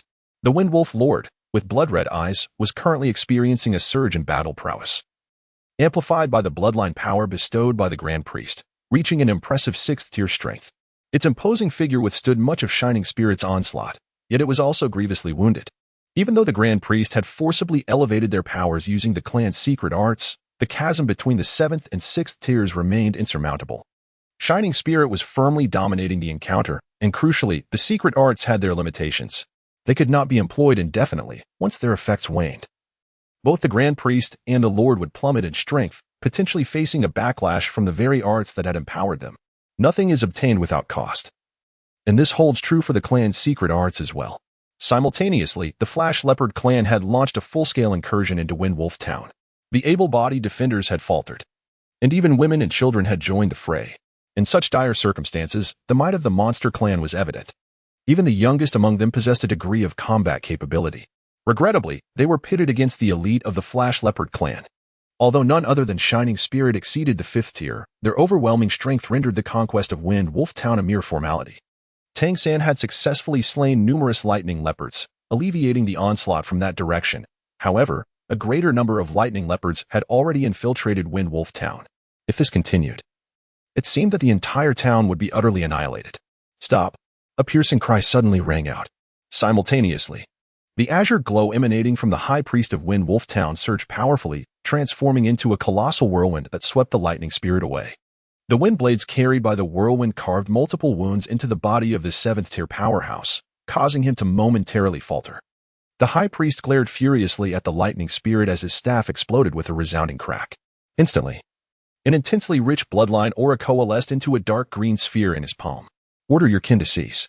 Otherwise, we shall both perish together. You should recognize what this is. The High Priest of Windwolf Town lifted the dark green sphere. The lightning spirit's expression shifted, and the form that had been poised to strike once more halted. It certainly recognized the object. In every monster and spirit tribe, the priest held a revered position, for they could summon ancestral power, continually reinforcing and stabilizing their kin's bloodline, ensuring that its potency did not wane through generations. During this process, the priest would often gather this bloodline power, as well as the ability to communicate with their ancestors' bloodlines. When these forces coalesce, they become the very core of a tribe. The dark green sphere held by the High Priest represented the heart of the Windwolves, encapsulating the essence of all tribesmen's bloodline, along with the blood energy derived from continuous sacrifices and offerings. After years of refinement, this energy merged with the ancestral aura of the Windwolf lineage, signifying the very essence of Windwolf Town and a part of the bloodline inheritance of the Windwolf tribe. Chapter 57. The Heart of the Windwolf. If you persist in your aggression, I shall detonate the heart of the Windwolf. All your kin shall perish, save for you. The conflict between the lightning leopards and the Windwolves will be to the death, the High Priest declared sternly. A glint of trepidation flickered in the eyes of the lightning spirit. The High Priest's assertion was indeed correct. Should the heart of the Windwolf explode, it would mean the demise of nearly all Windwolves and lightning leopards present. The explosive force would undoubtedly be tremendous. Furthermore, once the heart of the Windwolf detonated, it would certainly alert the highest echelons of the Windwolf tribe. More importantly, the bloodline hearts of various tribes are crucial to their heritage. The destruction of such a heart would significantly diminish the bloodline's inheritance, a grievance second only to complete annihilation. Should such a calamity occur, even the ancestral grounds would be powerless to prevent retribution. At that moment, a great duel to the death between the Windwolves and lightning leopards would undoubtedly ensue. The lightning spirit hadn't anticipated the existence of the heart of the Windwolf in this humble town. It had indeed harbored intentions of inflicting a fatal blow. Following the abduction of young kin and the slaughter of Windwolf warriors, it felt justified in its actions. Yet, it had not anticipated the High Priest's resolute stance in directly presenting the heart of the Windwolf. It was known that once this object was activated, even if it were not detonated, reining it back in would demand a tremendous price. For the High Priest, it would require the sacrifice of his own bloodline power to stabilize the heart of the Windwolf. With a fierce glint in its eyes, the lightning spirit bellowed, "Stop." The attacking lightning leopards immediately ceased their onslaught. Meanwhile, Tang San, at a distance, had just withdrawn from a 4th-tier lightning leopard and once again melded into the shadows. What is that? He was also filled with curiosity regarding the heart of the Windwolf held by the High Priest. The moment the heart of the Windwolf was revealed, he felt a profound sense of trepidation. This was evidently a force capable of threatening his life. Subsequently, he sensed his Windwolf mark growing heated, almost instantly becoming scalding. Through his spiritual eye, he perceived a deep yearning within the Windwolf mark towards the heart of the Windwolf, as if it wished to merge with it. The heart of the Windwolf was undoubtedly a concept that had not been included in the teachings of Wang Yefeng. Yet, Its ability to intimidate a seventh-tier powerhouse indicated its immense significance to the Wind Wolf lineage. As the battle within the town gradually subsided, Tang San recognized that it was no longer prudent for him to take advantage of the chaos. He could only seize opportunities amidst the conflict. However, in that brief span, he had managed to consume the bloodline powers of 7 or 8 wind wolves and lightning leopards. 160 breaths had passed. It was time for him to prepare for departure. Simultaneously, Tang San felt an inner astonishment directed towards the Redemption Organization. The tiger-faced man had previously instructed him to leave within 300 breaths. Yet, the forces dispatched by the lightning leopards evidently possessed the capability to raise Wind Wolf Town to the ground. Had it not been for the high priest revealing the heart of the wind wolf, the town would have faced utter destruction. According to the prior advice from the tiger-faced man, it seemed he had long foreseen that the lightning leopard's assault would not obliterate Wind Wolf Town. For if Wind Wolf Town were to be destroyed, it was certain that Wang Yinfeng and his kin, as vassals of the Wind Wolves, would meet the same fate. It appeared that the Redemption Organization had conducted thorough research on both parties while crafting their plans. They likely even anticipated the High Priest's capability to summon this sphere. At that moment, the lightning spirit coldly remarked, "You reveal the heart of the Wind Wolf and expect us to refrain from rescuing our kin? Shall the slaughter of our young be dismissed so easily? You must understand the consequences of your actions. Even if this escalates to the ancestral grounds, your Wind Wolf lineage shall undoubtedly face severe repercussions." The High Priest of Wind Wolf Town took a deep breath, fully aware that this matter would not resolve smoothly. The blame lay squarely on the avarice of the Lord of Wind Wolf Town. "I acknowledge that the fault lies with us," the High Priest intoned gravely. "However, you have also slain numerous members of our tribe. I am willing to return any surviving young of your kind to you, provided you withdraw." Enraged, the lightning spirit retorted, "And that is all? The instigator goes unpunished? Do you understand the gravity of your actions? If you persist in this manner, even if it leads to the deaths of my kin here, I shall annihilate everything in this place and seek justice at the ancestral grounds. Do you truly believe we fear your threats of mutual destruction? Your slaughter of our young is, likewise, a grievance that demands vengeance." A resolute light flickered in the eyes of the High Priest of Wind Wolf Town as she ascended into the air, detaching from the Lord of Wind Wolf Town and stabilizing her form amidst the elemental winds. "Very well, I shall provide you with an explanation. Feng Xiong, you may leave. As the High Priest, I hereby declare that from this moment forth, you are stripped of your title as Lord. You are no longer the leader of Wind Wolf Town. From now on, all matters concerning you shall have no connection to my Wind Wolf lineage." The Lord of Wind Wolf Town was taken aback, for Feng Xiong was indeed his name. "High Priest, you." The Lord of Wind Wolf Town's eyes flared with rage. The High Priest of Wind Wolf Town bellowed, "Do you truly wish to see everything in Wind Wolf Town destroyed due to your folly? Depart immediately." Seemingly realizing something, Feng Xiong gritted his teeth and suddenly bolted away into the distance. The lightning spirit reacted almost instantaneously, attempting to block Feng Xiong's path with a swift leap. However, just then, a wall of wind abruptly appeared before it, obstructing its advance. The lightning spirit cast a cold gaze towards the High Priest of Wind Wolf Town, inquiring icily, "What do you mean by this?" The High Priest of Wind Wolf Town spoke with measured calmness. "I can sense that there are still surviving young ones of your clan. Should you not first attend to their rescue?" Shining's eyes narrowed slightly, and at that moment, taking advantage of the previous enhancement from the High Priest's bloodline, Wind Wolf Town's Lord, Feng Xiong, had already sprinted several hundred meters away. "You very well." A fierce glint flickered in Shining's eyes. Yet it held a genuine apprehension for the heart of the Wind Wolf in the High Priest's grasp. This artifact could not explode, otherwise. Even if it were of the 7th rank, it would suffer grave injuries. More importantly, instigating a duel between the two clans was a responsibility it could not afford. "For the sake of the heart of the Wind Wolf, I grant you 100 breaths. During this span, I will not pursue. After 100 breaths, should you obstruct me again, it will be a fight to the death." With these words, it suddenly swung its right forepaw, and the shining leopard clan in the town swiftly retreated like flowing water. The High Priest of Wind Wolf Town remained composed, silently cradling the heart of the Wind Wolf, quietly observing the unfolding events. Undoubtedly, the complete withdrawal of the shining leopards diminished the threat posed by the heart of the Wind Wolf. Should it self-destruct, it would annihilate the entire Wind Wolf clan. However, the conditions laid forth by Shining were within the High Priest's tolerance. 100 breaths provided ample time for Feng Xiong to cover a significant distance. Although the shining leopards excelled in speed, Feng Xiong was undoubtedly more familiar with the surroundings. If he could not escape under these circumstances, it would simply be a matter of misfortune. As for Feng Xiong's fate thereafter, that was beyond the High Priest's control. It depended on the clan's decisions.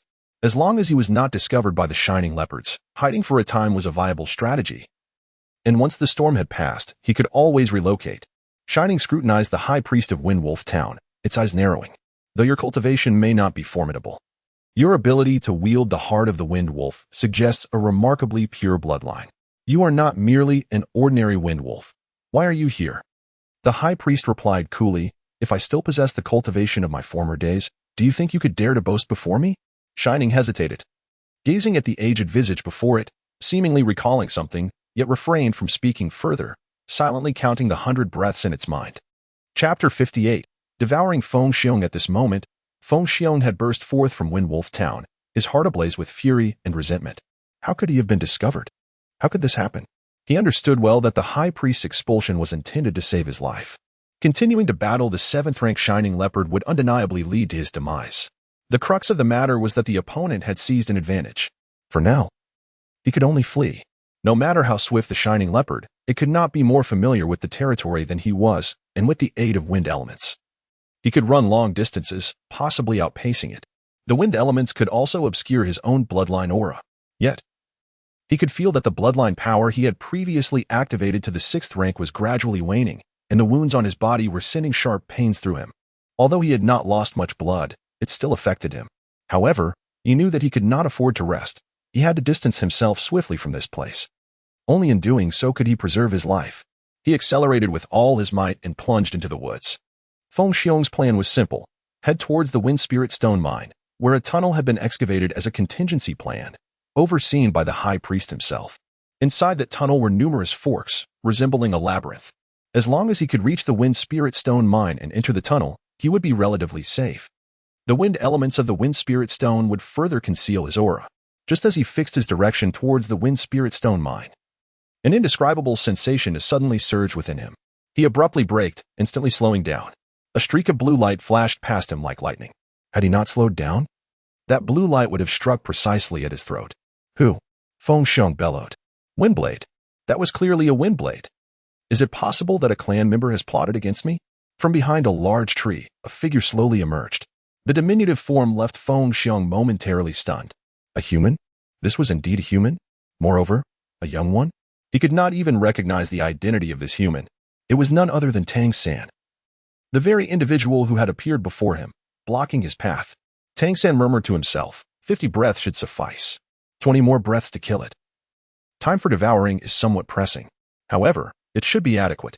As he spoke, his hands moved with precision, and under the astonished gaze of Feng Xiong, a series of azure wind blades, each over a foot wide, shot forth with great ferocity. 18 wind blades in total, unleashed without restraint, soared into the sky, each accompanied by a piercing shriek. The elemental winds in the air seemed to respond to the call of the wind blades, rapidly converging towards them. From the boy's eyes, Feng Xiong beheld a glimmer of golden-purple light. With a furious howl, Feng Xiong accelerated suddenly. At this moment, it had regressed from the 6th to the 5th rank.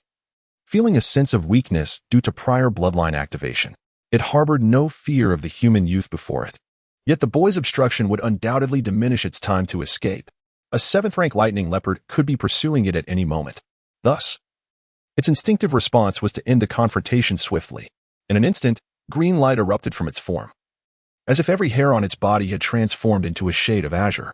Its eyes shimmered with a fierce and savage glint as it lunged directly at Tang San, disregarding the seemingly scattered 18 wind blades in the air. As the Lord of the Wind Wolves, it possessed an innate talent for wind blades, and its resistance to wind elements was formidable. It was not particularly wary of the wind blades' assault. Even if they could inflict harm, the damage would be significantly mitigated. Its sole desire was to swiftly eliminate the human youth and escape this place. In such a moment, it didn't even have the time to ponder why a human boy could unleash so many wind blades without employing the wind wolf transformation. As Feng Xiong charged toward him, a hint of disdain curled at the corners of Tang San's mouth, his gaze brimming with loathing. The mother of this world had undoubtedly perished at the hands of this creature and that high priest. As for the 6th-rank high priest, Tang San was aware he could not contend with such power. However, he felt confident in dealing with this 5th-rank windwolf, which was already severely injured and whose bloodline strength was rapidly waning. Through his spiritual perception, he could distinctly sense the fluctuations in Feng Xiong's bloodline aura. Having followed closely, he chose this moment to strike, for he possessed ample confidence. When faced with Feng Xiong's direct assault, Tang San did not evade. Instead, he advanced. A yellow radiance flashing around him as he almost instantaneously crossed a distance of 20 meters. Just as Feng Xiong leaped within 5 meters of him, Tang San stood directly in its path. Leopard Flash. This was the first time Tang San had utilized Leopard Flash in battle after elevating it to the 4th rank. Feng Xiong's eyes widened in disbelief. It could hardly fathom why a human could wield both wind blades and the ability of Leopard Flash. At that moment, a fist loomed larger before its eyes. With a resounding thud, Tang San's fist struck Feng Xiong squarely on its left eye. The force of the lunge came to an abrupt halt, yet its claws still lunged toward Tang San, while the wind elements around it surged, attempting to push Tang San away. Tang San's eye of spiritual insight radiated with brilliance, and at the moment Feng Xiong released the wind element, a sudden flicker of purple light flashed in his eyes. Feng Xiong felt a sharp pain in his mind, causing the wind elements he had just unleashed to dissipate instantaneously. Under normal circumstances, given his bloodline talent, it would have been nearly impossible for Tang San to compete for control over the wind element, even with the powers of the Eye of Spiritual Insight. After all, the bloodline talents of the monster clan afford them substantial control over their abilities, coupled with a disparity in cultivation levels. However, when his mind was struck, he could no longer command the wind elements. Under Tang San's guidance, the wind elements shattered in that brief moment of confusion. In that instant, the 18 wind blades that had previously shot forth were now howling back. Like a flock of birds returning to the forest, each wind blade struck Feng Xiong's neck in the nick of time. The surface of Feng Xiong's fur shimmered with a faint azure light, countering the onslaught of wind elements, yet the sheer volume of attacks was overwhelming. Meanwhile, Tang San's hands had firmly grasped Feng Xiong's forepaws. As Feng Xiong regained consciousness, he felt a sharp pain in his neck. He attempted to struggle, but found his forepaws seemingly encased in iron, unable to break free. In terms of sheer physical strength, even having reached the 5th tier, Tang San found it challenging to contend with a 5th-tier monster clan member without special enhancements. After all, the bloodline talents of the monster clan endowed them with formidable physical prowess. Nevertheless, he did not need to restrain Feng Xiong for long. With the assistance of the Mystic Jade Hand and the Rhinoceros clan's heavy armor technique, he could hold on to Feng Xiong's forepaws without difficulty for a short duration. Moreover, the Xiantian skill had activated at the first opportunity, forcibly devouring Feng Xiong's bloodline essence. As the first surge of Feng Xiong's bloodline essence flooded into Tang San's body, he felt an extraordinary difference. The essence was far purer than any wind wolf bloodline he had previously consumed, radiating with an exceptionally refined energy. So much so that as he began to absorb it, the imprint of the wind wolf within him erupted with a dazzling turquoise light, enveloping Tang San in a shimmering azure halo. A series of slicing sounds echoed as the wind blades continued to strike. Chapter 59. The bloodline of the wind wolf king Feng Xiong was directly slammed to the ground by the successive wind blades, which struck the same spot repeatedly. His fur was finally severed, and he struggled desperately. On the second strike, he nearly managed to throw Tang San off. However, the relentless assault on his vital neck could no longer be endured at that moment. When the 10th wind blade struck, the nerves at the back of his head were already damaged, causing his formidable body to collapse like a deflated balloon. By the time the 15th wind blade fell, his cervical vertebrae had been severed. In Tang San's eyes, a flicker of brilliance dispelled the final 3 blades of wind. At this moment, Feng Xiong teetered on the brink of death, clinging to its last breath. It was imperative to prevent its head from being severed, as that would hinder the consumption of its bloodline. The entire battle, from inception to conclusion, transpired within a mere 10 breaths. While it appeared straightforward, in truth, Tang San had exerted himself to the utmost. He employed all 4 of his bloodline imprints, in addition to the profound techniques of the Tang sect. Although it seemed to take less time, this was directly correlated to Feng Xiong's responses. As Tang San unleashed his wind blade, he could have easily concealed himself in the shadows. However, he chose to present himself before Feng Xiong in order to disorient his opponent. Being merely a 9-year-old human child, he appeared exceedingly inconspicuous. To any creature of the demonic races, humans were often dismissed as insignificant, especially one so tender in age. His slight physique stood in stark contrast to that of Feng Xiong, naturally inciting a sense of contempt within the latter. During Feng Xiong's prior expulsion, Tang San had been quietly observing from the vicinity, utilizing his spirit eye to monitor the situation. Thus, the moment he chose to strike was impeccably timed. Feng Xiong's initial instinct was undoubtedly to hasten his escape. However, he never anticipated that the adversary he faced would be so formidable. Tang San unleashed a complete and unrestrained explosion of power, drawing upon his peak fourth-tier strength, the battle experience of a former divine king, and psychological mastery, coupled with the devouring ability of the Xiantian skill. Under the influence of these multiple factors, he successfully subdued the injured and weakened Feng Xiong in such a brief period. With the Xiantian skill fully activated, he voraciously consumed the bloodline power within Feng Xiong, simultaneously draining the last remnants of its vitality. The light in Feng Xiong's eyes gradually dimmed, and his body began to wither. In contrast, Tang San felt an overwhelming surge of bloodline power flooding into him. Suddenly, his aura skyrocketed, and his bones emitted a series of cracking sounds. He had broken through. Indeed, through the consumption of Feng Xiong's bloodline power. He had ascended from the peak of the fourth tier to the fifth tier. Not only did the Xiantian skill break through, but the wind blade imprint within him also evolved, shifting from its original azure hue to a profound green, its brilliance continuously deepening. There was a distinct difference. Feng Xiong's bloodline was unlike that of an ordinary windwolf. Tang San immediately deduced this. Was it due to its status as a lord? Although this was his first time devouring the bloodline power of a fifth-tier windwolf, based on his prior experiences with third-tier and fourth-tier windwolves, the fifth tier should not yield such a drastic qualitative change. In simpler terms, the bloodline power of ordinary wind wolves contained impurities, necessitating transformation and filtration during the devouring process. In contrast, Feng Xiong's bloodline power was almost directly consumed by the wind blade imprint, requiring no such filtration. The purity of the bloodline power was astounding, akin to the difference between pure water and sewage, and the quantity was abundantly satisfying. Devouring a single Feng Xiong exceeded the cumulative total of all the wind wolf bloodline imprints Tang San had previously consumed.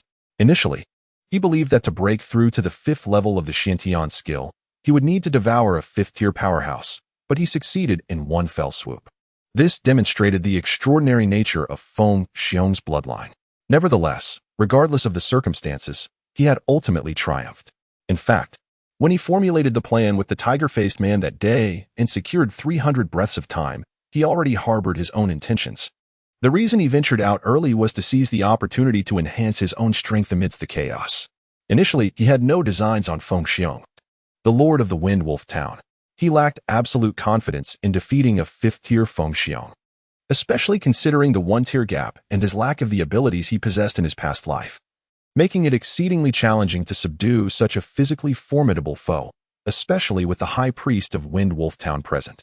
Thus, he merely aimed to absorb some bloodline power from the wind wolves and flash leopards during the commotion. He had been doing just that. When Feng Xiong was driven away and his aura began to plummet due to the prior activation of his bloodline, Tang San sharply recognized that an opportunity had presented itself. Such chances were exceedingly rare. He would inevitably confront the risk of challenging the fifth tier from the peak of the fourth tier. For only by consuming the bloodline power of a fifth-tier entity could he break through the fifth level of the Xiantian skill. What could be a better opportunity than this? Time was still sufficient. He would act in accordance with the flow. The results validated his success. He could scarcely take the time to assimilate the energy he had absorbed from Feng Xiong. Fortunately, as he broke through to the fifth level of the Xiantian skill, it autonomously absorbed a substantial amount of energy. Even so, he was enveloped in a shimmering blue light. And the fifth-tier wind blade imprint within him had evidently advanced significantly within the fifth-tier realm, despite his inability to fully assimilate it. Having consumed as much as he could from Feng Xiong, Tang San rummaged through the Lord's garments and soon discovered a small pouch, presumably filled with coins. Without pausing to inspect it, he hastily stowed it away in his bosom. Channeling the Xiantian skill, he suppressed the wind blade imprint. Simultaneously, he activated the flash leopard imprint, his form transforming into a streak of yellow light that swiftly flickered away. The yellow light circled Feng Xiong's corpse rapidly for over 10 laps, consuming some of the power of the Xiantian skill before Tang San finally settled on a direction, utilizing the flash leopard's extravagant acceleration to distance himself from the scene. Just as he departed, within a mere span of 10 breaths, two figures descended from the heavens. The yellow light flickered, and the formidable seventh-tier flash leopard, Shining Spirit, landed beside Feng Xiong's body, astonishment etched across its face. Following closely was the high priest of Wind Wolf Town, who arrived on a gust of wind. Upon seeing Feng Xiong's lifeless form on the ground, it let out a piercing wail, immediately rushing forward, the wind wolf heart it held trembling violently in its grasp. Who killed him? Who was it? The howl of the wind wolf high priest echoed mournfully, audible even 10 miles away. Not me. Shining Spirit retorted without hesitation. Witnessing Feng Xiong's demise, its initial reaction was one of exhilaration, quickly followed by confusion. Though this lord of Wind Wolf Town had not yet reached the 6th tier, he should have possessed peak 5th tier capabilities. How could he perish here in such a short time? Previously, it had been confronting the high priest within Wind Wolf Town. Yet before the 100 breaths had elapsed, the high priest's expression had shifted dramatically, propelling it toward this location. Although Shining Spirit was unaware of the unfolding events, it followed closely, guided by its perception of Feng Xiong's aura, arriving first only to be met with the sight of Feng Xiong's corpse. When the high priest of Wind Wolf Town raised its head once more, its eyes burned with an intense hatred. Flash Leopard, it was your kind that did this. Do you comprehend the gravity of your actions? Do you understand that his veins flowed with the bloodline of the Wind Wolf King? The high priest of Wind Wolf Town roared in a frenzied manner. I told you, it was Timmy. I have no idea who did this, Shining Spirit retorted, its voice trembling, while internally it was shocked. The bloodline of the Wind Wolf King? The bloodline of the Wind Wolf King belonged to a mere minor lord here? Chapter 60, Beautiful Young Master, I am coming. The high priest of Wind Wolf Town gasped heavily, struggling to maintain composure. Ultimately, it was aged yet resilient, forcibly stabilizing its emotions, and suddenly, it opened its mouth to swallow the wind wolf heart it held. Instantly, its body trembled violently, as its aura, which had already been nearing the 7th tier, plummeted rapidly, first descending to the 6th tier, then to the 5th tier, before gradually stabilizing. It became increasingly frail. The high priest of Wind Wolf Town emitted low growls and mournful cries, yet Feng Xiong's already desiccated corpse showed no signs of life. Shining Spirit stood nearby, its eyes flickering with light. It felt compelled to depart swiftly. The high priest of this town and the deceased minor lord were likely not simple entities. The high priest of Wind Wolf Town gradually rose, its gaze fixed intently on Shining Spirit. Then it took a deep breath. The once dim light in its eyes inexplicably grew profound. It seemed intent on indelibly imprinting the visage of this 7th-tier flash leopard in its memory. A gust of wind swirled from its hand, lifting Feng Xiong's corpse and commencing a slow ascent toward Wind Wolf Town. Shining Spirit moved a couple of steps, but ultimately halted. After a moment of contemplation, it determined a direction and swiftly departed. Its purpose for coming had been achieved. It had saved the surviving young flash leopard, and the culprit had perished. Moreover, a considerable number of wind wolves were slain.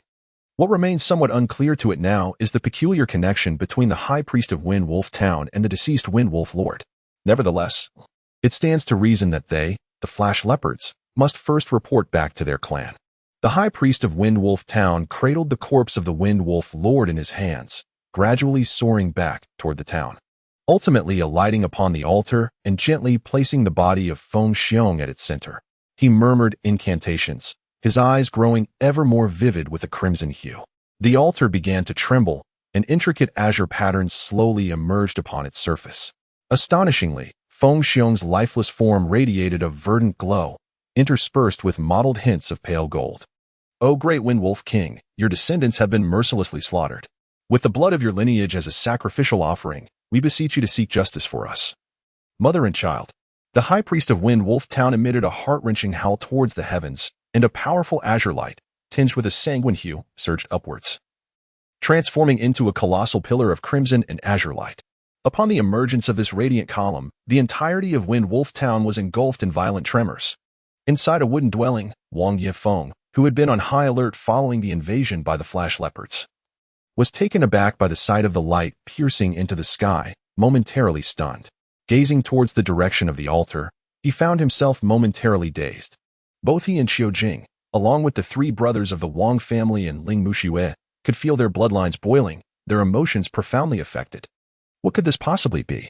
5 kilometers west of Wind Wolf Town, Tang San gracefully descended to the ground, and as he surveyed his surroundings, a figure emerged from behind a towering tree. It was the tiger-faced man from the Redemption Organization. The tiger-faced man gestured to Tang San, who promptly followed. Let us depart. Without further ado, the tiger-faced man led Tang San towards the horizon. Just then, as if sensing something, the tiger-faced man abruptly halted, turning to gaze back. Tang San also sensed it, as the imprint of the wind wolf within him palpably stirred. They beheld a colossal azure beam shooting skyward from the direction of Wind Wolf Town, intermingled with streaks of crimson, as though tainted. Such profound resentment. The expression in the eyes of the tiger-faced man shifted dramatically. "We must depart from here at once," he urged. "There may be unforeseen disturbances in Wind Wolf Town." As he spoke, he grasped Tang San's arm, striding forward swiftly, propelling them both away. In Gali City, within the ancestral hall of the Wind Wolves, a venerable wind wolf reclined in a chair, seemingly dozing. Suddenly, its body convulsed violently, and it sat upright with acute alertness. In that moment, one could discern that this elderly wind wolf stood about 2 meters tall, robust, and imposing. Strangely, it bore a striking resemblance to a human in many aspects, though its skin shimmered with a pale azure hue, complemented by a mane of aquamarine hair. Each strand emitted a faint azure glow, while its deep green eyes appeared as bottomless abysses. "Who dares to slay my kin?" A low growl resonated from its throat, and in the next instant, the entire ancestral hall trembled. At one side of Gali City's South Central Square, at the Mei Gongzi milk tea shop, Mei Gongzi and her mother, along with a female staff member, busied themselves. Their roles were well defined. Mei Gongzi's mother prepared the milk tea, Mei Gongzi collected payments, while the staff member delivered the drinks to patrons. This hour of the evening was typically their busiest, as Gali Square buzzed with activity, frequented primarily by the prominent clans of the city. Suddenly, the female staff member gasped. Mei Gongzi remained unfazed, but her mother, Su Qin, instinctively turned to look, equally astonished. A robust windwolf, who had just purchased milk tea, was enveloped in a brilliant azure glow. This radiance caught Mei Gongzi's attention, and before they could inquire, the windwolf abruptly turned and dashed away, neglecting to retrieve its drink. In Gali Square, the few windwolves present resembled azure lanterns igniting in the dark, each hastening towards the ancestral hall of the windwolves. 2 days later, a pair of figures, one large and one small, appeared not far from the city gates of Gali City. They approached the entrance with a humble demeanor. The smaller human quietly raised their gaze towards the towering city walls, a smile forming at the corners of their mouth. "Gali City, I have arrived. Mei Gongzi, I am here." Chapter 61. Re-entering Gali City. Outside Gali City, the tiger-faced man halted, discreetly removing his mask to reveal the visage of a middle-aged man that Tang San had once encountered. In the distance, they could already see the lofty walls of Gali City and the mountains flanking either side. Tang San vividly recalled the stark temperature difference he experienced upon his initial arrival here, both within and beyond the city walls. As one of the principal strongholds of the demon clan, the city's opulence left a lasting impression on him. Naturally, this grandeur bore no connection to humanity. "Tang San, take this," said the tiger-faced figure as he handed him a sign. Tang San took the token and observed it closely. The token was a vibrant azure hue, meticulously carved from a superior quality of wind spirit stone, surpassing any he had previously encountered. One side bore the image of a wolf's head, while the opposite side was inscribed with the script of a monstrous lineage. It likely chronicled his name and the clan to which he belonged. This clan was, without a doubt, the Wind Wolf clan, though it was no longer affiliated with the small Wind Wolf town. Instead, it pertained to the ancestral abode of the Wind Wolves in Gali City. Undoubtedly, this was an official vassal token. Possessing this token signified that Tang San had attained a formal identity within the realm of the monstrous clans, one that would protect him from arbitrary slaying by the creatures. "Remember, from this moment forth, you shall be recognized as a human vassal of the Wind Wolf ancestral house. Your parents also served as vassals in the ancestral residence for the Wind Wolf King, which is why you have acquired this status at such a tender age. Should you encounter any inquiries, simply state this. The authenticity of this vassal identity token is unquestionable, so do not fear inspections. In the face of any patrols, remain calm." The tiger-faced man advised. "Senior, how should I address you?" Tang San inquired. Upon hearing the term senior, the tiger-faced man appeared momentarily taken aback, as if it was the first time he had ever been addressed in such a manner. "Senior? That is indeed appropriate. I am Zhang Tianxiao, affiliated with the redemption of Gali City." The tiger-faced man replied with a smile. Tang San inquired, "Does this mean that I have officially joined the redemption organization?" Zhang Tianxiao shook his head and replied, "The organization still requires a series of assessments for you. Of course, the most crucial aspect is your development. The primary reason you were selected at such a young age is due to your innate talent. Throughout your forthcoming studies and training, you must devote yourself wholeheartedly. Speaking of grand principles at this juncture holds little significance. Do you not seek vengeance for your mother? Thus, you must cultivate greater strength. Moreover, Safeguarding yourself also necessitates power. Understood, Tang San nodded. Zhang Tianxiao led Tang San into Jelly City. The gates appeared unchanged from his previous visit. They navigated along the periphery of the road, deliberately avoiding any encounters with the monster clans. The temperature within Jelly City was considerably warmer and more comfortable than outside. The city bustled with life, teeming with a myriad of monsters. The status of the various monster clans could be discerned from the areas they occupied on the streets. Those bold enough to walk in the center were typically formidable monster races. Naturally, they would retreat upon encountering even stronger clans, illustrating the hierarchy among the monsters. Senior, where are we headed now? Tang San whispered. Zhang Tianxiao glanced at him and replied, to the academy. The academy? Tang San momentarily paused, the term resonating profoundly with him. In his past life on the Dolua continent, the academy he entered as a child ultimately became the premier institution due to the exceptional talents of his cohort. He vividly recalled the motto of that academy, only monsters, no ordinary people, upon arriving in the fairy continent. He had never imagined that an academy could exist in this realm as well. An academy for the monster clans? I had thought their education was solely familial. Tang San expressed his astonishment. Zhang Tianxiao responded, indeed, your understanding of this world has been limited due to your stay in that remote town. The monster clans possess their own academies, clearly stratified. However, not every monster is eligible to attend. The academies of the monster clans are exclusively open to the nobility, and only they can afford the exorbitant fees.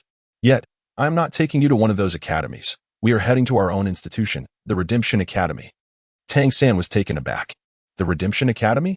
The organization possesses its own academy? This was indeed something he had never anticipated. Over the years, he had gained a clear understanding of the status of humans in this world. It was one thing to be part of the Redemption or the Resistance. Even humans who were vassals to the demon tribes were not afforded the privilege of having their own academy. Zhang Tianxiao had just mentioned that even among the demon tribes, not everyone could gain admission to the academy. With a mysterious smile, Zhang Tianxiao remarked, once we arrive, you will understand. The Redemption has existed for many years. We must have our own means. Otherwise, would we not have perished long ago? To survive in the face of such formidable demon clans, we naturally possess certain strategies. Jelly City was vast. Although he had visited once, Tang San was not well acquainted with the terrain. However, Zhang Tianxiao seemed to be exceedingly familiar with it. He walked briskly, leading Tang San through the streets and alleys of the city. After a full hour and a half of walking, based on Tang San's estimation of their location, they should now be in the eastern district of Jelly City, quite close to the city center. Zhang Tianxiao then slowed his pace. Tang San surveyed his surroundings. He discovered that the street they were traversing was quite broad, with the eastern side adorned by the gently undulating foothills of the mountains. These majestic mountains served as the natural fortress of Jelly City. The slopes extended downward into the city, and it was at the very edge of these slopes where they presently stood. Numerous edifices ascended the hillside in a tiered fashion. Yet they were enveloped by a plethora of towering vegetation that concealed these structures within their verdant embrace. As Zhang Tianxiao walked alongside him, he elaborated. The most prosperous and esteemed area of Jelly City lies within the central district, where only the ancestral homes of prominent clans are permitted to be established. To the east, beyond the city center, lies the next most prestigious locale, typically inhabited by nobles who stand apart from the various clans. In other words, if you belong to the noble echelon of the Windwolf clan, you possess the privilege to purchase and construct your own residence independently, rather than being tethered to your lineage. The aristocracy of the demon clans in this region is among the wealthiest. Tang San etched his words into memory, recognizing their significance for comprehending the intricacies of Jelly City. At merely 9 years of age, with the illustrious young master residing within this very city, he understood that he would likely spend a considerable stretch of time here. Thus, deepening his knowledge of his surroundings and gaining insight into the monster race was undoubtedly paramount. As the two continued their journey, a dense grove of trees appeared in the distance. It was only upon reaching the edge of the forest that Tang San discovered a broad avenue extending inward through the thicket. With a swift turn, Zhang Tianxiao ventured into the woods. Upon entering the forest along the pathway, Tang San immediately sensed a marked improvement in the freshness of the air. The vitality of the natural world surged around him, creating a sense of comfort. Chapter 62. Jelly Academy. The concentration of natural energy within Jelly City was already renowned for its richness. Yet this particular area boasted an even greater density than any other region he had encountered within the city. If one were to cultivate in this locale, the effects would undoubtedly be magnified beyond measure. Indeed, it was a remarkably advantageous place. After walking for nearly 10 minutes, Tang San could feel the terrain rising and falling beneath him. In the distance, a towering wall came into view. These imposing walls were constructed from the trunks of colossal trees, standing an impressive 15 meters high, rendering the interior completely hidden from outside observation. Before them stood two grand gates, the largest entrance Tang San had witnessed in this world, surpassing even the city gates of Jelly. The gates towered higher than the adjacent walls, and at their pinnacle hung an enormous plaque inscribed with bold characters, Jelly Academy. Tang San uttered those 4 words.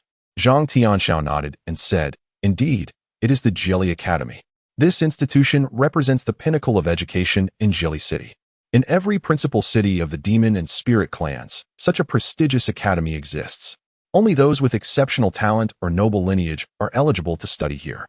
The entrance requirements for the academy are numerous, including age, cultivation level, heritage, and bloodline, all of which must be assessed.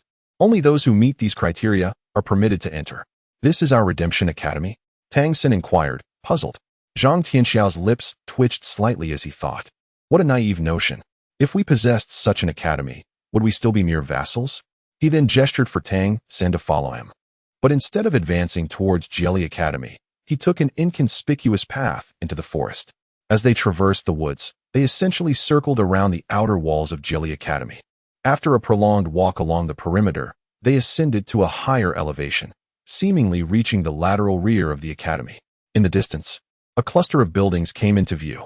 Due to the towering walls, Tang San had previously been unable to see inside Jelly Academy. However, these wooden structures before him evoked a sense of familiarity, resembling the architecture of Fengling Town. These wooden houses lay just beyond the formidable walls of Jelly Academy. As Tang San approached alongside Zhang Tianxiao, he noticed that the area was predominantly inhabited by humans. Some individuals spotted Zhang Tianxiao's return and greeted him with smiles. "Old Zhang, you're back. Care for a drink tonight?" "Not just yet. I've just returned and am a bit weary," Zhang Tianxiao replied with a cheerful demeanor. "Weary? What mischief have you been up to?" "Haha." The atmosphere here was surprisingly relaxed. As they entered this town-like area, Tang San observed that it was filled with humans.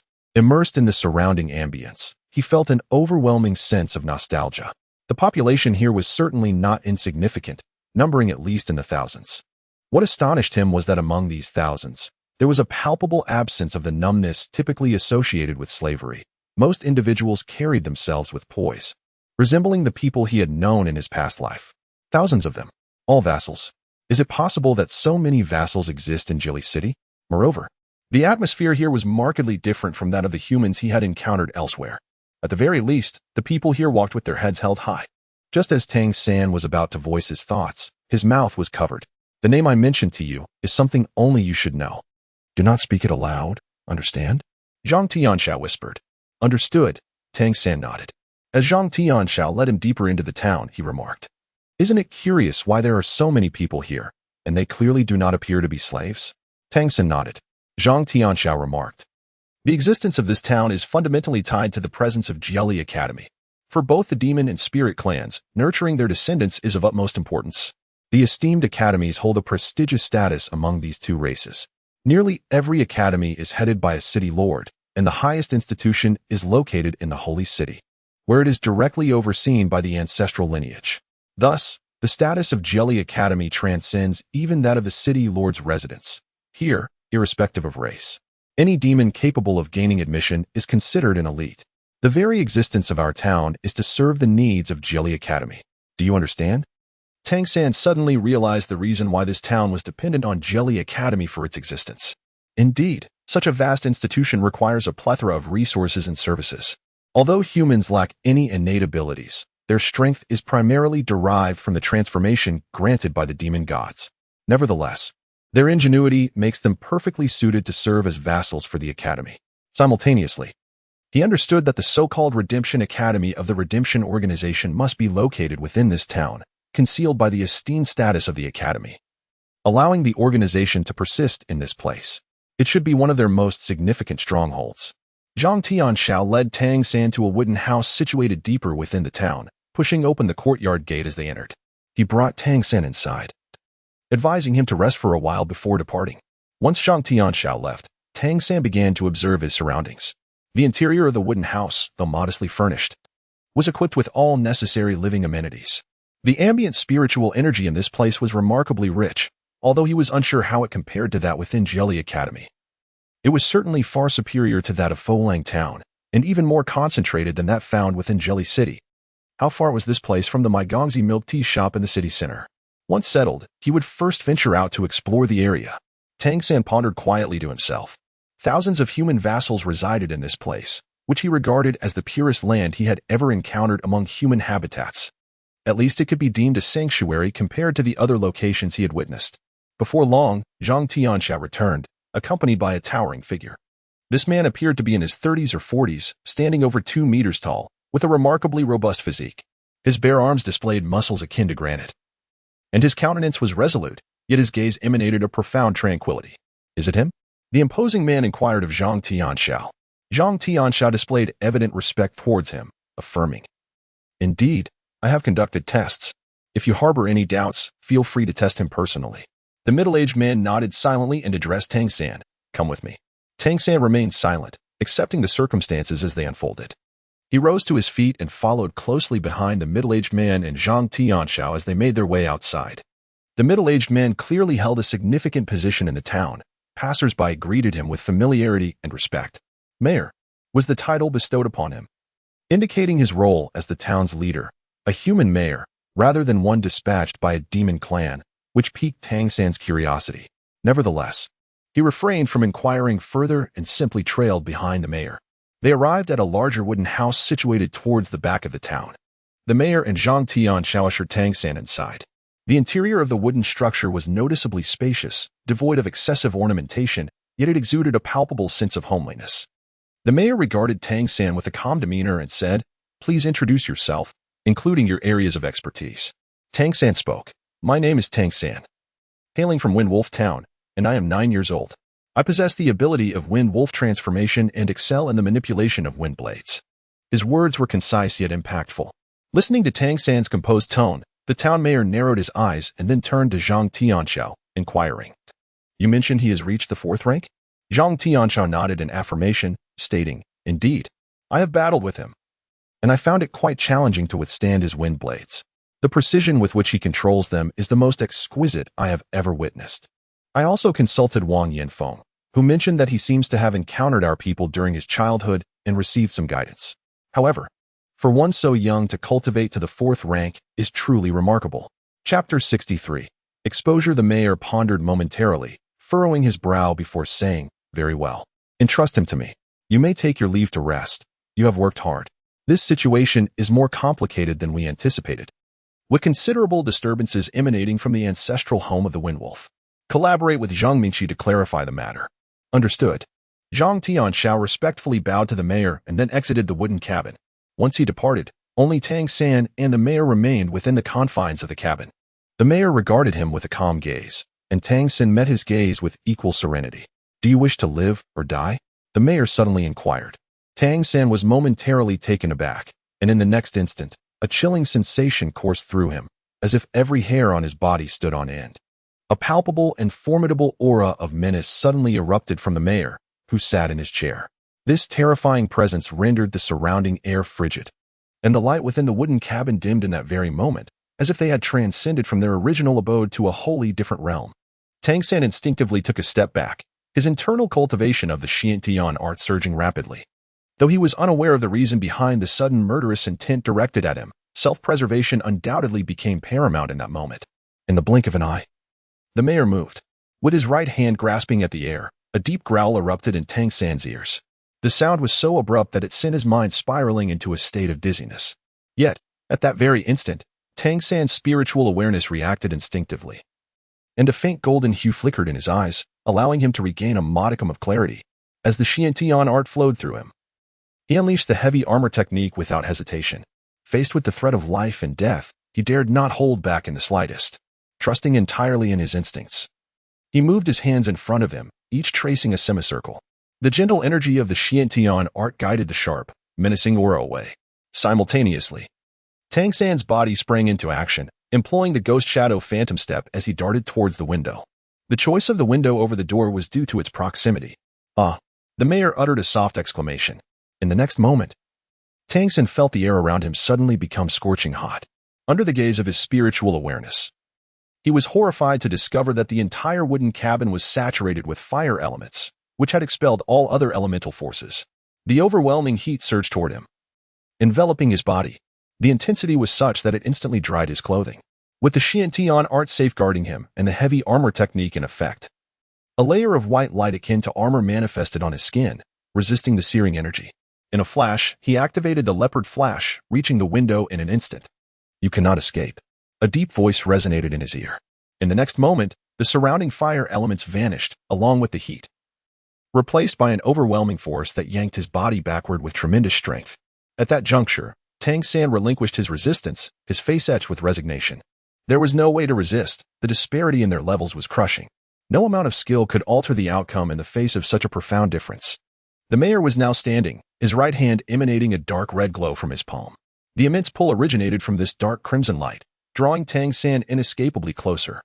Is this truly the fourth rank? Goodness, this must be the initial stage of the fifth rank, the mayor mused in astonishment as he gazed at the child before him. In contrast to Tang San's surprise regarding his cultivation, the mayor himself was even more taken aback. A 9-year-old child reaching the fourth rank was already extraordinary, let alone being at an even higher level. As the mayor retracted his hand, Tang San found himself standing before him, looking somewhat pale, with traces of fear glimmering in his eyes. This fear was, of course, feigned. Aware of his inability to resist, Tang San felt a twinge of regret. If his suspicions were correct, he should not have reacted as he did, revealing far too much. At that moment, his mind raced, contemplating how to navigate the situation at hand. You are indeed remarkable, the mayor remarked, his gaze piercing as he scrutinized Tang San, though beneath his sharp exterior lay a profound astonishment. Indeed, Tang San's conjecture was accurate. The mayor's sudden aggression was primarily a test. Upon their first encounter, the mayor had sensed Tang San's cultivation level, although Tang San had endeavored to suppress it. The vast disparity in their ranks and the fluctuations in his vital energy were difficult to conceal entirely. At least, Tang San was not capable of such concealment at that moment. Thus, the mayor had unleashed his killing intent to probe. However, this test proved consequential. In the face of life-threatening peril, the latent potential and abilities Tang San exhibited astonished the mayor profoundly. Tang San lowered his head in silence, inwardly lamenting that since his reincarnation, he had inevitably been affected by the frailty of this body, leading to a decline in his judgment. In the past, how could he have failed to perceive that the other party was merely testing him? The revelation of his heavy armor technique and leopard flash was concerning, and he remained uncertain if his spiritual insight had also been exposed. The simultaneous manifestation of these abilities within a single individual fundamentally contradicted the principles of the demon-god transformation. The previously calm gaze of the town chief now bore a marked peculiarity, the source of which was unmistakable. Speak, what is the matter? The town chief inquired coolly. How is it that you can simultaneously possess the abilities of several clans? Tang San remained with his head bowed, refraining from uttering a word. The town mayor resumed his seat, allowing him a clearer view of Tang San's visage. I merely sense that your cultivation has reached the fifth rank, which prompted me to test your abilities. There was no ulterior motive. The fact that you are human is an immutable truth. We have thoroughly investigated your origins, and they are unblemished. However, your remarkable capabilities fall entirely outside the scope of our inquiries. Tang San slowly lifted his head, gazing at the town chief, his mind already formulating a plan. The worst-case scenario would be that the chief coveted his Xiantian skill and subjected him to severe torture. His final recourse would naturally involve unleashing the remnants of his divine consciousness, exerting his full power. While he might not completely obliterate this place, escaping would undoubtedly be within his grasp. He could even potentially eliminate the town chief, who was evidently of a much higher level than himself, through the eruption of his consciousness. However, should he resort to such drastic measures, establishing himself in Jieli City would become exceedingly difficult. This was his most dismal consideration. Yet, the revelation of his abilities had already been discovered, which posed a significant dilemma. Certain truths could no longer remain unspoken. Chief, I did not intend to conceal anything. It appears that my abilities are somewhat distinct from the ordinary transformations of demon gods, Tang San murmured, realizing that pretense was now unavoidable. The town chief spoke in a grave tone. Is Wang Yifeng aware of this matter? Tang San quickly shook his head, stating that you were the first to know. The mayor seemed to relax a little, saying, "All right, go ahead. How did you acquire this ability?" Tang San recalled, "In my childhood, there came a day when I was frolicking in the woods and stumbled upon a grievously injured human. He was being relentlessly pursued by the Wind Wolf clan's monsters. I was so frightened that I concealed myself behind a tree, watching as he valiantly fought off several of his pursuers. However, he too sustained severe injuries and could barely withstand the onslaught." The mayor nodded, acknowledging that he had previously heard from Zhang Tianxiao about the remarkable guidance Tang San had received during his early years, with the information having originated from Wang Yanfeng. Chapter 64. The mayor's reaction. Tang San continued, "With great courage, I ventured out to assist him. Upon seeing that I was human, he confided in me that he could no longer endure and entrusted me with a book. He instructed me to join the Redemption Organization in the future and to commit the contents of the book to memory before destroying it." "The book?" the mayor exclaimed in astonishment. "What book?" Tang San said, "The book is titled Chuantian Baolu. It contains various methods of cultivation. At that time, I had not yet awakened the demon god transformation. Subsequently, I diligently transcribed the contents of the book, then burned it to prevent forgetting, to reinforce my memory. I recited it daily and gradually acquired some extraordinary abilities. This skill is known as Xuantian Gong. At the time, I was unaware of its purpose. It was not until an incident where I accidentally came into contact with the body of a wind wolf that I sensed Xiantian Gong seemingly absorbing something from it. After that encounter, I gained the ability of Wind Blade." Upon hearing this, the mayor could not help but grip the arms of his chair tightly. Yet he refrained from interrupting Tang San. Tang San had been keenly observing the fluctuations in his expression. From the mayor's gaze, he discerned not a hint of greed, but rather a palpable tension and deep contemplation. Tang San continued, "Subsequently, I persisted in my cultivation, and the Xiantian skill progressed. It appears that the Xiantian skill is divided into 9 levels, each corresponding to a rank within the monster clan. By absorbing certain abilities from the wind wolves through contact, I eventually acquired the ability to manipulate wind blades. However, I was unable to fully transform into a true wind wolf. Under the protection of Teacher Wang, I passed the preliminary test for vassals, which allowed me to become his student and learn under his guidance. Yet, in truth, I do not possess the ability to transform into a wind wolf. I merely excel in the Xiantian skill and the manipulation of wind blades." "Then, is your method of controlling wind blades also derived from that book?" the mayor inquired. Tang San nodded in affirmation. The town mayor inquired, "Do you still recall the name of the person who bestowed the book upon you?" Tang San said, "It seems his name is Zhu Jiasen." Upon hearing this name, the mayor's eyes flickered, clearly indicating his recognition of it. "When Zhu Jiasen presented you with the book, did he mention its origins?" Tang San shook his head, stating that there was no evidence to support his claim.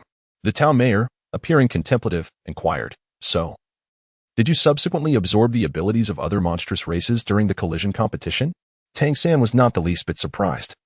The other party had already thoroughly investigated the experiences he had undergone, the abilities he had previously demonstrated, leopard flash, heavy armor technique, and Lingxi Hard Eye were strikingly similar to the various monstrous powers he had encountered in the collision competition. The town chief took a deep breath and remarked, "Your abilities are truly remarkable." Tang San cautiously inquired, "May I share the cultivation method with you? Would you like to learn?" "No," the mayor almost instinctively blurted out. The air around them thickened with the presence of fire elements, but this time it was not directed at Tang San. Instead, it enveloped the entire room, sealing off the atmosphere entirely. The mayor rose to his feet, his brow furrowed, and Tang San could distinctly sense the tension in his body. The mayor paced restlessly around the room, his steps uneven, betraying his emotional turmoil. After a prolonged silence, he returned to face Tang San, his expression now tinged with a hint of bitterness. "The abilities you have acquired from this book are exceedingly unique. However, when it comes to redemption, they may not necessarily be beneficial. At least, not at this moment. The Xiantian skill consists of only 9 levels. Am I correct?" Tang San nodded slightly. He certainly would not disclose that he could persist in cultivating to the level of a divine king, as the methods beyond the 9th rank were of his own invention. After his unique abilities were uncovered, he opted to present a narrative that was partially true and partially false. After all, in the eyes of the mayor, he was still a child, and the mayor could not discern the veracity of his words. With a gaze filled with complexity, the mayor addressed him, saying, "Tang San, remember what I have said. From this moment onward, do not share what you have just told me with anyone, apart from myself. No one else in the realm of redemption shall be privy to this knowledge. I shall not report it to the organization either." Tang San was momentarily taken aback. He had not anticipated the mayor's reaction. Initially, he assumed the mayor's foremost request would be for him to disclose the method of cultivating the Xiantian skill. In truth, he harbored no objection to this. If more individuals could attain strength through the practice of the Xiantian skill, thereby empowering humanity, it would undoubtedly be a boon. In his previous life, the Xiantian skill had nearly become ubiquitous due to his dissemination of it, albeit merely as a foundational practice. The prowess of an individual could not solely be represented by the Xiantian skill. Mayor, I am willing to document the Xiantian skill and contribute it to the organization. It is inherently a matter of redemption, Tang San declared. The mayor regarded him with mild surprise, yet he promptly shook his head without hesitation, stating, "That is not permissible.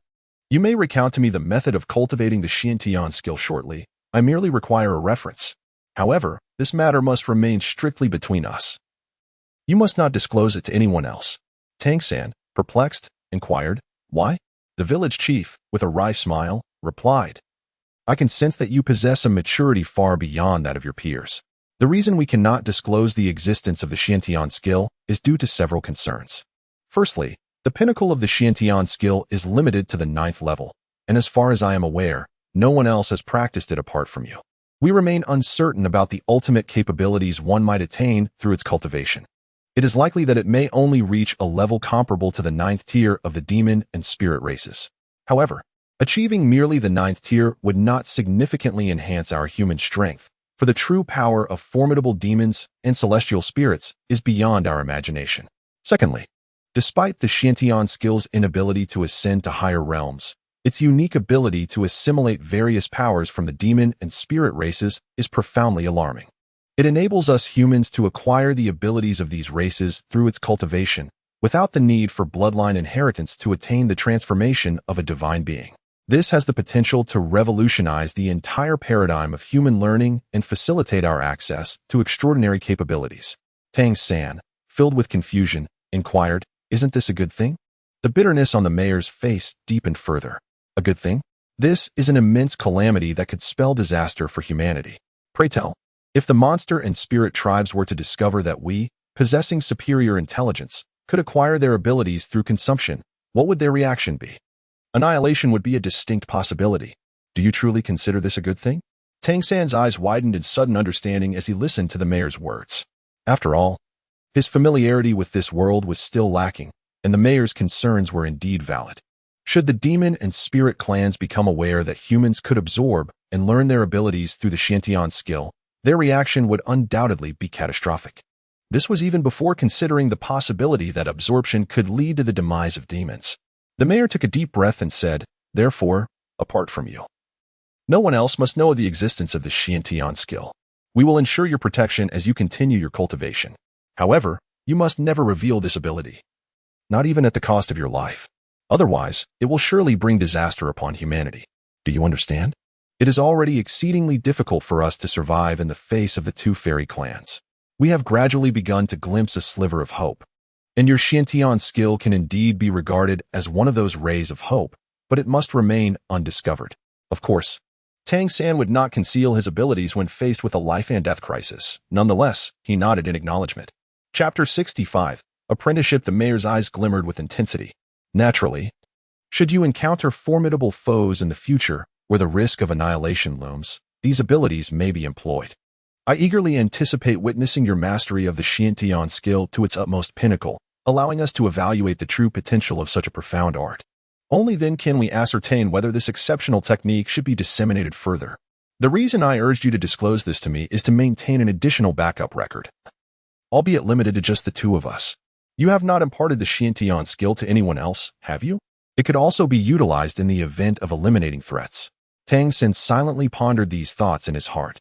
Tang San shook his head, acknowledging that he had only taught teacher Wang the manipulation of the wind blade. In truth, he had previously experimented with whether Ling Mushui could learn the Xiantian skill. But she was unaware that it was the Xiantian skill, as she had already undergone the transformation into a demon god, rendering his attempts futile. He chose not to voice this concern, wishing to spare Ling Mushui and the others from additional troubles. The mayor's reaction caught Tang San by surprise. Yet it was still within the realm of acceptance.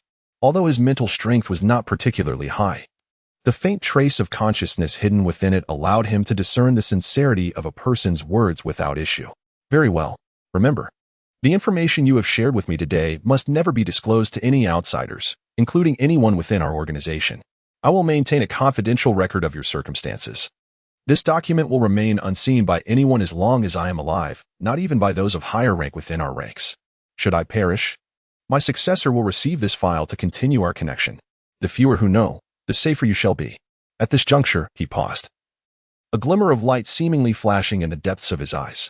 If, in the near future, you can demonstrate that the techniques you practice can be elevated to a higher level, then perhaps humanity will finally have its own opportunity. Tang San nodded repeatedly, at a loss for words. When the mayor discovered his secret, he was already prepared to resort to lethal measures to silence him. His greatest trump card was the trace of consciousness he had brought from his previous life. Once unleashed, he believed it could resolve the vast majority of issues. However, he was acutely aware that using it would deplete his consciousness, making recovery impossible until he attained divine rank. What Tang San did not anticipate was that the mayor's response exceeded even his most optimistic expectations. Not only would the mayor keep the secret, but he also insisted that Tang San must do the same. This revelation elevated Tang San's regard for the Redemption Organization significantly. Let us take the step of apprenticeship, the mayor suddenly declared. Tang San was momentarily taken aback. Apprenticeship? The town chief gazed at him, his expression returning to tranquility. What else could it be? Very well. What more could Tang San say? One must abide by the rules of the roof overhead. Without hesitation, he knelt down and performed a deep bow. Master. The town chief nodded in satisfaction, a hint of a smile gracing his calm visage.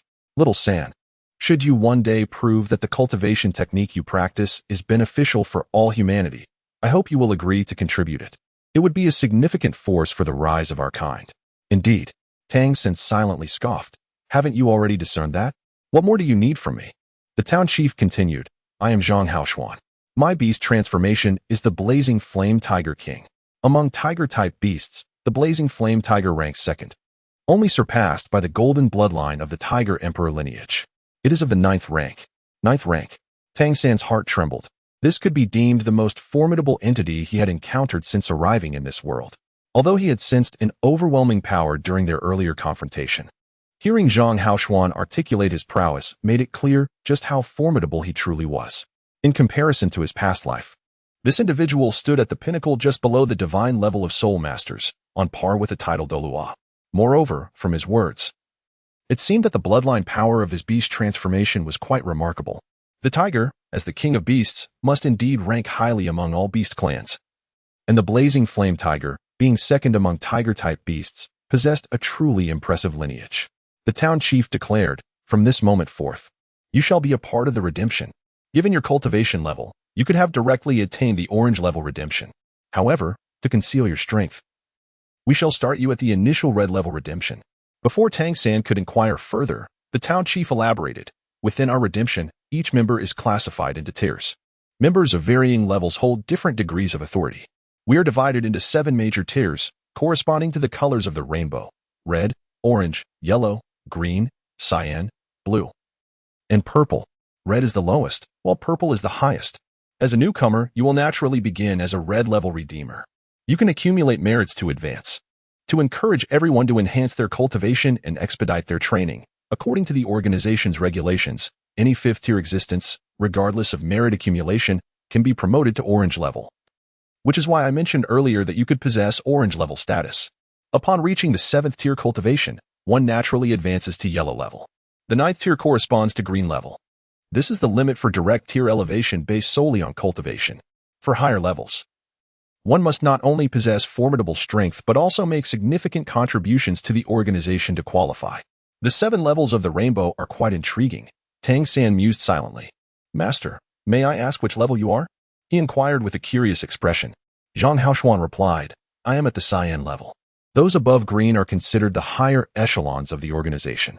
Here in Jelly City, I am one of the primary leaders, responsible for managing daily affairs. Tang San inquired. So you are the highest-ranking redeemer here? Zhang Haoshuan shook his head and replied, not exactly. There are 2 others with a higher level of redemption than mine. However, their circumstances are somewhat unique, and they do not directly manage the affairs of this organization. Here in Jelly City, I am still the primary person in charge. Understanding this, Tang San felt he gained some insight into the Redeemer organization. Zhang Haoshuan continued, to conceal our identities from the Demon Clan. The organization has a special method for verifying identities. I will imprint a secret mark on the back of your hand. When a higher-ranking Redeemer is in your presence, they can sense your mark using this method. Conversely, you can also display your mark to allow them to ascertain its authenticity, facilitating mutual assistance when necessary. Master, are the people in this town all members of our organization? Tang San asked, voicing his most pressing curiosity. Zhang Haoshuan shook his head, saying, of course not. How could we possibly have so many members? Too many mouths can lead to catastrophic exposure. Only about 1% of the town's population belongs to the organization. You will gradually learn who they are, so you must also keep your identity hidden. This is why I have taken you as my disciple. It grants you a legitimate identity on the surface. You need not concern yourself with other matters. Just focus on your cultivation. I will briefly explain the situation in the town. Our small town exists in conjunction with Jelly Academy. Hence it is also referred to as Academy Town. It primarily serves Jelly Academy. Consequently, many residents often work at the academy. As a vassal, we enjoy relatively favorable treatment there. At least, the demons here tend to be of a higher caliber and are less likely to harm vassals. Working within the academy is also a form of training and can be beneficial for us at times. You will learn more about this later. Under suitable circumstances, I will also allow you to enter the academy for training. Chapter 66, Crimson Level 1C, Tang San nodded. If 1% of the population translates to a few dozen individuals truly belonging to the Redeemer organization, it indeed does not seem like a large number. However, a tightly knit organization is undoubtedly advantageous. His newly appointed teacher likely would not disclose more specific details for now, as he had only just joined the Redeemers. Master, I previously heard Senior Zhang Tianxiao mention that we refer to our location as the Redeemer Academy. Zhang Haoshuan affirmed, yes. The primary mission here is to cultivate reserve talents for the organization. Being adjacent to Jelly Academy allows us to utilize some of its resources. Therefore, from this moment on, you are officially a part of the Redeemer Academy and can learn alongside others. Understood, Tang San nodded, feeling an innate affinity towards the word academy. Zhang Haoshuan continued. I will now imprint your mark to establish your identity as a Redeemer and then take you to report to our academy. Remember my admonitions. You must not disclose any information regarding Xuaniangong, nor should you use any other Demon Clan abilities in public. Your sole power is Windblade. Yes, the imprinting process resembled a tattoo. Zhang Haoshuan used a fine needle dipped in a special liquid to create a mark on the back of Tang San's right hand. The mark resembled a snowflake but with more pronounced curves, and once completed, it transformed into a crimson hue, an exquisite yet melancholic sight. Once the liquid was fully absorbed, the mark seamlessly vanished from the skin's surface. Under Zhang Haoshuan's guidance, to reveal the mark, Tang San would need to channel the power of his bloodline within him. Flowing in a special rhythm beneath the skin, an intriguing phenomenon. Let us proceed. I will guide you to the academy. After completing the task, Zhang Haoshuan nodded with satisfaction. As they exited the wooden cabin, Tang San instinctively glanced at the spot on his hand where the mark had been imprinted. From that moment, he had truly become a member of the Redeemers. He pondered how this moment would be recorded in the annals of history on the fairy continent. If he could once again attain his former glory, then perhaps today would be a day worth commemorating. Zhang Haoshuan led Tang San towards the rear of Academy Town. They stopped in front of a cluster of wooden cabins situated halfway up the mountain.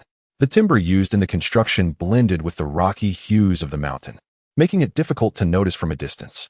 However, upon approaching, one could see a substantial group of wooden structures arranged in a loose circle. As they neared the cabins, a figure appeared before them, a boy who appeared to be around 13 or 14 years old. Upon seeing Zhang Haoshuan, he beamed, Mayor, you've arrived. Zhang Haoshuan nodded in acknowledgement, stating, I've brought a newcomer. The boy peered curiously at Tang San, his surprise evident. A newcomer this young? I thought only those who turned 12 and passed the trials could come here. Enough chatter. Lead the way, Zhang Haoshuan replied curtly. The boy, slightly intimidated, turned and began to walk ahead. Passing through the first wooden cabin, they entered a spacious courtyard surrounded by additional wooden structures, resembling a large compound. The mayor has arrived, the boy exclaimed loudly. Instantly, a dozen youths emerged from within the cabins. Their youthful exuberance was palpable, and shortly after, a few adults followed suit. Tang San stood silently beside Zhang Haoshuan, observing with a cold gaze. He noticed that there were slightly more male adolescents than females present. Although their bloodline auras varied, they were undeniably potent. This strength was not merely a reflection of their abilities, but rather the inherent power of their bloodlines. It seemed that entry into the Redemption Academy demanded a considerable level of talent. The youths were also curiously scrutinizing him. By age, Tang San appeared noticeably younger than them. Zhang Haoshuan clapped his hands to draw everyone's attention to himself. This is my newly accepted disciple, Tang San. From today onward, he will be studying here at the academy. Lao Guan, please make the necessary arrangements. A middle-aged man of average build and refined appearance approached, somewhat astonished. You have accepted a disciple? Is he truly your new student? Zhang Haoshuan nodded. This child is quite exceptional and holds great potential for development. I will discuss further details with you later. For now, please make the arrangements. Understood. Lao Guan replied, refraining from further comment as he nodded. Zhang Haoshuan turned to Tang San and said, This is Director Guan Longjiang, the head of the academy. He will oversee your accommodation and studies. I will visit you regularly. I must attend to other matters now, but do not forget my advice from today. Yes, master. Tang San replied, nodding in acknowledgement. As Zhang Haoshuan pulled Director Guan Longjiang aside to converse privately for a moment, he prepared to depart. Master. Tang San quickly stepped forward, calling out to Zhang Haoshuan. What is it? Adapting to a new environment takes time. Zhang Haoshuan assumed Tang San was feeling a bit apprehensive in this unfamiliar setting. Tang San replied, I am certain I can adapt. I would like to inquire if I may go out occasionally, perhaps to the city to procure some necessities. Guo Longjiang, standing nearby, looked at him with a hint of surprise. Zhang Haoshuan responded, It is best to refrain from going out, should you feel it necessary. You must request leave from Dean Guo and only venture out upon receiving approval. Furthermore, you must return on the same day. Understood, teacher. As long as I can go out, that is sufficient. How else will I meet young Master Mei? For Tang San, returning to Jieli City meant one thing above all, to meet young Master Mei. Zhang Haoshuan then took his leave. Guo Longjiang said, Come, Tang San. Allow me to introduce you to everyone. As he spoke, he led Tang San back to the center of the courtyard. In our academy, including yourself, there are now 16 students. Counting myself and the mayor, we have 5 instructors. Let me introduce you to the other 3 teachers. He first pointed to a strikingly beautiful woman, appearing to be around 25 or 26 years of age. This is Teacher Mu Yunyu. She is primarily responsible for your daily life and physical training. Mu Yunyu was tall, approximately 1.70 meters, clad in a blue outfit, her gaze gentle as water. With large, expressive eyes brimming with warmth, yet she also exuded an air of fragility. However, Tang San noticed that as Guo Longjiang introduced her, the other students displayed unmistakable signs of fear. It seemed that Teacher Mu's true nature was likely not in harmony with her outward demeanor. Hello, Teacher Mu. Tang San promptly bowed to her. Mu Yunyu smiled slightly, her voice carrying a hint of sweetness. Hello, little Tang San. Welcome to the academy. You appear rather frail. Be sure to strengthen your physical training. Thank you, teacher. Tang San nodded earnestly, though her sweet tones sent a shiver down his spine. Guo Longjiang frowned slightly, coughed, and directed his attention to another middle-aged man, saying, This is Teacher Mu Wenqing, the elder brother of Teacher Mu Yunyu, responsible for practical combat courses. Mu Wenqing bore no resemblance to his sister. He was tall and rugged, radiating a sense of boldness that made it hard to believe he was related to the delicate beauty of Mu Yunyu. The final teacher was an elderly man, whom Guo Longjiang chose to introduce last, indicating a higher status. This is Teacher Si Ru, responsible for imparting knowledge regarding the changes of the demon gods.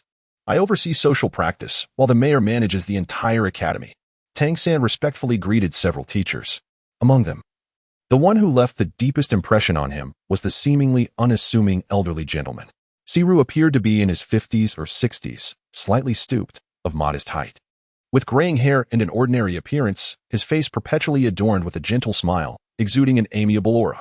Whenever Guan Longjiang introduced him, the students would almost invariably display smiles, clearly holding this teacher in high regard.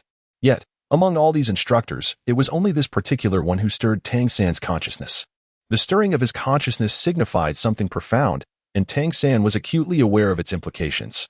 The remnant thread of his consciousness, if unleashed, could potentially grant him a surge of formidable power in an instant. How powerful it would be, he could not ascertain. For this was indeed his first experience of self-detonation and rebirth as a deity. Yet, he understood well the significance of this stirring. Even if he employed that thread of consciousness, it might not suffice to contend with the individual before him. That was the sensation he felt. Even when facing the previously revered mayor, who possessed ninth-tier cultivation, he had not encountered such a feeling. This indicated that the venerable Siru was likely more powerful than the mayor. A god-level being? Had he perhaps already touched the realm of divine strength? Tang San, while secretly astonished, had already formed his own judgment. Guanyin long smiled and said, Tang San, why don't you introduce yourself to everyone? Tang San said, My name is Tang San. The demon god transformation I possess is the Wind Wolf transformation, specializing in the manipulation of wind blades, at the 4th rank. Upon hearing him mention the 4th rank, several gasps erupted among the students, for he appeared younger than the other attendees, yet had already achieved such formidable prowess. Moreover, the Wind Wolf transformation was not considered a particularly powerful demon god transformation. Guanlong Jiang, evidently already aware of Tang San's circumstances, nodded and remarked, I shall refrain from introducing each of you individually. You may communicate amongst yourselves later. Since you are new today, take the day to rest. And tomorrow you shall formally commence your studies. With a call, Guanlong Jiang summoned a slender, somewhat quirky boy named Dubai. You, take Tang San and help him settle in. Provide him with a brief overview of the academy.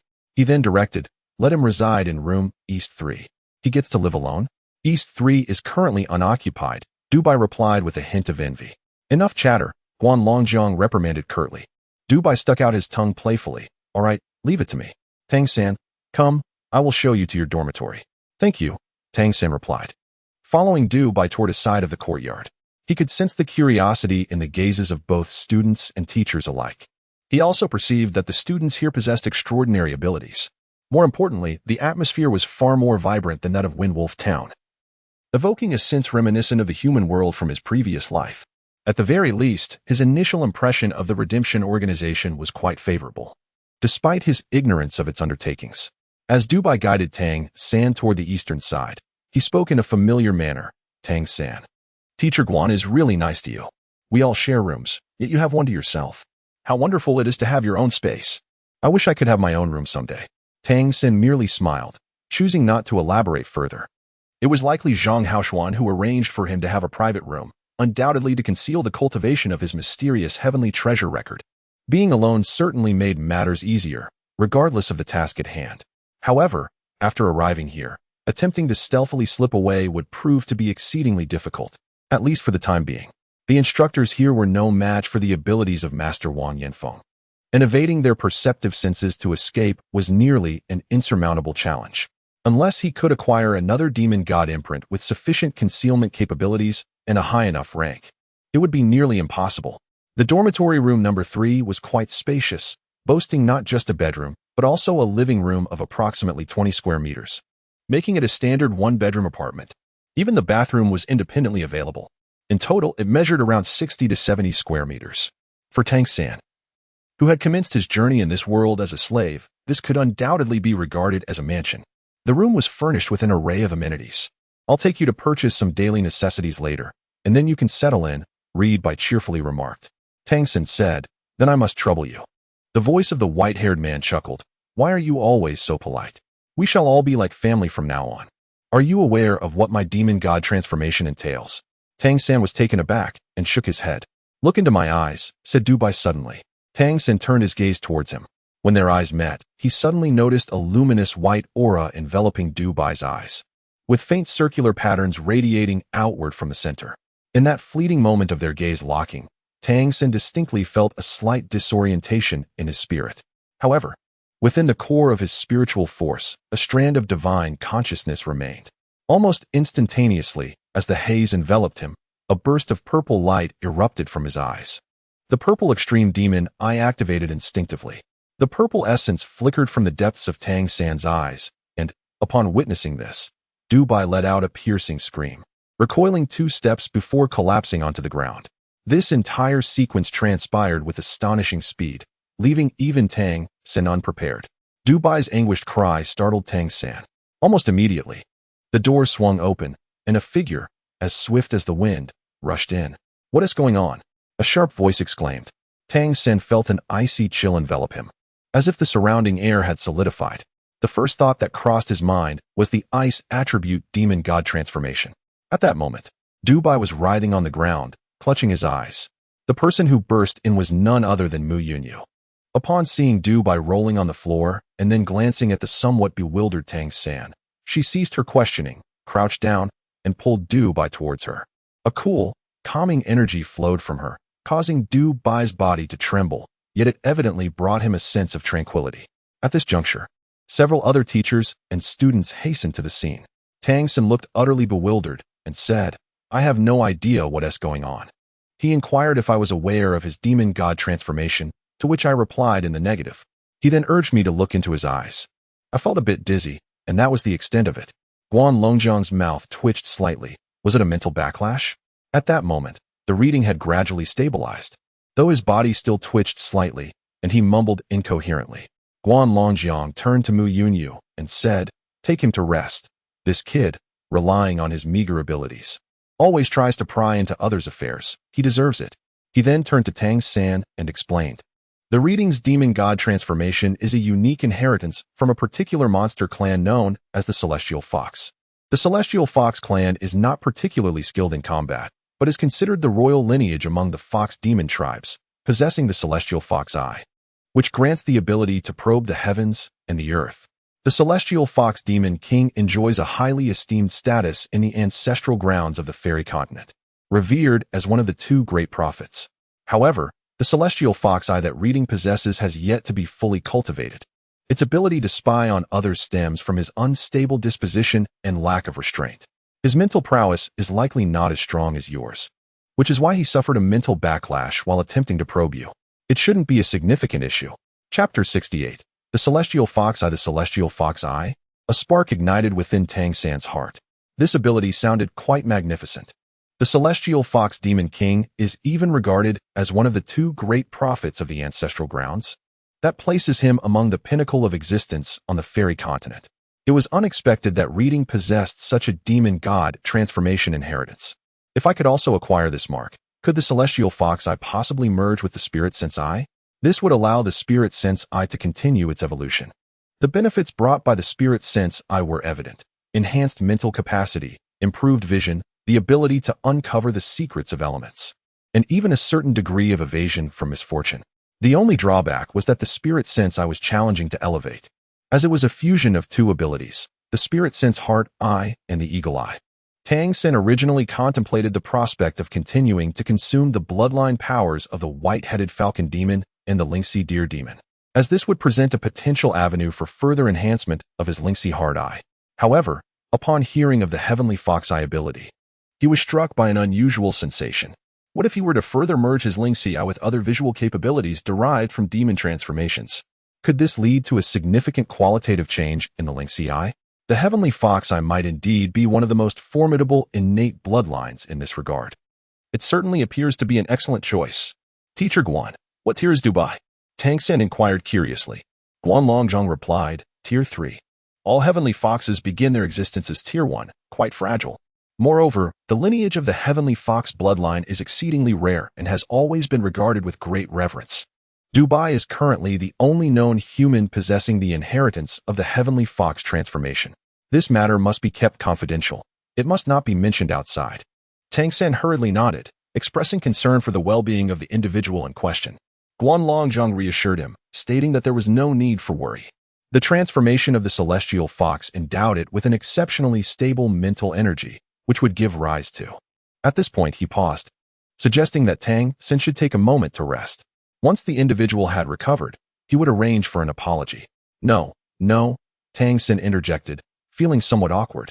If anyone should apologize, it ought to be me for the injury he sustained. He sensed the curious gazes of his fellow students upon him. Evidently, he was not the first to experience the scrutiny of the reader. However, being one of the few to have caused the reader any misfortune was indeed noteworthy. With the faculty and students of the Redemption Academy having departed, Tang San felt a sense of relief wash over him. His evaluation of the Redemption Academy had significantly improved due to the incident involving the reader. The Celestial Fox transformation represented one of the highest bloodlines among the entire demon clan, even if the reader's lineage was not entirely pure, rendering it incomparable to a true Celestial Fox demon. Guan Longjiang had previously mentioned that he was the only human to inherit the Celestial Fox transformation. This singular fact underscored his immense importance. It was unlikely that any ordinary individual could gain admission to the Redemption Academy, which focused intently on nurturing such talents. The other students must also possess formidable abilities. In terms of bloodline alone, Tang San's visible wind wolf transformation was undoubtedly the weakest among them. The aftermath of the reader's mental trauma presented Tang San with an immediate dilemma. He had no one to accompany him in procuring daily necessities.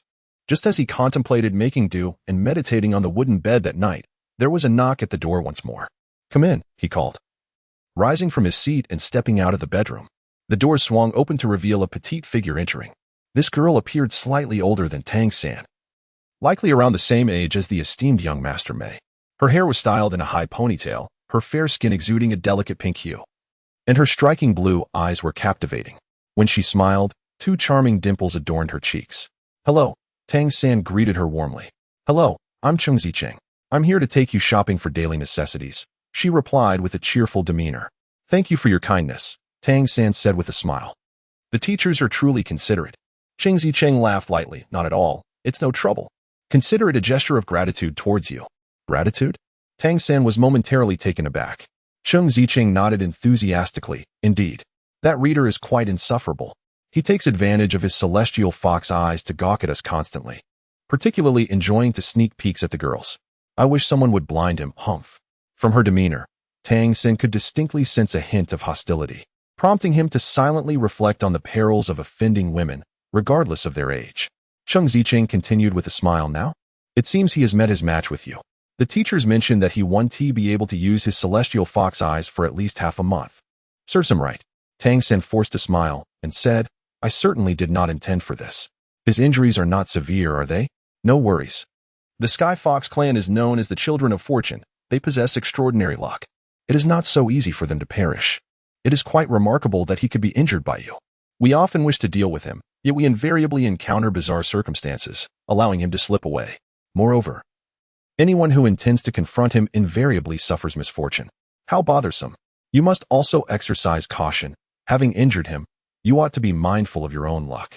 However, your ability to harm him suggests that your fortune may also be quite commendable. Is there such a notion? Children of fortune?" Tang San could comprehend that the luck of the one known as Du Bai would not apply to himself. After all, he was the reincarnation of a divine monarch, and the concept of luck was unlikely to manifest negatively in his existence.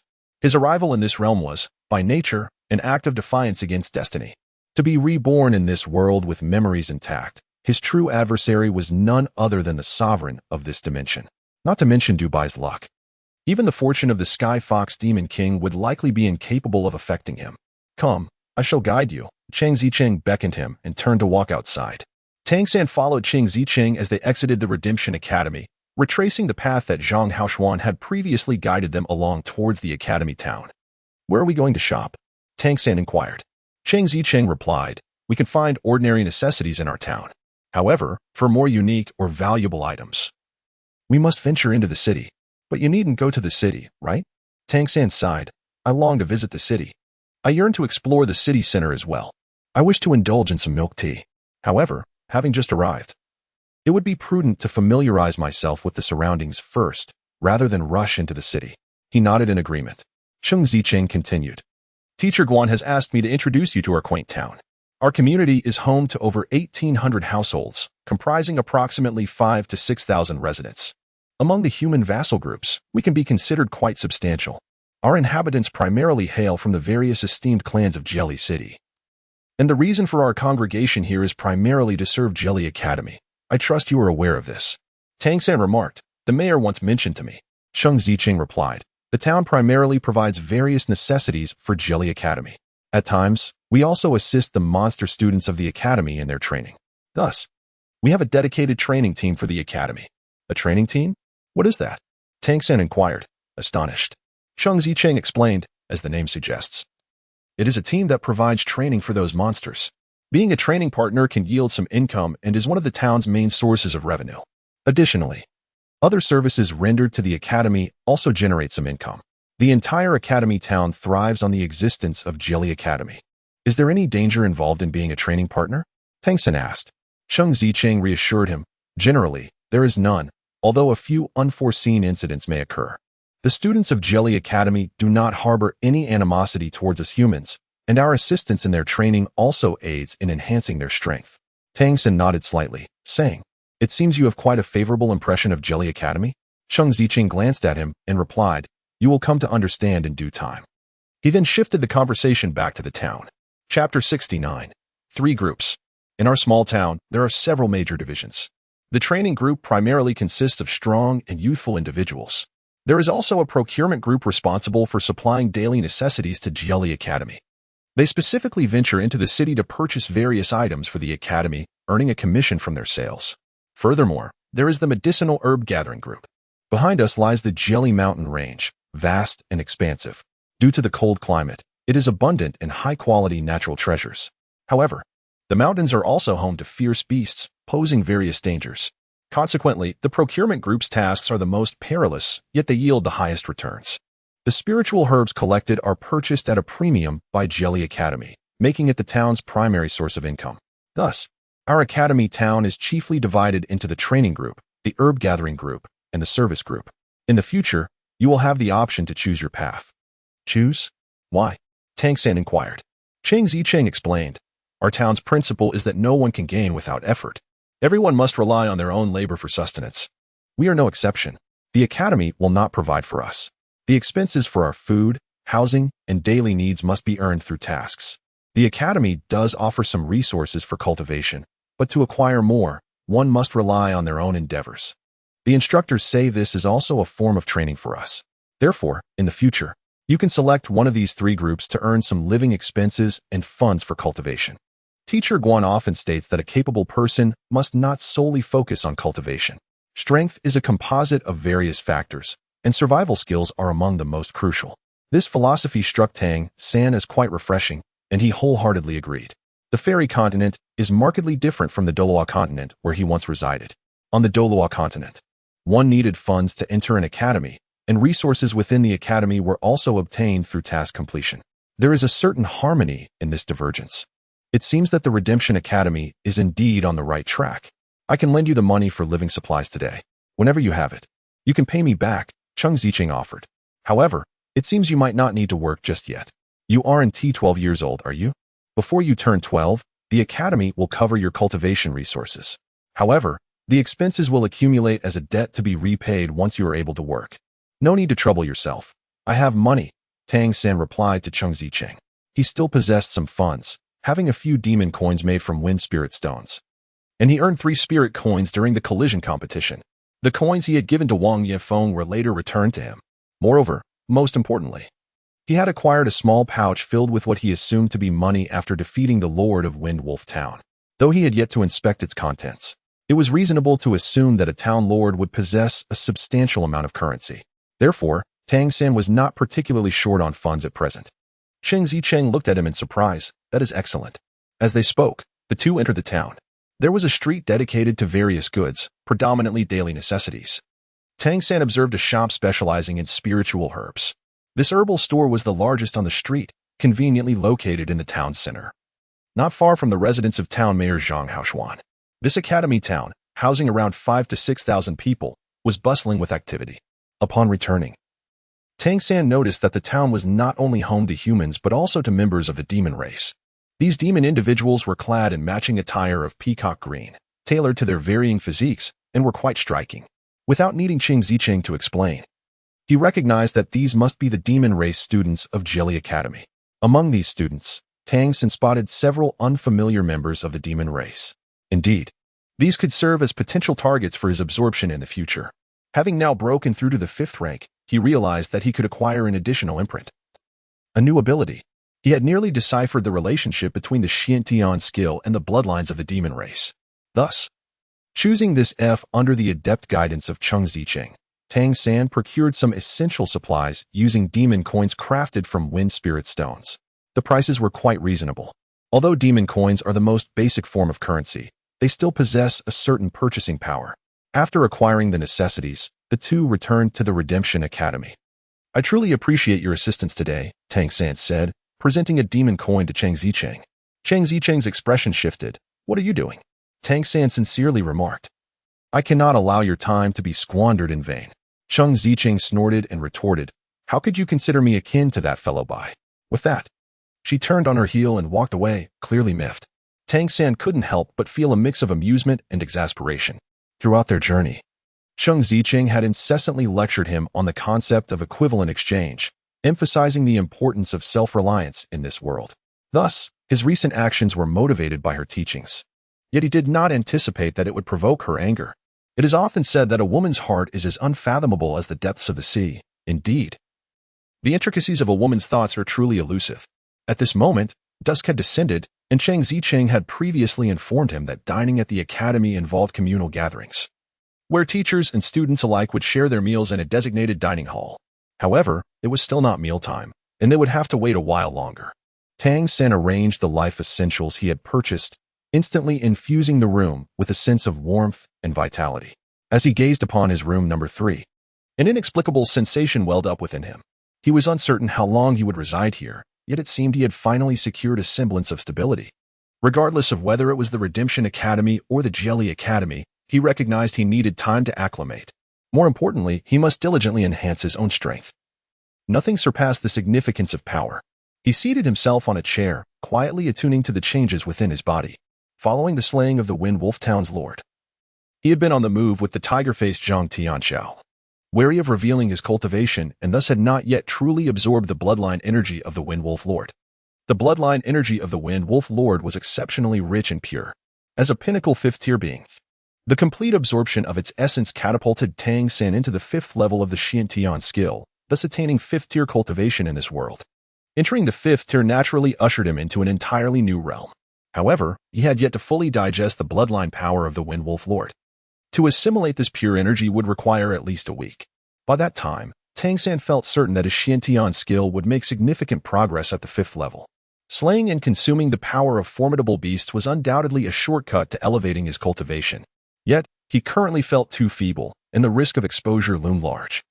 Had it not been for the Wind Wolf Lord's prior injuries, he doubted he would have emerged victorious. That battle deepened Tang San's awareness of his insufficient understanding of the beast races. He hoped that upon entering the Redemption Academy, he would acquire vast knowledge, for that was of utmost importance to him.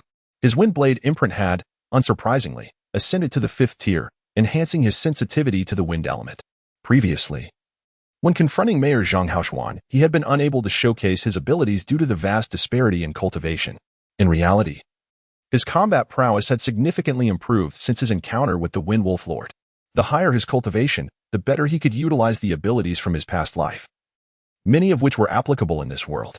Just then, a somewhat familiar voice echoed from outside, followed by a series of knocks on the door. Tang San concluded his introspection and opened the door, only to find Du Bai standing there. Their eyes met, and an unmistakable awkwardness enveloped the moment. Clearing his throat, Du Bai remarked, "I didn't anticipate your mental prowess to be so formidable." Hee, Tang San, from this point onward, we shall be brothers. Tang San found himself struggling to keep pace with Du Bai's erratic thoughts and helplessly inquired, "Is there something wrong with your eyes?" Senior sister Cheng Zicheng mentioned that you need to rest for a while. Du Bai, however, maintained a carefree demeanor, responding, "It's nothing, really. When I first met our teacher, I was in an even worse state. I thought I might go blind. The dramatic cries I made back then were merely to garner the teacher's attention." "Let us go eat," he continued. "Today marks your arrival, and I heard there are delightful dishes prepared in your honor. The mayor is here as well." His eyes appeared somewhat dim, clearly affected by the earlier encounter. The two exited the room, with Du Bai leading the way to the cafeteria. As they walked, he lowered his voice and asked, "Tang San, what ability are you cultivating with your eyes? What is that purple hue? It can't possibly be the ability of the Wind Wolf transformation, can it?" "It's quite impressive," Tang San remarked. "It is a unique inherent ability of mine. Perhaps a slight mutation of my Wind Wolf transformation." "Oh, that explains it. Quite impressive indeed. Once I reach the 4th rank in my cultivation, I shall gaze into your eyes once more to test it." The discourse was not met with skepticism. Within the Redemption Academy, the abilities of its members are inherently diverse. If one merely possessed a standard beast transformation, they would not be worthy of this place. The cafeteria is situated on the western side of the courtyard, housed within a spacious wooden structure. Upon entering, a rich aroma immediately enveloped me. After 9 years in this world, Tang San had long since lost hope regarding its culinary offerings. Regardless of the ingredients, the predominant methods of preparation were essentially boiling or grilling, often seasoned only with a pinch of salt. The taste was neither particularly delightful nor utterly distasteful. When the ingredients were fresh, they were tolerable, yet most of the time, they could be aptly described as flavorless. However, as Tang San stepped into the cafeteria today, he sensed a refreshing change. The enticing fragrance of the food stirred his appetite. A long table was adorned with a variety of dishes. Although the cooking methods did not seem significantly improved, the aroma alone was quite pleasing. Some ingredients were unfamiliar to Tang San, but at the center of the table sat a colossal platter, measuring over a meter in diameter, laden with an entire creature, the identity of which remained a mystery to him. This dish could undoubtedly be described as a culinary behemoth. What a massive portion! The most potent aroma emanated from this very platter.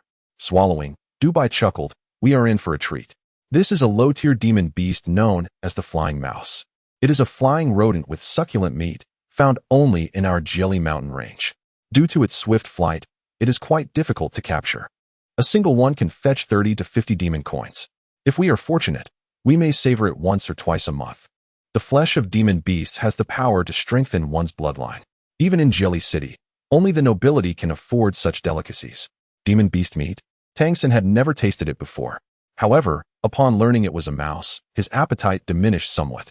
At that moment, the faculty and students of the Redemption Academy began to gather in the cafeteria. As a newcomer, Tang San was naturally assigned to the end of the table.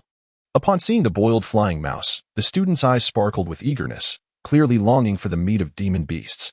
Mayor Zhang Haoshuan, seated at the head of the table, waited until all were present before he spoke. "Today, we welcome Tang San into our family. From this day forth, he shall be one of us. And I have formally accepted him as my disciple. You all must support one another, cultivating and progressing together." The mention of accepting a disciple sparked astonishment among the attendees, including both students and teachers. The ever-smiling Si Ru's eyes revealed a hint of surprise, clearly taken aback by the announcement. He turned to look at Zhang Haoshuan, who seemed oblivious to his gaze, rising to approach the boiled flying mouse. He tore off a leg of the mouse and brought it to Tang San's plate. Tang San's lips quivered slightly, and he inwardly mused, "Oh, dear teacher, might I forego this meal?" However, in the presence of so many, he could not possibly undermine Zhang Haoshuan's dignity. With a forced smile, he uttered, "Thank you, teacher. Let us begin." At Zhang Haoshuan's command, the students showed no inclination to hesitate, almost instantaneously springing into action. As the dinner commenced, Tang San finally grasped the reason behind Zhang Haoshuan's earlier gesture of offering him a leg of the flying mouse. In a mere 3 seconds, truly only 3 seconds, the largest platter was left barren. The speed was astonishing. Tang San found himself in a whirlwind of activity. As the boiled flying mouse vanished into thin air, the teachers remained unperturbed, indulging in other dishes while the students devoured the single flying mouse amongst themselves.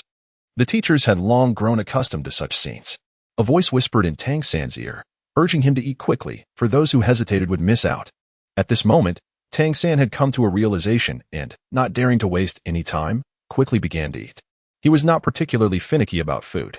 He first bit into the leg of the flying rat, and then strategized to tackle the other dishes. Since the other students were engrossed in their efforts to contend for the flying rats on their plates, none of them sought to snatch the other food from him. The meat of the flying rat was remarkably resilient, devoid of any unpleasant odor, and bore a unique fragrance. Beyond mere psychological factors, it was quite palatable. Once consumed, a warm sensation spread through his belly, sending waves of heat coursing through his limbs. Clearly, the earlier words spoken were not in vain. The meat of the demon beast indeed possessed nourishing properties for the bloodline.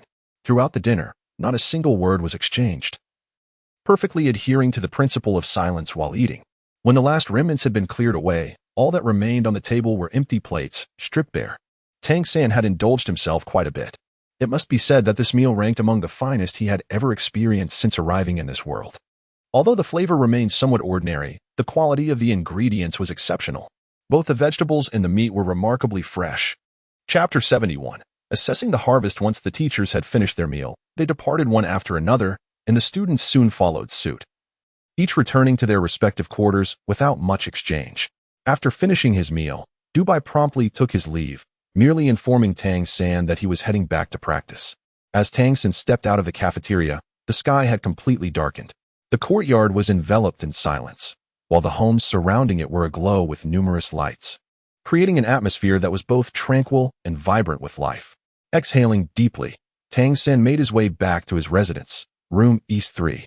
The moment he entered, he sensed something amiss. Zhang Haoshuan was seated in the living room, observing him intently. Teacher, Tang San promptly approached to pay his respects. Zhang Haoshuan offered a slight smile and replied, "Please, have a seat and let us converse." Tang San settled into the chair opposite him. Zhang Haoshuan inquired, "Are you still adjusting?" Tang San nodded slightly and said, "I'm just beginning to adapt. This place is quite pleasant."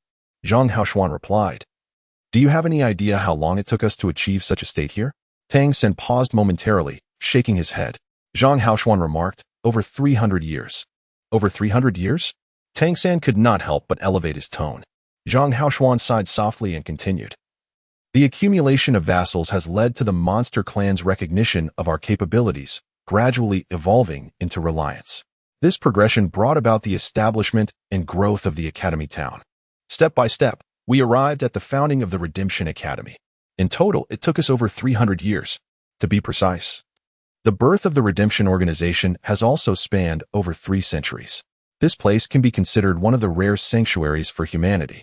If the entire continent could possess such havens, it would be a remarkable blessing for our kin, freeing them from suffering." Indeed, Tang San silently nodded. Zhang Haoshuan said, "Starting tomorrow, you will officially begin your studies at the Academy. I came specifically to remind you that here. The foremost achievement you must attain is the recognition of your teachers and peers. This acknowledgement does not pertain to being overly diplomatic in your interactions, but rather to your capabilities. In our Redemption Academy, strength is the foundation of all. I perceive your temperament as steady, which reassures me in this regard. However, it is your power that will secure your position. When necessary, you may reveal your 5th-tier cultivation, but be sure to keep your Xiantian treasure record confidential." "Understood," replied Tang San. Zhang Haoshuan rose and said, "After a long journey, and with studies commencing tomorrow, you should rest early tonight." As he spoke, he made his way towards the exit, and Tang San stood to see him off. Just as Zhang Haoshuan reached the door, he suddenly halted. Turning back to Tang San and gently patting his head, "Our Redemption Academy has a rule. One can only acknowledge a single true master. Do you understand?" After saying this, he patted Tang San's shoulder once more, and in a flash of light, his imposing figure vanished into thin air. Only one master? What is he trying to remind me of? A fleeting moment of doubt flickered across Tang San's mind. He secured the door and returned to his chamber. After a brief wash, he climbed into bed. Rather than immediately commencing his meditation, he retrieved a small pouch from his bosom. This pouch, crafted from an unidentifiable leather, exuded a muted brownish-yellow hue and was no larger than the palm of his hand, appearing rather inconspicuous. He had acquired this pouch after vanquishing the Lord of Wind Wolf Town, Feng Xiong, and subsequently joined forces with Zhang Tianxiao to journey towards Jelly City. Throughout their travels, he had not found the time to examine it closely. Now settled in, he decided to inspect the pouch and contemplate his spoils. During the confrontation with Feng Xiong, this small pouch was the only possession the beleaguered lord had clung to in his desperate flight. Thus, it was only reasonable to surmise that its worth was considerable. Despite the modest stature of Wind Wolf Town, Feng Xiong had ruled for countless years, and his lineage must have been remarkable. Moreover, when Tang San had absorbed the essence of Feng Xiong's bloodline, he discerned its remarkable potency, far richer than that of an ordinary wind wolf. The energy it offered was unparalleled, surpassing all the energies he had previously consumed combined. Such an astonishing revelation left Tang San in awe. In retrospect, the background of this Lord Feng Xiong was likely extraordinary, and the likelihood of valuable items among his personal belongings was significantly heightened. The yellow pouch felt light and airy in his hand, yet its texture resembled fine sandpaper. As Tang San activated his spiritual insight, a jolt surged through him. Upon closer examination, he detected subtle fluctuations of spatial properties emanating from the pouch. He understood all too well what spatial fluctuations signified. Could it be a treasure capable of storing items, akin to a wondrous spatial artifact? If that were the case, he had stumbled upon a remarkable fortune. Even in his previous life, items with spatial attributes were exceedingly rare. Of course, once he achieved divine status, such items became trivial, as he could create space independently. Yet, on this fairy continent, this was the first time he had encountered such an object. Furthermore, if the pouch indeed possessed spatial capabilities, it would imply an ability to contain far more than its physical dimensions suggested. Contemplating this, Tang San attempted to open the pouch while discreetly probing its interior with his spiritual energy. The originally brownish-yellow pouch shimmered with a faint azure hue upon contact with his spiritual force. He sensed a subtle resistance. a barrier that obstructed his scrutiny of the pouch's contents. Although this barrier did not feel overwhelmingly strong, it was remarkably flexible, deftly repelling his spiritual energy. Intrigued, Tang San persisted in his exploration, channeling the mark of the Wind Wolf transformation, which enveloped him in a gentle azure glow. As anticipated, when he activated this mark, the barrier hesitated momentarily before dissipating silently. Within Tang San's Wind Wolf mark, the most potent essence emanated from the bloodline power of Feng Xiong. After all, Feng Xiong's lineage was far more concentrated than all the wind wolves he had previously consumed combined. This indicated that this seemingly inconspicuous small pouch was, in fact, a recognized artifact. The ability to be recognized as a possession suggested it possessed a certain level of sentience. As he delved into his mental faculties, a look of delight illuminated Tang San's face. Inside the pouch was a verdant expanse, and the internal space was quite substantial, measuring nearly 10 feet in circumference. This was an impressive feat among spatial treasures. The primary concern for such storage artifacts was the stability of the space within. Thus, the larger the stable volume, the more challenging it became to maintain. The exterior leather appeared to be crafted from the hide of a spatially inclined creature. Though Tang San was unaware of the specific processes involved, nevertheless, the pouch's ample and stable interior was remarkable in itself. What lay within this pouch was rather straightforward: currency. Among these, the most captivating to Tang San were the striking azure coins, radiating a luminous greenish hue and pulsating with rich wind elemental energy. Although this was the first time Tang San encountered such currency, he could discern from the intense wind elemental vibrations that these were, indeed, the third-ranked elemental coins within the entire Monster Clan's monetary system, specifically the wind elemental coins that aligned with the lineage of the Wind Wolves. There were hundreds of wind elemental coins within this modest pouch, a staggering fortune. In addition, it contained a plethora of wind spirit stones, each remarkably clear and transparent, evidently distinct from any wind spirit stones he had previously encountered. The value of such pure wind spirit stones was beyond Tang San's comprehension, but he was certain they were worth a considerable sum. Chapter 72. Striking it rich, Tang San stirred the contents within the space storage bag using his mental power. And to his astonishment, among the pile of wind element coins, he discovered 3 coins shimmering with a kaleidoscope of colors. These coins appeared to be of similar size to the wind element coins, but were crafted from a combination of 6 different materials. Remarkably, these 6 substances, each representing a distinct attribute, harmoniously complemented one another, resulting in a remarkably stable energy fluctuation. This was likely a superior tier of currency known as Tanyu coins, which were equivalent to 100 element coins each, underscoring their immense value. All currencies of the monster clans could be utilized for cultivation, which was their inherent worth. Each high-level coin could be regarded as a treasure. After thoroughly examining the contents of the bag, Tang San's first reaction was one of exhilaration. He had struck it rich. Indeed, he had. The benefits derived from slaying the Wind Sovereign exceeded his expectations. The rich essence of the Wind Wolf's bloodline, along with what was likely the majority of wealth accumulated in Wind Wolf Town over the years, now belonged to him. However, the most significant gain was not merely the wealth itself, but rather the convenience provided by this space storage bag. With its ample size, the bag could accommodate a multitude of items, making future endeavors far more manageable for Tang San. Compared to the monetary gains, he found the space storage bag to be the true prize. As he tightened the bag's opening, the spatial fluctuations naturally dissipated, restoring normalcy. Tang San exhaled deeply. Previously, with 3 Lingxi coins, he felt somewhat affluent. Now, he believed he could confidently consider himself a minor magnate. In a place like Jelly City, possessing wealth ensured an abundance of cultivation resources. With this capital, he needed to contemplate how to swiftly transform it into personal strength. The enhancement of his capabilities was of paramount importance. Thus far, his impressions of the Redemption Academy were quite favorable. It was arguably the best platform for humans to exist on the fairy continent. Moreover, it was conveniently located near Mei Gongzi. Once he settled down, he could pay her a visit.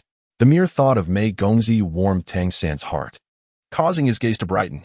He gathered his thoughts and sat in meditation, silently entering a state of cultivation with the Xiantian skill, continuing to absorb the bloodline power belonging to the Wind Sovereign. The absorption of the Wind Sovereign's bloodline was remarkably effortless, and Tang San could distinctly sense that after reaching the 5th rank, the imprint of the Wind Wolf transformation was beginning to evolve. This transformation was not solely due to increased rank. A crucial factor was the purity and richness of the Wind Sovereign's bloodline.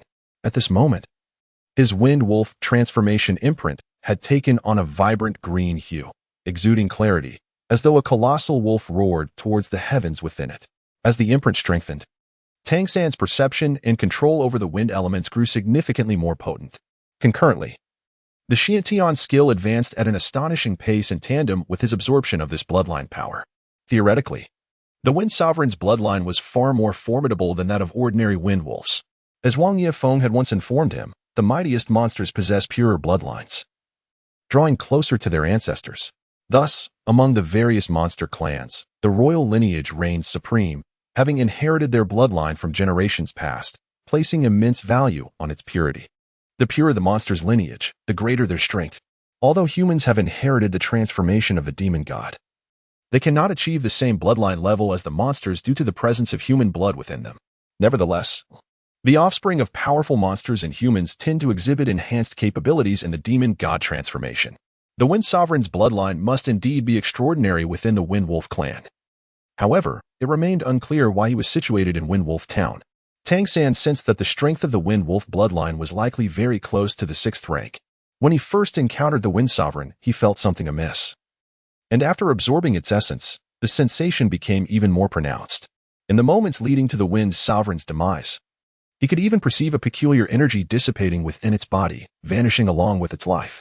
At the time, due to the urgency of the situation, he had not contemplated this deeply, but reflecting now, it seemed these changes were undoubtedly connected to his own pure Wind Wolf lineage. He hoped that the Wind Sovereign's death would not cause trouble for Teacher Wang and the others. It should not pose a significant issue, after all. The Wind Wolf clan would likely attribute the event to the Lightning Leopard clan, given that they were the ones launching a large-scale offensive at the time. If the Wind Sovereign held a notable identity, this incident could potentially incite conflict between the two clans. Let them engage in their own disputes. As his thoughts became clearer, he gradually entered a deeper state of meditation. A faint azure glow enveloped him as the bloodline power of the Wind Sovereign transformed gradually into his own strength. The night passed without incident. At dawn, as the distant sky brightened, Tang San awakened from his meditation. He opened the window, awaiting the arrival of the auspicious purple aura, while retrieving the space storage bag.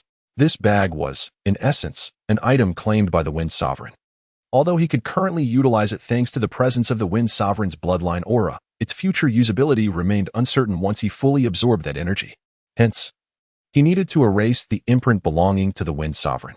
This endeavor required considerable mental strength. And morning meditation with the purple extreme magic eye was when his mental faculties were at their peak. In the distance, the eastern horizon began to reveal a hint of dawn. Tang San's eyes transformed into a deep purple. His concentrated mental power silently flowed into the space storage bag, accompanied by the aura of the Wind Wolf transformation.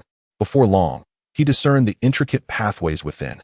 His previous experience with spatial elements allowed him to complete this task swiftly. A flash of azure light appeared and faded as the original imprint was unraveled.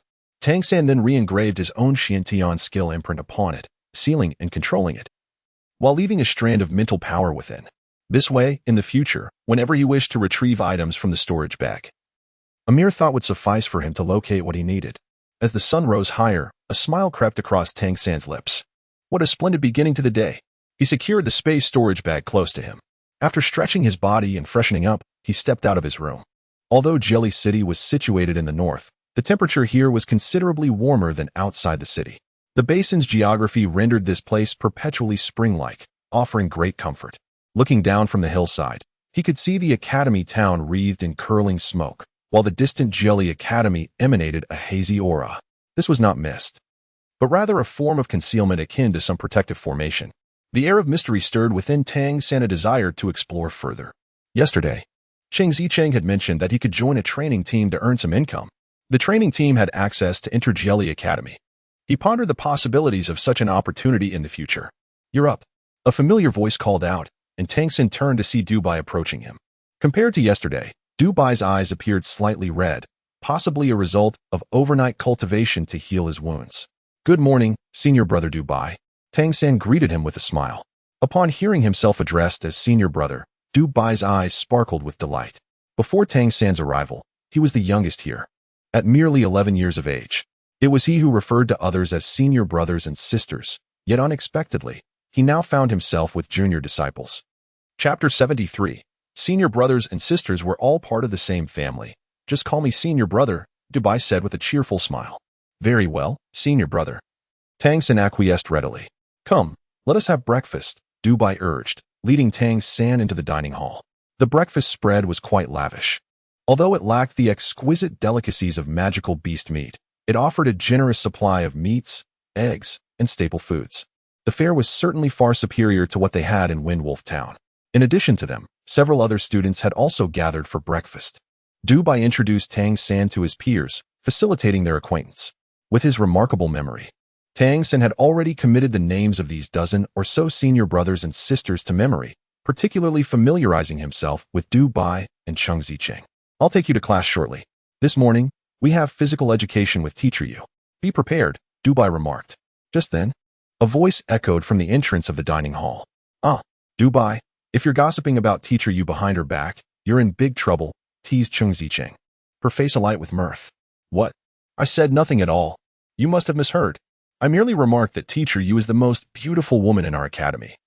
Dubai swiftly backtracked. Cheng Zicheng rolled her eyes at him before taking a seat beside them. She turned to Tang San and said, Do not pay attention to his nonsense. While Teacher Yu is indeed strict in her teaching, it is all for our benefit. However, for this morning's physical education class, you must eat well, otherwise you may struggle to keep up. I shall fetch some food now. With that, she stood to procure her meal. And what about the afternoon? Tang San inquired. Dubai responded, In the afternoon, we have the practical combat class with Teacher Mu. Tang San faintly understood that when he referred to Teacher Yu, he was speaking of Mu Yunyu, and Teacher Mu should be Mu Enqing. He committed this form of address to memory. Tang San inquired, Is this how it is every day? Dubai replied, Most of the time, yes. Occasionally, Teacher Guan will give us lectures, which typically provides a day of rest from physical training. Then, Teacher Si Ru conducts a class once a week, or rather, a session to enhance our cultivation, at which point you will understand. The town mayor visits us for evaluation approximately once a month. Those with commendable results are praised, while those who perform poorly face criticism. The one who shows the most improvement receives a reward, though I have never been among them. As he spoke, a hint of gloominess crept into his demeanor. At that moment, Cheng Zicheng arrived with breakfast. You are fortunate, at least you have never faced punishment. The teachers are partial to you. Claiming your transformation into a demon god is difficult to cultivate and progress is challenging. Therefore, even if you rank last, you would not be penalized. How unfair. It appeared that Dubai's transformation into a celestial fox was indeed difficult to enhance. From the bloodline aura emanating from him, Tang San could discern the cultivation levels of certain students. For instance, Dubai was at the 3rd tier, while Cheng Zicheng was around the 4th tier. Both were relatively young, around 11 or 12 years old. The senior students varied in strength, with some being beyond Tang San's perception, likely at the 6th tier or above. As Cheng Zicheng munched on her food, she glanced at Tang San, saying, Be cautious during this afternoon's practical combat class. Since you are new, Teacher Mu will certainly have you demonstrate your abilities. Perhaps I will be your opponent. Thank you for the reminder, senior sister, Tang San replied earnestly. Dubai placed a hand on Tang San's shoulder and addressed Cheng Zicheng, Little Orange. If it is you who faces junior brother today, be careful not to injure him. Cheng Zicheng shot him a glance. Who are you calling Little Orange? Let us see if you can avoid being beaten to the ground first. Dubai's lips twitched. In terms of combat prowess, he was indeed no match for anyone here. As if you would dare to challenge me. Aren't you afraid of misfortune? Cheng Zicheng, unperturbed by his retort, turned her curiosity towards Tang San, asking, Little Tang, after you inflicted that backlash on him yesterday, did you experience any changes? Nothing at all. Shouldn't there be some changes? Tang San queried, intrigued. Dubai also looked at him with curiosity, stating, I am the child of destiny. If my celestial fox eye is cultivated to a powerful degree, it can peer into the future. Anyone who has harmed me will inevitably suffer misfortune. Did you not sense anything? Tang San silently shook his head, contemplating within, I am the divine king. I possess divine consciousness. Your meager backlash of fortune could hardly affect me. Dubai scratched his head, wondering if it had indeed failed. How peculiar. I must strive for a breakthrough. I must exert myself. Teacher Guan mentioned that once I reach the 4th tier, my celestial fox, I will possess a certain degree of practical capability. By then, I shall be formidable. Cheng Zicheng curled her lips and continued to savor her breakfast. After finishing their meal, the group gathered in the courtyard, including Tang San. There were a total of 16 students in the Redemption Academy. Tang San's stature was comparable to that of Dubai, making them the shortest among the entire academy. The two stood at the far edge. Suddenly, Mu Yunyu approached, walking slowly towards the group, having not been seen earlier in the dining hall. She arrived before everyone. Tang San immediately noticed that with her arrival, all the students present involuntarily straightened their postures. Mu Yunyu smiled cheerfully and said, "Today we will continue with our physical training session. We have a new member joining us. Tang San, you are 9 years old this year, correct?" "Yes, teacher Yu." Tang San promptly responded. "Very well, then your intensity will be maintained at the same level as Dubai's. The target is Tianpeng. Collect your weights, and let's get started," Mu Yunyu stated casually. Upon hearing the name Tianpeng, a grimace spread across the faces of the students. Yet none dared to voice their concerns as they immediately headed toward a nearby building. Upon entering the room, Tang San quickly understood what collecting weights entailed. The walls were adorned with various garments resembling vests, crafted from leather, each equipped with dozens of pockets. The students chose vests suited to their sizes and then approached a nearby table to insert strips of metal into the pockets of their vests. When Dubai helped Tang San select an appropriately sized vest, the two approached the metal strips. Dubai whispered to Tang San, "Each strip weighs 10 kilograms. Since we are on the same standard, that means 4 strips for you." Tang San observed that one of his senior brothers had at least 20 metal blocks affixed to his body.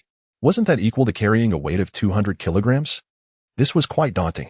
Where exactly was Tiangong? He picked up 4 metal blocks and strategically placed them on his chest and back to maintain balance. Weighing 40 kilograms felt somewhat heavy, yet with his current cultivation, it was hardly a challenge. Dubai chuckled wryly, explaining that Tiangong was situated in the mountains, approximately 100 miles away, with treacherous terrain that required traversing 4 mountain peaks and navigating steep cliffs. More critically, their powers would be sealed, forcing them to rely solely on their physical capabilities, prohibiting the use of the monster god transformation. How ruthless! Tang San exclaimed, momentarily taken aback. After all, the physical strength of humans could not compare with that of the monster race. If the power of the monster god transformation was sealed, carrying such a load while climbing would indeed be no small feat indeed. It's that harsh. Teacher, you will accompany us throughout. The most alarming part is that the last 3 to return will go without food. Let us move. Everyone competes on equal footing. Our only advantage due to our youth is the lighter weight we bear. Upon exiting the room, Mu Yunyu awaited them outside, casually striking them with 2 palms. Tang San immediately felt a peculiar energy surge within him. His Xiantian skill felt as if it had solidified, a refreshing sensation enveloping his chest and abdomen, rendering him unable to summon any energy. Chapter 74. Physical training. His mind stirred, and he realized that with his current cultivation level, if he were to forcefully mobilize his energy, he might break through this layer of ceiling. However, he knew that Mu Yunyu would sense it immediately. This brought back memories of his previous life, where he had trained alongside companions in a similar manner. Without the activation of Xiantian skill, he would have to rely solely on his physical strength. Though Tang San appeared frail, much of this was due to his deliberate control of his physical development through Xiantian skill during his training, especially while in Folang Town, where he preferred not to draw attention. However, after arriving at the Redemption Academy, safety was assured, and he had resolved not to suppress his physical growth any longer. Particularly with the beautiful young Master President Jia Cheng, he understood that his reincarnated wife would possess no memories of their past life. Hence, to win her affection anew, he would need to pursue her all over again, a daunting task, especially given her stunning beauty while he felt so ordinary. He resolved to focus on his own development first, at least to appear more attractive. Dubai guided Tang San as they joined other seniors and sisters, entering the forest behind the Redemption Academy. The rear mountain was not excessively steep, but traversing it with added weight proved challenging. Although Tang San had controlled his physical growth, his inherent strength was substantial. Having once been a god king, he understood the significance of physical robustness. Regardless of one's cultivation level, the body must bear the burden. The body is akin to a vessel. The larger and sturdier it is, the more it can hold. Xiantian's skill was exceptionally potent for bodily refinement. So despite his seemingly frail appearance, his strength was considerable. The senior brothers and sisters ahead bore even heavier loads but appeared agile and quick as they advanced up the rear mountain. This mountain stood over 1,000 meters tall, and the climb from the Redemption Academy reached nearly 700 meters in elevation. Fortunately, the terrain was relatively gentle, making the ascent manageable. The requirement for the physical training class stipulated that the last 3 to return would go without food, needing to be back before noon. Are there other methods of physical training besides this outdoor exercise? Tang San inquired of Dubai. Dubai nodded but remained silent. What other methods exist? Tang San pressed. Still curious. Dubai smiled wryly. Save your breath and conserve your strength. Soon you will find it quite taxing. Tang San smiled faintly and said, all right, let's go. As they traversed the first mountain, beads of sweat began to form on the forehead of the narrator. Yet, he was astonished to observe that Tang San, participating in physical training for the first time, appeared to show no signs of fatigue. At that moment, the differences in physical capabilities among the group were not yet apparent, which could also be attributed to the varying weights each person carried. Thus, they mostly proceeded together as a collective. The descent proved to be no less arduous than the ascent, for they were burdened by their weights.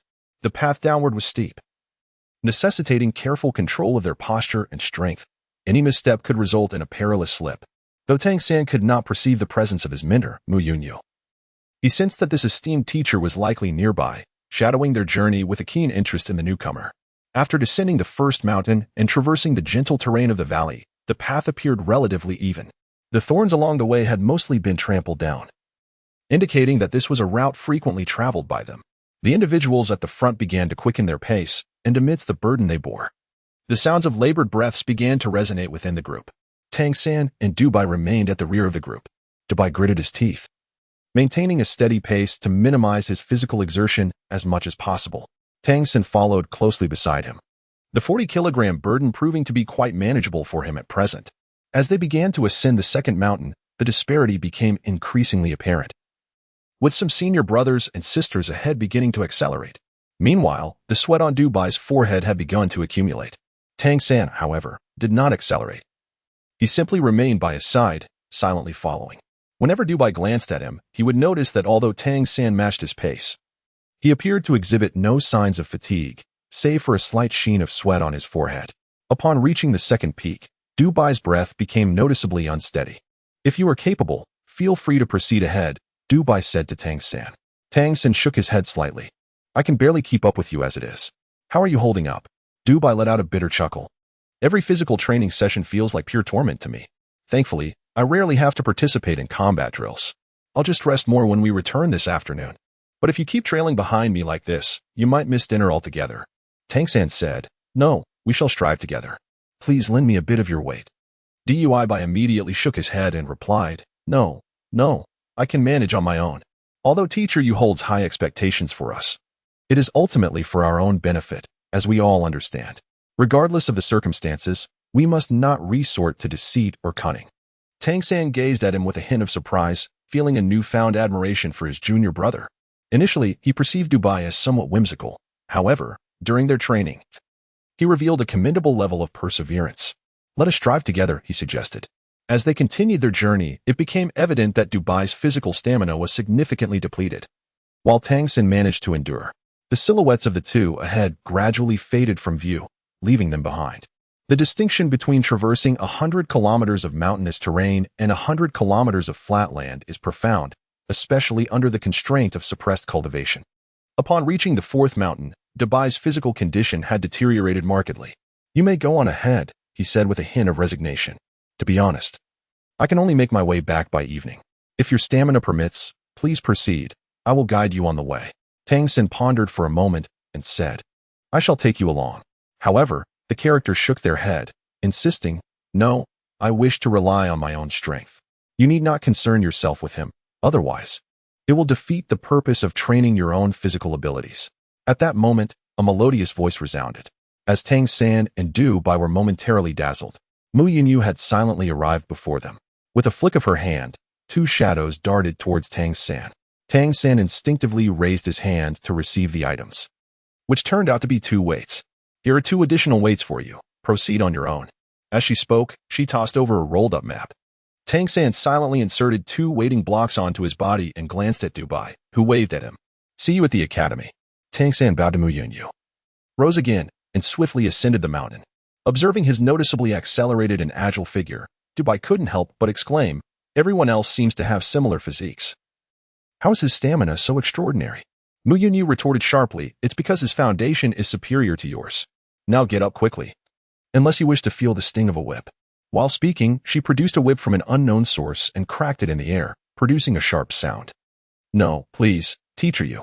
I'm on my way. Dubai struggled to rise and continued his arduous journey forward. No longer trailing behind Dubai, Tang San increased his pace. The 60 kilograms of weights were not a considerable burden for him, especially since he had been following Dubai at a relatively slow speed earlier, which meant his physical exertion had not been excessive. Now, liberated from restraint, he strode forward with great strides. As his energy dissipated, a warmth began to spread within him, and his breathing grew heavier. Yet, the circulation of his blood and the stimulation to his body, coupled with the physical exertion, brought him a peculiar exhilaration, akin to a cathartic release. His speed escalated further as he occasionally glanced at his map and the sky to ascertain his direction before continuing onward. However, due to the time lost with Dubai, he had yet to see any figures of the others ahead. It wasn't until he neared his destination that he finally spotted Cheng Zicheng. Chapter 75. Has he flown away? Tianping is the summit of a great mountain, reaching nearly 2,000 meters high, and it is regarded as their so-called endpoint. The name Tianping became clear to Tang San upon his arrival. For atop this peak stood a magnificent tree with an enormous canopy, nearly 100 meters in diameter, which shaded most of the mountaintop. This must have been the origin of the name. Cheng Zicheng, noticing Tang San's ascent, expressed surprise and remarked, "Your stamina is impressive. I expected to see you on the way back." Beneath Tianping, not only Cheng Zicheng was present, but also Mu Wenqing. As Tang San arrived, she nodded at him without saying much, merely raising her hand to pat him on the back. Instantly, the power previously sealed by Mu Yunyu dissipated, and the Xiantian energy began to circulate anew. Before Tang San could ponder the implications of the weighty sealing ability, he realized that upon arriving at Tianping, his cultivation would indeed be liberated. "Let us depart swiftly and see if we can still partake in a meal," Cheng Zicheng urged, pulling Tang San along as she hastened down the mountain. As she leaped from the summit, an extraordinary spectacle unfolded. An orange glow enveloped Cheng Zicheng, and in an instant, exquisite orange feathers sprouted from her arms, transforming her hair to a vibrant orange adorned with 3 elegant plumes. With a graceful flutter of her arms, which had now morphed into wings, she glanced back at Tang San with a radiant smile, declaring, "I shall take my leave now." In the blink of an eye, she became a mere speck in the distance. Is she flying? Has she really taken to the skies? Isn't that a form of cheating? Tang San opened his mouth, unsure of how to express his astonishment. What kind of transformation was this? Orange feathers and the ability to soar through the air, such creatures were foreign to him. However, he sensed that the aura emanating from her after her transformation indicated a formidable power. The ability to fly was exceedingly rare. "Sister, if my 5th imprint fails, I shall choose you." The power of flight had become one of Tang San's most fervent desires. Tang San took a deep breath, his body enveloped in a shimmering azure light. He suddenly leapt from the mountaintop, his eyes sparkling with vitality. The abundant wind elements in the mountains swiftly converged around him, lifting his body and propelling him downwards with remarkable speed. Although he could not compare to Cheng Zicheng's ability to fly, his velocity was nonetheless impressive. As he departed, Mu Wenqing's eyes betrayed a hint of astonishment. Each student, upon reaching this height through their physical exertion, would typically feel fatigued. In such moments, unlocking their powers allows them to truly appreciate the rarity of the abilities bestowed by the demon god transformation and enhances their understanding of their own bloodline powers during the return journey. This is a key reason for the structuring of the physical training course. Moments ago, Mu Wenqing distinctly sensed that while Tang San exhibited some weariness, it was not severe. After all, he was merely 9 years old. Moreover, as he left, his body showed no signs of change from releasing the demon god transformation. Yet his mastery over the wind elements was formidable, seemingly surpassing the 4th tier.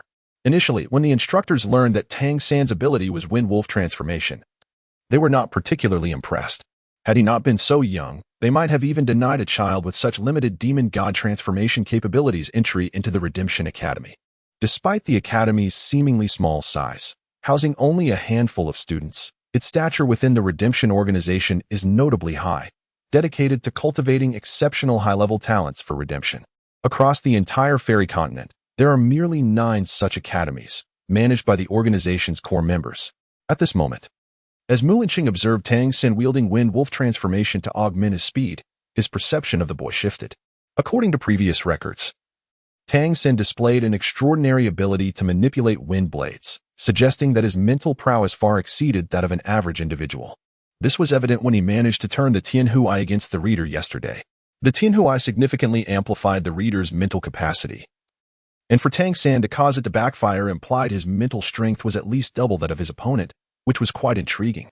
What piqued the instructor's interest most about Tang San was that the town mayor had taken him as a disciple. They were quite familiar with the mayor's character. For the sake of lunch, Tang San dashed forward. He now possessed a deeper understanding of the physical training course. The outbound journey focused on physical conditioning, while the return journey related to personal capabilities. This was not entirely equitable, yet it presented an interesting form of training. At this moment, his bloodline felt ablaze, and the soreness in his muscles was unmistakable. Once the Xiantian skill was unsealed, its inherent regenerative properties circulated within him, hastening recovery from prior exertion, which was highly beneficial for his physical development, especially since he had just broken through to the 5th tier and needed to adapt to the Xiantian skill at that level. Today's training accelerated that process, even enhancing his absorption of the Wind Wolf bloodline energy. As he sprinted back, the return route was not singular. For instance, Cheng Zicheng could fly, undoubtedly taking a different path than his ground-bound route. Consequently, Tang San did not encounter anyone on his way back. However, upon returning to the academy, aside from the reader, everyone else had already arrived. His clothing was drenched in sweat, and as he pulled the weighted blocks from his vest, he felt a twinge of frustration. He was going to miss lunch today. Had he not been followed by the reader, perhaps he might have had a chance. Yet, this experience made it clear to him that none of the upperclassmen were to be underestimated. Despite his speed, which was already impressive at around 80% of his peak capacity, he still could not catch up to the others. The other Redemption Academy students were equally surprised by Tang San's swift return, considering he was only 9 years old. With Mu Yunyu absent, and as Tang San prepared to quietly retreat to his room to wash up before enduring hunger, Guan Longjiang approached him. "It's your first day of training. I won't punish you today. Go wash up, then join everyone for dinner." "Thank you, teacher," Tang San replied graciously, not wanting to stubbornly refuse in an attempt to prove himself, and promptly dashed off to clean himself up. At that moment, the composed Siru approached Guan Longjiang's side, inquiring, "What do you think of this child?" "Not bad," Guan Longjiang responded. "Though young, he is quite composed and shows no arrogance. His physical capabilities are commendable. He just removed 6 weighted blocks. For his age, such physicality indicates a solid foundation. His aura is prolonged. At the peak of the 4th tier, I would say." Siru shook his head. "No, he is at the 5th tier." "5th tier? At 9 years old?" Guan Longjiang exclaimed, astonished as he spread his fingers wide. Siru smirked. "Otherwise, do you think Zhang Haoshuan was so eager to take him as a disciple? This young Tang San likely possesses more than just 5th tier capabilities. He may harbor secrets we are yet unaware of. You know Zhang Haoshuan's nature, he never acts without benefit." Guan Longjiang blinked in realization. "Are you suggesting that he is trying to secure a position for himself?" Siru chuckled lightly. "That's inevitable. I simply find it unnecessary to expose him. After all, this child's demon god transformation is merely wind wolf transformation. Even if it has some mutations, the foundational bloodline is inherently weaker. I hope he can go far." Guan Longjiang pondered. If his foundational bloodline is somewhat lacking, even if he can reach higher tiers in the future, he may still be weaker among peers. Siru replied, "This is merely a preliminary assessment. We must see to what extent he can manifest his abilities. In this afternoon's practical class, let Enqing thoroughly evaluate him." "All right. We shall see then." Guan Longjiang nodded in agreement. Upon returning to his room and refreshing himself with a change of dry clothes, Tang San felt an immediate lightness enveloping him. The Xiantian skill nourished his body remarkably well, possessing excellent restorative properties. With his extensive experience in cultivating the Xiantian skill over 3 lifetimes, he was exceptionally familiar with its effects. In just a short while, the fatigue had dissipated significantly, and his vitality surged. However, the accompanying side effect was a ravenous hunger. The cafeteria was ready for lunch, featuring boiled meat. This dish, as simple as it sounds, was made by boiling meat in water with a pinch of salt, unadorned and straightforward. For students expending considerable energy, the nutritional value of meat was essential. Large bowls of steaming boiled meat filled the table, and with Guan Longjiang's declaration to commence the meal, everyone eagerly dug in without hesitation. Eating was a matter of seizing the moment. This was an undeniable truth. Those quick to act would be rewarded, while those slow would miss out. Tang San was no exception, swiftly joining the fervent scramble for meat. He devoured large mouthfuls of flesh, washing it down with hearty gulps of broth. Soon, a comforting warmth suffused his entire being. By the time satiety began to settle in, not only had the meat vanished, but even the bones were reduced to mere fragments. Tang San was not entirely satiated. Yet gazing at the empty large bowls left behind, he felt a sense of helplessness. With no food remaining, the students dispersed in their own directions. Tang San called out to Cheng Zicheng. "What's wrong? Haven't you had enough to eat? You might consider going to the town to purchase some provisions for yourself." The teachers are indifferent to these matters, especially when one is punished and left without meals. One must find ways to replenish their own nutrition. It is certainly wise to prepare more food. Cheng Zicheng responded with a smile. "Yes, indeed. I shall go buy some later." Tang San wholeheartedly agreed with this suggestion. At his current stage of cultivation, how could he possibly neglect his sustenance? The better the nutrition, the more beneficial it would be for his physical refinement, especially since he was now ready to allow his body to grow. "Senior sister, may I inquire when the academy typically permits us to venture into the city?" Tang San asked. Cheng Zicheng replied, "After classes each day, it is indeed permissible. However, the condition is that at least 2 individuals must travel together. Entering the city alone is prohibited to avoid potential dangers. Moreover, one must maintain a low profile and avoid causing trouble, lest one faces severe penalties." "I understand." Tang San nodded. Cheng Zicheng added, "Do not overthink it. Generally speaking, after a day of cultivation, one is too exhausted to even consider going into the city." Tang San smiled as he deftly shifted the topic. "Sister, your flying just now was truly magnificent. What transformation was that? Could you share it with me?" Cheng Zicheng chuckled softly and replied, "My transformation is the Golden Rock Transformation, a legacy of the bloodline of the golden-winged Great Pong." Tang San's eyes sparkled with excitement. It certainly sounded impressive. Cheng Zicheng replied somewhat helplessly, "However, my bloodline strength is somewhat insufficient, thus my cultivation progresses rather slowly. My teacher mentioned that if I can break through to the 7th rank, he will find a way for me to undergo a retrogression, which would enhance my bloodline strength. This would provide greater opportunities for continuous advancement in the future." "What is retrogression?" Tang San inquired, astonished. Cheng Zicheng explained, "I am not entirely sure either. I only heard my teacher mention it. It is a sort of ritual, but it requires numerous precious materials, making it quite challenging. Retrogression is not a method we invented.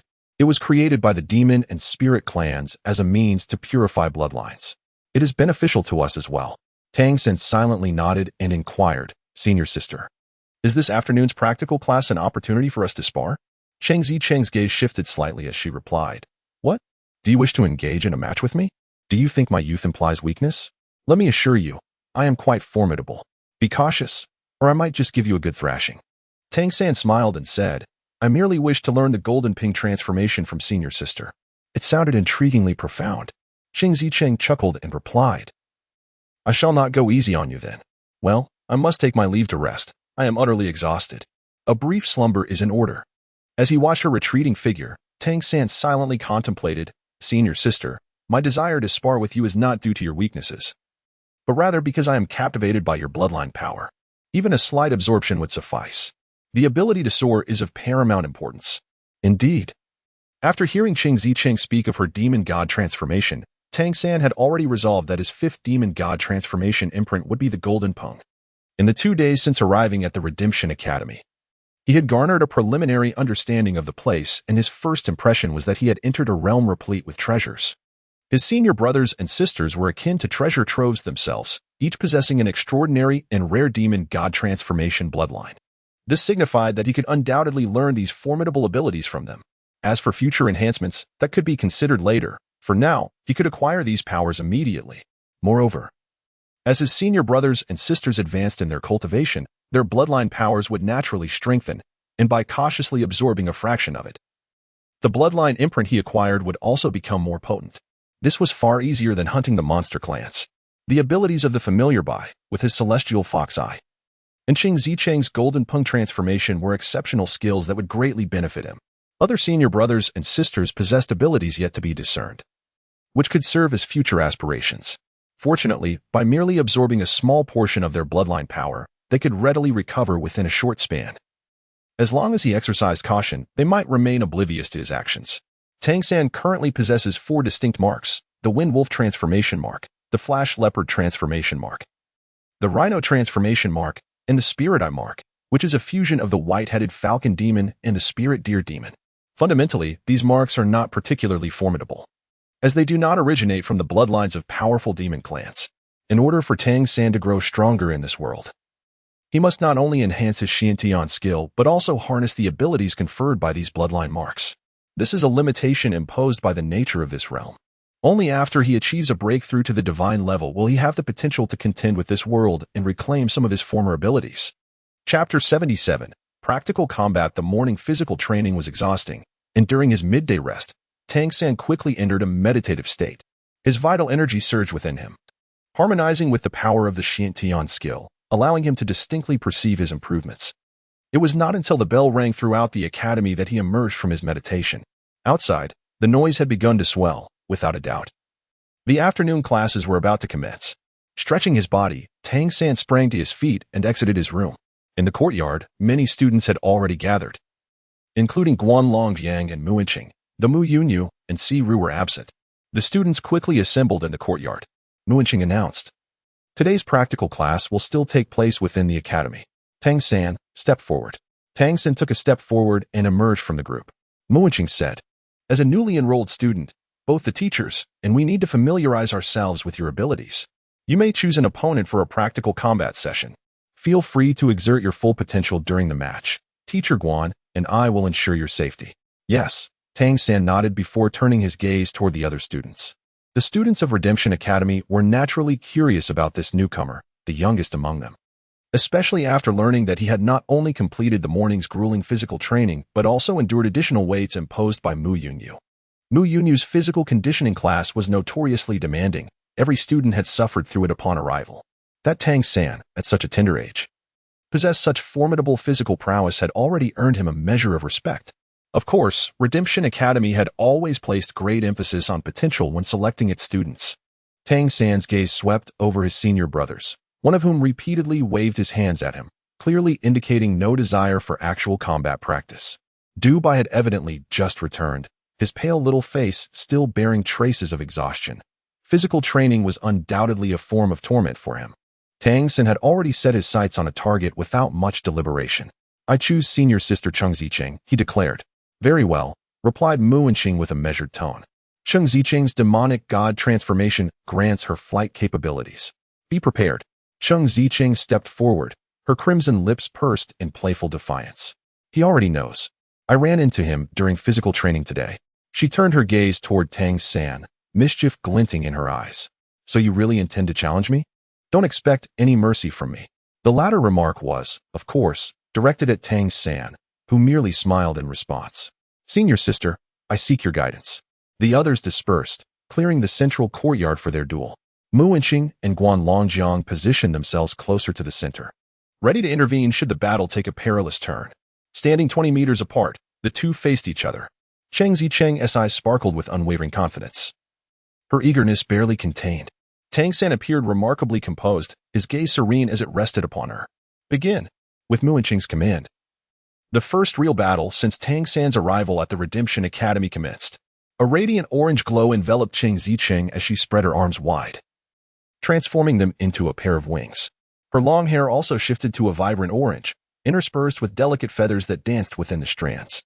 Most of the human-demon transformations that Tang San has witnessed tend to result in a grotesque appearance due to their beastly nature. However, Cheng Zicheng's transformation distinctly rendered her even more enchanting, as her entire demeanor underwent a remarkable transformation. At the moment Tang San unleashed the transformation of the demon god, he too sprang into action. Confronted by Cheng Zicheng, who possessed the golden pink transformation, the foremost challenge for him was the opponent's ability to fly. A flash of azure light emanated from Tang San as the wind wolf imprint was activated, causing the air's wind elements to coalesce around him, rendering his body effortlessly light. In a sudden burst of speed, he traversed a distance of 20 meters in the blink of an eye. Cheng Zicheng, however, did not take flight immediately after invoking the golden pung transformation. Instead, her arms, which had morphed into wings, abruptly drew inward. The two wings, akin to twin guillotines, swept towards Tang San with formidable force. The sharp sound of slicing air was potent enough to rend the atmosphere itself. Tang San propelled himself forward, appearing as if he willingly offered himself to the guillotine. At that precise moment, his hands moved in unison, unleashing two azure blades of wind that shot forth like lightning. Almost in the blink of an eye, they struck the golden wings of Cheng Zicheng. The sound of two crisp impacts echoed, and Cheng Zicheng's body visibly faltered. Her slashing wings momentarily paused in midair, and she was compelled to stumble backward by the force of the wind blades. Simultaneously, Tang San's fingers quivered, and a series of wind blades erupted from his palms, darting outward with astonishing speed. 18 wind blades blossomed like flowers scattered by a celestial maiden, illuminating the battlefield in a vivid azure hue. The rich, elemental wind produced a distinct howling sound throughout the courtyard. Remarkably, not a single one of these 18 blades was aimed at Cheng Zicheng. Instead, they ascended into the sky, weaving together to form a vast net that instantaneously quashed Cheng Zicheng's intentions of flight as she was shaken back. As the 18 wind blades arced through the air, both Guan Longjiang and Mu Inqing's eyes widened in astonishment. They exchanged glances, their expressions betraying their disbelief.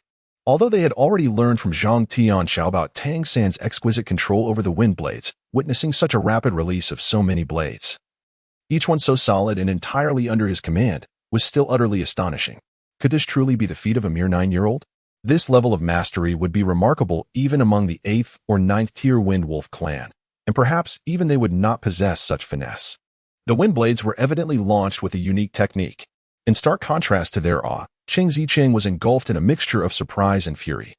She had anticipated and assessed Tang San's abilities, aware of his proficiency with wind blades.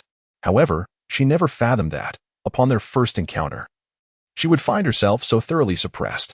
Tang San's dual wind blades were exceedingly formidable. Upon collision, her resilient golden wings trembled with a numbing force. As she was being forced back and attempted to ascend, the 18 wind blades in the air posed a menacing barrier that rendered her flight impossible. The sensation of being unable to control the battle was profoundly unsettling. However, Cheng Zicheng was not one to be easily subdued, for she had proven herself as a member of the Redemption Academy. Realizing that taking to the skies might make her an easy target for the wind blades, she reacted instantaneously, choosing to advance rather than retreat. With a powerful flap of her wings, she summoned a tempestuous wind that served as her shield against the aerial blades, while simultaneously propelling her body forward at an astonishing speed. It was as if she had teleported directly into Tang San's embrace. In a flash of orange-yellow light, she found herself face to face with him. At that moment, Tang San, who had just unleashed the 18 wind blades, clearly lacked the time to conjure another attack. A faint smile finally graced Cheng Zicheng's lips as she thought, "You intend to obstruct my flight? Then I shall strike directly at your heart and defeat you in close combat." Yet, in an instant, her smile faltered, freezing at the corners of her mouth. Tang San vanished. Just as Cheng Zicheng believed she was about to collide with him, her vision suddenly blurred, and Tang San seemingly disappeared into thin air. Instantly, a myriad of sharp sensations assaulted her from all directions. Moreover, her wings tightened, rendering her movement noticeably stagnant. To the onlookers, it appeared as though Tang San had swayed slightly at the moment of impending impact, inexplicably reappearing behind Cheng Zicheng, his hands seizing her shoulders. Cheng Zicheng's body instantly froze in place, while the 18 blades of wind previously summoned in the air surged forth like fledglings seeking refuge, hurtling towards her. Chapter 78, Sister. I yield. The rapidity of these events was astonishing, so swift that the gasps of astonishment from the onlookers had yet to escape their lips. Before Cheng Zicheng, a verdant hue enveloped her. She attempted to extricate herself from Tang San's grasp, only to find her body inexplicably weakened. Her first attempt to break free was in vain. In the next instant, the wind blades had already arrived. The overwhelming azure light filled her vision, igniting a sudden sense of panic within her. How could this be? This was the singular thought racing through her mind at that moment. Yet, in the following heartbeat, those streaks of azure light abruptly suspended before her, halting a mere meter away. At this juncture, Guan Longjiang and Mu Inqing had swiftly positioned themselves on either side of her. However, before they could make a move, the wind blades came to a standstill, transforming into gentle breezes that quietly dissipated. Tang San released his grip on Cheng Zicheng's shoulders and took a few steps back. Cheng Zicheng's body swayed slightly before she abruptly turned around. What she encountered was Tang San's serene smile. "Senior sister, I concede." Cheng Zicheng's eyes instantly welled with tears. She had lost, just like that, without even a semblance of a struggle, succumbing to Tang San, who had only recently entered the academy and was significantly younger than her. The humiliation and indignation within her surged forth almost instantaneously. She hesitated, wanting to express something, yet found herself at a loss for words. It was a defeat after all. Mu Inqing gently patted Cheng Zicheng's shoulder, reminding her that victory and defeat are customary in battle. In losing, one must discern the reasons behind it. That is also the purpose of our practical lessons. Meanwhile, Guan Longzhang directed his gaze towards Tang San, asking, "Have you reached the 5th rank?" Tang San did not wish to conceal the extent of his cultivation. Undoubtedly, whether at the Redemption Academy or within the Redemption Organization, greater abilities naturally confer higher privileges and access to resources. Furthermore, his newly appointed teacher was aware of his 5th-tier status, rendering any need for concealment unnecessary. Having just achieved this breakthrough, Tang San nodded affirmatively. To reach the 4th tier at the age of 9 is already remarkable, yet here I stand at the 5th tier. In that moment, the gazes of the other students turned towards him with an odd mixture of astonishment and intrigue. It is noteworthy that among the 16 students present, excluding Tang San, the highest cultivation level was merely the 6th tier, and even that was only a tentative brush against its threshold. Most were at the 4th tier, akin to Cheng Zicheng, with only 3 possessing the 5th tier. How could they not be astounded by the fact that this mere 9-year-old child has already attained such a level of cultivation? Cheng Zicheng was equally taken aback. 5th tier? Indeed. The immense power he wields through his wind blade is certainly beyond the capabilities of a mere 4th-tier practitioner. Has he truly already reached the 5th tier? Guan Longjiang chuckled. No wonder the town head took the initiative to accept you as a disciple. You are indeed impressive. Take a moment to rest, and we shall engage in another practical exercise shortly. At this moment, Tang San felt quite content. As he grasped Cheng Zicheng's shoulder, he had silently absorbed a fragment of her bloodline power, resulting in the emergence of a brand new imprint of the demon god transformation within him. Although the amount of bloodline power absorbed was minimal, it was sufficient to form an imprint of approximately 3rd rank. This was more than adequate, for he could now preserve his 5th imprint. Naturally, he could not yet experiment with the effects of the golden rock transformation on himself. However, it was likely that he would be able to fly. This ability was distinct from the eagle-eyed prowess of the white-headed falcon demon. The golden-winged rock's greatest strength lay in its flight capabilities, soaring with the winds to incredible heights. Among flying demons, it undoubtedly ranked among the elite. Thus, Tang San refrained from boasting about his lack of need for rest.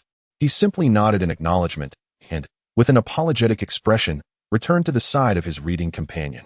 Cheng Zicheng, feeling somewhat miffed, followed closely behind him, standing beside him as she whispered, "Have you truly reached the 5th rank? How can you cultivate so rapidly?" Tang San shrugged nonchalantly. "I merely cultivated as usual." Yet Dubai had already seized him by the arm, exclaiming, "5th rank? You've actually reached the 5th rank. I'm consumed by envy. When will I ever attain such heights?" As the Academy's perennial underdog in cultivation, Dubai had initially harbored hope when Tang San first arrived that he might no longer be the weakest. Now, however, the chasm between their abilities yawned impossibly wide. Seizing the moment of contact, Tang San subtly channeled his profound heaven technique, drawing forth a wisp of bloodline energy from Dubai.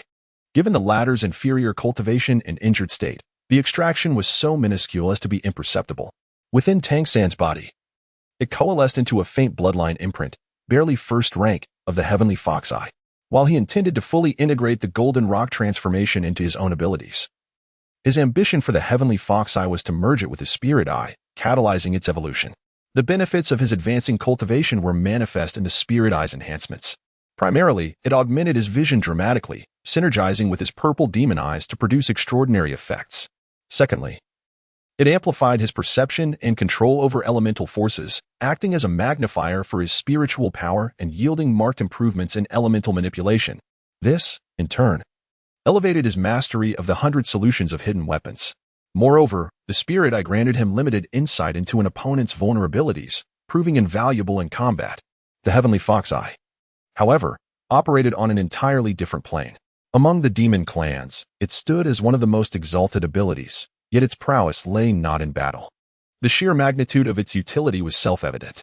Dubai was likely the sole human in possession of this gift, a secret so closely guarded by the Salvation Academy that discovery by the Heavenly Fox clan would assuredly result in his abduction. The full extent of this revered ability's potential remained for Tang San to unravel through experimentation. Next match, declared Muanqing. Gu Li, Zhang Zibin, stepped forward. 2 youths, both around 13 or 14 years of age, emerged. After bowing to their instructors, they took their positions opposite each other, with the next bout imminent. Dubai finally released Tang San, but the glint of envy in his eyes remained undimmed. Tang San inquired softly, "What is the procedure for the practical combat class?" Dubai replied, "Under normal circumstances, everyone is required to engage in a battle. Each practical session features different opponents. Once all the battles are concluded, the instructor will provide feedback, discussing our strengths and areas for improvement during the combat, and will guide us on how to enhance our skills.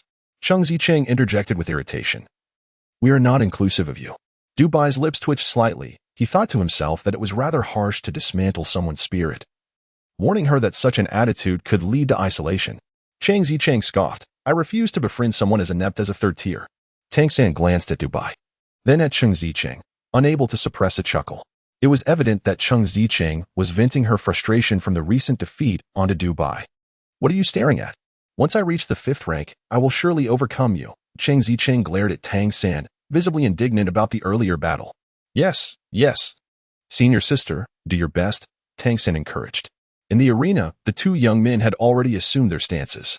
Begin, with Muanqing's commanding voice. The second round of combat commenced.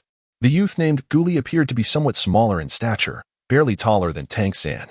However, at that moment, a transformation began to unfold within him. A thick layer of what resembled a keratinous scale emerged from beneath his skin, altering even the shape of his head, while a long tail sprouted from his back. This transformation was nothing short of monumental. Typically, the transformation into a demon god induces certain physical changes in humans. Though these alterations are generally limited, a greater degree of change signifies a closer affinity to the demon race. At this point, Gu Li's transformation was so pronounced that it was challenging to recognize him as human. Chapter 79. The Crimson Dragon Transformation. Time transforms as the metamorphosis occurred, a dazzling, iridescent glow radiated from his body. Though grotesque, it imparted an extraordinary and peculiar allure. What kind of demon god transformation is this? Tang San could not identify it. At least among the creatures recounted by Wang Yefeng, he had no recollection of such a being. It bore some resemblance to a crocodile. Yet how could a crocodile emanate such a radiant luminescence? Gu Li's opponent, Zhang Zabin, also underwent a transformation. His stature increased significantly, and a formidable aura erupted from him. With diamond-shaped scales materializing on his body, horns sprouted from his head, and his once average frame swiftly developed into that of a towering figure, exceeding 2 meters in height. Entirely covered in scales, the ferocity of the energy emanating from him was palpable. Gu Li was likely at the 4th rank, while Zhang Zabin's aura suggested he had attained the 5th rank. Was this truly a combat match between a 4th rank and a 5th rank? What considerations did the teachers have in mind? As Tang San grappled with his confusion, the battle between both sides had already commenced. A fierce roar erupted from Zhang Zabin as he lunged forward, his figure seemingly expanding mid-air. His obsidian-scaled armor suddenly shimmered with a vibrant crimson hue. And with a powerful exhalation, a torrent of red flames was unleashed towards his opponent. In that instant, the radiant aura enveloping Gu Li intensified as he propelled himself forward, charging headlong into the flames. In the next moment, the brilliance surrounding Gu Li flickered, causing Zhang Zabin's fiery breath to inexplicably freeze in midair. As Zhang Zabin continued his advance, he collided with the suspended flames. What kind of ability is this? Tang San's heart raced. It appeared akin to a power that could manipulate time itself. Having once been a divine king, he understood the sheer potency of manipulating time and space. Among all abilities, those related to time and space were the most enigmatic. On the battlefield, Zhang Zabin plunged into the flames he had conjured, visibly jolted by the impact. Yet his scaled armor seemed to provide formidable protection. Just then, Gu Li had executed a swift turn, his elongated tail striking fiercely towards him. Zhang Zabin sidestepped, twisting his body to evade, yet instead of retaliating, he crossed his arms defensively in front of him, crouching low to adopt a protective stance. In the next heartbeat, his body appeared to momentarily freeze before being struck by Gu Li's tail. With a resounding thud, Zhang Zabin was flung 5 or 6 meters away. After rolling on the ground, he sprang back to his feet, once again lunging at Gu Li, his right fist enveloped in a brilliant blaze. Gu Li retreated, the aura surrounding him noticeably dimmer than before. With each swing of his tail, he intermittently disrupted Zhang Zabin's movements while engaging in a series of fierce exchanges. Both combatants exhibited formidable defense, particularly Gu Li. Even when struck by Zhang Zabin's flame-laden fist, he sustained no significant injuries. However, as the battle wore on, Tang San observed that Gu Li began to falter, his remarkable control abilities gradually waning, likely due to excessive depletion of his bloodline power. Yet, Gu Li's resilience was commendable, even when unable to effectively counter Zhang Zabin. He managed to retaliate occasionally, his tail crashing down like a sledgehammer. Zhang Zabin's defense was equally robust, his strength formidable, and his transformation, imbued with fiery might, was exceedingly powerful. The two engaged in a back-and-forth exchange, but as time elapsed, Gully's stamina dwindled, his radiant glow fading, and even his transformation began to falter. Stop. Muinqing called an end to the match. Although Gully's abilities were extraordinary, Zhang Zibin's superior cultivation ultimately led him to victory through attrition. At that moment, Tang San was filled with astonishment. He found himself questioning the allure of the golden rock transformation he had recently absorbed. Gully's time-manipulating ability was astonishing. It was not merely spatial confinement, but a mastery over time that proved far more peculiar. The capacity to freeze time instantaneously was a profound skill, far surpassing the effects of direct spatial manipulation. With such mastery, Zhang Zibin, despite being a rank higher in cultivation, was rendered helpless. This ability to control time was something Tang San felt compelled to learn. While Gully lacked extensive combat experience and finesse, possessing a similar ability would wield tremendous potential in Tang San's hands. He began to contemplate which of his current imprints could be replaced by this time manipulation or whether to forego the golden rock transformation entirely in favor of this newfound power. Yet, the ability to fly was also significant, leaving him in a quandary. He was cautious about merging different types of transformations, fearing any adverse effects could lead to a regression in his strength. Brother Duhai, what were the transformations of those two brothers just now? They appeared so remarkable. Tang San inquired softly. Duhai replied, Zhang Zibin possesses the Crimson Flood Dragon transformation, a member of the subdragon species. The number of Crimson Flood Dragons is quite limited, yet they are formidable among subdragons. He embodies a well-rounded prowess in strength, explosiveness, speed, and fire. Our teacher often remarks on his versatility. As for Brother Gully, he wields the Time Crocodile transformation, also known as Time Transformation. Typically, our transformations are tied to the inherent nature of the beast, but his is an exception due to the overwhelming power of time manipulation.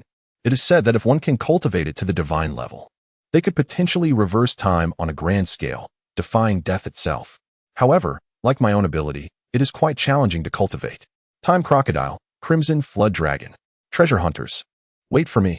Tang San discreetly swallowed a mouthful of saliva. He felt that his understanding of the transformation into a demon god was undergoing a significant shift since arriving here. It was only upon coming to the Redemption Academy that he truly opened his eyes, witnessing the formidable abilities possessed by the powerful monster clans. In comparison, the abilities he had previously acquired seemed rather trivial. How to adjust and reconfigure his skills was undoubtedly a matter he would need to contemplate deeply for a considerable time ahead. A well-executed combination would undoubtedly elevate his strength to new heights. The practical combat class continued, and the earlier battle had been relatively prolonged, lasting about 5 minutes. As both sides were evenly matched, the duel between Tang San and Cheng Zicheng concluded in merely a few seconds. He observed the subsequent practical combats with great attention, discovering that his seniors possessed remarkably unique abilities. None of their transformations into demon gods were ordinary, although their practical experience and application might leave something to be desired from Tang San's perspective. Their innate talents were undeniably superior to those of the human vassals he had encountered previously. Even among the monsters he had seen before, there were few with such bloodline types. Tang San, have you rested well? After the 7th round of practical sparring concluded, Muinqing called out to Tang San once more. I am well rested, Tang San replied respectfully. Muinqing nodded and said, you will also partake in the final concluding battle. Your opponent will be Wu Bingji, the only student among all who has reached the 6th tier. Do your utmost, and let us see where your limits lie.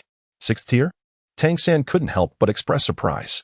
He was aware of who Wu Bingji was, and although he was not yet familiar with everyone, he noted that only 2 students had not fought during the previous sparring sessions. One was Dubai, and the other was a youth who appeared to be around 16 or 17 years old. Chapter 80. Ice Spirit Transformation. This youth was tall and slender, with a scholarly demeanor and strikingly handsome features. He had remained notably quiet while observing from the sidelines. He was likely the eldest among them, with the highest cultivation level. This is the senior brother of the Redemption Academy, someone remarked. The senior brother is quite formidable. Do exercise caution. Dubai cautioned Tang San from the side. Indeed. Tang San nodded before stepping forward. Wu Bingji also advanced, wearing a faint smile and nodding in acknowledgement to Tang San. Muinqing stated, this match can be regarded as a battle of elements. Bingji's transformation is known as Ice Spirit Transformation, the only one among you that does not originate from a monster clan. Ice Spirit Transformation stems from the Spirit Monster clan. and it is said to be a primordial essence capable of mastering ice abilities from birth. Bingji's ice spirit transformation did not come directly through bloodline inheritance. The ice spirit clan can only pass on their lineage through division. By a twist of fate, during the division of an ice spirit, he happened to be affected, resulting in the mutation of his bloodline and the emergence of his ice spirit transformation abilities. Within our academy, several students possess unique characteristics in their transformations, and Bingji's ability is one of them. Time transformation and celestial fox transformation should also possess uniqueness. I pondered silently. Tang San mused. Ice spirit transformation. Hailing from the spirit monster clan was a first for him. If he could fully control ice elements, his abilities would undoubtedly be quite comprehensive. Senior brother, I humbly seek your guidance. Tang San slightly bowed and greeted Wu Bingji. Wu Bingji smiled and replied, your control over wind blades is quite impressive, and mastering elements is also my area of study. Let us exchange knowledge frequently, please. His voice was gentle and melodious, devoid of any harshness. Although he practiced ice elements, he exuded no chill, easily evoking a sense of fondness in others. Begin. With Mu Linqing's command, the energies of both combatants shifted simultaneously. Tang San's eyes emerald green, irradiating throughout his being. Meanwhile, Wu Bingji was enveloped in a layer of icy blue luminescence, yet his physical form remained unchanged. Rather than launching an immediate assault, he gracefully gestured to Tang San, embodying the demeanor befitting a senior brother. Tang San was not one to hold back. Faced with a formidable opponent of the 6th rank, particularly one as rare and undoubtedly powerful as the demon god transformation, he remained entirely vigilant. Raising his right hand, 2 blades of wind shot forth instantaneously, carving arcs in the air as they hurtled towards Wu Bingji. It was only in the moment following Tang San's attack that Wu Bingji responded, lifting his right hand and pressing it toward Tang San's direction. In the next instant, crystalline ice spikes began to coalesce before him. Without glancing at the wind blades slicing through the air, a dozen ice spikes, accompanied by a piercing shriek, flew directly towards Tang San. Simultaneously, beneath his feet, a path of ice extended towards Tang San, allowing Wu Bingji to glide forward as if flying close to the ground. In the face of the ice spikes, Tang San chose not to launch wind blades in defense. Observing the advancing icy pathway and sensing the rapid drop in temperature around him, he pressed his toes against the ground and charged towards the ice spikes. The 2 wind blades descended first. However, Wu Bingji exhibited no intention of evading. Instead, he allowed Tang San's control to become somewhat futile, as it was certain to strike him, rendering the need for finesse unnecessary. With 2 resounding clashes, the wind blades struck Wu Bingji's back, producing a crisp sound upon impact. The blades shattered, yet Wu Bingji's body merely swayed slightly. Was his body crystallized in ice? Or perhaps, was he an ice elemental? Truly, he was a 6th rank. In the instant Wu Bingji was struck by the wind blades, Tang San had already met the ice spikes head-on. Rather than releasing wind blades, his figure became ephemeral in an instant. Visually, it appeared as if his body twisted in that fleeting moment. At the critical juncture, he slipped through the gaps between the ice spikes, evading all of them. As he dodged, the distance between them diminished rapidly. Cheng Zicheng watched this spectacle with wide eyes, vividly recalling how Tang San had inexplicably evaded her frontal attack before, maneuvering behind her and controlling her body, leading to her defeat. Now, she was utterly engrossed in watching, yet still unable to discern how Tang San had eluded those ice spikes. How had he accomplished this? It was not merely a matter of speed. Little did she know, this was the Tang sect's unparalleled skill, Ghost Shadow Misty Steps. With sufficient cultivation to support it, and having immersed himself in this skill for countless years, Tang San had perfected the Ghost Shadow Misty Steps to an extraordinary level. Tang San and Wu Bingji found themselves drawing closer. Yet he deliberately steered clear of the encroaching path of frost creeping along the ground. Wu Bingji, observing Tang San's evasion, wore an expression of astonishment. With a motion of his hand, an ice spear materialized within his grasp. He thrust the spear forward, which instantaneously transformed into a myriad of spear shadows, enveloping Tang San. Moreover, a dense mist of ice suddenly erupted from beneath his feet. The frosty path emitted a muffled thud. The icy mist surged forth, hurtling towards Tang San. The temperature surrounding Tang San plummeted, rendering his body somewhat rigid. The oppressive force of the 6th rank was undeniably formidable, especially as Tang San sensed that Wu Bingji seemed to have merged with the very essence of ice. The relentless chill that emanated was exceedingly potent. At that moment, Tang San's eyes sparkled with brilliance as a flurry of wind blades shot forth. Much like during his previous battle with Cheng Zicheng, he unleashed 18 wind blades. However, upon closer inspection, one would discern that this time, the 18 wind blades appeared decidedly more substantial than before. Tang San lightly touched the ground with his toes, gracefully leaping to the side, while 18 blades of wind whirled and shot forth, aimed directly at Wu Bingji. Simultaneously, Tang San raised his right hand before him, a cerulean light coalescing into a blade of wind within his palm. Strangely, another blade of wind materialized, and the two blades swiftly fused together, reforming into a single blade of wind, now imbued with a noticeably deeper hue. In Tang San's eyes, a blue light obscured his lynxy eye. Under the powerful control of his mental strength, 18 blades of wind targeted only the back of Wu Bingji. Wu Bingji rushed towards Tang San, having already gathered a dense fog of ice that suddenly spewed forth towards him. Simultaneously, an ice wall rose behind him, blocking the onslaught of wind blades. Bang! Bang! Bang! As 3 consecutive wind blades struck the ice wall, Wu Bingji's expression shifted. His pursuit of Tang San faltered momentarily. The 3 wind blades, landing in the same spot on the ice wall, had carved deep grooves into it, and more wind blades lined up neatly behind, arriving in succession. Just as his movement paused, the 5th wind blade pierced through the ice wall. The spectators were momentarily dazzled by the scene. As the saying goes, the onlooker sees clearly. To them, the 18 wind blades appeared to scatter chaotically in the air, yet in the next instant, they suddenly adjusted their trajectories and dove down in a straight line towards Wu Bingji. A perfectly aligned row of 18 wind blades. For the first time, Wu Bingji appeared somewhat flustered. He could no longer afford to chase Tang San. Instead, he directed the ice fog towards him and swiftly turned, wielding his ice spear to counter the follow-up attacks of the 18 wind blades unleashed by Tang San's 100 birds returning to nest technique. With each resounding boom, Wu Bingji shattered a wind blade. However, the wind blades were too closely knit. Even as he unleashed his control over ice elements to the utmost and summoned another ice wall, he found himself continuously forced back in the defense. The relentless onslaught left him breathless.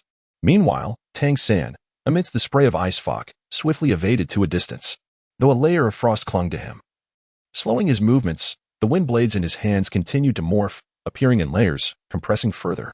At this moment, the wind blade, which seemed only a foot wide, had transformed into a deep emerald hue, harboring a terrifying energy within. This mastery left Guanlong Jiang and Muanqing in awe. Tang San was merely a 5th tier, while Wu Bingji was a 6th tier. One wielded wind elements, the other ice. Generally, ice elements were more stable and easier to control, not to mention more powerful in terms of offense and defense. Yet, when it came to the manipulation of wind elements, Tang San evidently surpassed Wu Bingji. Especially this technique of compression indicated an intimate familiarity with elemental properties. He was not merely compressing one wind element but continuously infusing more. Unbeknownst to them, under the influence of the lynxy eye, all fluctuations of the wind elements were under Tang San's command. This was not merely a matter of elemental affinity but a testament to his formidable mental prowess. Once a divine king, his understanding of elements was beyond Wu Bingji's reach. A closer look revealed that Tang San's right hand, cradling the emerald wind blade, was in a constant rhythm. Each movement stabilized the turbulent wind elements.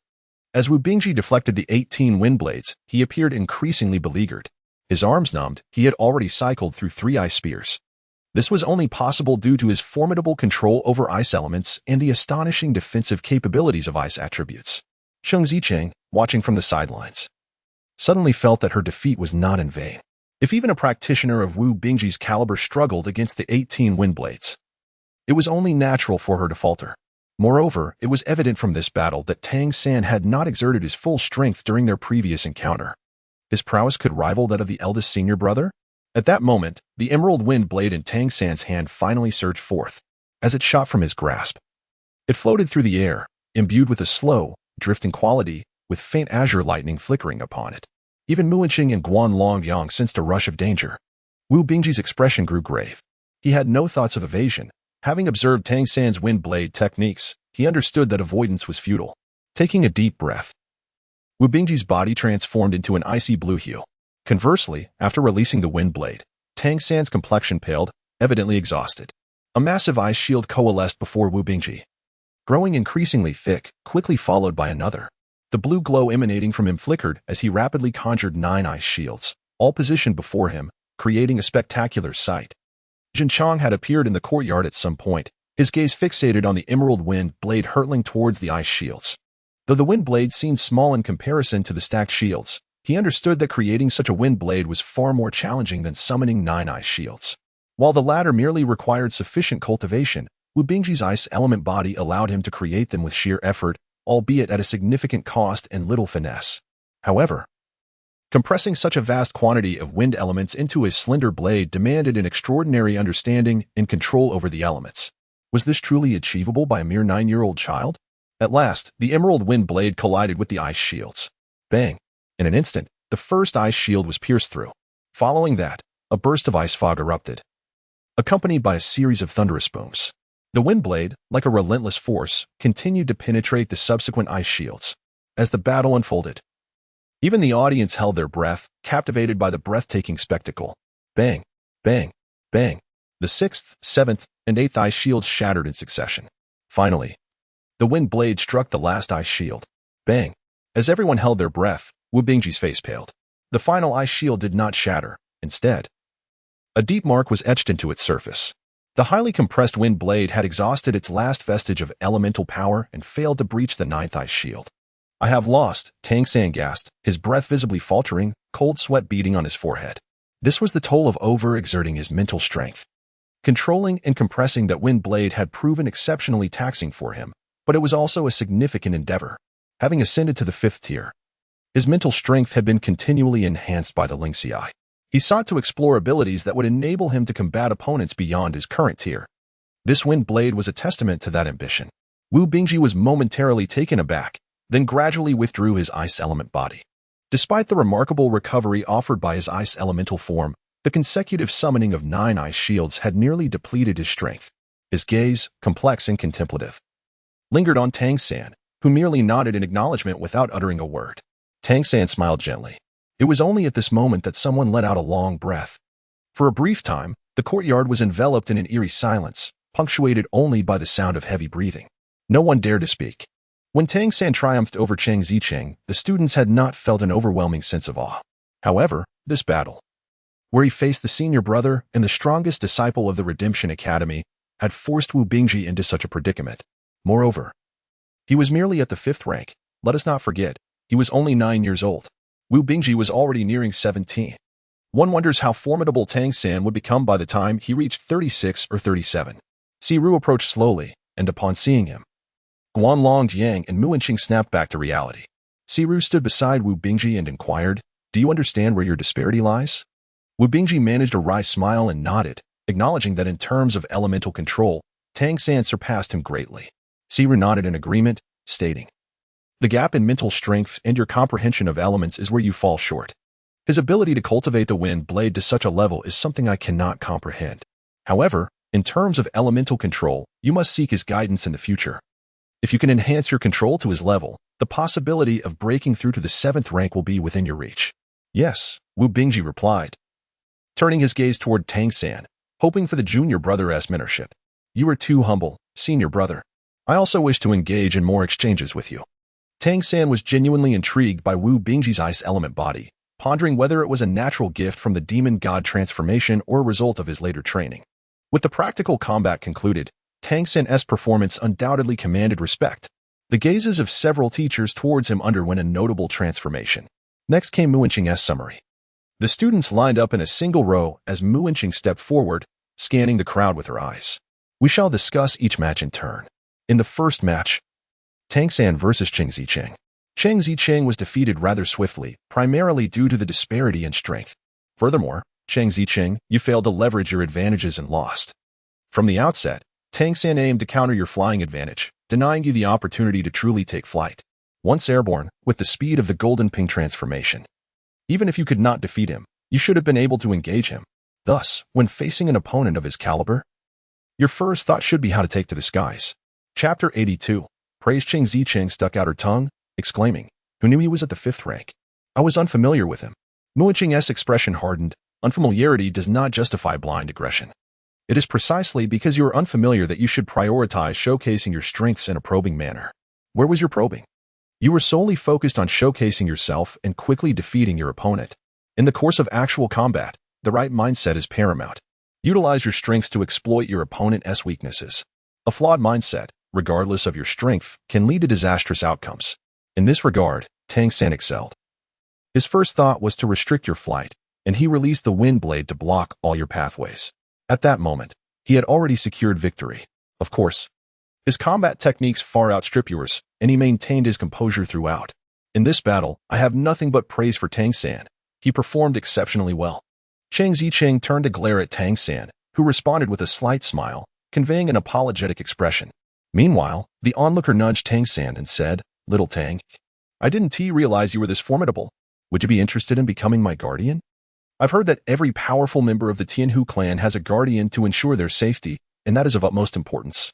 Tang San cast a glance at him and replied, "Thank you, but I shall leave such a splendid opportunity for others." The dialogue rolled its eyes in response. "Do you have any idea what you're missing? You have forsaken the chance to protect the magnificent eye of the celestial fox." Tang San shrugged, remaining silent. Mu Wenqing continued his critique, with the second target naturally being the battle against Gu Li and Zhang Zibing. His gaze first turned to Gu Li. "You displayed impatience during the fight, failing to fully capitalize on your greatest strengths.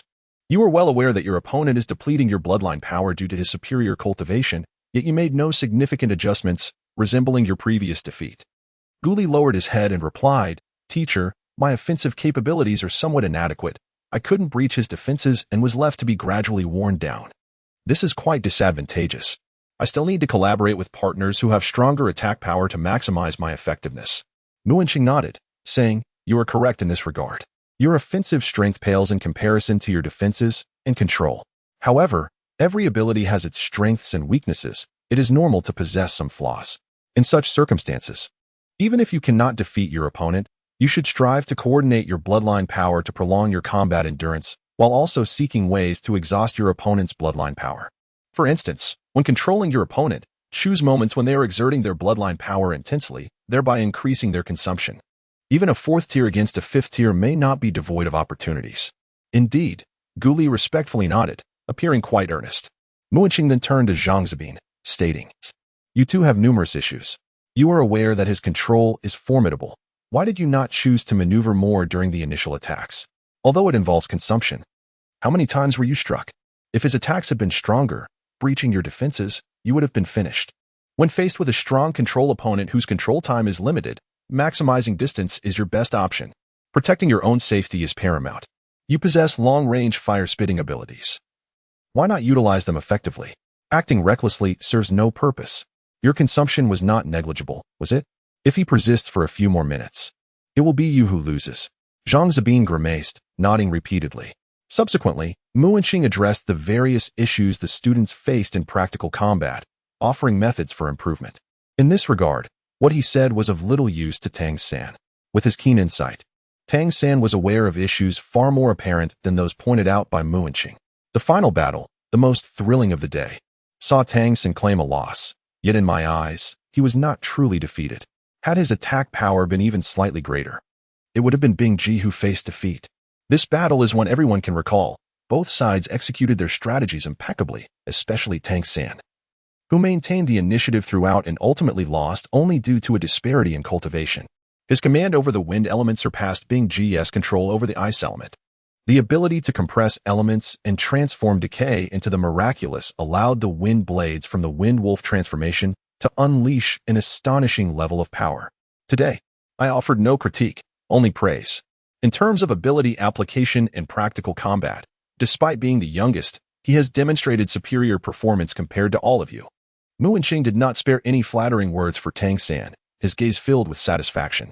Wu Bingji, contemplative, showed no signs of impatience despite being critiqued. While the wind element may lack the strength and stability of the ice element, Tang San's adept control under such circumstances is indeed remarkable. Everyone should learn from Tang San in terms of control. In today's practical lesson, Tang San emerged as a rising star, particularly in his duel with Wu Bingji, which garnered him the attention and recognition of all. The Wind Wolf transformation, undoubtedly the weakest among the beast transformations, was brilliantly showcased by Tang San, who wielded the wind blades with exceptional finesse. This eradicated any lingering disdain the students might have held toward him. As Tang San prepared to return to rest after the practical lesson, he was called over by several teachers. "Come with us," Siru said with a cheerful smile. Tang San followed his three teachers into a spacious wooden cabin. A glimmer of light flickered in Si-Ru's eyes, and suddenly, Tang San distinctly felt the air within the room becoming thick and viscous. In that instant, his body seemed to transform, rendering him utterly transparent. A sensation that sent a jolt of shock through his heart. This was almost instinctively. He communicated with his wind wolf mark, his gaze shimmering with a cerulean light. And his Xiantian skill instantaneously morphed into the abilities of the wind wolf. However, the surrounding wind elements were completely isolated, rendering him unable to harness them.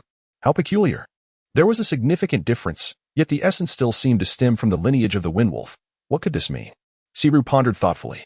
At that moment, the degree of shock within Tang San's heart was no less than his teacher's, although the sensation he had just experienced was not overwhelmingly intense. One thing was certain. The force probing into him was no mere manifestation of mental power. Rather, it was divine consciousness. Although this divine consciousness probing into his being paled in comparison to what he had once possessed as a god-king, it was still divine consciousness, a true level of divinity. Tang San never anticipated that upon arriving in this world, the first supreme being he would encounter would be a human, a creature so seemingly frail and weak. Within the Redemption Academy, the most formidable figure was not the mayor, but rather the esteemed teacher, Si-Ru, before him. He recalled the mayor's words about the existence of higher tiers of redemption beyond his own, which was of the green level. Surely, Si-Ru must be one of those blue-level redeemers. He was indeed a divine entity. Of course, with Si-Ru's divine awareness, he would be incapable of detecting the faint trace of divine consciousness within Tang San's mind, for there exists a vast disparity between different levels of divine awareness. Even the slightest essence of Tang San's divine consciousness, though minuscule, belonged to the realm of divine kings, far surpassing Si-Ru's own level. What is the situation? Guan Longzhong inquired of Si-Ru. Chapter 83, The Blue-Level Saint Mother. Meanwhile, Muanqing offered words of comfort to Tang San, saying, "Do not be concerned.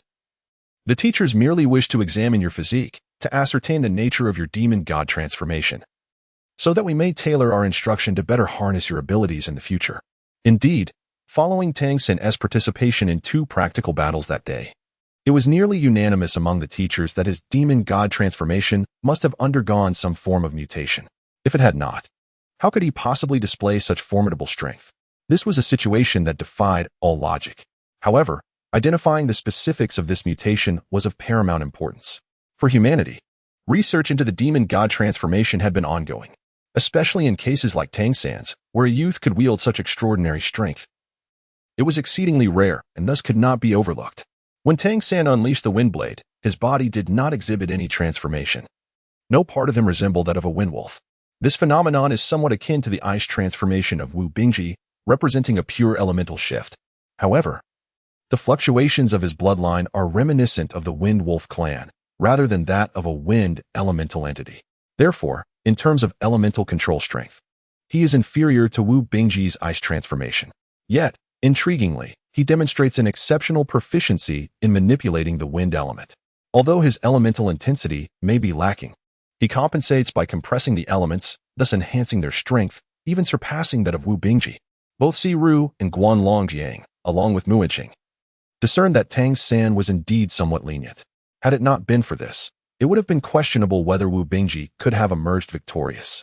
This illustrates that Tang San possesses a maturity and composure far beyond his years, which is truly remarkable. Coupled with the mayor's eagerness to take him as a disciple from the very first day of his arrival, the curiosity of the teachers regarding Tang San has significantly intensified. Upon hearing this, Tang San nodded slightly, revealing no hint of discontent. Si-Ru furrowed her brows and said, "Tang San, please enlighten us on how you harness the power of the wind element." Tang San was momentarily taken aback and replied, "I can perceive them, and they respond to my commands, thus I am able to exert control over them. I have been playing with them, and they have increasingly obeyed my wishes. I attempted to induce some transformations in them, and after these changes, they manifested different effects and functions. Upon arriving here, Tang San discerned that the teachers were markedly different from his own instructor, Wang Yanfeng. These educators were genuinely seasoned individuals, possessing formidable strength. Consequently, his remarkable skill in manipulating wind elements would undoubtedly evoke suspicion and curiosity. Since the mayor prohibited him from divulging information about the Xiantian treasure record, he had to resort to alternative explanations. He had already devised a plan in his mind, remaining composed and unperturbed. "You can observe the elements?" Zenseer pondered, intrigued. Then tell me, what does the wind element resemble? Tang San remarked. They are like points of light, azure points of light. They are lively, dancing with every moment, relishing in their freedom and shunning constraints. The moment they are confined, they become irritable. Yet, when they soar freely, they exude joy and delight. His comprehension of the elements is profound. With just a few words, he encapsulated their essence. Upon hearing his description, Guanlong Jiang and Muanqing could not help but direct their gazes towards Siru. Siru nodded slightly, affirming, he speaks the truth.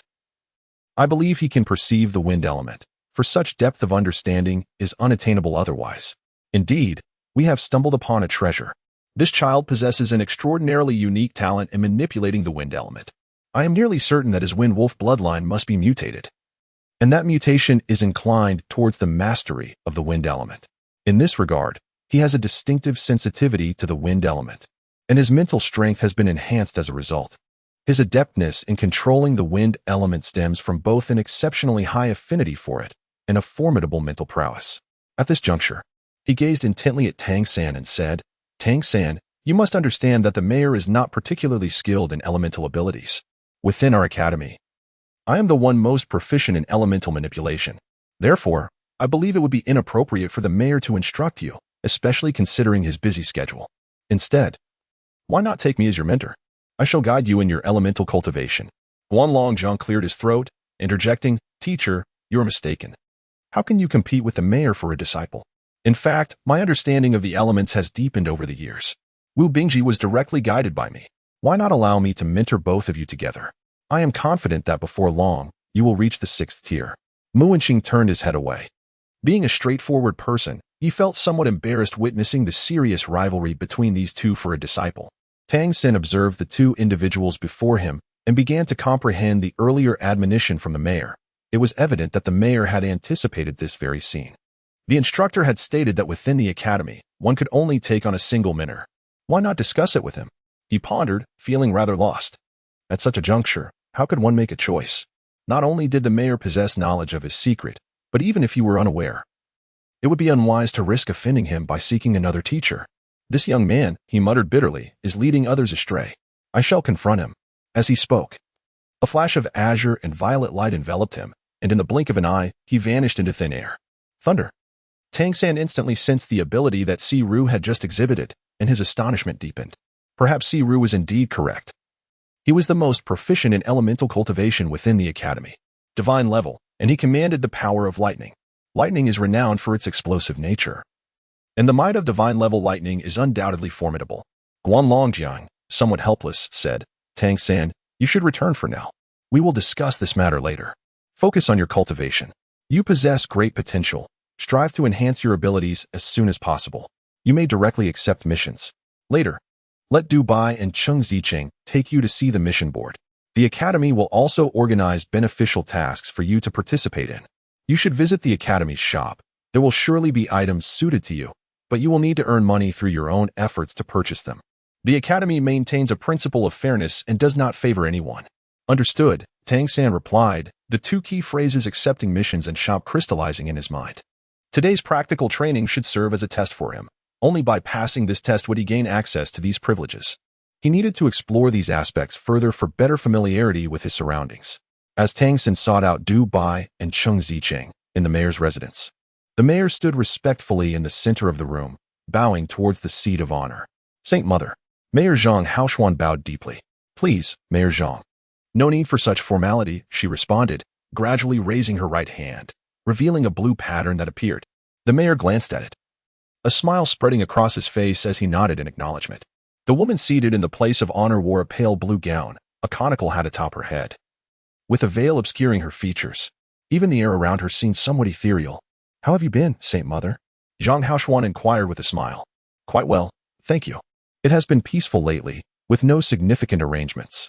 The Saint Mother smiled back. How are the children at the academy faring? All is proceeding smoothly. Everyone is diligently instructing them. By the way, we have recently welcomed a new member, discovered among the Wind Wolf clan. This child possesses unique circumstances. His Wind Wolf transformation appears to be somewhat mutated. At only 9 years old, he has already reached the 5th rank. We have thoroughly checked his background and found no issues, so he has been accepted into our ranks and is currently studying at the academy. 9 years old and at the 5th rank. That is indeed impressive talent, the Saint Mother remarked, not appearing overly surprised. The mayor will ensure he is well instructed. Yes. With this new addition, we now have exactly 16 children, the mayor affirmed. The Saint Mother sighed softly, saying, "It seems we may not be able to remain here for much longer." "Ah?" Zhang Haoshuan exclaimed in surprise. The Saint Mother replied calmly, "He seems to have sensed something. For safety's sake, we must consider a change. The academy may need to relocate. Of course, this is not yet definitive. Conditions may still change. I would prefer not to see any alterations unless absolutely necessary. We have worked hard to establish this favorable situation." Zhang Haoshuan sighed wryly. "How much time do we have?" The Saint Mother shook her head. "It is difficult to say. Please await my further notice. There should not be significant danger." "Understood. Please take care of yourself. You are the backbone of our organization, and we cannot afford to lose you." Zhang Haoshuan bowed respectfully. The Saint Mother shook her head. "I will be fine. For the sake of our cause, I shall ensure my survival." At that moment, the Saint Mother's veil turned towards the door. In the next instant, the door burst open, and an irate voice echoed, "You despicable Zhang Haoshuan." The words halted abruptly as blue-violet light coalesced in the room. Becoming clear, it was Siru. He had also seen the woman seated in the place of honor, his lips twitching slightly as he bowed, saying, "Saint Mother, I apologize. I did not realize you were present." The Saint Mother smiled gently. "No need for formality, Teacher Siru. You are still as hot-tempered as ever." Siru scratched his head awkwardly. "I cannot help it. It is the influence of my bloodline." Zhang Haoshuan retorted, "You rushed in here. What would others think? Why did you come in shouting at me?" Siru insisted, "You must hand over that child, Tang San. He is wasting his potential under your guidance." "You know nothing of elemental control." Zhang Haoshuan scoffed. "I knew you would try to snatch him from me. That is why I acted first. He has already formally acknowledged me as his teacher. You have no chance now." Just as Siru was about to respond, the Saint Mother interjected. "Are you referring to the new child?" "Indeed," Zhang Haoshuan nodded. The Saint Mother smiled. "I am quite curious now. It seems this child has captured the interest of Teacher Siru, indicating exceptional talent." Siru elaborated. "A mutated wind wolf transformation grants him an extraordinary affinity and control over the wind element. Such talent is rare. His 5th rank strength is on par with Wu Bingji. He is undoubtedly one of the Academy's finest prospects, and at just 9 years old, I cannot fathom not training him myself." Zhang Haoshuan scoffed. "You have no understanding of elemental control. To be on par with Wu Bingji? Can wind control truly rival ice control?" Even the mayor was taken aback. When he had subdued Tang San, he had not provided him the opportunity to demonstrate his capabilities. He had prioritized Tang San's mastery of multiple abilities but had not anticipated that this boy would surpass his expectations. If Siru were so eager over just a wind wolf transformation, what would he think if he knew Tang San could harness other powers? The Saint Mother expressed interest. "That is indeed impressive. Mere cultivation level is not enough, but if his control over the elements can rival that of Bingji, he is truly remarkable. You must nurture him well. Now, I must take my leave. Mayor, please prepare for what I have mentioned, just in case." As she spoke, she rose to her feet. Zhang Haoshuan and Siru pressed their right hands to their chests, revealing the redemption runes on their hands. If Tang San were present, he would notice that the redemption runes on Siru's hand were identical to Zhang Haoshuan's, both in green rather than the blue he had anticipated. "Gather like a flame. Scatter like the stars," the Saint Mother softly intoned, and in the next instant, she transformed into a wisp of light and quietly vanished. "Gather like a flame. Scatter like the stars," Zhang Haoshuan and Siru solemnly echoed her words. After a moment of silence, Siru turned to Zhang Haoshuan. "Will you give me the student?" "Dream on." Zhang Haoshuan unhesitatingly refused. "Are you looking for a fight?" Siru challenged menacingly. Zhang Haoshuan responded gravely. "Do you understand why the Saint Mother came here just now?" Siru paused. "Why?" Zhang Haoshuan's expression grew serious. "She mentioned that we may not be able to continue here for long. The academy could be forced to close at any moment." "Really?" Siru's pupils dilated in shock. "Has it been discovered? That shouldn't be possible. We have been exceedingly cautious." Zhang Haoshuan smiled wryly. "You know her abilities all too well. If it were not for the Saint Mother's protection, could we have remained safely here for so many years? It is better to be prepared. Notify everyone in advance and implement the advancement plan. Aside from the children at the academy who are not urgent to relocate, others should disperse to different cities and lie low. As the winds of fate settle, we shall see if a return is possible." Siru nodded. The presence of the Holy Mother herself suggested that the outcome was nearly certain. But what of the children? Zhang Haoshuan pondered briefly before responding. Let us proceed with the third plan. The third plan? Why not the first, which would be safer? Siru exclaimed in surprise. Zhang Haoshuan shook his head. The third plan it is. This batch of children is exceptionally gifted, and I find it difficult to part with them. Moreover, with the Holy Mother's protection here, any potential risks can be substantially mitigated. You are full of clever ideas. We shall follow your lead. But what about the matter of the disciple? Tang San would surely fare better under my guidance than yours. Siru was still mindful of his initial purpose for coming. Zhang Haoshuan replied, You should certainly guide him if that is your intent. As for switching mentors, I would advise against it. It took considerable effort to take on a disciple. And even if he were to become a Wind Wolf variant, his foundation cannot compare to that of Dubai, Cheng Zicheng, and the others. You were not swayed by the ice spirit transformation of the ice era. So what makes this situation so different? When will you learn to temper your impatience? If not for this flaw of yours, you would have already achieved a blue rank. Can the master allow me to keep an eye on you indefinitely? At the very least, wait until Tang San reaches the 7th tier before you entertain any thoughts of change. Siru gazed at him intently. You, my friend, have too many schemes. According to the consensus, it is best not to heed your words too closely. The most effective course of action would be to confront you directly until you acquiesce. In light of the Holy Mother's influence, I shall spare you this time. Once Tang San reaches the 7th tier, he must acknowledge me as his master. Zhang Haoshuan cast him a sidelong glance, remaining calm as he replied. When he reaches the 7th tier, let him make his own choice.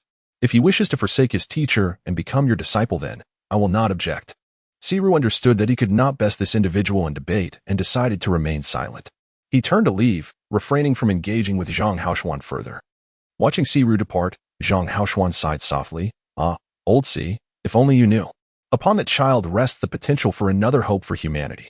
Even the master remains uninformed. It is best that as few people as possible are aware of it until he has fully matured. This was the task at hand. Within the Redemption Academy, Dubai led Tang San to a secluded room in the corner. To Tang San's surprise, this was the residence of Wu Bingji, who was also responsible for managing the task assignments. Senior brother, Tang San greeted him respectfully. Wu Bingji smiled slightly. Hello, little Tang. Are you interested in taking on a task? Chapter 85. They all favor him. Tang San inquired. The teacher mentioned that I could come and take a look.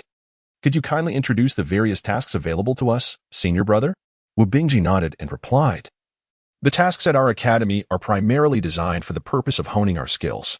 The rewards for these tasks are primarily monetary. They encompass several categories, including training companionship tasks that require one to visit Jelly Academy, as well as missions to hunt magical beasts and gather precious spiritual herbs. These 3 categories are the most prominent, and you are welcome to undertake any of them. However, given your young age and your cultivation that surpasses that of ordinary humans, I would advise against accepting the training companionship task, as it may draw undue attention from Jelly Academy.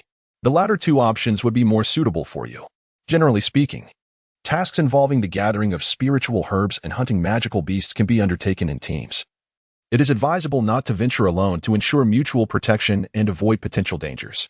At that moment, he produced several sheets containing detailed information about the tasks. Although he did not recommend Tang San take on the companionship task, the sheet for that task was included among them. I understand. Thank you, senior brother. Tang San spread the task list across the table for review. Beside him, Dubai expressed his discontent, saying, Senior brother, I have never encountered these tasks before. I only receive tasks like delivering messages or procurement, which offer pitifully low rewards. Wu Bingji couldn't help but chuckle. Ah, you lack the ability to defend yourself. One must act according to their capabilities, younger brother.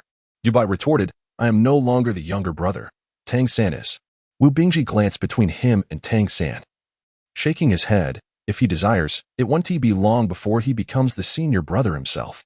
Thus, I referred to him as Little Tang, rather than Little Brother.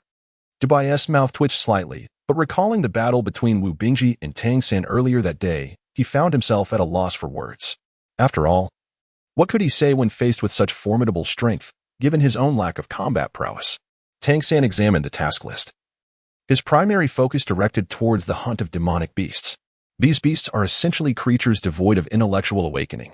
He had tasted the flesh of these beasts previously, and it indeed conferred considerable benefits to his physical refinement. Moreover, he discovered that among the 3 distinct task lists, the rewards for hunting demonic beasts were the most substantial.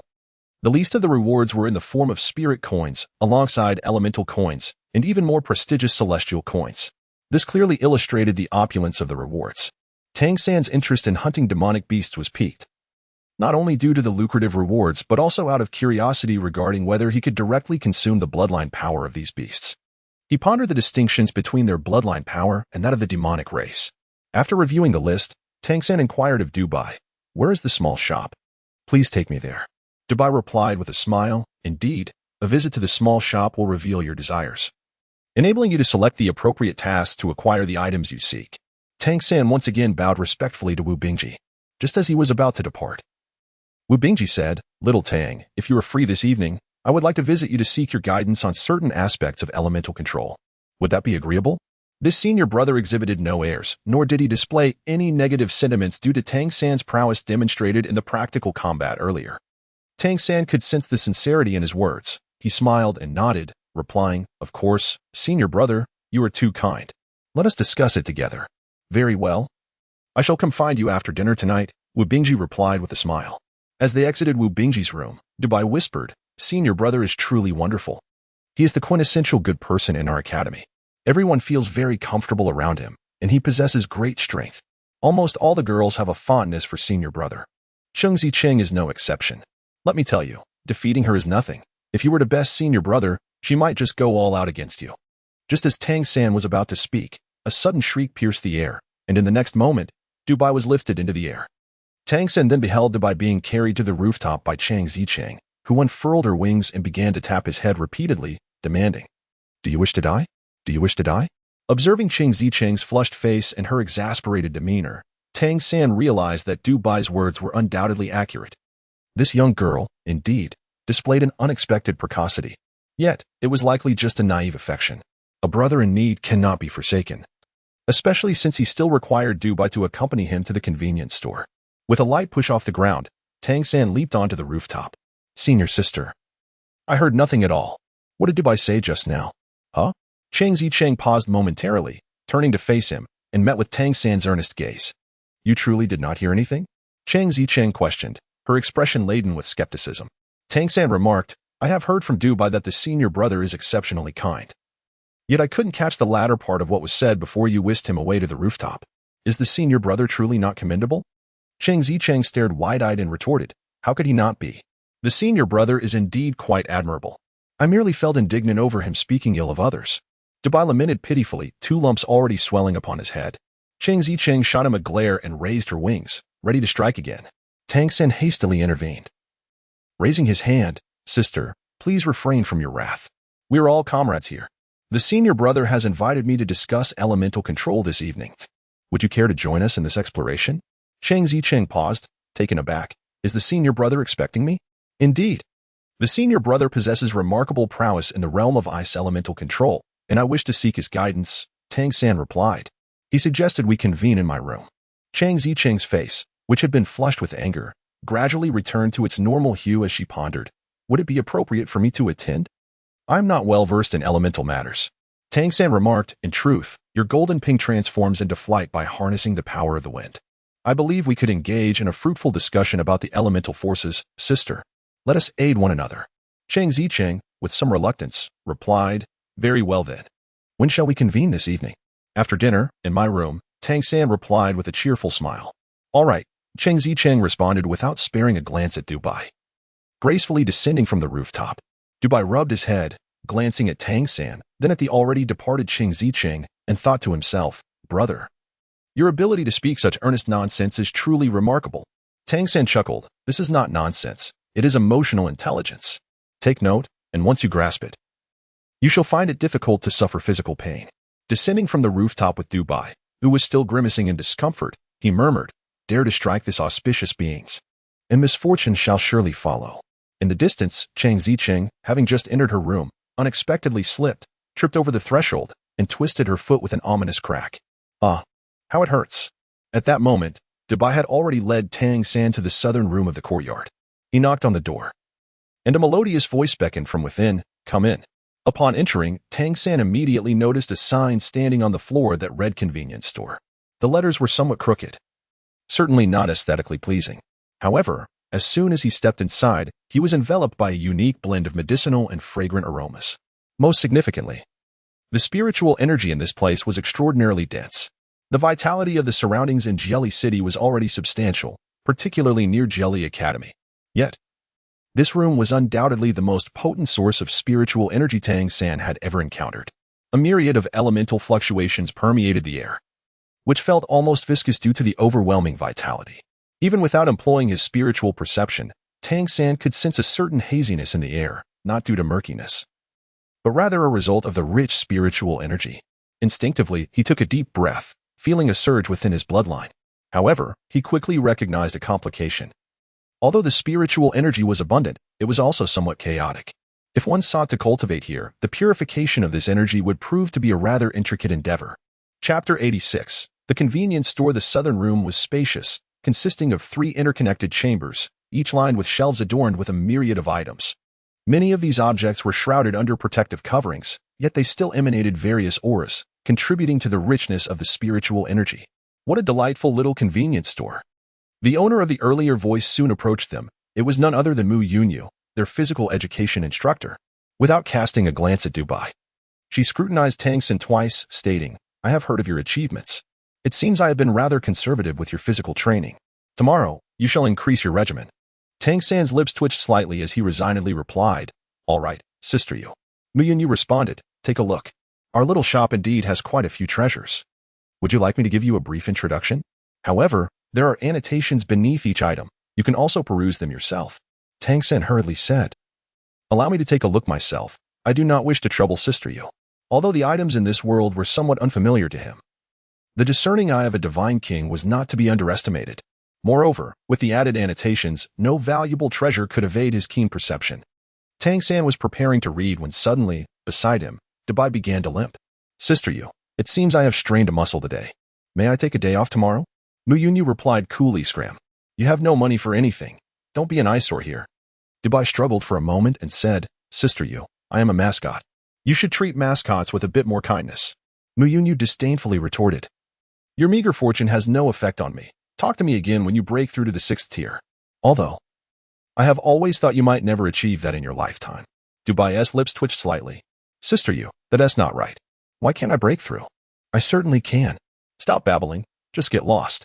Don't let me see you and feel annoyed." Dubai, feeling helpless, said, "All right then, Sister Yu. I'll leave for now." Indeed, within this academy, he was someone who could not afford to offend anyone. Watching him depart, Mu Yunyu shook her head in exasperation. In the academy, if one were to judge who among the gifted was the strongest, it would be difficult to determine. However, when it came to potential and rarity, the Tianhu transformation undoubtedly ranked first. Even among all the creatures, the Tianhu's eyes were the pinnacle of existence. The Grand Priest of the Tianhu was also one of the most esteemed figures of their lineage. Unfortunately, Dubai's bloodline was rather thin, perhaps due to the challenges humans faced in achieving greatness in this aspect. Thus, his cultivation of the Tianhu's eyes progressed exceedingly slowly. The academy had actually provided him with the most resources and had the highest expectations for him. Dubai hardly had to undertake any tasks to gain the finest resources available within the institution. Yet, even until now, he had not broken through to the 4th tier. Of course, if he could achieve that, it would signify another realm of existence entirely. The capabilities of a 4th-tier Tianhu's eyes would far exceed what he could manage now. Once Dubai had left, Mu Yunyu returned to her chair in the main house and began flipping through a book. Meanwhile, Tang San browsed through the small shop. Starting from the room on the far left, this room contained mostly botanical items, each accompanied by simple annotations. Almost all were various spiritual herbs, detailing the types of energy they contained and their effects. Each item was clearly marked with a price, and naturally, the costs were quite steep. The rarer the herb, particularly those suitable for the general populace's cultivation, the higher the price. Upon his arrival in this world, Tang San had never partaken of any spiritual elixirs. However, in his previous life, he was renowned for his profound understanding of such potions. The Tang sect he founded possessed formidable expertise in the realm of medicinal herbs. Even in his prior existence, his knowledge of these substances was exceptionally high, a fact documented within the pages of the Xiantian treasure record. Yet, the spiritual herbs of the demon fairy continent differed significantly from those in his former lives, perhaps due to the existence of peculiar beings in this realm. Nonetheless, spiritual herbs remain spiritual herbs, and many of their properties exhibit remarkable similarities across different worlds. As Tang San meticulously examined the various elixirs, He engaged in a mental evaluation and comparison. The annotations accompanying these spiritual herbs proved to be immensely beneficial, deepening his understanding of the species native to this dimension. During the rain shower, Mu Yunyu glanced at him 3 times, each time noticing Tang San engrossed in the descriptions of the items in the small shop. The composure exhibited by a 9-year-old child astonished her, prompting her to silently nod in approval. When Bai first arrived here, his initial inquiry was about the most expensive item, followed by a question regarding what could facilitate an immediate advancement in rank. The third question remained unvoiced, as Mu Yunyu promptly ushered him out. In contrast, Tang San remained inquisitive throughout, thoroughly inspecting the 3 chambers without uttering a single question. It was only when the bell signaling mealtime resounded from outside that he was jolted back to reality. "Dinner is ready. I shall be closing the door. Is there anything you desire?" Mu Yunyu inquired. Tang San expressed a hint of regret, saying, "Sister Yu, I haven't tea finished yet. May I come back tomorrow to take a look?" Mu Yunyu nodded and replied, "Of course, the shop is always open. You can visit it any time. As a newcomer, you are entitled to select 1 item worth a spirit coin for free. The purchasing power of a spirit coin is quite remarkable outside, but here, there are hardly any items valued below a spirit coin." "All right, thank you, Sister Yu. I shall go have my meal now and return tomorrow to choose." With a contented expression, Tang San departed. He had not anticipated that his greatest gains today would come from the shop, significantly enhancing his understanding of the species on the fairy continent. Dinner remained sumptuous, yet there was evidently no beast meat, as such delicacies are not easily acquired.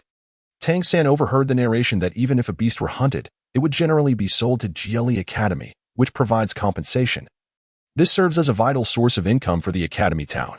After dinner, Wu Bingji and Cheng Zicheng arrived as promised. Upon seeing that Tang San had invited Cheng Zicheng, Wu Bingji expressed mild surprise but merely offered a smile to her without further comment. Tang San poured each of them a glass of water and took a seat in the living room. Wu Bingji remarked, "Xiao Tang, I am quite intrigued by your ability to compress the wind blade. Furthermore, your method of maneuvering the wind blade in flight, does it rely solely on mental prowess? Or is there a particular technique involved?" Tang San remarked.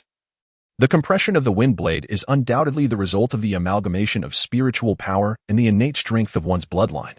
The method of launching the wind blade is predominantly a matter of technique, supplemented by a degree of control over one's spiritual energy. Cheng Zicheng gazed at him in astonishment.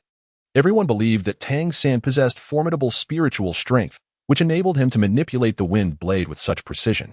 However, they were taken aback to discover that he emphasized technique as the primary factor. This revelation was indeed unexpected. Tang San nodded and remarked, "It primarily pertains to technique, which I have developed." His words were somewhat ambiguous, yet it would not be entirely inaccurate to assert that it was indeed his own research. The intricate techniques of the Tang sect's hidden weapons truly exemplify unparalleled craftsmanship. However, they do not quite reach the level attained by Tang San in his previous life. After all, during his past existence in the Tang sect, he possessed no extraordinary abilities, nor was there any concept of spiritual mastery. It was only in the world of Dolua continent that he amalgamated the techniques of the Tang sect's hidden weapons with his spiritual prowess, thus amplifying their efficacy and prominence. Such mastery cannot be achieved overnight. It is a precious legacy carried over from his former life. Chapter 87. Guidance. Wu Bingji's gaze brightened with curiosity. "Could you impart these techniques to me?" Tang San gazed at him, a hint of hesitation evident in his demeanor. The techniques of the Tang clan's hidden weapons were extraordinarily intricate, while he could claim a certain innate talent in their application. Imparting this knowledge to Wu Bingji was an entirely different matter. This situation contrasted sharply with his time in Windwolf Town, for this place served as a crucial stronghold for redemption. Should Wu Bingji acquire such skills, it would likely arouse suspicion within the organization. Even with the mayor's protective cover, it would not bode well. Wu Bingji perceived his reluctance and said, "I can compensate you according to the mission's requirements. Is that agreeable?" Cheng Zicheng interjected. "What further compensation is needed? We are all comrades here. Come on, Tang, be straightforward." Tang San cast a glance at her. Indeed, this young lady was quite accurately described. The allure of the senior brother was truly remarkable. Before Tang San could utter a word, Wu Bingji solemnly interjected, "Chengzi, one cannot speak in such a manner. Our teacher has always imparted the principle of equivalent exchange to us. This is a fundamental tenet of our academy, which is why task lists exist. If we wish to obtain something, we must be prepared to offer something of equal value in return. Xiao Tang, you may propose a price. If it is within my means, I shall gladly learn from you." Tang San remarked, "Senior brother, it is not that I am unwilling to teach you. Rather, the techniques I have developed are derived from my own exploration and are tailored for the mastery of wind elements. They may not necessarily be suitable for the ice elements. I shall contemplate and see which methods might also be applicable to you. Wu Bing responded with delight. Thank you very much. You are indeed correct. The characteristics of different elements are profoundly distinct. The ice element is, in fact, one of the more stable among the various elements, embodying both offensive and defensive qualities. Along with its inherent chill, recently, I have felt somewhat lost in my cultivation, uncertain whether to focus more on offense or defense. Engaging in battle with you today has been quite enlightening for me. I never anticipated that with your 5th-tier cultivation, you could wield such formidable strength in wind element attacks. It appears that there is truly no hierarchy among the elements. It ultimately depends on who wields them. Tang San nodded slightly and remarked, Indeed. There exists no absolute distinction between the strengths of elements. However, certain elemental properties possess unique characteristics. For instance, today's senior brother Guli's manipulation of time is truly remarkable, enabling him to control time for a brief period.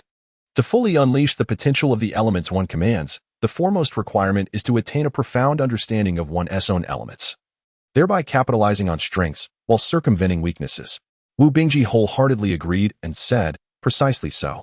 Little Tang, how well do you comprehend the ice element?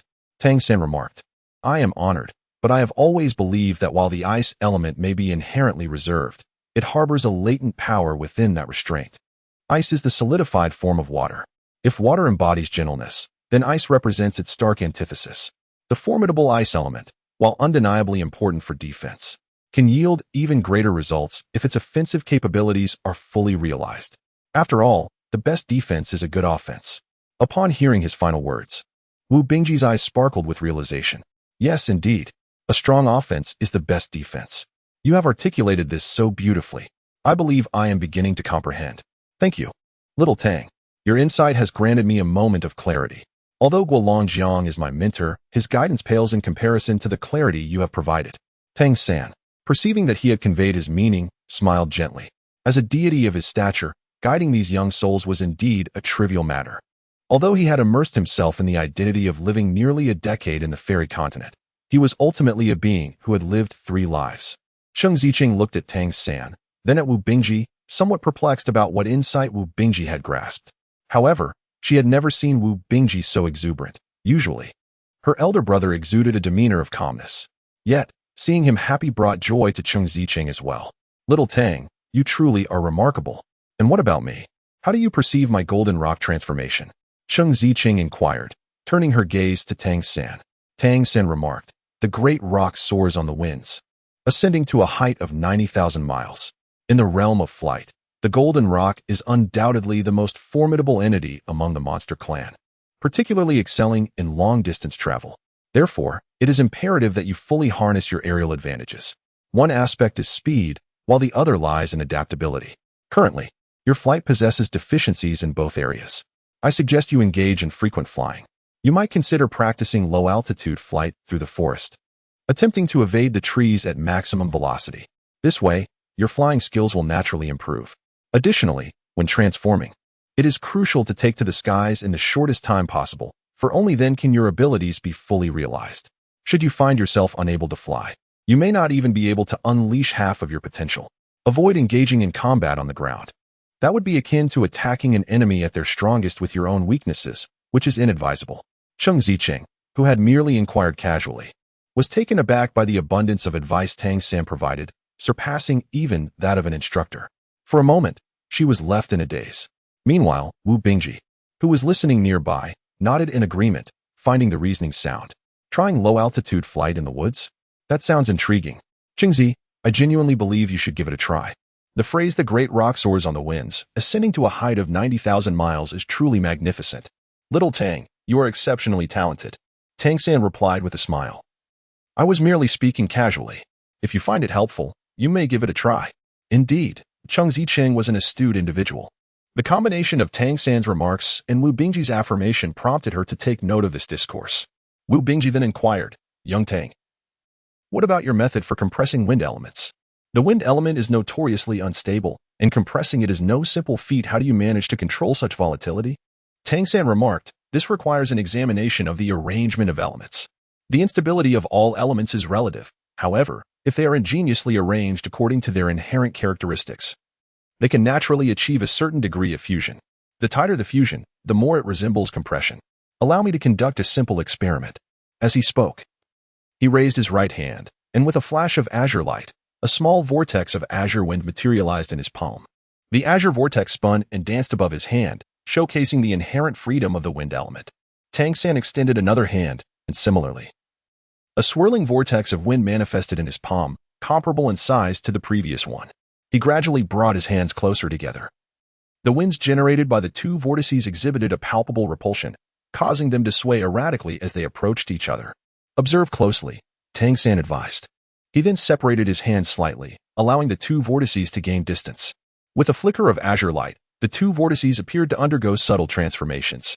Gradually, even Chang Zicheng discerned the nuances of the change. The rotational frequencies of the two vortices began to converge. As Tang San moved the two vortices closer once more, they still trembled slightly, yet the sense of repulsion was noticeably diminished. When the vortices finally drew near, an unexpected attraction emerged, causing them to start merging inwardly and swiftly coalesce into a single entity. The original two vortices transformed into one, its hue evidently more solidified, and the force of wind it generated intensified. It spun steadily within Tang San's palm. This spectacle was profoundly extraordinary for Chang Zicheng, while for Wu Bingji, who had devoted himself to the meticulous study of elemental control, it was akin to discovering a new continent. The synchronized rotation of the two vortices? Indeed, as they merged, they resembled two coiled springs entwining, culminating in a tighter, more cohesive spring.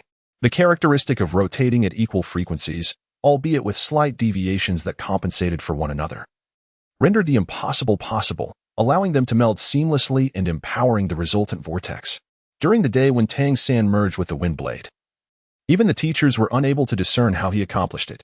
Now, as he demonstrates with the wind rotation, the clarity is markedly enhanced. Arrangement and frequency, these two keywords are indelibly etched in Wu Bingji's mind. Thank you, little Tang, Wu Bingji expressed sincerely. At this moment, a profound inspiration surged within him. Let us conclude for today. I feel I can no longer absorb any more information. I need time to digest what I have learned. Once again, thank you. I shall take my leave now. With that, Wu Bingji rose, inclined his body slightly towards Tang San, and then departed without hesitation. He cherished the fleeting inspiration he had just seized, for it could very well be his opportunity to break through to the 7th rank in the near future. Tang San watched Wu Bingji depart, a faint smile gracing his face as he silently mused, a child worthy of guidance. Cheng Zicheng, noticing Wu Bingji's retreating figure before glancing at Tang San, remarked with a smile, "Little Tang, you are quite impressive. Even the elder brother holds you in such high regard. Well, I shall take my leave now." "Thank you," Tang San remarked. "If you have time, you can try as I suggested. Showcase your strengths." I understand. Thank you." It was uncertain whether she truly absorbed his words, but the young maiden promptly rose and exited, remembering to close the door behind her. Watching them depart, Tang San exhaled deeply. Wu Bingji, adept in the mastery of ice elements, was indeed quite suitable for studying the techniques of concealed weapons, which would greatly assist in his control over ice elements and enhance their offensive capabilities. A gentle smile graced Tang San's face, emanating a soft radiance. Today's gains were substantial in every aspect. What lingered in his mind was whether to merge the imprint of the Golden Ping transformation as his 5th imprint. From a hierarchical perspective, the time transformation was undoubtedly the superior choice. Should he acquire the abilities of the time transformation, it would undoubtedly elevate his combat prowess and overall capabilities. Of course, the Golden Ping transformation possessed its own merits, the most significant being the ability to fly, which was undeniably advantageous for quick escapes. His previous assessment of the Golden Ping transformation was accurate. It was the most proficient among the flying demon races, excelling in long-distance flight. Yet, he pondered how his flight would manifest after merging with the Golden Ping transformation imprint, as he likely would not sprout wings like Cheng Zicheng. Many flying demon races possess innate abilities that do not solely revolve around flight. Rather, flight is merely instinctual. For instance, he had previously absorbed the bloodline power of a white-headed falcon demon, where the ability was keen eyesight rather than flight itself. Nevertheless, flight remained significant before achieving divine-level prowess.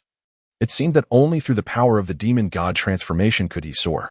If better options arose in the future, he could always disperse the Golden Ping transformation. As for the time transformation, he could devise a way to absorb it and store it for later, postponing the completion of the imprint. With these thoughts, he ceased his hesitation. Returning to his bedroom, he sat cross-legged on the bed, activated the Xiantian skill, and commenced the fusion of the Golden Peng transformation. As the energy of the Xiantian skill circulated within him, the bloodline power surged naturally. The orange-yellow imprint representing the Golden Peng transformation began to glow softly under the influence of the Xiantian skill. This gentle luminescence imparted a wondrous texture. The sensation was peculiar. As he initiated the fusion of this imprint, it felt different from previous fusions. Perhaps it was due to the higher tier of the Golden Peng transformation. But at this moment, he distinctly sensed a transformation occurring within his bloodline, as if his physical strength had been augmented, particularly in his arms. The other 4 imprints he had previously acquired also emanated a faint glow under the stimulation of the newly arrived Golden Peng transformation imprint, visibly enhancing Tang San's bloodline power. An elevation in bloodline power signified a nurturing of his body, enhancing his physical constitution and enabling him to harbor more energy. The Xiantian skill's body-refining effects were already formidable. And now, with the stimulation from the 5 imprints, Tang San felt the bloodline within him surging with vigor. His entire being experienced a subtle warmth, and his overall aura intensified. The bloodline power from the Wind Wolf Lord, Feng Xiong, which he had yet to fully absorb, accelerated towards the pinnacle of the 5th tier. Indeed, the Golden Peng transformation was remarkable. Although its bloodline power was merely at the 3rd tier, it felt distinctly different from the previous 4 he had absorbed. Was this a difference in hierarchy? Tang San felt a flicker of confusion within. He resolved to consult the town mayor later for clarity. Soon, the absorption of the Golden Peng transformation imprint was complete. Tang San opened his eyes. By this time, the night outside had deepened, and yet, Tang San's eyes shone ever brighter. He inhaled deeply, activating the Xiantian skill, which stimulated the orange-yellow imprint within him. Instantly, he sensed a peculiar power surging forth. His arms felt notably more solid. In the next moment, 2 orange-yellow beams emanated from his arms, expanding outward and transforming into 2 ethereal orange-yellow wings. Though somewhat insubstantial, they undeniably existed. A gentle flick of his arm caused the orange-yellow imprint to glow brightly, and his body became lighter. With the flapping of his wings, he gradually ascended into the air. Suspended in mid-air, he unfurled his wings and stimulated the Wind Wolf transformation imprint, allowing the wind elements to swirl around him as his wings spread wide, enabling him to hover effortlessly in the air. Tang San's eyes sparkled with brilliance. Indeed, he had acquired the ability to fly. This was quite impressive. Satisfied, he willed the Xiantian skill to retract, and the luminous wings on his arms folded back, allowing him to descend gracefully to the ground. With the completion of the 5th imprint, he had now gained the capability of the Golden Rock transformation, flight. At this moment, Tang San realized that he still did not fully comprehend the peculiarities of this world, yet he began to develop a fondness for it. He was certain that the strangeness of this realm was on par with the Dolua continent he once inhabited. The Monster Clan and the Spirit Clan possessed remarkable attributes. With this newfound ability to soar, his chances of survival increased significantly. Moreover, he had demonstrated his prowess to his teachers. Perhaps he could request a day off tomorrow? This thought warmed his heart, igniting a surge of enthusiasm for cultivation. Returning to his bed, he engaged in the Xiantian skill, dedicating himself to the rigorous practice of absorbing the bloodline power of the Wind Wolf from Feng Xiong. Life at the Redemption Academy continued as usual. The morning bell roused the students and teachers from their training, signaling breakfast time. However, for Tang San, there was a notable change. During breakfast, he observed that his senior brothers and sisters looked at him with a noticeably different gaze. The previous day, while their looks had been kind, most had not paid him much heed. Yet today, as he entered the dining hall, he noticed that nearly all of his peers instinctively glanced his way, greeting him with enthusiasm. The duel with Wu Bingji from yesterday had left a profound impression on everyone. Wu Bingji's 9-eye shields had nearly failed to withstand Tang San's wind blade. Could they possibly withstand it? Chapter 89. Wind God Slash? Dubai approached Tang San. Xiao Tang, when will you demonstrate that Wind God Slash for us again? Everyone is curious about how you compress the elements. Wind God Slash? What is that? Tang San blinked in confusion. Dubai explained, it's that wind blade you created after compressing the elements yesterday. Its power is immense, and we've given it a name, Wind God Slash. How majestic. Tang San couldn't help but feel a mix of amusement and exasperation as he replied, yesterday. It was my senior brother who showed me leniency. No, I certainly did not, he retorted. It is you who might have exercised restraint. A hearty laugh echoed from the entrance as Wu Bingji entered, clearly having overheard the exchange between Tang San and Dubai. At that moment, his eyes sparkled with vitality. and a radiant smile adorned his face, suggesting a notable elevation in his overall demeanor. He took the initiative to sit beside Tang San, giving him a thumbs up, and remarked, "Your words yesterday truly illuminated my mind. The effects of my training last night were remarkably evident. I believe I may have discovered a path that belongs to me. The teachers have often stated that in order to advance to higher levels in the future, we must find our own way. Only then can we elevate ourselves to greater heights. Thank you, Xiao Tang.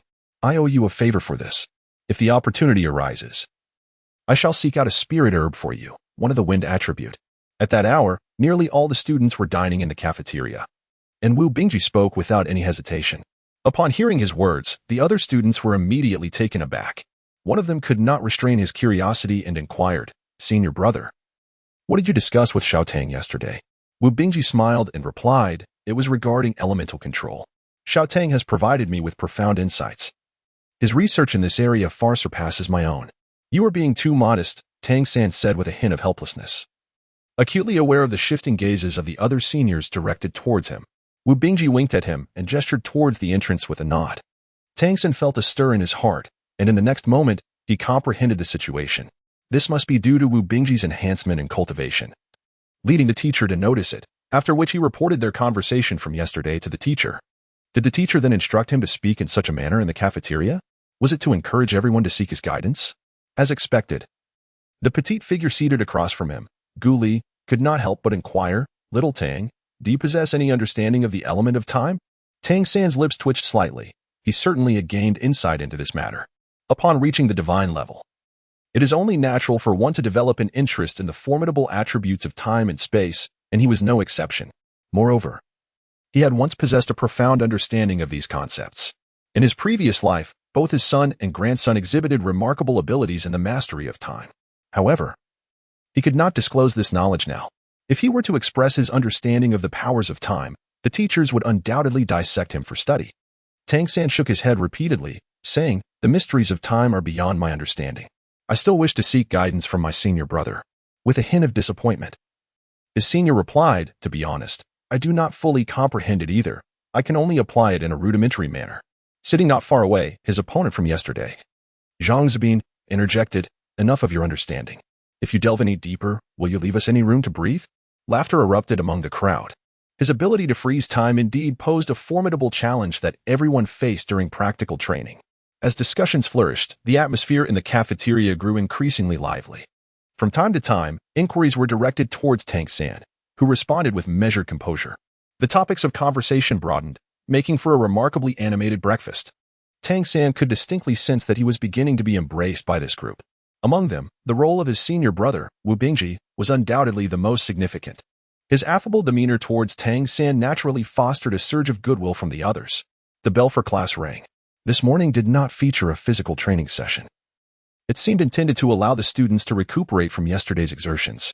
Instead, the morning would consist of a theoretical lesson, held in the largest classroom of the northern wing, and all students were required to attend. The lecture would be delivered by Guanlong Yang. Tang San followed the crowd into what could be considered a classroom. Finding a chair in the corner to sit down, Dui naturally took a seat beside him, while the others settled in their respective places. At that moment, Teacher Guanlong Jiang was inscribing something on a board embedded in the wall. "Teacher Guan, everyone is present," reported Wu Bingji. "Very well, let us commence the lesson."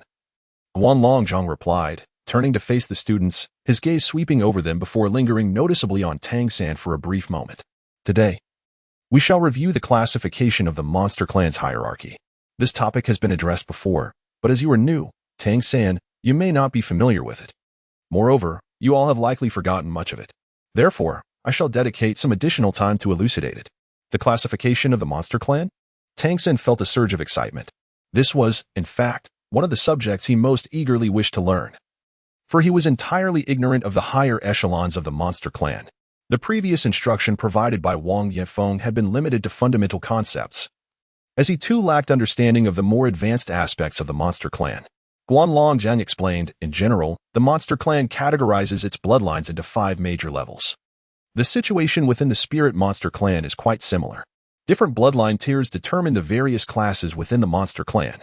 In both the monster and spirit clans, bloodline supremacy reigns. A potent bloodline signifies formidable strength and potential. Our human vassals do not fall within these 5 tiers. The levels I speak of pertain solely to the monster clan itself. Regardless of how elevated a vassal's bloodline may be, they remain merely vassals.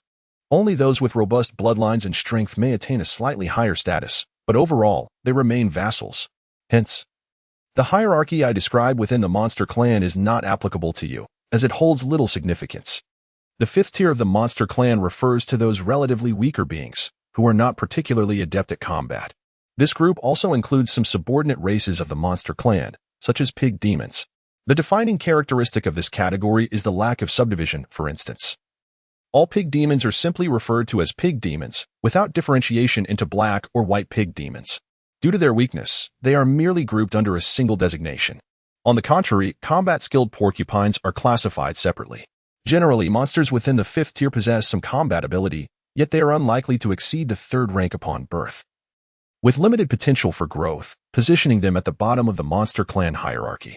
The fourth tier marks the beginning of what can be deemed true monsters. Almost all creatures in this tier are combat proficient, born with a minimum of second-rank strength, although typically not surpassing rank 5. The most elite among the fourth-tier monsters, at the time of their birth, are not vastly different from those of the third tier, except for their potential for growth.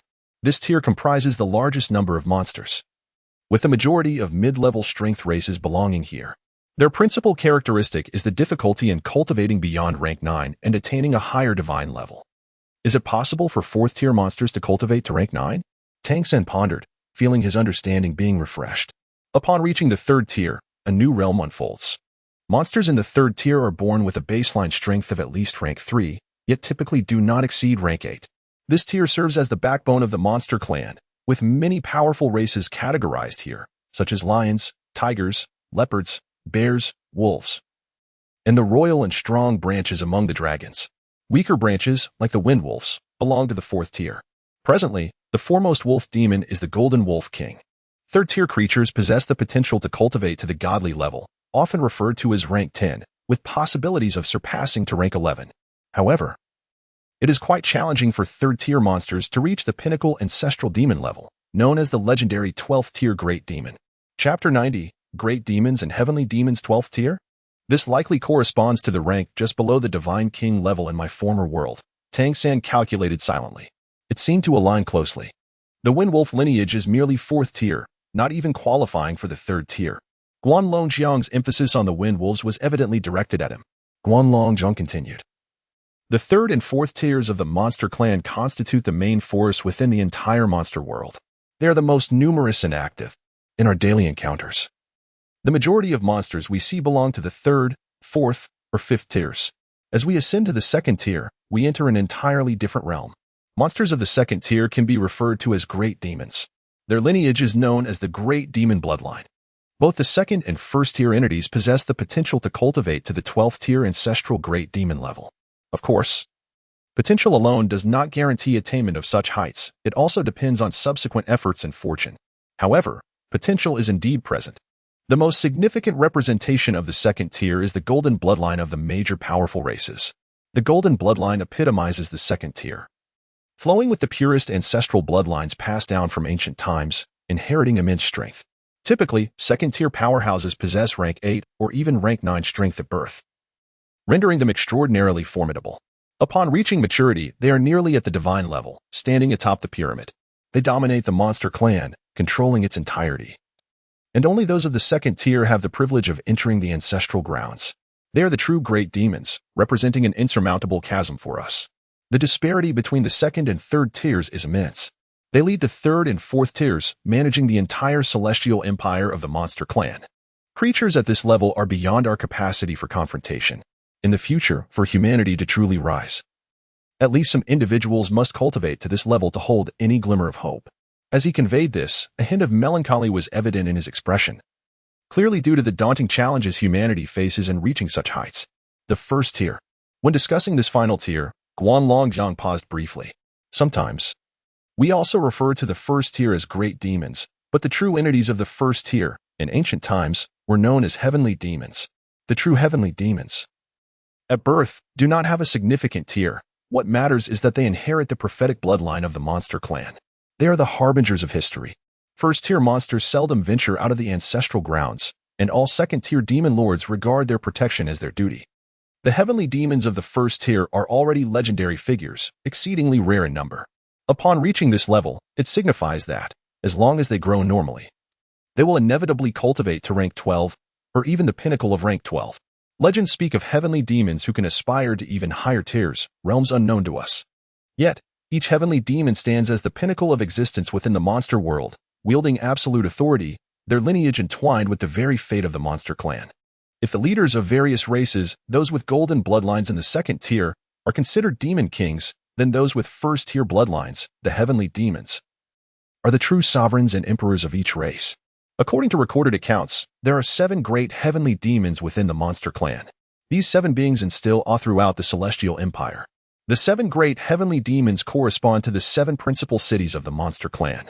Each city's lord is, in fact, a descendant of the heavenly demons. Thus, you should comprehend that in the spirit monster clan, there are 8 individuals who have attained the same level of power as the heavenly demons. However, as far as we know, these formidable beings do not all exist.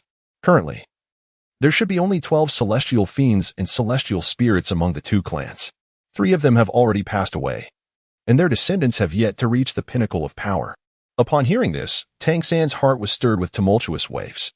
The existence of beings at the first tier could almost certainly be compared to the divine entities of his previous life, with even a possibility of touching the realm of divine kings. If viewed from this perspective, his assessment of the level of the fairy continent within the realm of Phelan Star was indeed misguided. This dimension is of a higher caliber than he had imagined, which is quite alarming. If that is the case, relying solely on his own abilities, even if he were to restore his cultivation to that of a divine king, it would still be insufficient for humanity to turn the tide. He never expected that the strong in this world could attain such formidable heights. The phrase 7 great celestial fiends was deeply engraved in Tang San's mind. The atmosphere in the classroom grew somewhat somber under Guanlong Zhang's narration. Although the children were still young, they understood the significance of the Redemption Organization's existence. Everything Guanlong Yang had just described were the adversaries that the organization would face. Conquering so many powerful foes was an almost insurmountable task. This was no mere difficulty, it transcended that. Guanlong Zhang's gaze swept over the crowd, and when he landed on Tang San, he saw not fear on the latter's face, but contemplation. All right. We shall conclude our analysis of the hierarchy within the monster clan here. Therefore, it is imperative that you comprehend the lineage you inherit and the corresponding levels of the monster god transformation. This understanding will aid you in your future cultivation choices. These levels are not entirely fixed. Lower-tier levels, under certain circumstances, may mutate and evolve into higher tiers within the monster clan through diligence and fortuitous encounters. It is not uncommon for individuals to ascend to the golden bloodline.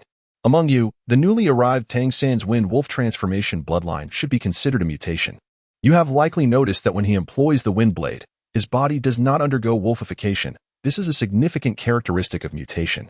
Thus, the wind elements he wields are far more potent than those of an ordinary wind wolf, and his potential for growth is substantially greater. The mastery of ice elements by Bing Ji also stems from a mutation derived from the ice spirit, resulting in the emergence of an ice elemental body, thereby expanding his growth potential. Gaining admission to the Redemption Academy essentially signifies that you all possess bloodlines comparable to the 3rd tier of the monster clan and the talent for monster god transformation. How far you can advance from here depends on your own efforts. However, you must also understand that vassals differ fundamentally from true members of the monster clan. You do not possess their innate strength. The power we can wield necessitates continuous hard work from all of you. Moreover, the strength of our vassal bloodlines is generally much weaker than that of their counterparts in the monster clan, making it quite challenging to cultivate to their level. Tang San listened attentively as Guanlong Jiang recounted his tale, while the voice beside him gently nudged him. Tang San turned his gaze towards him, a questioning look in his eyes. Dubai chuckled softly and whispered, "Would you like to be my guardian? There's still time. After all, among all of us, I am the sole inheritor of the first-level bloodline." Tang San felt a stirring in his heart, suddenly realizing that among the 7 great celestial demons, one must indeed be the celestial fox demon emperor. Could the potential of the celestial foxes I truly reach such heights? Observing the smug demeanor of Dubai, Tang San merely smiled and continued to listen to Guanlong Zhang's narration. Meanwhile, Chang Zicheng, seated beside Tang San, spoke softly, "Do not be swayed by his boasting. The celestial fox bloodline is indeed one of the 7 great demon bloodlines. However, the issue lies in the fact that his celestial fox lineage is rather faint. Otherwise, he wouldn't be unable to break through to the fourth rank. The true Celestial Fox clan, although initially lacking in strength at birth, faces almost no obstacles in their path of growth. You are rather friendless with such remarks, Cheng Zi, Dubai retorted with annoyance. Cheng Zicheng rolled her eyes and chose to disregard him. Chapter 91. The Levels of the Five Marks. Tang San listened attentively to their conversation, his gaze sweeping over the fellow students. Among these senior brothers and sisters, how many possess third-level or second-level bloodlines? Senior sister, what level is your golden pink transformation? Tang San inquired softly. Cheng Zicheng replied with a hint of pride, the Golden Peng clan does not have branches. It is a singular lineage, possessing only the golden bloodline, albeit with varying intensities. If we speak of the Golden Ping itself, it is a second-level bloodline, though my concentration may not be sufficient. We, the vassals, generally have inadequate concentrations. Upon hearing this, Tang San felt a sudden clarity.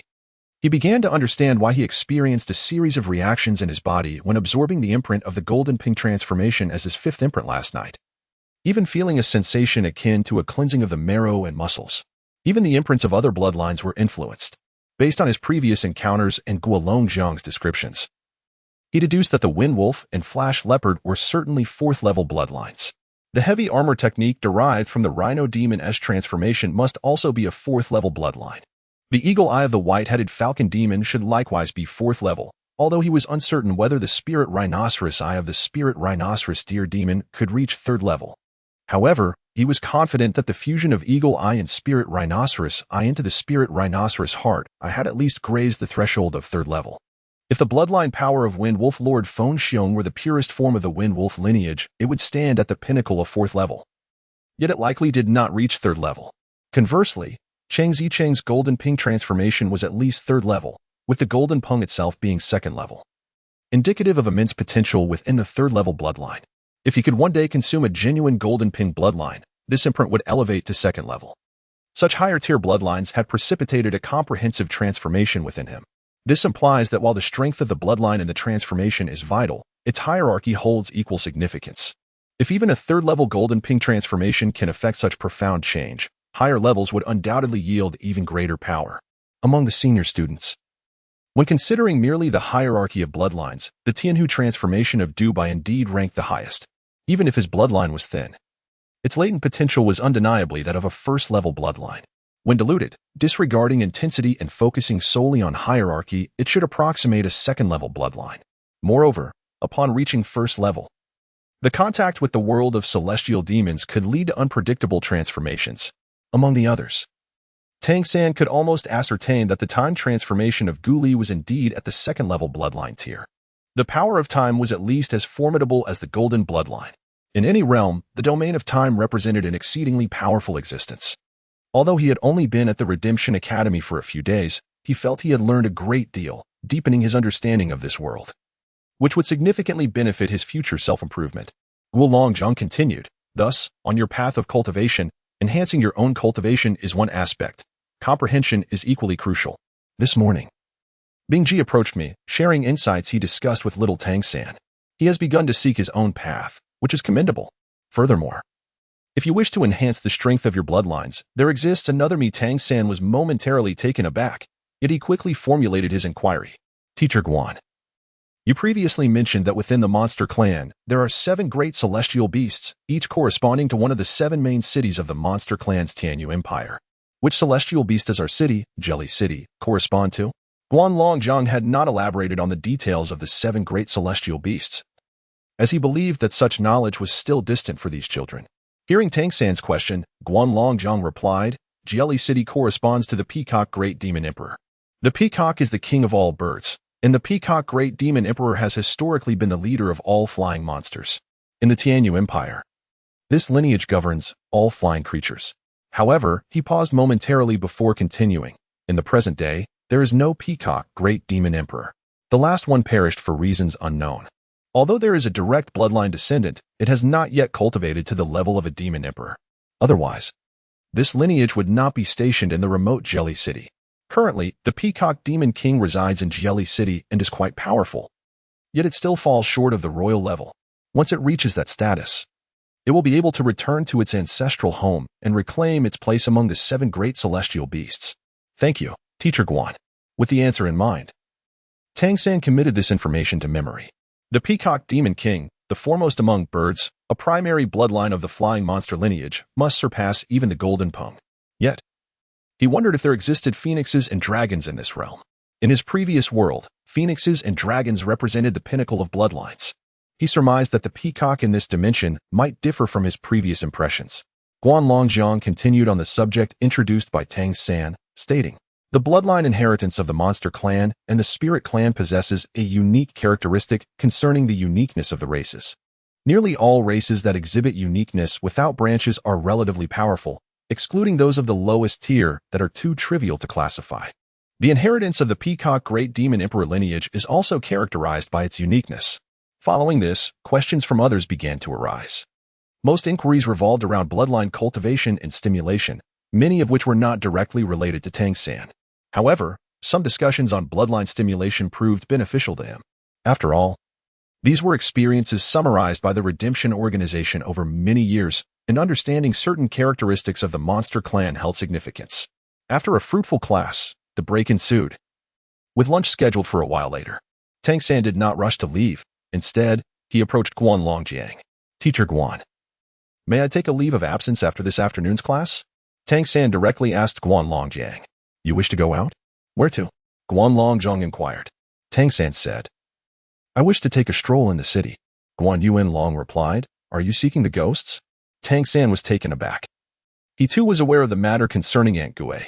He refrained from elaborating further, merely nodding in acknowledgement and stating, "Indeed, I wish to pay her a visit and ascertain the situation regarding Teacher Wang." Chapter 92. A visit to the elegant young master. Guanlongjiang remarked, "You may take a stroll, but you cannot go alone. How about this? Let Bingji accompany you. Both of you share elemental affinities, which would facilitate mutual understanding. Depart early and return promptly. There is no need to inquire too much from Gui about your teacher Wang. Her knowledge is limited. We will gather the specifics and inform you." This situation has stirred quite a commotion, even inciting a conflict between the Wind Wolves and the Flash Leopards. They engaged in battle just yesterday. "Ah?" Tang San responded, astonished as he gazed at him. Guanlongjiang reassured him, "Do not worry. It does not concern your teacher Wang. The initiative was taken by the ancestral clan of the Wind Wolves. The outcome remains uncertain, but we should have clarity by tomorrow. We will keep you informed. Remember, you are now part of the Redemption Academy, and at all times, you must prioritize your safety. While Jelly City is relatively secure, it is prudent to exercise caution, understood? You possess great talent, and we hold high hopes for you." "Thank you, teacher." To visit Aunt Gui? That seemed acceptable, providing a valid excuse. Yet, undoubtedly, the primary motivation remained the desire to see her. Guanlongjiang's consent to his outing brought Tang San relief. Had he disagreed, Tang San would have had to devise a plan to sneak out. If he were to flee, it would likely have to be under the cover of night. What would happen if the milk tea shop was closed then? The entirety of today's lessons was conducted by Guanlongjiang. The morning comprised theoretical instruction, while the afternoon was dedicated to cultivation guidance, assisting with bloodline circulation and sharing insights, alongside personal stimulation and comprehension of one's bloodline. Tang San had little need in this regard, as his cultivation method distinctly differed from that of others. However, listening could still offer some assistance, such as ways to better awaken the power of his bloodline, allowing it to be utilized more persistently or to unleash greater might. These insights could indeed aid Tang San in stimulating his demon god mark through the Shantian skill. But ultimately, he would have to explore these methods himself. The experiences of others held merely a referential significance for him. Yet, during the class that afternoon, Tang San was not particularly attentive, as his mind had already wandered. Wu Bingji had no objections to Tang San's suggestions. The revelations from the previous day had greatly benefited him, akin to opening a new door. Comparatively, the ice element proved to be far more stable than the wind element, thus making the task of compressing the ice element considerably easier. After yesterday's enlightenment, he had begun to grasp some initial insights on compressing the ice element, though he still encountered more failures than successes. At the very least, he now had methods to experiment with, deepening his understanding of the characteristics of the ice element. Therefore, despite Tang San being significantly younger, Wu Bingji did not regard him as a mere child. After class concluded, the two departed from the academy and made their way down the mountain. "Allow me to treat you to dinner today," Wu Bingji proposed. "Last night, I attempted to work with the ice element, which operates rather sluggishly yet remains exceptionally stable. When compressing it, One must purely increase the density, however. It is crucial to ensure that the density is uniform at every point and that the gaps between them are as consistent in size as possible to achieve stability post-compression. Otherwise, there is a risk of explosion. I still struggle to control it effectively, but with more practice, I am sure I will improve. As they walked along the mountain path, Wu Bingji remarked, "The more I strive to control the ice element, the more I admire your mastery over the wind element. The wind element is so vibrant and dynamic, and managing it is exponentially more challenging than handling the ice element. Your ability to compress it is truly remarkable. I look forward to learning much more from you in the future." At this moment, Tang San's thoughts had already drifted to the milk tea shop of the charming gentleman. However, upon hearing the words of his elder brother, he felt it inappropriate to remain silent. Almost instinctively, he replied, "In truth, there are times when pure stability does not wield the greatest power. Introducing a modicum of instability, albeit one that is manageable, can yield surprisingly favorable results." Wu Bingji was momentarily taken aback. Incorporating a touch of instability? Tang San nearly remarked that it was akin to adding a fuse. Yet such explosives seemed non-existent in this world. Even if he mentioned it, Wu Bingji would scarcely comprehend. In that moment, he resolutely raised his hand, conjuring a sphere of wind element, which emitted a faint azure glow, rotating steadily. The wind element could never be at rest. A static wind element would cease to be wind altogether. "Elder brother, observe." Tang San indicated the vortex in his palm. Wu Bingji gazed intently. He then witnessed Tang San introduce a new vortex into the existing one, this new wind element being more refined than the prior ones. Yet it operated at a noticeably different velocity. Its incorporation immediately rendered the entire vortex unstable. Then, with a flick of his wrist, Tang San propelled the vortex away, sending it soaring approximately 5 or 6 meters before it suddenly erupted, unleashing a flurry of delicate wind blades that scattered in all directions, cutting through the air and producing a series of piercing howls. Wu Bingji was momentarily taken aback. Tang San remarked, "The wind element is inherently too volatile. Thus, employing this method yields limited power when applied to it. Of course, my current lack of strength contributes to this as well. However, if we were to consider your ice element, this approach would be far more suitable. You mentioned yesterday that the ice element embodies both offense and defense. How to choose? In my view, there is no need for a choice at all. Attack or defense is merely a matter of your intent. An ice shield can serve as a means of protection, yet what if the thrown ice shield were to suddenly detonate? Would it still be a form of defense? If, upon detonation, it were to unleash a flurry of ice blades or spikes, the impact would reach an entirely different echelon of power. Thus, I believe that mastery over the ice element and your affinity for it are paramount. Focusing on these two aspects before seeking change will render the process considerably easier." With his thoughts consumed by the enchanting beauty of the tea shop, Tang San's mind was filled with visions of that exquisite face. Disregarding whether Wu Bingji could accept this revelation, he found himself speaking at length. Upon hearing his words, Wu Bingji fell into a momentary stupor, walking alongside Tang San as if in a trance. If yesterday Tang San had opened a window for him, today it felt as though he had lifted the very roof off. The ice element in his heart seemed to shed its outer layers, revealing its essence. Explosion. Offense and defense intertwined. Explosion. Offense and defense intertwined. As they descended the mountain, Wu Bingji remained silent. If he had the option, he would have wished to return immediately to study further. Yet, his task was to accompany Tang San, ensuring his safety, which precluded such a retreat. Thus, he followed closely behind Tang San, mirroring his every step. In truth, he was unaware of the path he traversed, his mind consumed with thoughts of how to master the ice element, how to wield its power, and how to introduce elements of instability into the stable ice to control its explosion. How to control, how to incorporate, how to master. To what extent should he incorporate?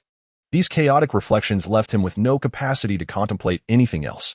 Tang San was quite pleased with the situation. Both he and Wu Bingji were lost in their own thoughts. The myriad of memories from his past life, the yearning from this life, the joy of discovery, and the anxiety of an impending reunion swirled in his mind, far more chaotic than Wu Bingji could ever comprehend.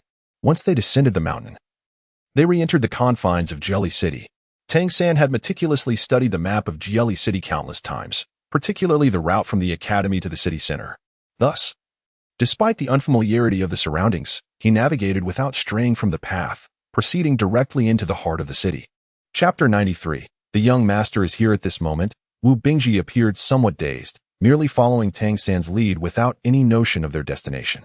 For him, nothing held more importance than contemplating his ice element. Winding through the streets, Tang San guided Wu Bingji along the edges of the thoroughfare. They were both clad in matching attire provided by the academy, a blue outfit emblazoned with the emblem of Jelly Academy, not that of the students, but rather that of the vassals. Their current status was that of vassals of Jelly Academy, which conferred a significantly higher standing than that of ordinary vassals. Typical monster clans would not trouble them without just cause. Tang San was utterly oblivious to the surroundings he traversed. As he gradually approached Carey Plaza, his heart began to race, filled with an anxious apprehension. What if the beautiful gentleman was not present at the milk tea shop? What if the charming establishment had closed its doors? In this world inhabited by monsters, the human vassals could face peril at any moment. Moreover, both she and her mother possessed such exquisite beauty. At last, he caught sight of Carey Plaza from a distance. Taking a deep breath to steady his nerves, he swallowed hard and quickened his pace towards the plaza. It was still afternoon, with the sun shining brightly, although it had passed the warmest part of the day. The first thing he noticed was the grand tree where he had once waited for Wang Yefeng. The afternoon sunlight bathed the tree's crown, casting dappled shadows upon the ground. Gazing through the interplay of light and shadow, he spotted the milk tea shop in the distance.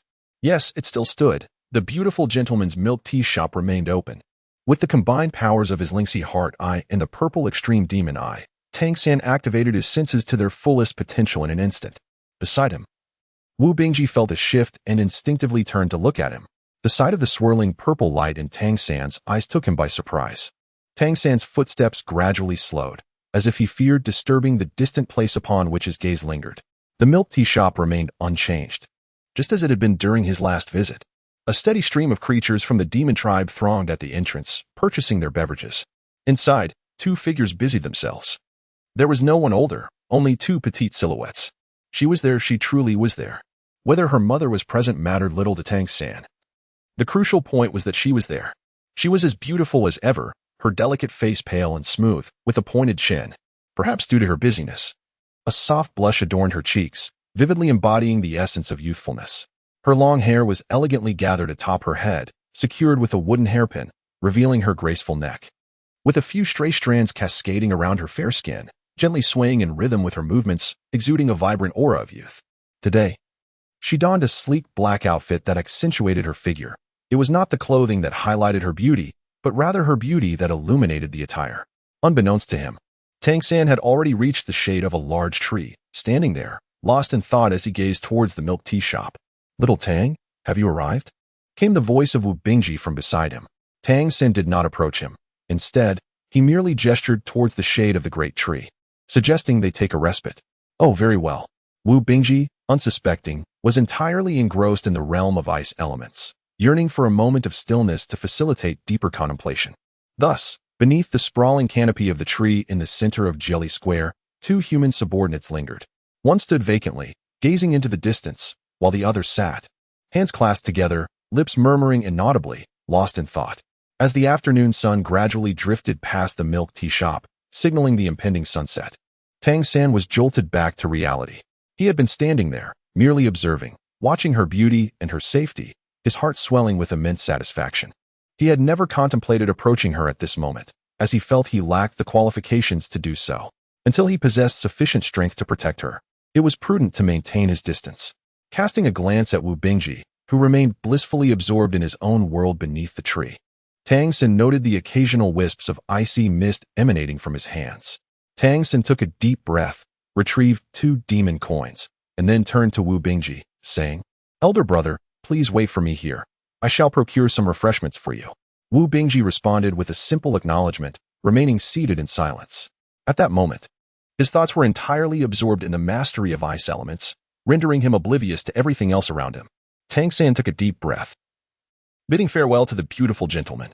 His heart was enveloped in a whirlwind of emotions, primarily excitement, accompanied by a sense of trepidation and anxiety. This peculiar sensation was unlike anything he had ever encountered in his previous life, akin to the nervousness one might feel before a blind date. Yet, Tang San was uncertain about the validity of his feelings, for he had never experienced a blind date himself. With this intricate mixture of emotions, he found himself unconsciously standing outside the milk tea shop where the beautiful gentleman worked. At this hour, many creatures had gathered to purchase milk tea, and Tang San quietly joined the line at the back. Compared to the towering figures around him, his stature was diminutive and hardly noticeable.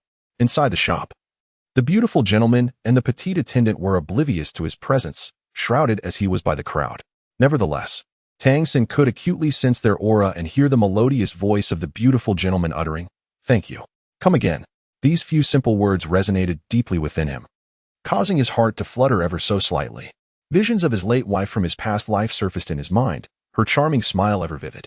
She had always looked at him with playful affection, and even after many years, he could distinctly recall the moment of their first meeting. She had introduced herself with the words, "My name is Xiao Wu," as in the dance of the dance. Yet, in this world, their reunion was marked by a different name, as she now identified herself as the beautiful gentleman. The preparation and sale of milk tea were swift, and the creatures who purchased it departed just as quickly. Tang San edged closer in the queue, finally nearing his turn.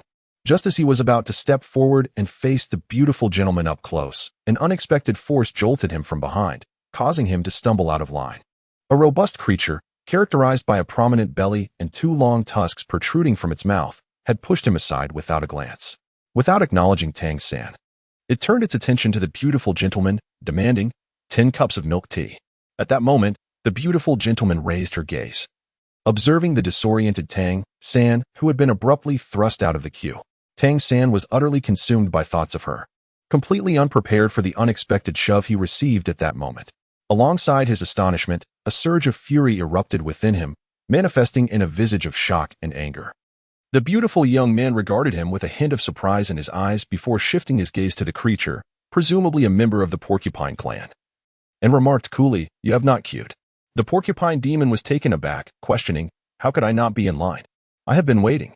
The young man replied with equal calmness, "You have not queued. What do you mean?"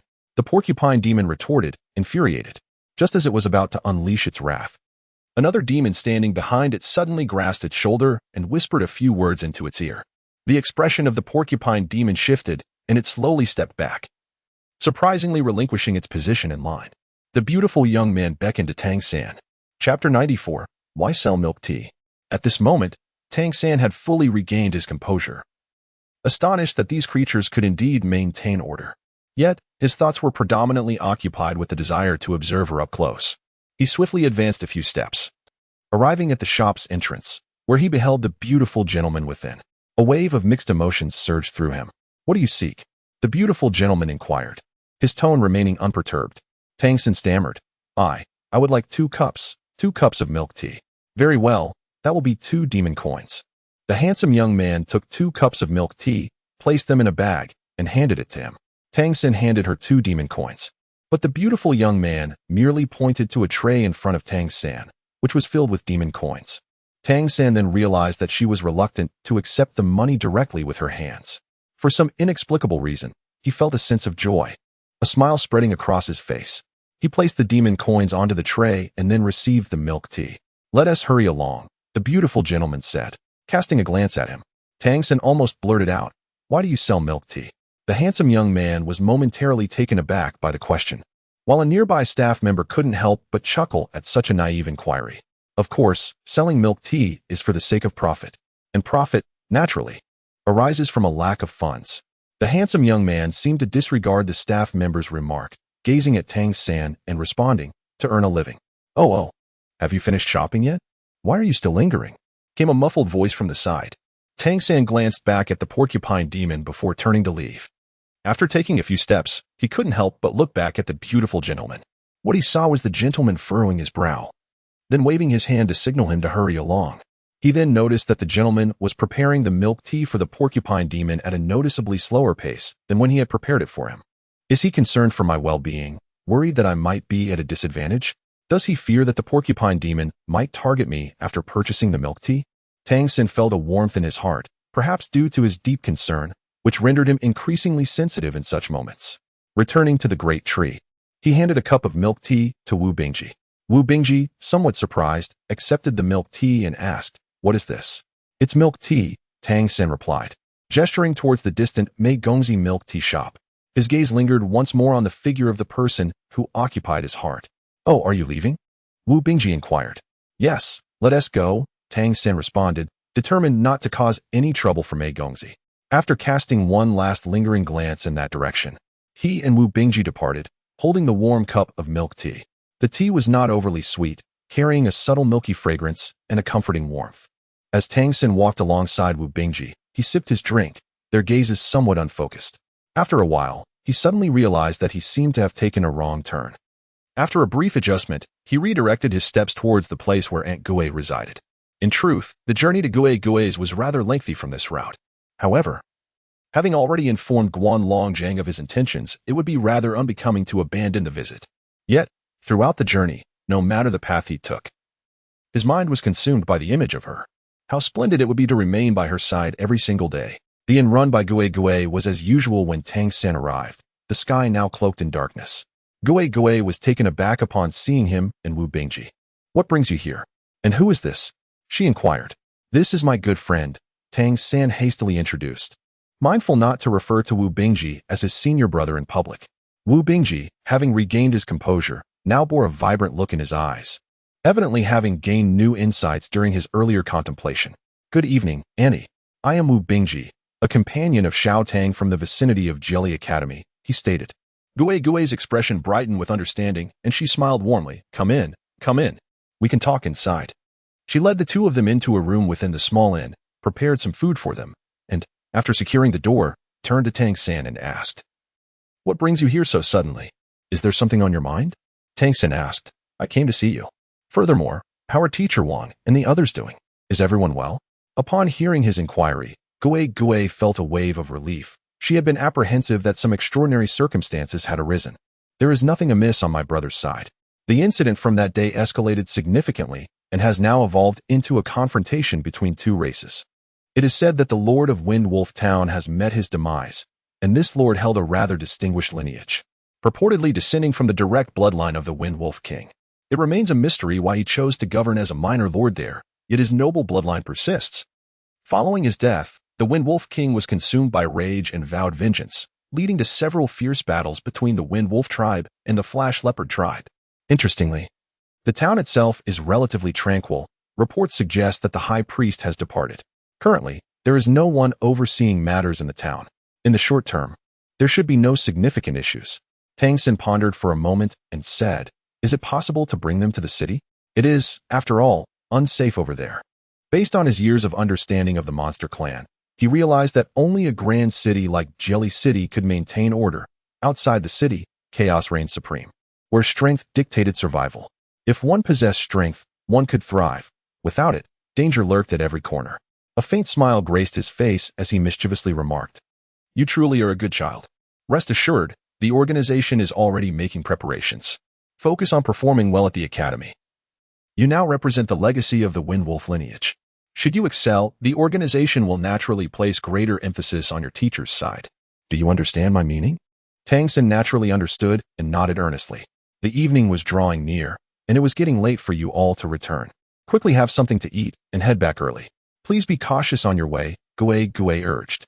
Unbeknownst to her, Tang San's visit today was merely incidental, and she believed he had come specifically for her, which touched her heart in a certain way.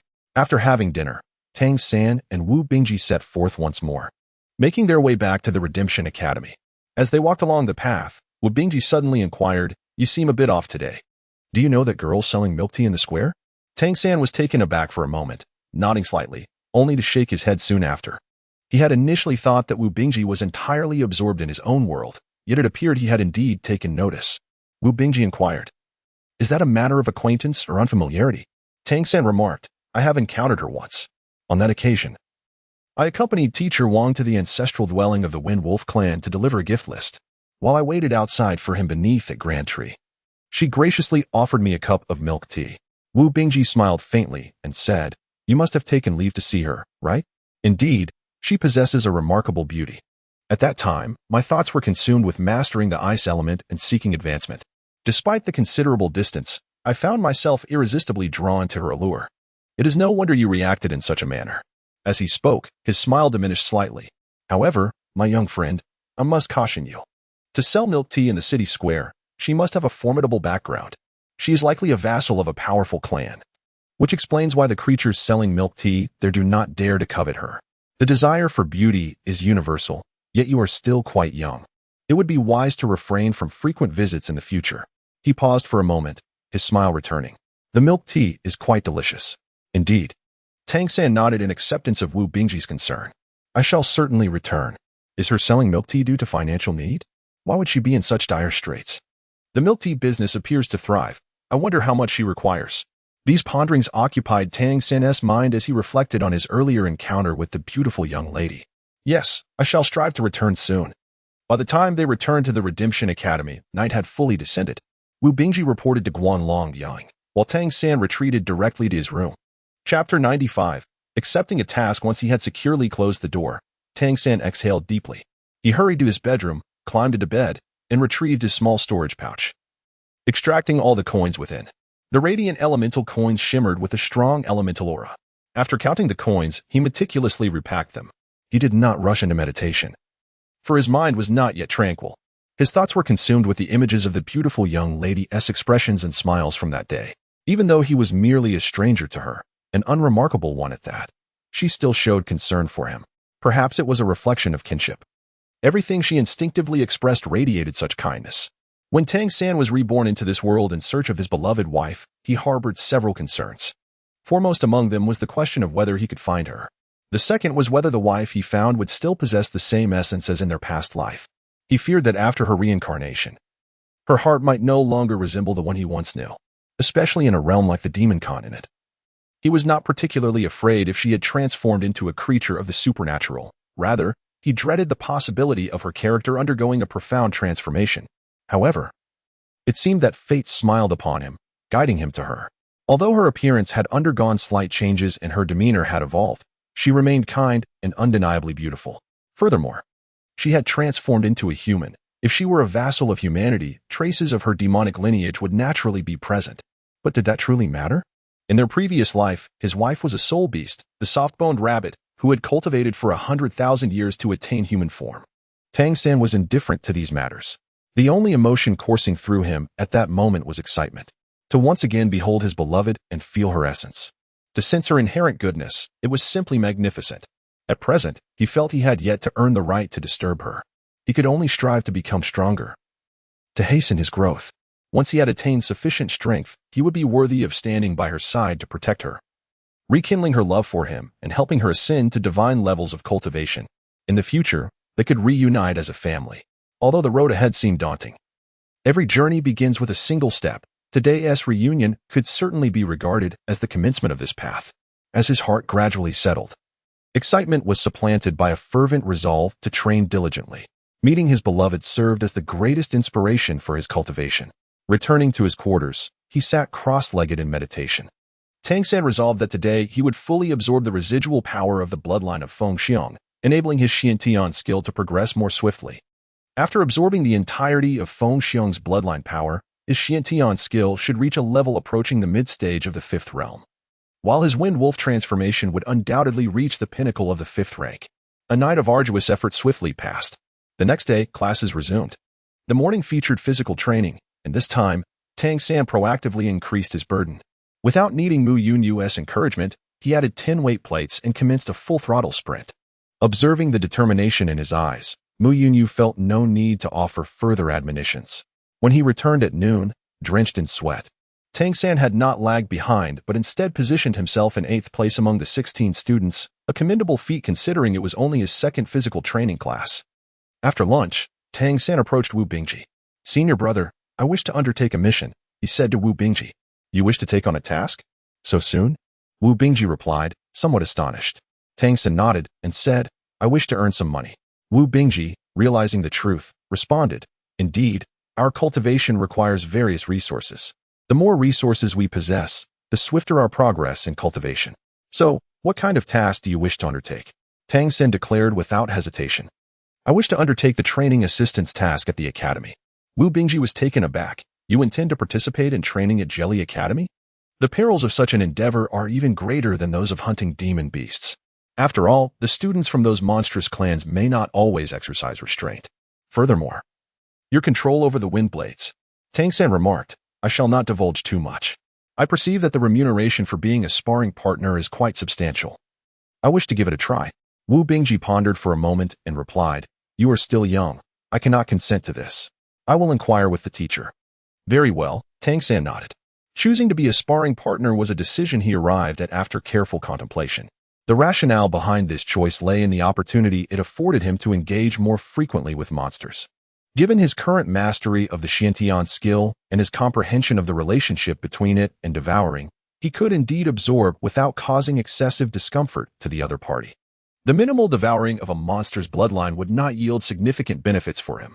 However, as the number of sparring partners increased, the cumulative effect of this absorption would greatly aid his cultivation of the Xiantian skill, accelerating his personal advancement. For Tang San, the devouring power of the Xiantian skill represented an undeniable shortcut in his training. Presently, he had reached the 5th tier, with his actual combat prowess even surpassing into the 6th tier, granting him a measure of self-defense. In light of this, he was determined to elevate himself swiftly to a higher level of cultivation. The monsters eligible for admission to Jelly Academy were all of pure bloodlines from prestigious families. The Windwolf clan, being merely a 4th-tier monster clan, could still confer considerable advantages to Tang San, especially with the pure bloodline of the Windwolf King. How much greater would be the benefits from even more formidable races? Thus, becoming a sparring partner was indeed the optimal path for his cultivation. His task was to adeptly manage the extent of his training. As for the diverse attributes of the monster gods he might absorb, he could selectively discard or amalgamate them. Wu Bingji promptly sought out Guan Long Yang, but to Tang San's surprise, it was not Guan Long Zheng who approached him before the afternoon classes commenced, but rather his mentor, the town headmaster. "Little Tang, please accompany me," Zhang Haoshuan beckoned, leading Tang San back to his chamber. Tang San looked at the door with surprise. "Teacher, what brings you here?" Zhang Haoshuan furrowed his brow and said, "I heard from Guan Longjiang that you wish to participate in the training task at Jelly Academy. May I ask why?" Tang San said, "It has been several days since I arrived at the academy. The guidance from the teachers has been immensely beneficial, deepening my understanding of the demon clans, particularly their hierarchical structure. Upon reviewing the demon clan imprints I currently possess, they are predominantly weak, consisting mainly of 4th-tier demon bloodlines. To grow stronger, I must assimilate more powerful demon clan imprints. The Jiali Academy presents the optimal opportunity for this." Regarding Zhang Haoshuan, he still needed to provide a plausible justification. Zhang Haoshuan responded gravely, "However, this approach carries a significant risk of exposure. You are well aware of the consequences should your true identity be revealed." Tang San remarked, "It will not be exposed. I am confident. Even if I absorb their marks, I will regulate the quantity. Just a slight loss of bloodline will not elicit any significant response from them." Zhang Haoshuan replied, "Do not be overly eager. Gradual advancement is of utmost importance. Although only I am aware of your current situation, I have reflected deeply on it over the past few days. Should your method of cultivation succeed, even transcending to a divine level, it would be revolutionary for all of humanity. I have discreetly begun to seek out children to experiment with your Xiantian technique to see if it can be cultivated. If it proves feasible, the implications would be monumental."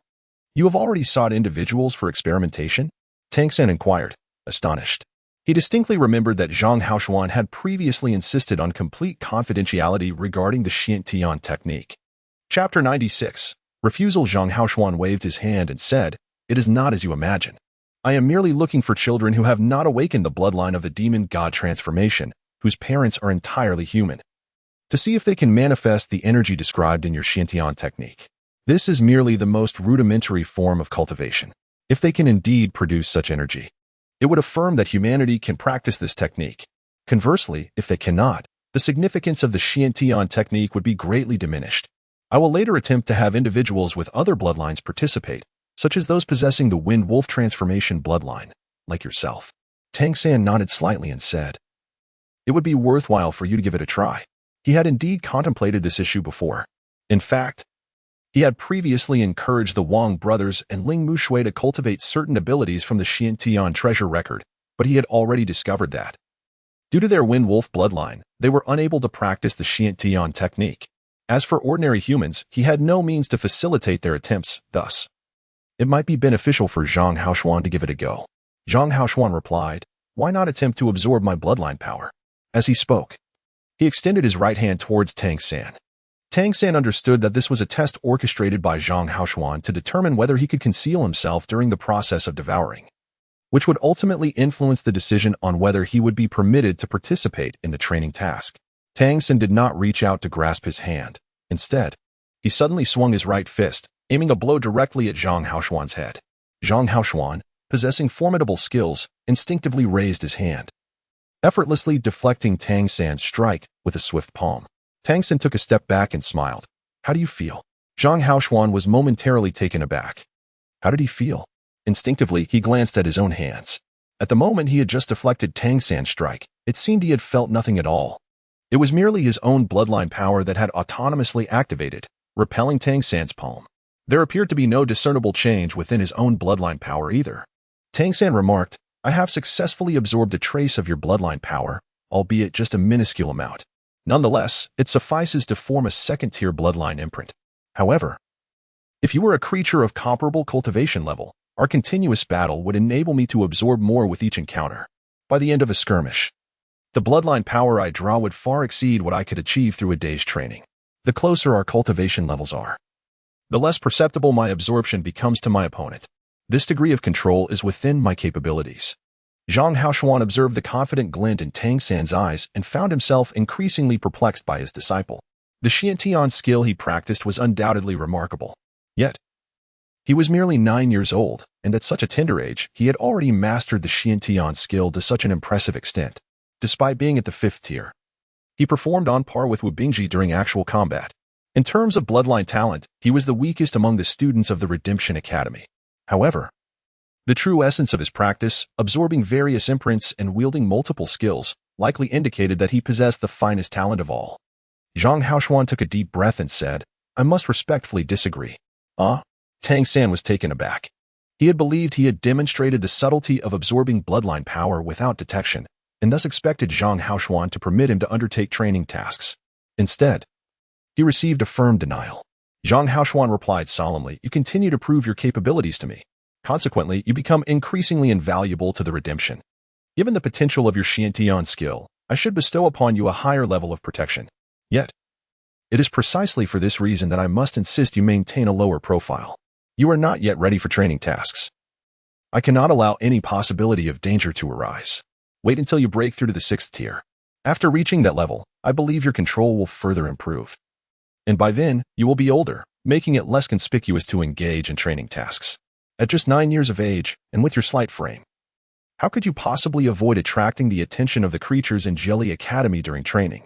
To be frank, our small town has already caught the eye of the monster clans, and it is likely that the Academy may need to relocate in the future. Therefore, it is imperative to prioritize discretion. Tang San understood that Zhang Haoshuan was also acting to better protect himself.